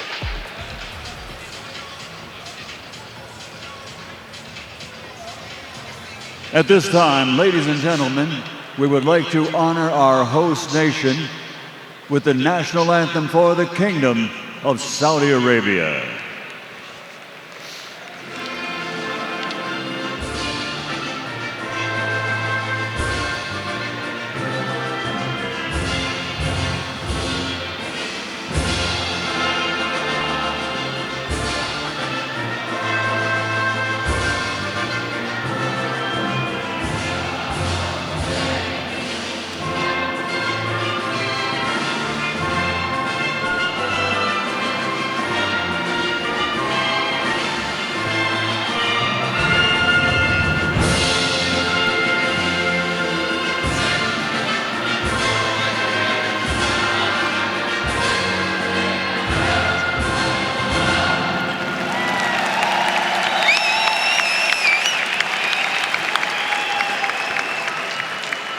Ladies and gentlemen, we would like to thank the custodian of the two holy mosques, King Salman bin Abdulaziz, His Royal Highness the Crown Prince Mohammed bin Salman, His Royal Highness Prince Abdulaziz bin Turki Faisal, Minister of Sports, and His Excellency, the Chairman of the General Entertainment Authority, Turki Al-Ashade. Day of Reckoning is one of the Riyadh Seasons events with the support of the Quality of Life program. So now, ladies and gentlemen, from the Kingdom Arena, Boulevard City, Riyadh, Saudi Arabia, let's get this party started! Coming to the ring for our final contest, Auto All-In Volley!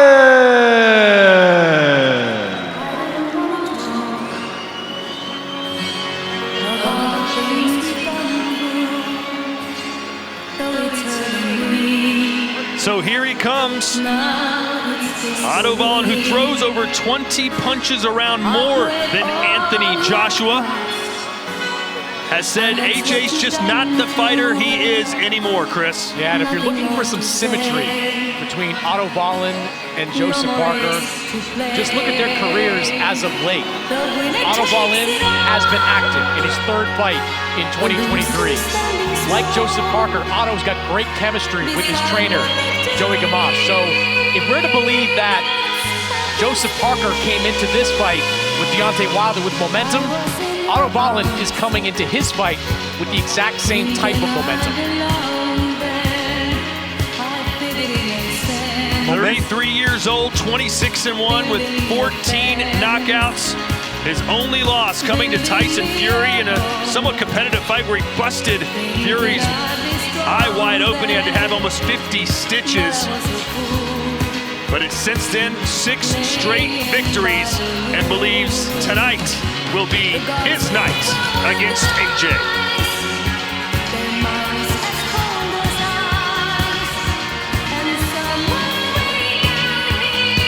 Yeah, big occasion this for Wallin.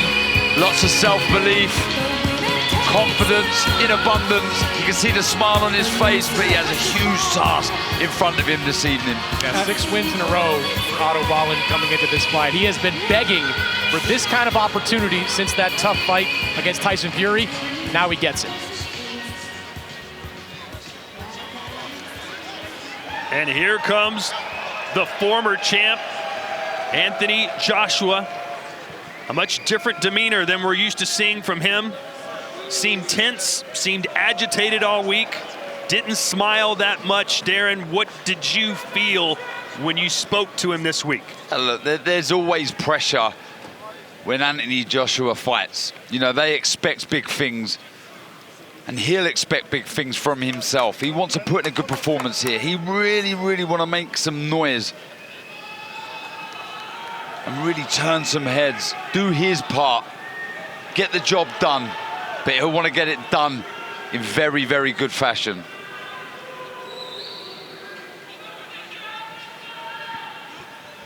And now making his entrance to the ring, AJ Anthony Joshua!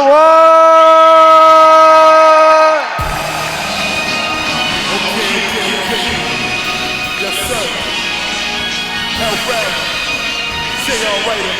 Forward. This is how we do it, man. I am one of a kind. Yeah. Now or never. Which Anthony Joshua will we see tonight? Will he fight not to lose, or will he seek and destroy? That is the major question surrounding boxing's once biggest star on the planet. Well, that's the battle I'm looking forward to here. Who will hold the center of the ring? Who's going to be the aggressive one here? I feel after the finish that AJ got against Helenius, he will. He's going to be the one forcing himself onto his opponent, looking for those big shots. But I want him to really commit to the right hand, fully rotate through the target. I want to see how Joshua's going to react when he does get hit, when he does get pressured, when he gets put on the back foot. Otto Wallin had success with the heavyweight champion of the world in Tyson Fury. He had his moments. He had him against the ropes. He had him bloodied. If he can start doing it against Anthony Joshua, how is he going to respond if he gets in that position? Yeah, Anthony Joshua's fights of late have largely been built around the jab. More than 70% of his punches have been jabs. If there was ever an opponent for him to go back to being the seek and destroy fighter he was earlier in his career, it's Otto Wallin, who is skilled but doesn't pack that big a punch. After a second loss to Usyk, Joshua said, I definitely questioned myself. I pulled myself back, but now that I've had my little dip, I'm back on the gravy train again. I can't wait for this one. We need a big, explosive finish here in Saudi Arabia.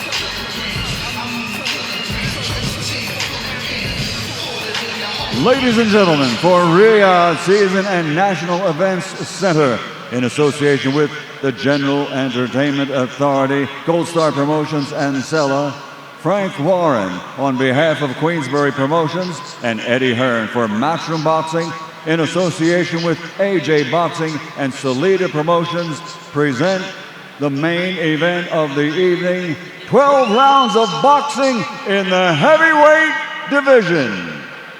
The officials assigned at ringside, representing the British Boxing Board of Control, supervising Robert Smith of Wales.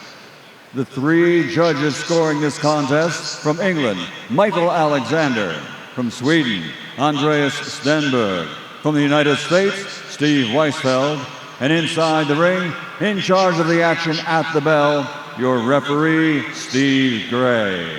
And now, the officials are ready, the fighters are in the ring, and they are ready. So for the thousands in attendance and the millions watching around the world, from the Kingdom of Saudi Arabia, ladies and gentlemen, let's get ready to rumble!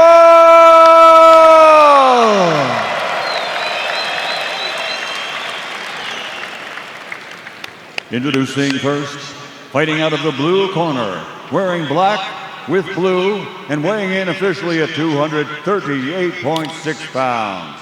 His professional record, 27 fights, 26 victories, including 14 big wins by knockout with only one defeat.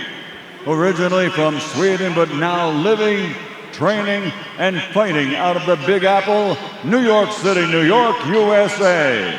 He's ranked number 2 in the world by the IBF in the heavyweight division. He's the former EBU European Heavyweight Champion, Otto All-In Wallin. And his opponent across the ring, fighting out of the red corner, wearing white and officially weighing in at 251 pounds. This Olympic gold medal champion now has a professional record consisting of 29 fights, 26 victories, including 23 big wins by knockout with 3 defeats. From Watford, London, England, the 2-time heavyweight champion of the world, AJ Anthony Joshua.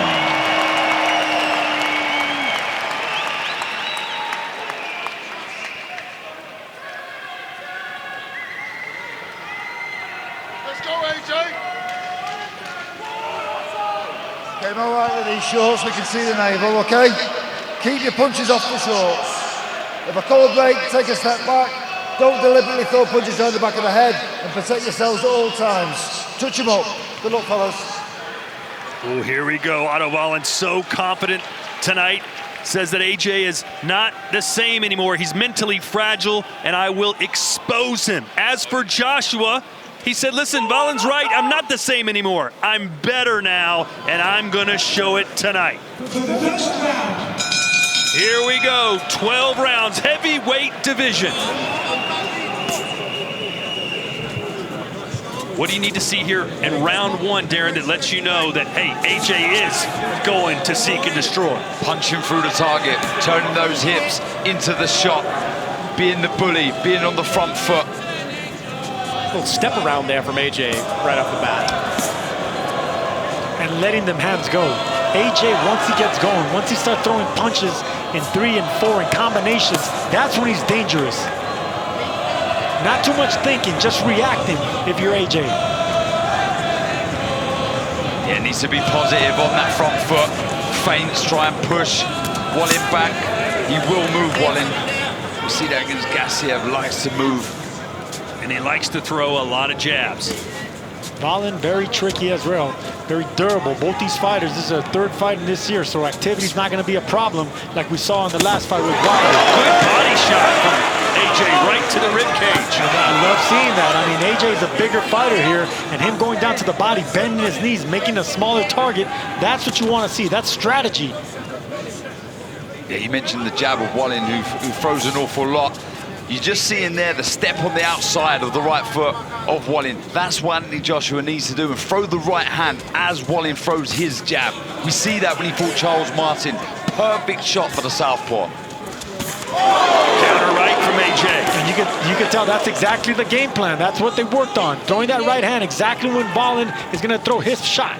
Make sure that his left foot is on the outside of Wallin's right.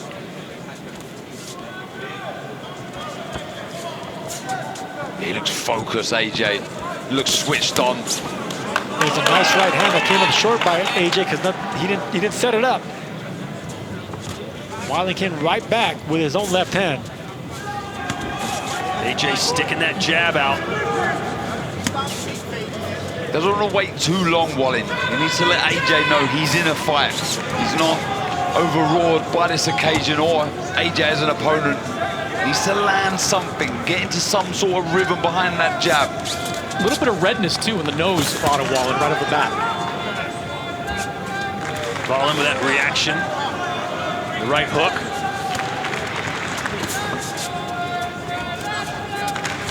Wallin set the all-time CompuBox heavyweight record for jabs thrown in a fight in his bout against Murat Gassiev. 807. The record held by Vitaly Klitschko against Kevin Johnson in 2009, who threw 749.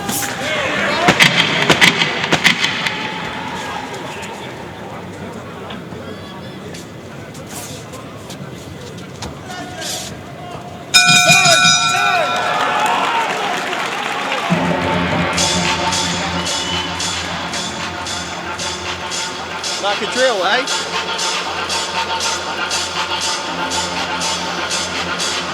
Returning with what we said he'll return with, yeah? Fell in with his backhand to the body, didn't he? Yeah. Keep regular, short, sharp changes their tempo. He's very hesitant, keep him under threat, yeah? Make sense? First right hand to the body, hurting.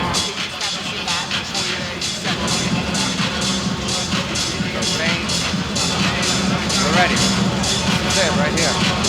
Good. Picking it up. Keep picking it up as we go. Orders, 10 seconds. All right. Seconds out.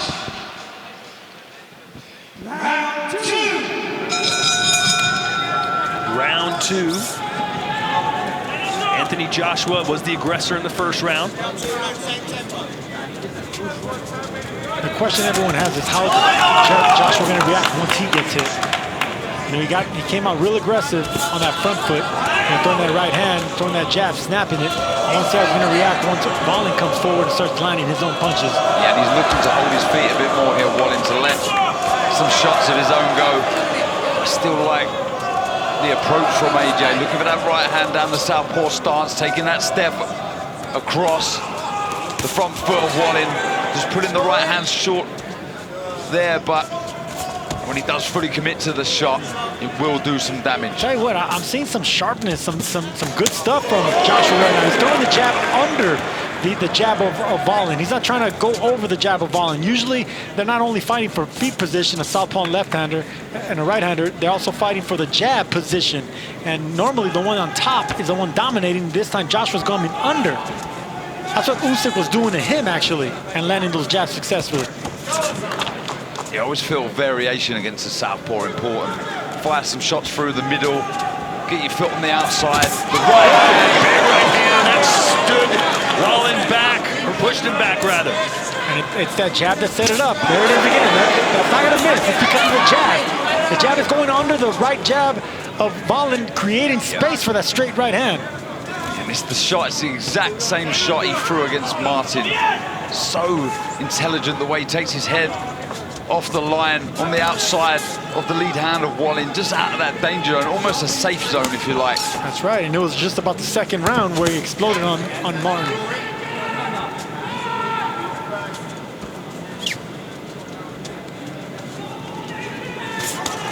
He doesn't throw the right hand too high either, AJ. He throws it more at the chest, and you know you're going to hit something. Blood coming out of the nose now of Wallin.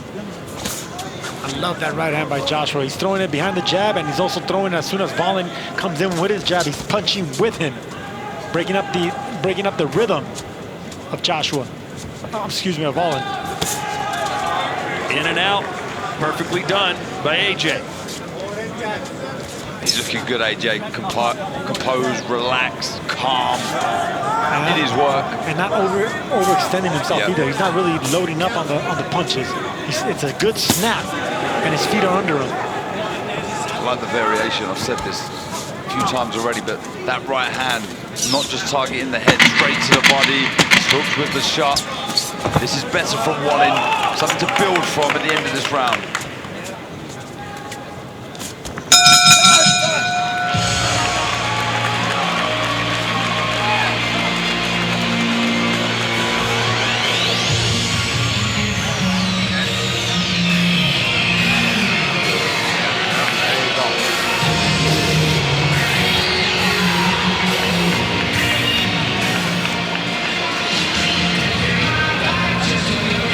Get underneath his shots, all right? Get underneath those shots by moving your head. Don't let him always get off first. You understand? You get out there and do some attacking too. Put that defense in, moving your head, moving your head. You know, he's not the fastest guy, but he'll be fast if you let him get off. He's smart. Work off that jab and come in moving your head. You'll find him. You'll catch him plenty.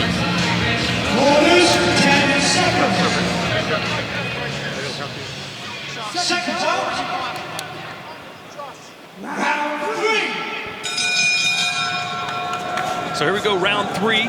AJ certainly had his positive moments, but at the end of the second round, you liked what you saw from Wallin. Yeah, he started creeping forward on the front foot, trying to put a dent in AJ. I love that right hand to the body that AJ's throwing. That's going to open up an avenue for Wallin right to the chin. It's nice and straight, too. Not loading up. It's just perfect technique by Joshua. He's even stepping in deep enough where he can have power. Full concentration from AJ. He is locked in. Yes, he is, man. I don't know if it's the fact that he's familiar with Wallin, having sparred him and fought in amateurs, but there's a confidence to Joshua.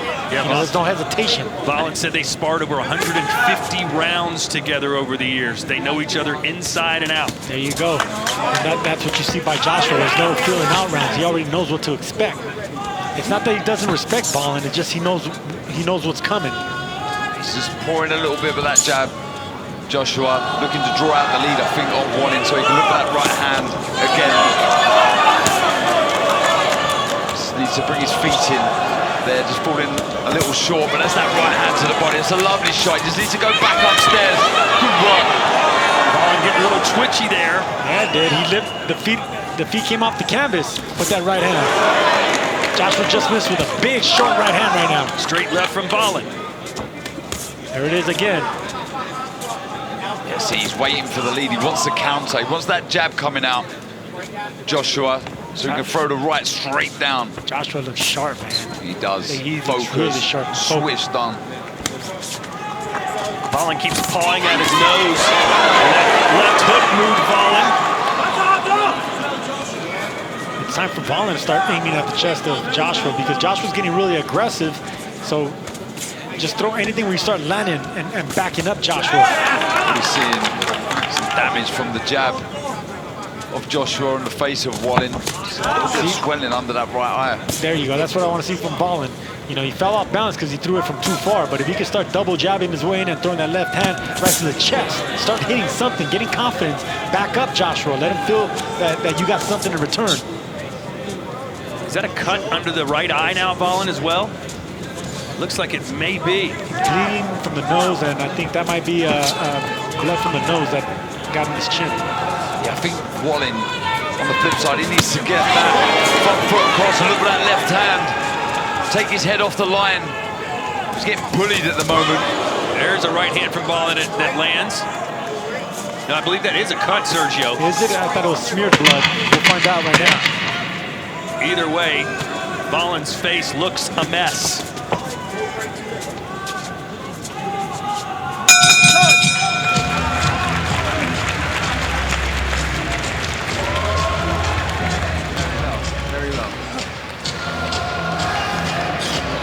Bucket belt. Bucket.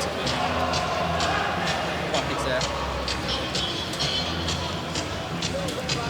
Few more regular, short, sharp changes. Yeah, very good positive start from Anthony Joshua. Focus, he's switched on, working the jab well, stepping on the outside, looking for the right hand.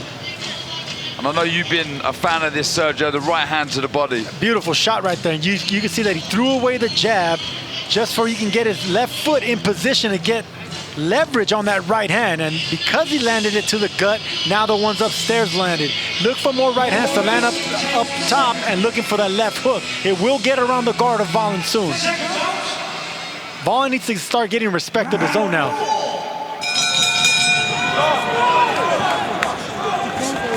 So here we are in round 4. Otto Ballin, bloody nose and a cut under his right eye as Joshua's pretty much having his way with the Swede so far. Yep, doing the right thing with the lead hand, with the feet, the right hand, the variation with the shot. Been very impressive, targeting the body. Seeing a hook there. This is really, really good stuff. Positive start from Anthony Joshua. Very positive. It's the accuracy and the fact the balance is what I'm really impressed with Joshua. He's stepping in deep enough to where he's landing that right hand to the gut, the chest, and upstairs without falling off balance and getting full leverage. Joshua looks sharp, man.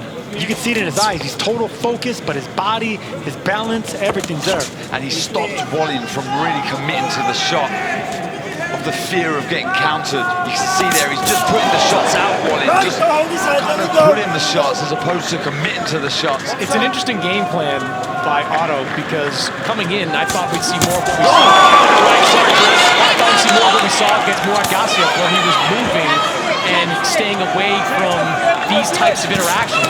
Instead, he's trading with a bigger puncher. Joshua just missed with a big right hand. That's the game plan. You're going to see a lot of that right hand. It's intercepting anytime that Ballin's thinking of throwing his. Joshua's punching in between the shot. Before the fight, Eddie Hearn told me Joshua in 4. He's predicting a 4th round knockout. We got half the round left to go. I don't think he'll be in 4, but he's getting closer and closer with that right hand. And it's because he's been throwing it to the stomach that's opening up the chin shot. Yeah, he's getting closer with the feet as well, really starting to bring him in now. Exactly, he's been doing that since the first round. Getting that foot closer and closer, and you know that when you got a southpaw and left-hander, that foot position is important. Josh is doing the smart thing by sneaking that foot in. Again, the variation with the right hand starting to turn it into a hook as well. Upstairs now. always keeping Wallin thinking. Wallin's got to get AJ's respect. I want to see Joshua keep going downstairs with that right hand. Straight right hand, right to the chest and the belly. I think Otto's got to stop being a stationary target, too. He's just kind of bouncing back and forth and giving AJ an easy target to hit. AJ loaded up right there in that car. Wallin's actually check hook him. This is good boxing, really good stuff. Wallin said that AJ's mentality is fragile, but right now it's Wallin who looks fragile. His face is looking pretty fragile. That's the right hand. Skimmed the face of Wallin, just an inch away for AJ. Joshua's barely been missing that since the first round. That's the money punch they've been working on. That's what's going to work for him tonight. Yeah, he's not wasted anything at all, Joshua. Wallin's got to get in some rhythm here. Far too easy for Joshua right now. By the way, I want to apologize to those of you in certain parts of the world who experienced audio issues. We are back now.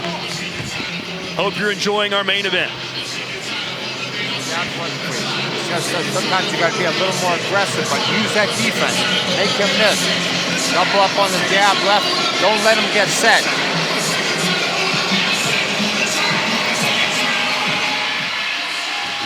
And here's what I'm talking about with Joshua. Beautiful rhythm right there. Threw away the jab. Got the counter from Wallin. Joshua took a slight step back with his right foot right there. Just barely missed with that big right hand. That was planned on and worked on in the gym. That's beautiful power boxing by a power puncher in Joshua. Not falling off balance, barely missing with a knockout shot.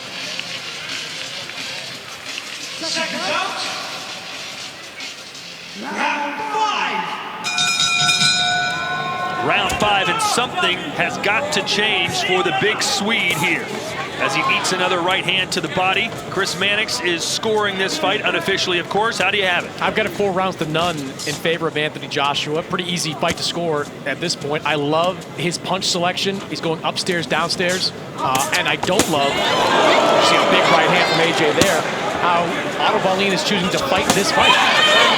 This is the AJ of old, almost. The way he's throwing the shots with real meaning. I'm glad you said almost. Yes, I'm seeing flashes of it. But normally, you know, he was coming in with a little bit more aggression with combinations. Right now, he's pot-shotting with power. But beautiful shots. He's been doing that since the first round. Just the turning of the hips, turning that back foot, committing to the shot is what I like from AJ. Not only that, but his foot position, he's not falling off balance. I mean, it's a perfect torque of the right hand.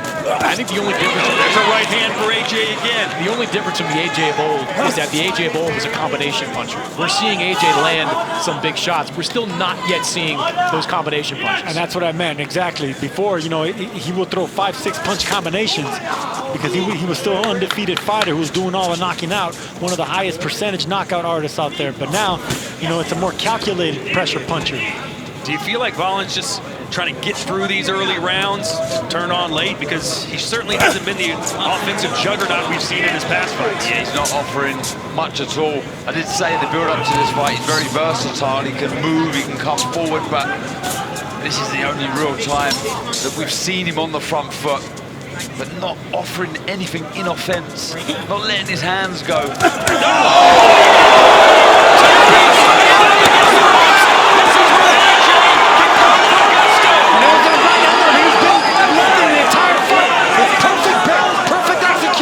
Punching in between the shot of Wallin. Needs to bring the uppercut into play. Left uppercut, right hook. If you're Joshua. Can he be that ferocious finisher that he used to be? Chris Mannix nods his head yes. That sounds familiar. There's the right hook. Alternating the right hand from straight to around the guard. Again. And the uppercut, he needs to bring the uppercut into play, whether it's the left or the right. The elbows are wide of Wallin. Otto Wallin so full of confidence heading into this fight, but AJ is literally beating that out of him right now. He looks like a wilting rose, fading away. And the shots of Wallin coming back, they're weak. There's no power in the shots at all. Fantastic stuff from Anthony Joshua. That left hook rocked Wallin out around the temple.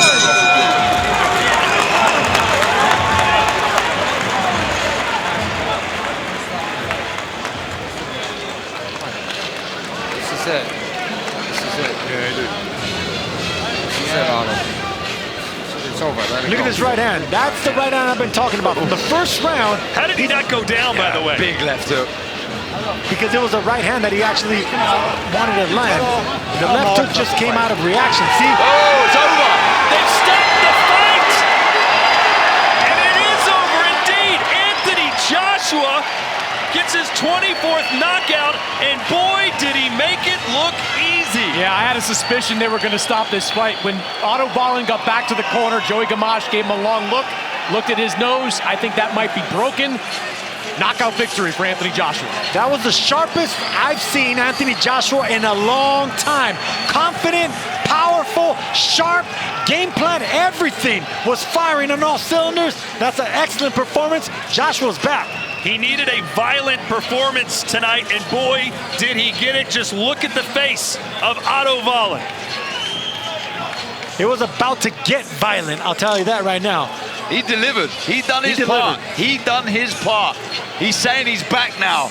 I agree. That was very, very good. That was a lot more spiteful than we've seen in a long time. Well, he did his job. Unfortunately, Wilder didn't pick up his end of the bargain. So now do we perhaps see AJ versus Parker in the March? In the rematch? Will we rematch? see Hrgović?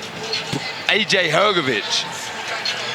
AJ Parker would be a rematch. I don't know if that's going to tickle the fancy of a lot of fans, but you know what? This is a different Joseph Parker. I get it, but maybe one more fight in between. I think Joshua is looking for bigger and better. Look, right there's now. a lot of moving parts now that Deontay Wilder is most likely out of the picture, but Anthony Joshua is ranked very highly in the IBF rankings. Filip Hrgović is the #1 contender.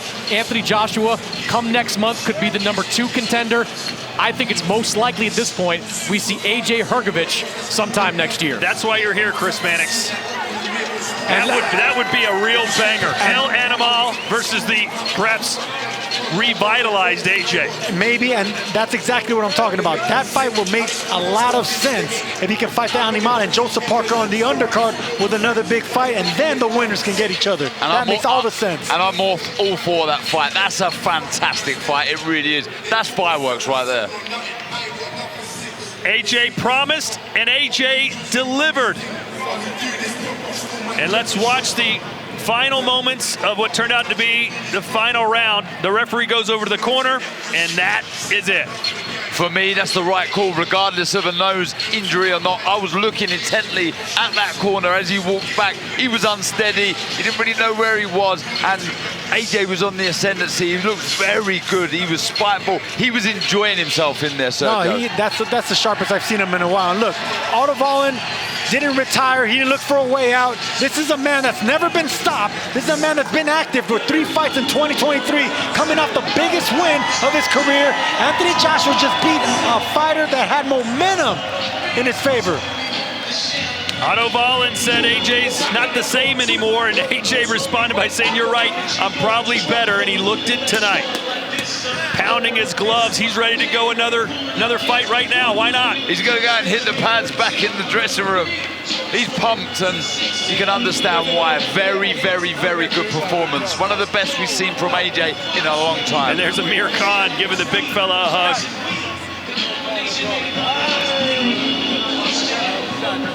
Look at the smile. It's back. The smile's back, man. I mean, the spike that we saw leading up to the promotion, the weigh-in, the bad guy, the back-to-back losses to Usyk. This is the fighter that we see. The happy fighter is a dangerous fighter. Anthony Joshua's back.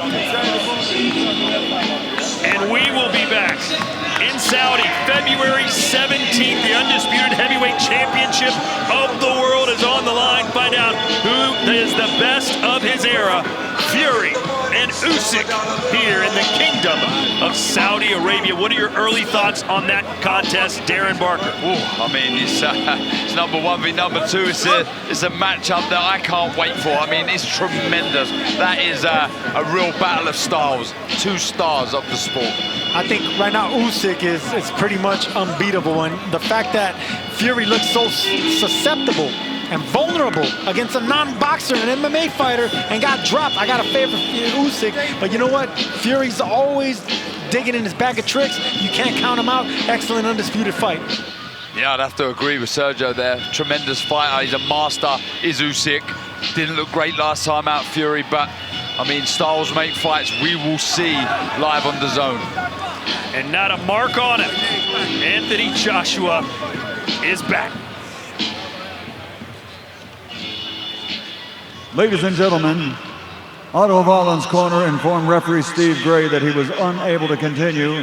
The official time comes for a TKO victory at the end of 5 rounds. The winner by technical knockout, he is AJ Anthony Joshua.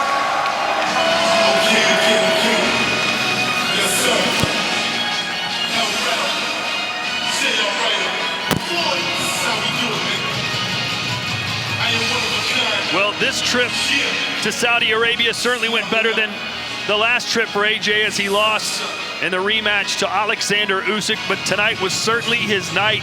And as I said, Sergio, he made it look pretty simple. Wallen didn't even look remotely on his level. That's what happens when you're familiar with someone. And I was talking about that leading up to this fight. The fact that they sparred so many rounds, they fought as amateurs. Joshua knew what to expect. And, you know, there was a lot of confidence on Otto Wallen's part. The fact that he's been so active. Both these fighters have 3 fights in 2023. Wallen was actually coming off the best win of his career. Joshua just beat a good man. Let's send it in the ring and Chris Mannix. Anthony, congratulations. 3rd fight for you this year, 3rd win, 2nd knockout, but easily the best performance for you in 2023. How'd you feel about your performance? I can't grade my performance. Ben Davison, Lee Wiley, Barry, my performance team will judge that for me, and the fans at home, I'm sure they'll have a lot to say as well. So I'll leave it up to them. We were marking ringside. We were talking ringside about how this seemed to be a lot like the old Anthony Joshua. Did this feel more like a throwback fight for you? Not a throwback fight, just another fight. I respect Otto. Throughout the whole build-up, I was telling everyone, I need to focus on the man in front of me because I respect what he's bringing to the table, but not so much a throwback fight, just another day in the office. What was your game plan for this fight coming in? You knew Otto's had some success, moved around a lot in the ring. What was your approach? Well, victory by any means. So when I pray, one of the things I know is that every cell, my spirit, my mind is leading towards victory. And like what Otto, we just want to do whatever it takes to be victorious, because in this game, it's a treacherous business. It's like snakes and ladders. One win gets you up the ladder, and a win takes you all the way back down. So all I want to do is just be victorious for as long as I can. You've been familiar with him, fought against him in the amateurs, sparred against him. How useful was that, if at all, in this fight? Yeah, so I was looking on the roster of heavyweights that have been on this card. I fought Otto, sparred with him, great fighter. Fought Joseph Parker, was going to fight Baby Miller, sparred with Dubois, sparred with Adjit. I've been around the block, man, so hard work, kids. Staying focused, dedicated to your craft will pay dividends in the long run. So yeah, I think I've worked hard in the short space of time I've been boxing, but all that history with Otto paid off today. Take me through the final round of this fight when you were landing the shots that eventually caused Otto to retire on his stool. Did you feel like you were hurting him with a lot of those punches? Let's not say Otto because he's a true warrior. I think the corner play a big role in what happens to their fighter so he can live to fight another day. But I'm sure he would have carried on, but it's all about your vision, your timing, your reaction. And I'm just a gifted fighter that has a special gift, and I use it to my best ability. I work hard, extremely hard, and if it works, it works. And today it was just my day, thank God. You mentioned Ben Davison working your corner. You've worked with a few trainers over the last couple of years. I'm searching for greatness. I'm not just hopping around and enjoying myself. I'm actually searching for greatness, trying to improve. And Ben Davison is a really good addition to my improvement. And the rest of the team as well, yeah. All the team at the Ben Davison Academy are great people, and they've helped me develop in a short space of time, as I'm sure you could see today. So what was it like for you back there before your fight when I'm sure there was a monitor on there showing Deontay Wilder losing to Joseph Parker? What was it like to watch that right before your fight? I wasn't watching. I just focused on myself, like the whole fight week. Let's do a tally of how many people mentioned my name this week. And I'm just sitting there focusing on myself because I know how important this fight is for me. I heard that Deontay lost, so what, he'll come back, but it shows that it's fine margins in this business, and I wanted to be victorious. I had to focus. No one's running, ducking from anyone. I told you, everyone that I've been in the ring with earlier, but I needed to focus on this man. But Deontay, everything that he said about me, I could rip him apart right now. But I'm going to take the higher ground, and I hope he comes back. Where does that fight stand for you? I mean, there's been so many stops and starts with that fight over the last few years. Was that loss in your mind kind of the final nail in the coffin for that fight? What, his loss? His loss. No, why would... Listen, look at the boy this evening. You know, he's come back, and you can do anything. Just don't give up. Keep on pushing, keep on striving. You can do anything. And if he wants, he can come back and he can fight another day. And it's up to him. I'm sure everyone still wants to see that fight, right? Or do they want to see me fight? I'm sure, Anthony, they want to see you fight. So when you think about your career, does 3-time heavyweight champion now something you're thinking about?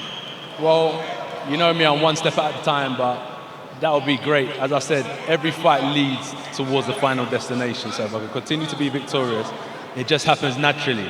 And if you don't, you go straight back down the ladder. So keep on praying, keep on working hard. To all the man them, all the gal them, I gotta stay focused. You know what I mean? Because I'm on a journey. You know, I'm on a journey and it's hard. So I'm gonna stay focused while I'm doing this, and let's see how far I can take it. You got 3 wins in this year. God is good. Was this year, you didn't finish the year with a world title, but do you look at this year as being a success? We've got bigger ambitions than that, man. Bigger ambitions than that. So it is what it is. As I said to my brusky, Louis Theroux, I don't celebrate when I win these fights. I celebrate when I win the championships. Congratulations, AJ. Thank you, everyone at home. Merry Christmas. Thank you to Otto Wallen and his team. We appreciate them. And thank you to His Excellency Turkey. Shout out to all the men in Saudi Arabia for holding us down this week.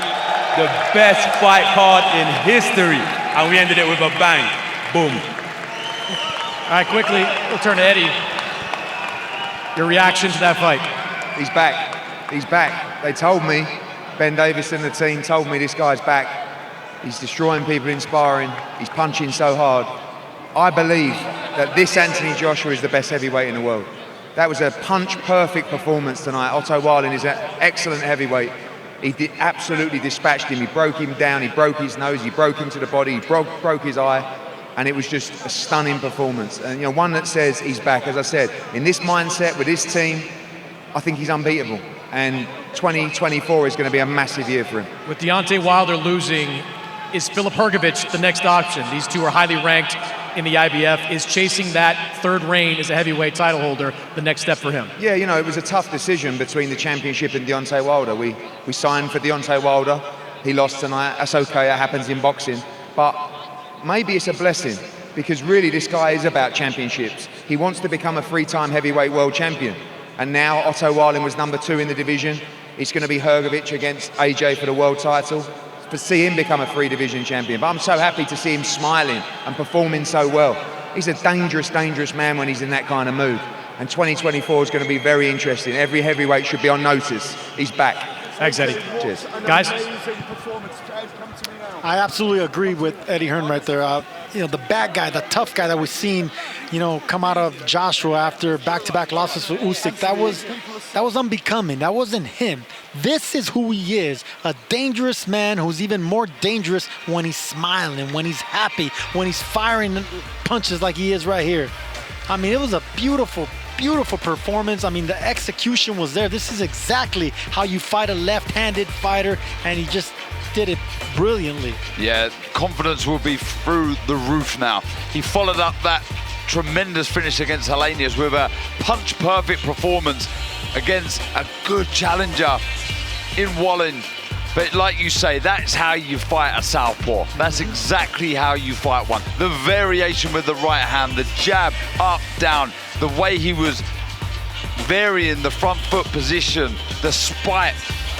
Yeah, he's well on his way to coming back. Absolutely, and we got to give credit to Ben Davison as well, because he has a large part to do about the game plan and the strategy. I mean, this was flashes of the old Joshua, but we also saw new new things that he was doing. I mean, I like the balance. I like how he wasn't over-committing with the right hand, how he was alternating it to the stomach. I mean, that's something that Davison brought to the table, so credit to him, credit to Joshua, the promotion, everybody here. Incredible night. And really quick, guys, we saw Hrgović earlier tonight. If that fight does happen, what's it going to look like? That's another dangerous fight for Joshua. I mean, Joshua, we know that he is vulnerable. But Valen's not the power guy that Hrgović is. I understand, but it will be two big men. Hrgović has that Olympic experience, just like Joshua. That'll be a 50-50 fight. I won't favor Joshua in that fight. Fireworks for 6 rounds, AJ win. I love how you just gave it to me straight. Did you see how Sergio danced a little bit? He's on the fence. He's on the fence. I'm on the fence, man. Listen, they may call Hrgović a animal, but this man just showed us that he's still a beast as well. So congratulations to Anthony Joshua, who improves to 27-3 with 24 knockouts. You saw him after the fight saying, "I'm back." And it's good to have him. The sport is better with AJ in the mix, that's for sure.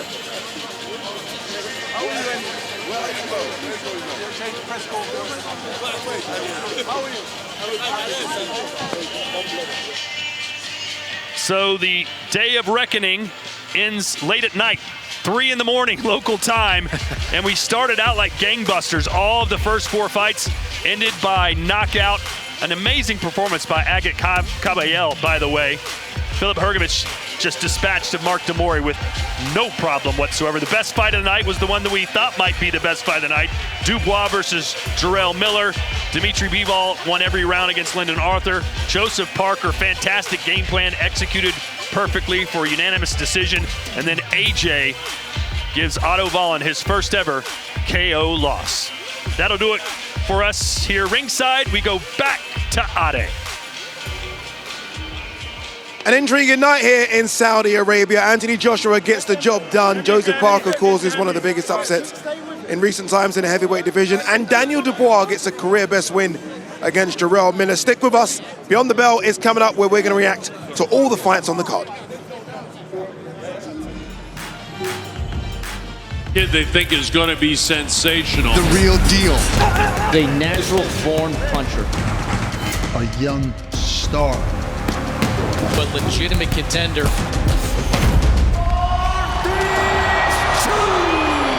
Ortiz knockout express. Too big, too strong, too good. Picks up another victim. His 19th knockout and his 19th win. Live around the world on DAZN, this is the main event of the evening. Sold out arena in London, England. My goodness gracious. What can't the man do? Nick has landed the effective shot. What a performance. Man, oh man. We don't know what's going to happen. Hanside's going to be very, very happy. I am shocked. The fighters are ready. The world is ready. You only have 2 options. Either run with us or run from us. So many great matchups on this night. Oh, it's gone in. Let battle commence.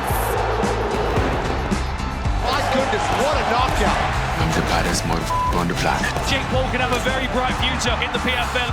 What a strike. This is DAZN, and there's plenty more miles to go before we sleep.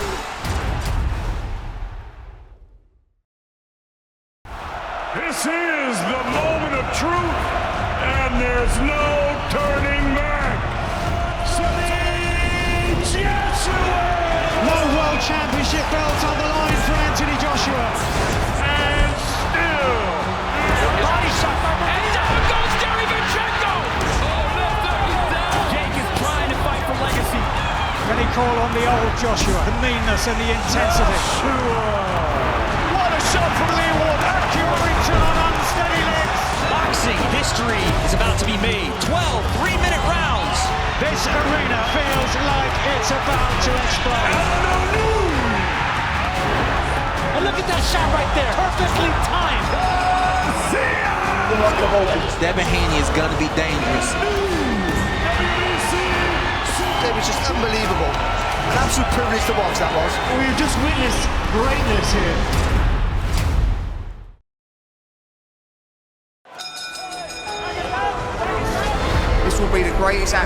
have ever witnessed in a boxing ring. Here we go.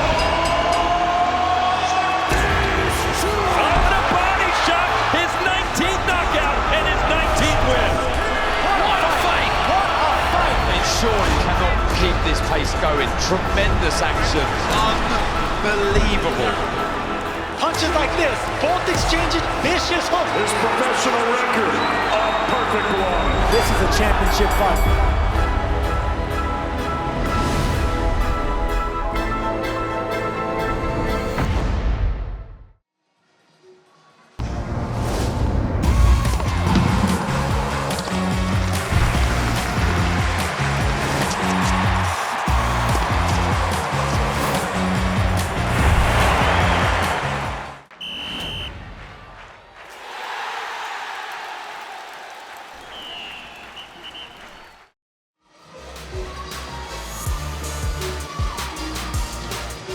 An intriguing night, I think it's fair to say, here in Riyadh, Saudi Arabia. A bit of everything. Some upsets, some good performances, some disappointing ones as well. This is Beyond the Bell, Adi Ladipo, alongside Tony Bellew and Chris Mannix. Let's get straight to it.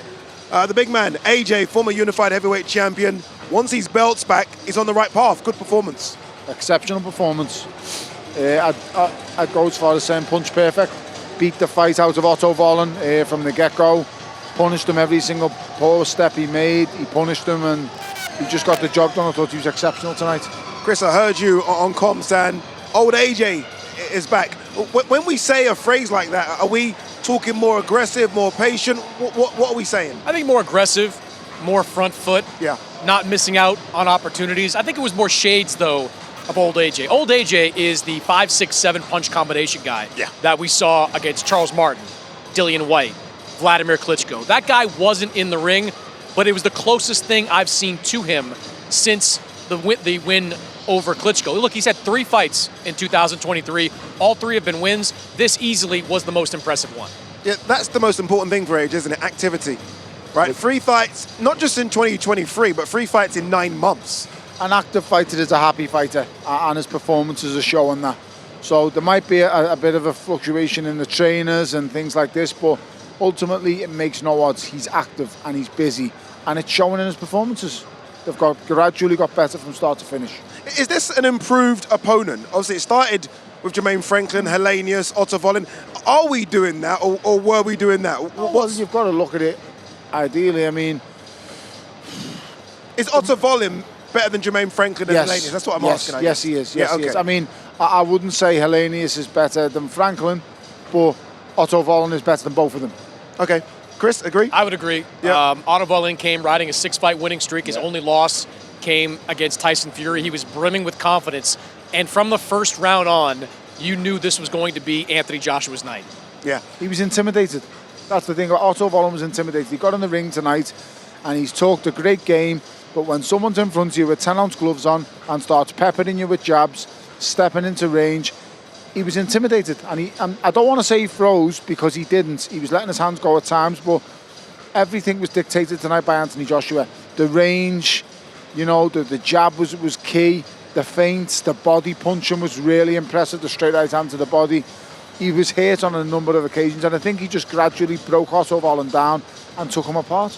I expected to be here right now doing this, talking about Anthony Joshua versus Deontay Wilder, and already starting the sell. We're not going to do that now. Before we focus on that Wilder performance against Parker, if it's not going to be Wilder next, and it won't be, who should it be next, Chris? I think it's got to be Filip Hrgović. Yeah. Filip Hrgović is the IBF #1 contender. Anthony Joshua probably going to wake up next month still as the #2 contender. That is a natural fight. If not for a fight against Deontay Wilder, Anthony Joshua was most interested in chasing a 3rd reign as heavyweight champion. He has one right in front of him. Filip Hrgović, a very credible opponent, undefeated, coming off a win over Zhilei Zhang last year. This is a big fight, a good fight, and should be AJ's next fight.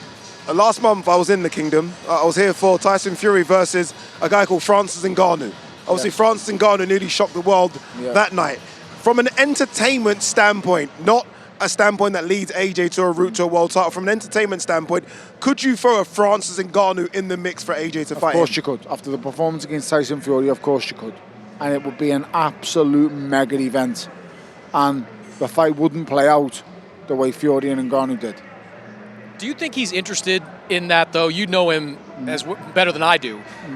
It just seems to me that if not for that huge opportunity to fight Deontay Wilder, which has been years in the making, the next thing that motivates Anthony Joshua is getting another belt around his waist. It is, Chris, but let's be all brutally honest. Right now, the Deontay Wilder fight's off the table. I would imagine Deontay Wilder would want to set the record straight against Joseph Parker. I would imagine so. I'm not sure Joseph Parker would want to return the favour, but I'm sure money will speak on that matter. To just clarify everything up, Anthony Joshua will want the biggest fight. If it's not for the world title, well, we all know that Fury and Usyk is signed. It's done. So that's all the belts tied up. So what is the next best thing out there for Anthony Joshua? He's now on the verge of becoming a mandatory. Does he need to become a mandatory? The winner of Fury and Usyk's going to want to fight AJ, regardless. So if I'm AJ, and you look at it from a business perspective, because right now you ain't getting your hands on a belt. Well, I do think he can, because I'm pretty sure that however the Fury-Usyk fight plays out, some of those belts going to be vacated, and the IBF could be on the line the next fight. Potentially, yes, but them fights aren't going to be, and he's not going to want to be labelled a paper champion. He's going to want to win a title properly. So I would imagine he's going to look towards maybe a big fighter. And listen, let's all be totally honest. Is it a bigger fighter than Ngannou versus AJ? Yeah. I don't think so. I don't think so. Two big boys. It should be a good one. Look, good night of boxing, I think it's fair to say. It's been an incredible year, though, hasn't it, on DAZN in 2023. This is the moment of truth, and there's no turning back. No World Championship belt on the line for Anthony Joshua. And still. And down goes Gary Vaynerchuk. Jake is trying to fight for legacy. Can he call on the old Joshua? The meanness and the intensity. What a shot from Lee Ward. Accurate return on unsteady legs. Boxing history is about to be made. 12 3-minute rounds. This arena feels like it's about to explode. And look at that shot right there. Perfectly timed. Devin Haney is going to be dangerous. It was just unbelievable. An absolute privilege to watch that was. We've just witnessed greatness here. Honestly, it's been an incredible year in the sport of boxing. One of the best years I can remember. I'm sure one of the best years you can remember as well, Frank. I want to quickly talk about tonight. How do you sum it all up? I said at the start, Daniel Dubois, incredible performance. Deontay Wilder, who expected that? AJ looked very, very good. How do you sum it up, Frank? I summed it up probably as we previewed it, which there'd be some upsets. Yeah, you did. There were some big upsets there, and some disappointment. And also, you know, as much as, for example, Deontay Wilder fight, you know, he wasn't at the races, but you've got to take your hat off to Joe Parker. He fought an excellent fight. Can't take anything away from his performance. He negated a lot of what he'd done, but he was very disappointed. Yeah, I felt there was jeopardy for both the fellas in the main events, but I mean, he just didn't. I gave him around maybe 2 at the top whack. If you're handing out Performance of the Night awards, who gets it? Dubois, Joseph Parker, or Anthony Joshua? Well, I'm biased. I knew you was going to be biased. So Dubois got it. Well, I would say that because I think it was a tougher fight. You know, the opponent really was gritty and put up a performance. So, you know, we'd go, and he had a lot of pressure on him, as they all did, by the way. I'm not going to take him away. AJ done everything he had to do. You know, against a decent fighter, he took him apart, he broke him down. It's a very composed performance, and that's brilliant. He set himself up for a big fight for next year now. Frank, you've got some chess pieces now in play. Joseph Parker is back, Daniel Dubois is back, and Adji Kabayel get a big win tonight, one of the first upsets of the night. Have you started to think about how you put these pieces in play going into next year? Well, we've got more than that, haven't we? We've got Zhang around, you know, he came off good win. Joe Joyce will be making a comeback. Andy Ruiz is talking about getting on board, so there's still a lot of good fights to be made in the heavyweight division. And which one do you want to make the most? It's made. Well, yes, we know that one. 17th of February, it's done. That's the one we want to see. Let's find out who's the best. And all the other guys are jostling for position. And there's some upsets tonight. And there'll be more upsets on the way. When these big guys get in the ring, They're big, tough fighters. It's never always a foregone conclusion. You get the upsets. And when we're putting cards together like this, where you've got 8 real good fights on, then you're going to get, it's odds. It's a sod's law. You're going to get some upsets. I think one of these guys needs to get in with Jay Li Zhang, because I think. So do I. I think he might be. He is top 3, I think, in heavyweight. I think that guy's legit. I think he is legit. Him and AJ. It's steady, Frank, steady. I see what you're doing there. Let's not do that one.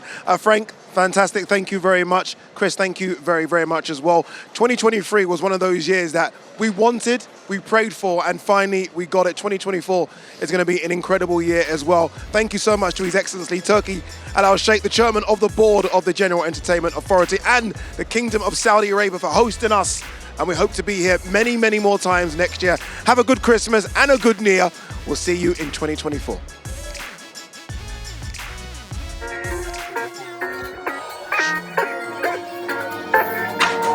Good visuals, good life is all that matters. Health that you got right there is all that matters. Saving, stacking up, yeah, all that matters. Good time with the gang, yeah, all that matters. Yeah, good visuals, good life is all that matters. Health that you got right there is all that matters. Saving, stacking up, yeah, all that matters. Good time with the gang, yeah, all that matters. London, the bad alone now, we increase the degrees. Proud little loner, could've dropped me to my knees. Born in survival mode, I know what I need. Them oh yes times I told you I planted the seed. We will really see life, yeah, as we want to perceive. Feeling real good, yeah, when I'm out with the team. Abundance of gratitude, yeah, do you know what it means? Lyrics you're writing, moisturizing like cream. Yeah, good visuals, good life is all that matters. Health that you got right there is all that matters.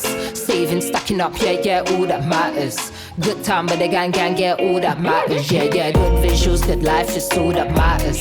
Health that you got right there is all that matters. Saving, stacking up, yeah, all that matters. Good time with the gang, yeah, all that matters. Yeah, miracle, hitting the pinnacle, yeah. Lyrical, told them I kill 'em all, yeah. Cynical, hit is a critical, yeah. Medical, L's, incredible, yeah. Feeling good, yeah, cause I'm one with the trees. One with the energy, yeah, I'm one with the schemes. People grind so much they break at the seams. Don't let that stress take over, please just breathe, yeah. Everything's gone up, yeah, including the fees. Including my frequency, yeah, life is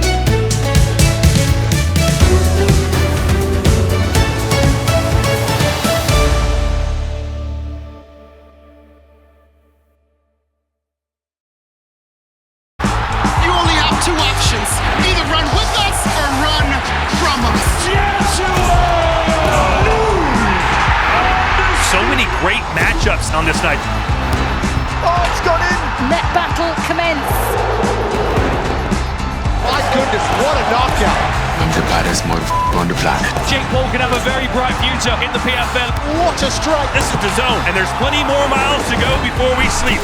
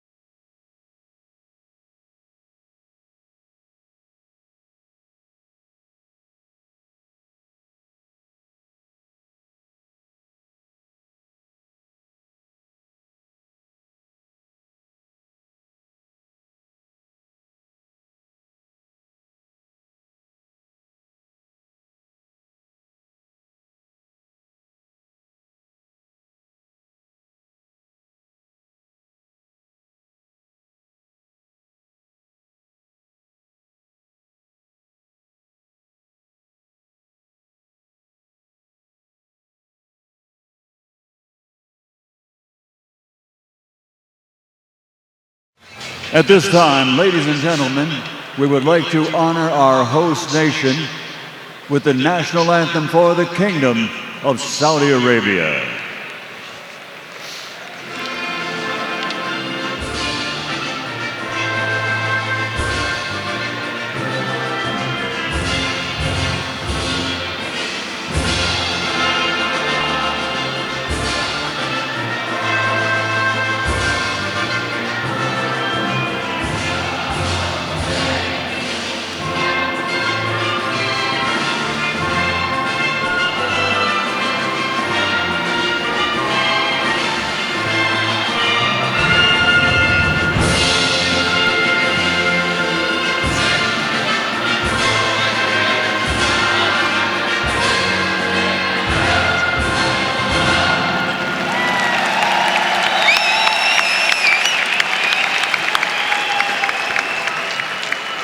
Ladies and gentlemen, we would like to thank the custodian of the two holy mosques, King Salman bin Abdulaziz, His Royal Highness the Crown Prince Mohammed bin Salman, His Royal Highness Prince Abdulaziz bin Turki Al Faisal, Minister of Sports, and His Excellency, the Chairman of the General Entertainment Authority, Turki Al Ashtayd. Day of Reckoning is one of the Riyadh Seasons events with the support of the Quality of Life program. So now, ladies and gentlemen, from the Kingdom Arena, Boulevard City, Riyadh, Saudi Arabia, let's get this party started! Coming to the ring for our final contest, Auto All-In Volley!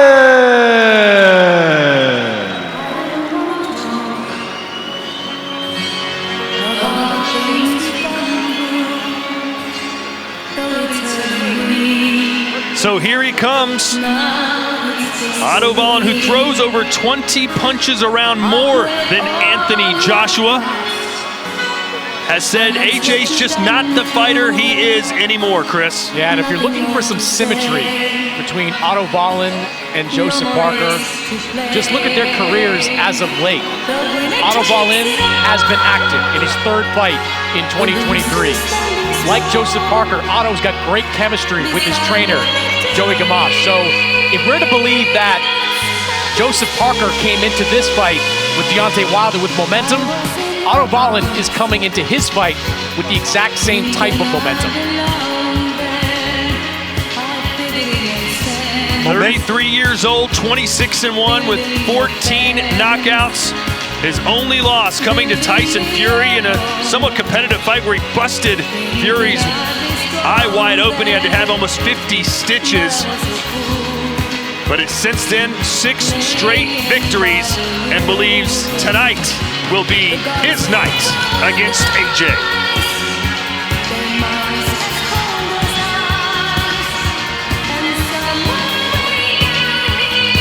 Yeah, big occasion this for Wallen. Lots of self-belief, confidence in abundance. You can see the smile on his face, but he has a huge task in front of him this evening. Yeah, 6 wins in a row for Otto Wallen coming into this fight. He has been begging for this kind of opportunity since that tough fight against Tyson Fury. Now he gets it. And here comes the former champ, Anthony Joshua. A much different demeanor than we're used to seeing from him. Seemed tense, seemed agitated all week, didn't smile that much. Darren, what did you feel when you spoke to him this week? Look, there's always pressure when Anthony Joshua fights. You know, they expect big things, and he'll expect big things from himself. He wants to put in a good performance here. He really, really want to make some noise and really turn some heads, do his part, get the job done, but he'll want to get it done in very, very good fashion.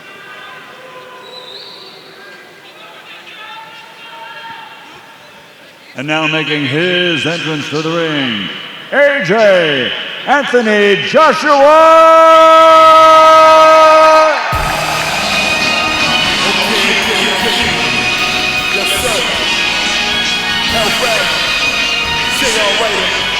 it. This is how we do it. I am one of a kind. Yeah. Which Anthony Joshua will we see tonight? Will he fight not to lose, or will he seek and destroy? That is the major question surrounding boxing's once biggest star on the planet. Well, that's the battle I'm looking forward to here. Who will hold the center of the ring? Who's going to be the aggressive one here? I feel after the finish that AJ got against Helenius, he will. He's going to be the one forcing himself onto his opponent, looking for those big shots. But I want him to really commit to the right hand, fully rotate through the target. I want to see how Joshua's going to react when he does get hit, when he does get pressured, when he gets put on the back foot. Otto Wallin had success with the heavyweight champion of the world in Tyson Fury. He had his moments. He had him against the ropes. He had him bloodied. If he can start doing it against Anthony Joshua, how is he going to respond if he gets in that position? Yeah, Anthony Joshua's fights of late have largely been built around the jab. More than 70% of his punches have been jabs. If there was ever an opponent for him to go back to being the seek and destroy fighter he was earlier in his career, it's Otto Wallin, who is skilled but doesn't pack that big a punch.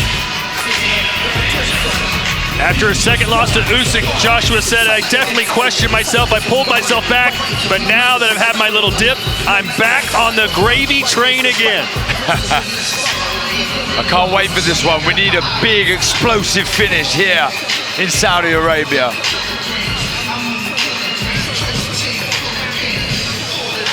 Ladies and gentlemen, for Riyadh Season and National Events Center, in association with the General Entertainment Authority, Gold Star Promotions, and Sella, Frank Warren, on behalf of Queensberry Promotions, and Eddie Hearn for Matchroom Boxing, in association with AJ Boxing and Salida Promotions, present the main event of the evening, 12 rounds of boxing in the heavyweight division. The officials assigned at ringside, representing the British Boxing Board of Control, supervising Robert Smith of Wales. The three judges scoring this contest: from England, Michael Alexander; from Sweden, Andreas Stenberg; from the United States, Steve Weisfeld; and inside the ring, in charge of the action at the bell, your referee, Steve Gray. And now, the officials are ready, the fighters are in the ring, and they are ready.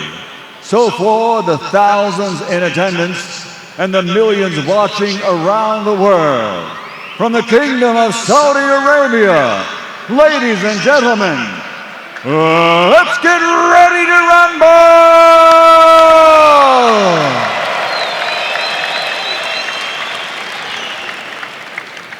Introducing first, fighting out of the blue corner, wearing black with blue and weighing in officially at 238.6 pounds. His professional record, 27 fights, 26 victories, including 14 big wins by knockout with only one defeat.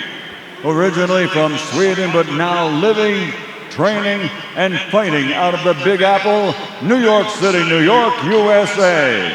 He's ranked number 2 in the world by the IBF in the heavyweight division. He's the former EBU European Heavyweight Champion, Otto Wallin.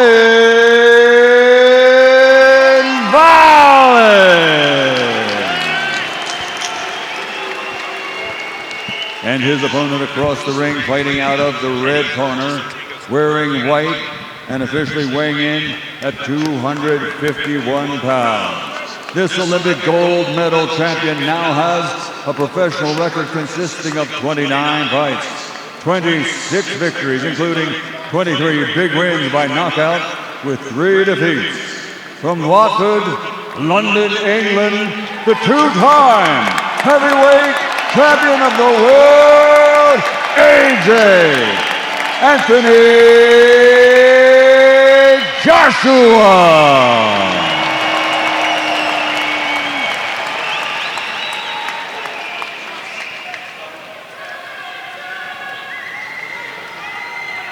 Let's go, AJ. Came all right with these shorts, we can see the navel, okay? Keep your punches off the shorts. If a cold break, take a step back. Don't deliberately throw punches down the back of the head and protect yourselves at all times. Touch him up. Good luck, fellas. Oh, here we go. Otto Wallin so confident tonight. Says that AJ is not the same anymore. He's mentally fragile, and I will expose him. As for Joshua, he said, listen, Wallin's right. I'm not the same anymore. I'm better now, and I'm going to show it tonight. Here we go. 12 rounds, heavyweight division. What do you need to see here in round one, Darren, that lets you know that, hey, AJ is going to seek and destroy? Punching through the target, turning those hips into the shot, being the bully, being on the front foot. A little step around there from AJ right off the bat. And letting them hands go. AJ, once he gets going, once he starts throwing punches in 3 and 4 in combinations, that's when he's dangerous. Not too much thinking, just reacting if you're AJ. Yeah, needs to be positive on that front foot. Feints, try and push Wallin back. He will move Wallin. We see that against Gassiev, likes to move. And he likes to throw a lot of jabs. Wallin, very tricky as well, very durable. Both these fighters, this is their third fight in this year, so activity's not going to be a problem like we saw in the last fight with Wilder. Good body shot from AJ right to the rib cage. And I love seeing that. I mean, AJ's a bigger fighter here, and him going down to the body, bending his knees, making a smaller target, that's what you want to see. That's strategy. Yeah, you mentioned the jab of Wallin, who throws an awful lot. You just see in there the step on the outside of the right foot of Wallin. That's what Anthony Joshua needs to do, and throw the right hand as Wallin throws his jab. We see that when he fought Charles Martin. Perfect shot for the southpaw. Counter right from AJ. And you can tell that's exactly the game plan. That's what they worked on. Throwing that right hand exactly when Wallin is going to throw his shot. Make sure that his left foot is on the outside of Wallin's right.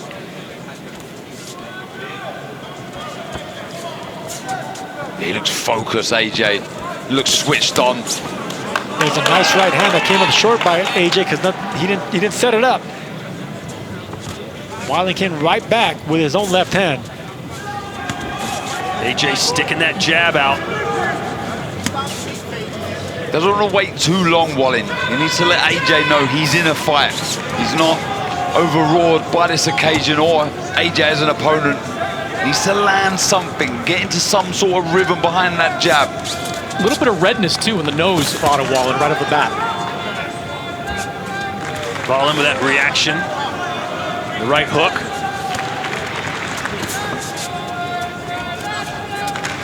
Wallin set the all-time CompuBox heavyweight record for jabs thrown in a fight in his bout against Murat Gassiev.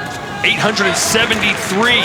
That smashed the record held by Vitaly Klitschko against Kevin Johnson in 2009, who threw 749.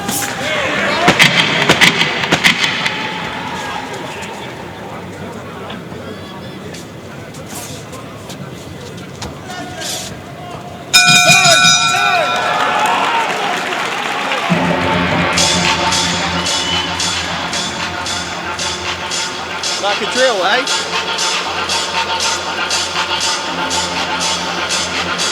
He's returning with what we said he'll return with, yeah? Fell in with his backhand to the body, didn't he? Yeah. Keep regular, short, sharp change to their tempo. He's very hesitant, keep him under threat, yeah? Make sense? First right hand to the body, hurting.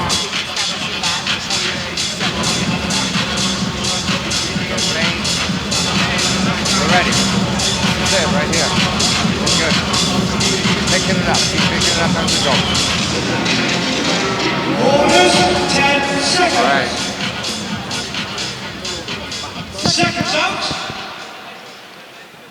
Round 2. Round 2. Anthony Joshua was the aggressor in the first round. The question everyone has is how Joshua going to react once he gets hit. You know, he came out real aggressive on that front foot, throwing that right hand, throwing that jab, snapping it. I want to see how he's going to react once Wallin comes forward and starts landing his own punches. Yeah, and he's looking to hold his feet a bit more here, Wallin, to let some shots of his own go. I still like the approach from AJ, looking for that right hand down the southpaw stance, taking that step across the front foot of Wallin, just putting the right hand short there, but when he does fully commit to the shot, it will do some damage. Tell you what, I'm seeing some sharpness, some good stuff from Joshua right now. He's throwing the jab under the jab of Wallin. He's not trying to go over the jab of Wallin. Usually, they're not only fighting for feet position, a southpaw and left-hander, and a right-hander, they're also fighting for the jab position. And normally, the one on top is the one dominating. This time, Joshua's going under. That's what Usyk was doing to him, actually, and landing those jabs successfully. You always feel variation against the southpaw important. Fire some shots through the middle, get your foot on the outside. The right hand. Big right hand, that stood Wallin back, or pushed him back, rather. And it's that jab that set it up. There it is again. That's not going to miss. It's because of the jab. The jab is going under the right jab of Wallin, creating space for that straight right hand. And it's the shot. It's the exact same shot he threw against Martin. So intelligent the way he takes his head off the line on the outside of the lead hand of Wallin, just out of that danger zone, almost a safe zone, if you like. That's right, and it was just about the second round where he exploded on Martin.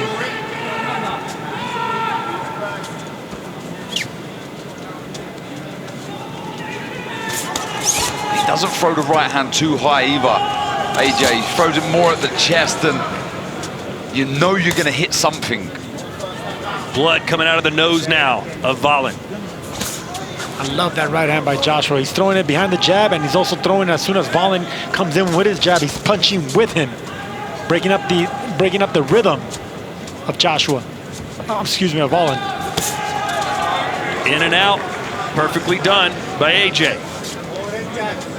He's looking good, AJ. Composed, relaxed, calm in his work, and not overextending himself either. He's not really loading up on the punches.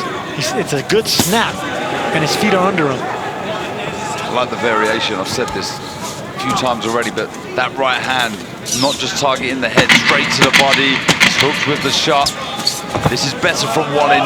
Something to build from at the end of this round.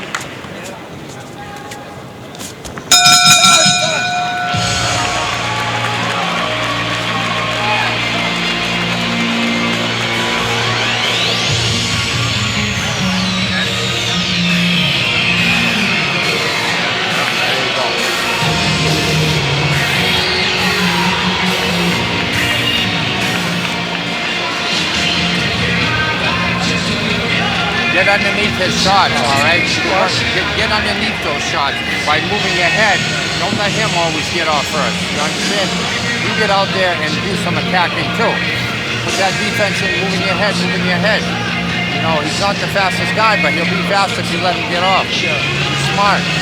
Work off that jab and come in moving your head. You'll find it. You'll catch it plenty. Quarters, 10 seconds. Second out. Round 3.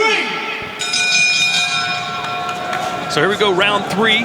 AJ certainly had his positive moments, but at the end of the second round, you liked what you saw from Wallin. Yeah, he started creeping forward on the front foot, trying to put a dent in AJ. I love that right hand to the body that AJ's throwing. That's going to open up an avenue for Wallin right to the chin. It's nice and straight, too. Not loading up. It's just perfect technique by Joshua. He's even stepping in deep enough where he can have power. Full concentration from AJ. He is locked in. Yes, he is, man. I don't know if it's the fact that he's familiar with Wallin, having sparred him and fought in amateurs, but there's a confidence to Joshua. Yeah, there's no hesitation. Wallin said they sparred over 150 rounds together over the years. They know each other inside and out. There you go. And that's what you see by Joshua. There's no feeling out rounds. He already knows what to expect. It's not that he doesn't respect Wallin, it's just he knows what's coming. He's just pouring a little bit of that jab. Joshua looking to draw out the lead, I think, of Wallin, so he can look for that right hand again. Just needs to bring his feet in there, just falling a little short, but that's that right hand to the body. It's a lovely shot. He just needs to go back upstairs. Good work. Wallin getting a little twitchy there. Yeah, it did. He lifted the feet the feet came off the canvas with that right hand. Joshua just missed with a big, short right hand right now. Straight left from Volin. There it is again. Yeah, see, he's waiting for the lead. He wants the counter. He wants that jab coming out, Joshua, so he can throw the right straight down. Joshua looks sharp, man. He does. He Focus, looks really sharp. switched on. Volin keeps pawing at his nose. And that left hook moved Volin. It's time for Volin to start aiming at the chest of Joshua because Joshua's getting really aggressive. So just throw anything where you start landing and backing up Joshua. We're seeing some damage from the jab of Joshua in the face of Volin. Just a little bit of swelling under that right eye. There you go. That's what I want to see from Volin. You know, he fell off balance because he threw it from too far. But if he can start double jabbing his way in and throwing that left hand right to the chest, start hitting something, getting confidence, back up Joshua. Let him feel that you got something in return. Is that a cut under the right eye now, Volin, as well? Looks like it may be. He's bleeding from the nose, and I think that might be blood from the nose that got in his chin. Yeah, I think Volin, on the flip side, he needs to get that front foot across and look at that left hand. Take his head off the line. He's getting bullied at the moment. There's a right hand from Volin that lands. No, I believe that is a cut, Sergio. Is it? I thought it was smeared blood. We'll find out right now. Either way, Volin's face looks a mess.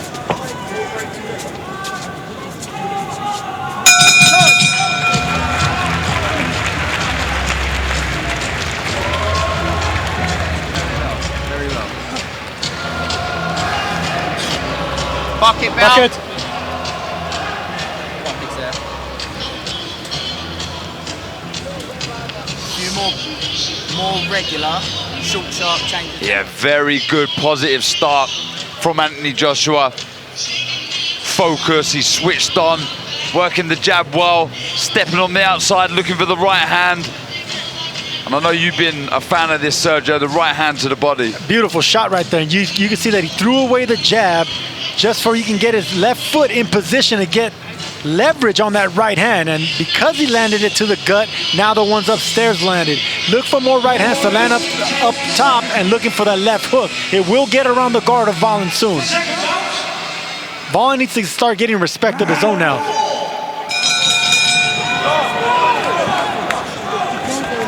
So here we are in round 4. Otto Volin, bloody nose and a cut under his right eye as Joshua is pretty much having his way with the Swede so far.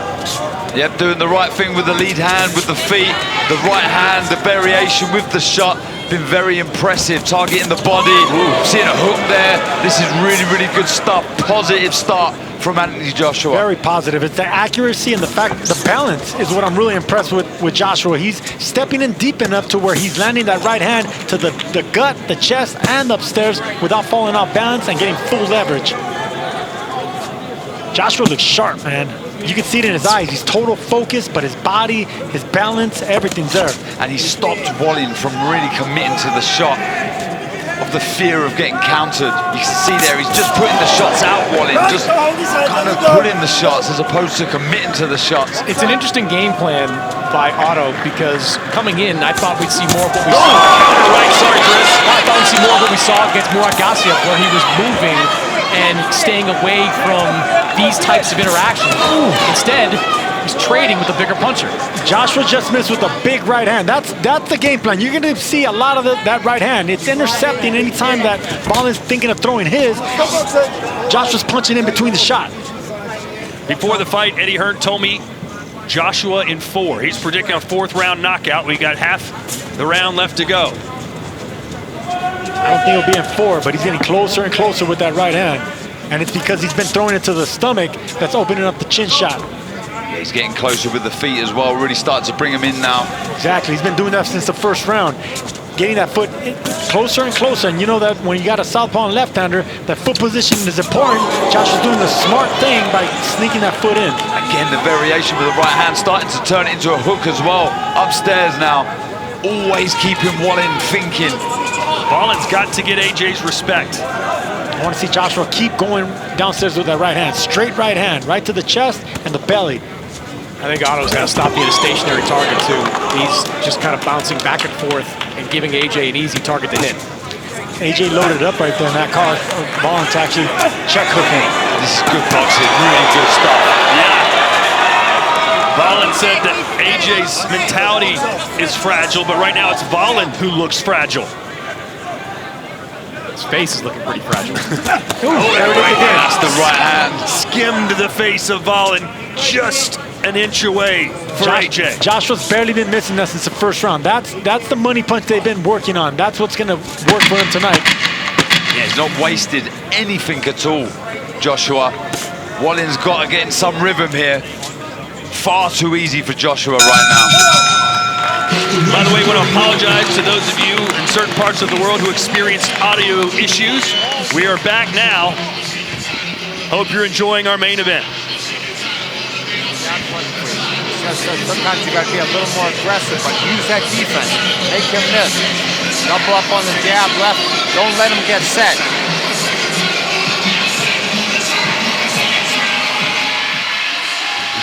And here's what I'm talking about with Joshua. Beautiful rhythm right there. Threw away the jab. Got the counter from Volin. Joshua took a slight step back with his right foot right there. Just barely missed with that big right hand. That was planned on and worked on in the gym. That's beautiful power boxing by a power puncher in Joshua.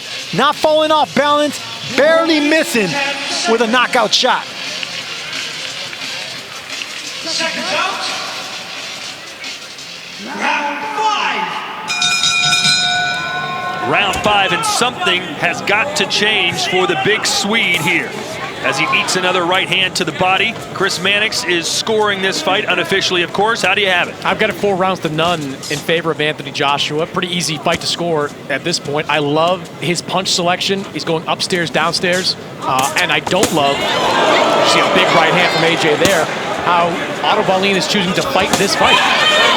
This is the AJ of old, almost. The way he's throwing the shots with real meaning. I'm glad you said almost. Yes, I'm seeing flashes of it. But normally, you know, he was coming in with a little bit more aggression with combinations. Right now, he's pot-shotting with power. But beautiful shots. He's been doing that since the first round. Just the turning of the hips, turning that back foot, committing to the shot is what I like from AJ. Not only that, but his foot position, he's not falling off balance. I mean, it's a perfect torque of the right hand. I think the only difference... there's a right hand for AJ again. The only difference from the AJ of old is that the AJ of old was a combination puncher. We're seeing AJ land some big shots. We're still not yet seeing those combination punches. And that's what I meant, exactly. Before, you know, he would throw 5-6 punch combinations because he was still an undefeated fighter who was doing all the knocking out, one of the highest percentage knockout artists out there. But now, you know, it's a more calculated pressure puncher. Do you feel like Volin's just trying to get through these early rounds to turn on late? Because he certainly hasn't been the offensive juggernaut we've seen in his past fights. Yeah, he's not offering much at all. I did say in the build-up to this fight, he's very versatile. He can move, he can come forward, but this is the only real time that we've seen him on the front foot, but not offering anything in offense, not letting his hands go.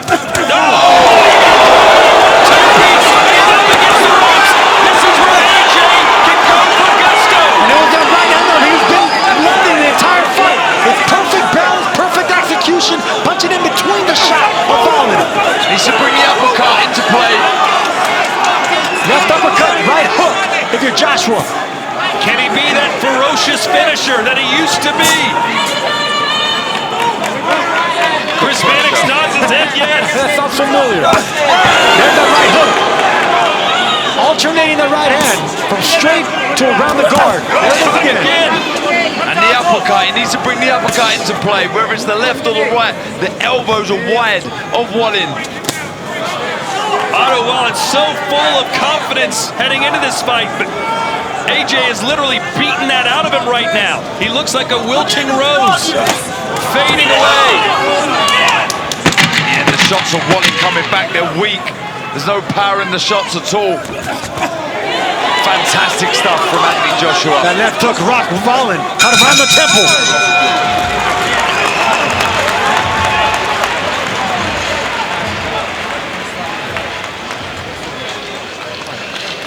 This is it. This is it. This is it, Arnold. It's over. Look at this right hand. That's the right hand I've been talking about. From the first round. How did he not go down, by the way? Big left hook. Because it was a right hand that he actually wanted to land. The left hook just came out of reaction. See? Oh, it's over.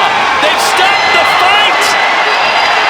And it is over indeed. Anthony Joshua gets his 24th knockout, and boy, did he make it look easy. Yeah, I had a suspicion they were going to stop this fight. When Otto Wallin got back to the corner, Joey Gamache gave him a long look, looked at his nose. I think that might be broken. Knockout victory for Anthony Joshua. That was the sharpest I've seen Anthony Joshua in a long time. Confident, powerful, sharp, game plan, everything was firing on all cylinders. That's an excellent performance. Joshua's back. He needed a violent performance tonight, and boy, did he get it. Just look at the face of Otto Wallin. It was about to get violent, I'll tell you that right now. He delivered. He done his part. He done his part. He's saying he's back now. I agree. That was very, very good. That was a lot more spiteful than we've seen in a long time. Well, he did his job. Unfortunately, Wilder didn't pick up his end of the bargain. So now do we perhaps see AJ versus Parker in the March? In the rematch? Will we see Hrgović? AJ Hrgović. AJ Parker would be a rematch. I don't know if that's going to tickle the fancy of a lot of fans, but you know what? This is a different Joseph Parker. I get it, but maybe one more fight in between. I think Joshua is looking for bigger and better. Look, right there's now. a lot of moving parts now that Deontay Wilder is most likely out of the picture, but Anthony Joshua is ranked very highly in the IBF rankings. Filip Hrgović is the #1 contender. Anthony Joshua, come next month, could be the #2 contender. I think it's most likely at this point we see AJ Hrgović sometime next year. That's why you're here, Chris Mannix. That would be a real banger. El Animal versus the perhaps revitalized AJ. Maybe, and that's exactly what I'm talking about. That fight will make a lot of sense if he can fight the Animal and Joseph Parker on the undercard with another big fight, and then the winners can get each other. And that makes all the sense. And I'm all for that fight. That's a fantastic fight. It really is. That's fireworks right there. AJ promised and AJ delivered. And let's watch the final moments of what turned out to be the final round. The referee goes over to the corner, and that is it. For me, that's the right call, regardless of a nose injury or not. I was looking intently at that corner as he walked back. He was unsteady. He didn't really know where he was. And AJ was on the ascendancy. He looked very good. He was spiteful. He was enjoying himself in there, Sergio. No, that's the sharpest I've seen him in a while. And look, Otto Wallin didn't retire. He didn't look for a way out. This is a man that's never been stopped. This is a man that's been active with 3 fights in 2023, coming off the biggest win of his career. Anthony Joshua just beat a fighter that had momentum in his favor. Otto Wallin said AJ's not the same anymore, and AJ responded by saying, "You're right, I'm probably better," and he looked it tonight. Pounding his gloves, he's ready to go another fight right now. Why not? He's going to go and hit the pads back in the dressing room.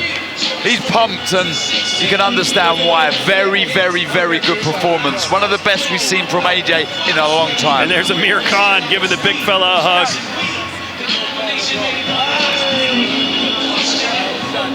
And look at the smile. It's back. The smile's back, man. I mean, we missed it. The spite that we saw leading up to the promotion, the weigh-in, the bad guy, the back-to-back losses to Usyk. This is the fighter that we see. The happy fighter is a dangerous fighter. Anthony Joshua's back. And we will be back in Saudi, February 17th. The Undisputed Heavyweight Championship of the world is on the line. Find out who is the best of his era.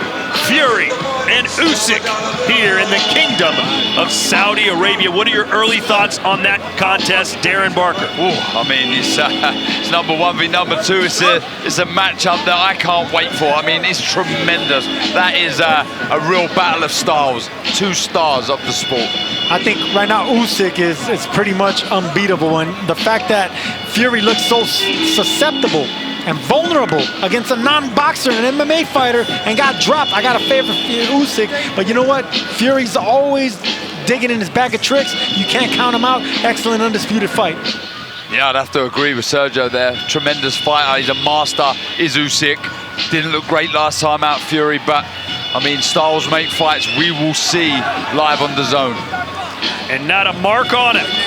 Anthony Joshua is back. Ladies and gentlemen, Otto Wallen's corner informed referee Steve Gray that he was unable to continue. The official time comes for a TKO victory at the end of 5 rounds. The winner by technical knockout, he is AJ Anthony Joshua.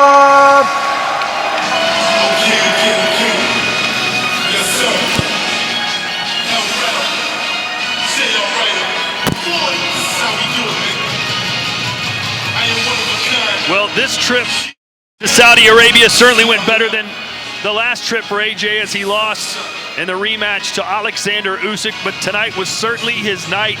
And as I said, Sergio, he made it look pretty simple. Wallen didn't even look remotely on his level. That's what happens when you're familiar with someone. And I was talking about that leading up to this fight. The fact that they sparred so many rounds, they fought as amateurs. Joshua knew what to expect. And, you know, there was a lot of confidence on Otto Wallen's part. The fact that he's been so active. Both these fighters have 3 fights in 2023. Wallen was actually coming off the best win of his career. Joshua just beat a good man. Let's send it in the ring and Chris Mannix. Anthony, congratulations. 3rd fight for you this year, 3rd win, 2nd knockout, but easily the best performance for you in 2023. How'd you feel about your performance?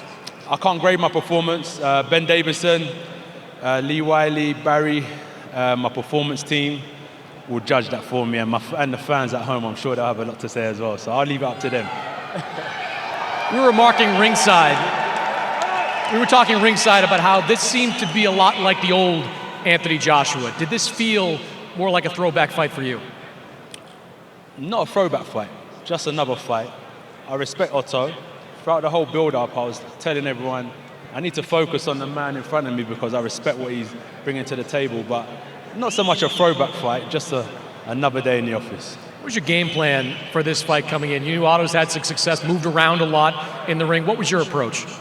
Well, victory by any means. So when I pray, one of the things I know is that every cell, my spirit, my mind is leading towards victory. And like what Otto, we just want to do whatever it takes to be victorious, because in this game, it's a treacherous business. It's like snakes and ladders. One win gets you up the ladder, and a win takes you all the way back down. So all I want to do is just be victorious for as long as I can. You've been familiar with him, fought against him in the amateurs, sparred against him. How useful was that, if at all, in this fight? Yeah, so I was looking on the roster of heavyweights that have been on this card. I fought Otto, sparred with him, great fighter. Fought Joseph Parker, was going to fight Baby Miller, sparred with Dubois, sparred with Ajit. I've been around the block, man, so hard work, kids. Staying focused, dedicated to your craft will pay dividends in the long run. So yeah, I think I've worked hard in the short space of time I've been boxing, but all that history with Otto paid off today. Take me through the final round of this fight when you were landing the shots that eventually caused Otto to retire on his stool. Did you feel like you were hurting him with a lot of those punches? Let's not say Otto because he's a true warrior. I think the corner play a big role in what happens to their fighter so he can live to fight another day. But I'm sure he would have carried on, but it's all about your vision, your timing, your reaction. And I'm just a gifted fighter that has a special gift, and I use it to my best ability. I work hard, extremely hard, and if it works, it works. And today it was just my day, thank God. You mentioned Ben Davison working your corner. You've worked with a few trainers over the last couple of years. I'm searching for greatness. I'm searching for greatness. I'm not just hopping around and enjoying myself. I'm actually searching for greatness, trying to improve. And Ben Davison is a really good addition to my improvement. And the rest of the team as well, yeah. All the team at the Ben Davison Academy are great people, and they've helped me develop in a short space of time, as I'm sure you could see today. So what was it like for you back there before your fight when I'm sure there was a monitor on there showing Deontay Wilder losing to Joseph Parker? What was it like to watch that right before your fight? I wasn't watching. I just focused on myself, like the whole fight week. Let's do a tally of how many people mentioned my name this week. And I'm just sitting there focusing on myself because I know how important this fight is for me. I heard that Deontay lost, so what, he'll come back, but it shows that it's fine margins in this business, and I wanted to be victorious. I had to focus. No one's running, ducking from anyone. I told you everyone that I've been in the ring with earlier, but I needed to focus on this man. But Deontay, everything that he said about me, I could rip him apart right now. But I'm going to take the higher ground, and I hope he comes back. Where does that fight stand for you? I mean, there's been so many stops and starts with that fight over the last few years. Was that loss in your mind kind of the final nail in the coffin for that fight? What, his loss? His loss. No, why would... Listen, look at the board this evening. You know, he's come back and you can do anything. Just don't give up. Keep on pushing, keep on striving. You can do anything. And if he wants, he can come back and he can fight another day. And it's up to him. I'm sure everyone still wants to see that fight, right? Or do they want to see me fight? I'm sure, Anthony, they want to see you fight. So when you think about your career, does 3-time heavyweight champion now something you're thinking about? Well, you know me, I'm one step at a time, but that would be great. As I said, every fight leads towards the final destination. So if I can continue to be victorious, it just happens naturally. And if you don't, you go straight back down the ladder. So keep on praying, keep on working hard. To all the man them, all the gal them, I gotta stay focused. You know what I mean? Because I'm on a journey. You know, I'm on a journey and it's hard. So I'm gonna stay focused while I'm doing this, and let's see how far I can take it. You got 3 wins in this year. God is good. Was this year, you didn't finish the year with a world title, but do you look at this year as being a success? We've got bigger ambitions than that, man. Bigger ambitions than that. So it is what it is. As I said to my brusky, Louis Theroux, I don't celebrate when I win these fights. I celebrate when I win the championships. Congratulations, AJ. Thank you, everyone at home. Merry Christmas. Thank you to Otto Wallen and his team. We appreciate them. And thank you to His Excellency Turkey. Shout out to all the men in Saudi Arabia for holding us down this week. The best fight card in history. And we ended it with a bang. Boom. All right, quickly, we'll turn to Eddie. Your reaction to that fight? He's back. He's back. They told me, Ben Davis and the team told me this guy's back. He's destroying people in sparring. He's punching so hard. I believe that this Anthony Joshua is the best heavyweight in the world. That was a punch-perfect performance tonight. Otto Wallen is an excellent heavyweight. He absolutely dispatched him. He broke him down. He broke his nose. He broke into the body. He broke his eye. And it was just a stunning performance. And, you know, one that says he's back. As I said, in this mindset with his team, I think he's unbeatable. And 2024 is going to be a massive year for him. With Deontay Wilder losing, is Filip Hrgović the next option? These two are highly ranked in the IBF. Is chasing that 3rd reign as a heavyweight title holder the next step for him? Yeah, you know, it was a tough decision between the championship and Deontay Wilder. We signed for Deontay Wilder. He lost tonight. That's okay, it happens in boxing. But maybe it's a blessing, because really this guy is about championships. He wants to become a 3-time heavyweight world champion. And now Otto Wallen was number 2 in the division. It's going to be Hrgović against AJ for the world title. To see him become a 3-division champion. But I'm so happy to see him smiling and performing so well. He's a dangerous, dangerous man when he's in that kind of mood.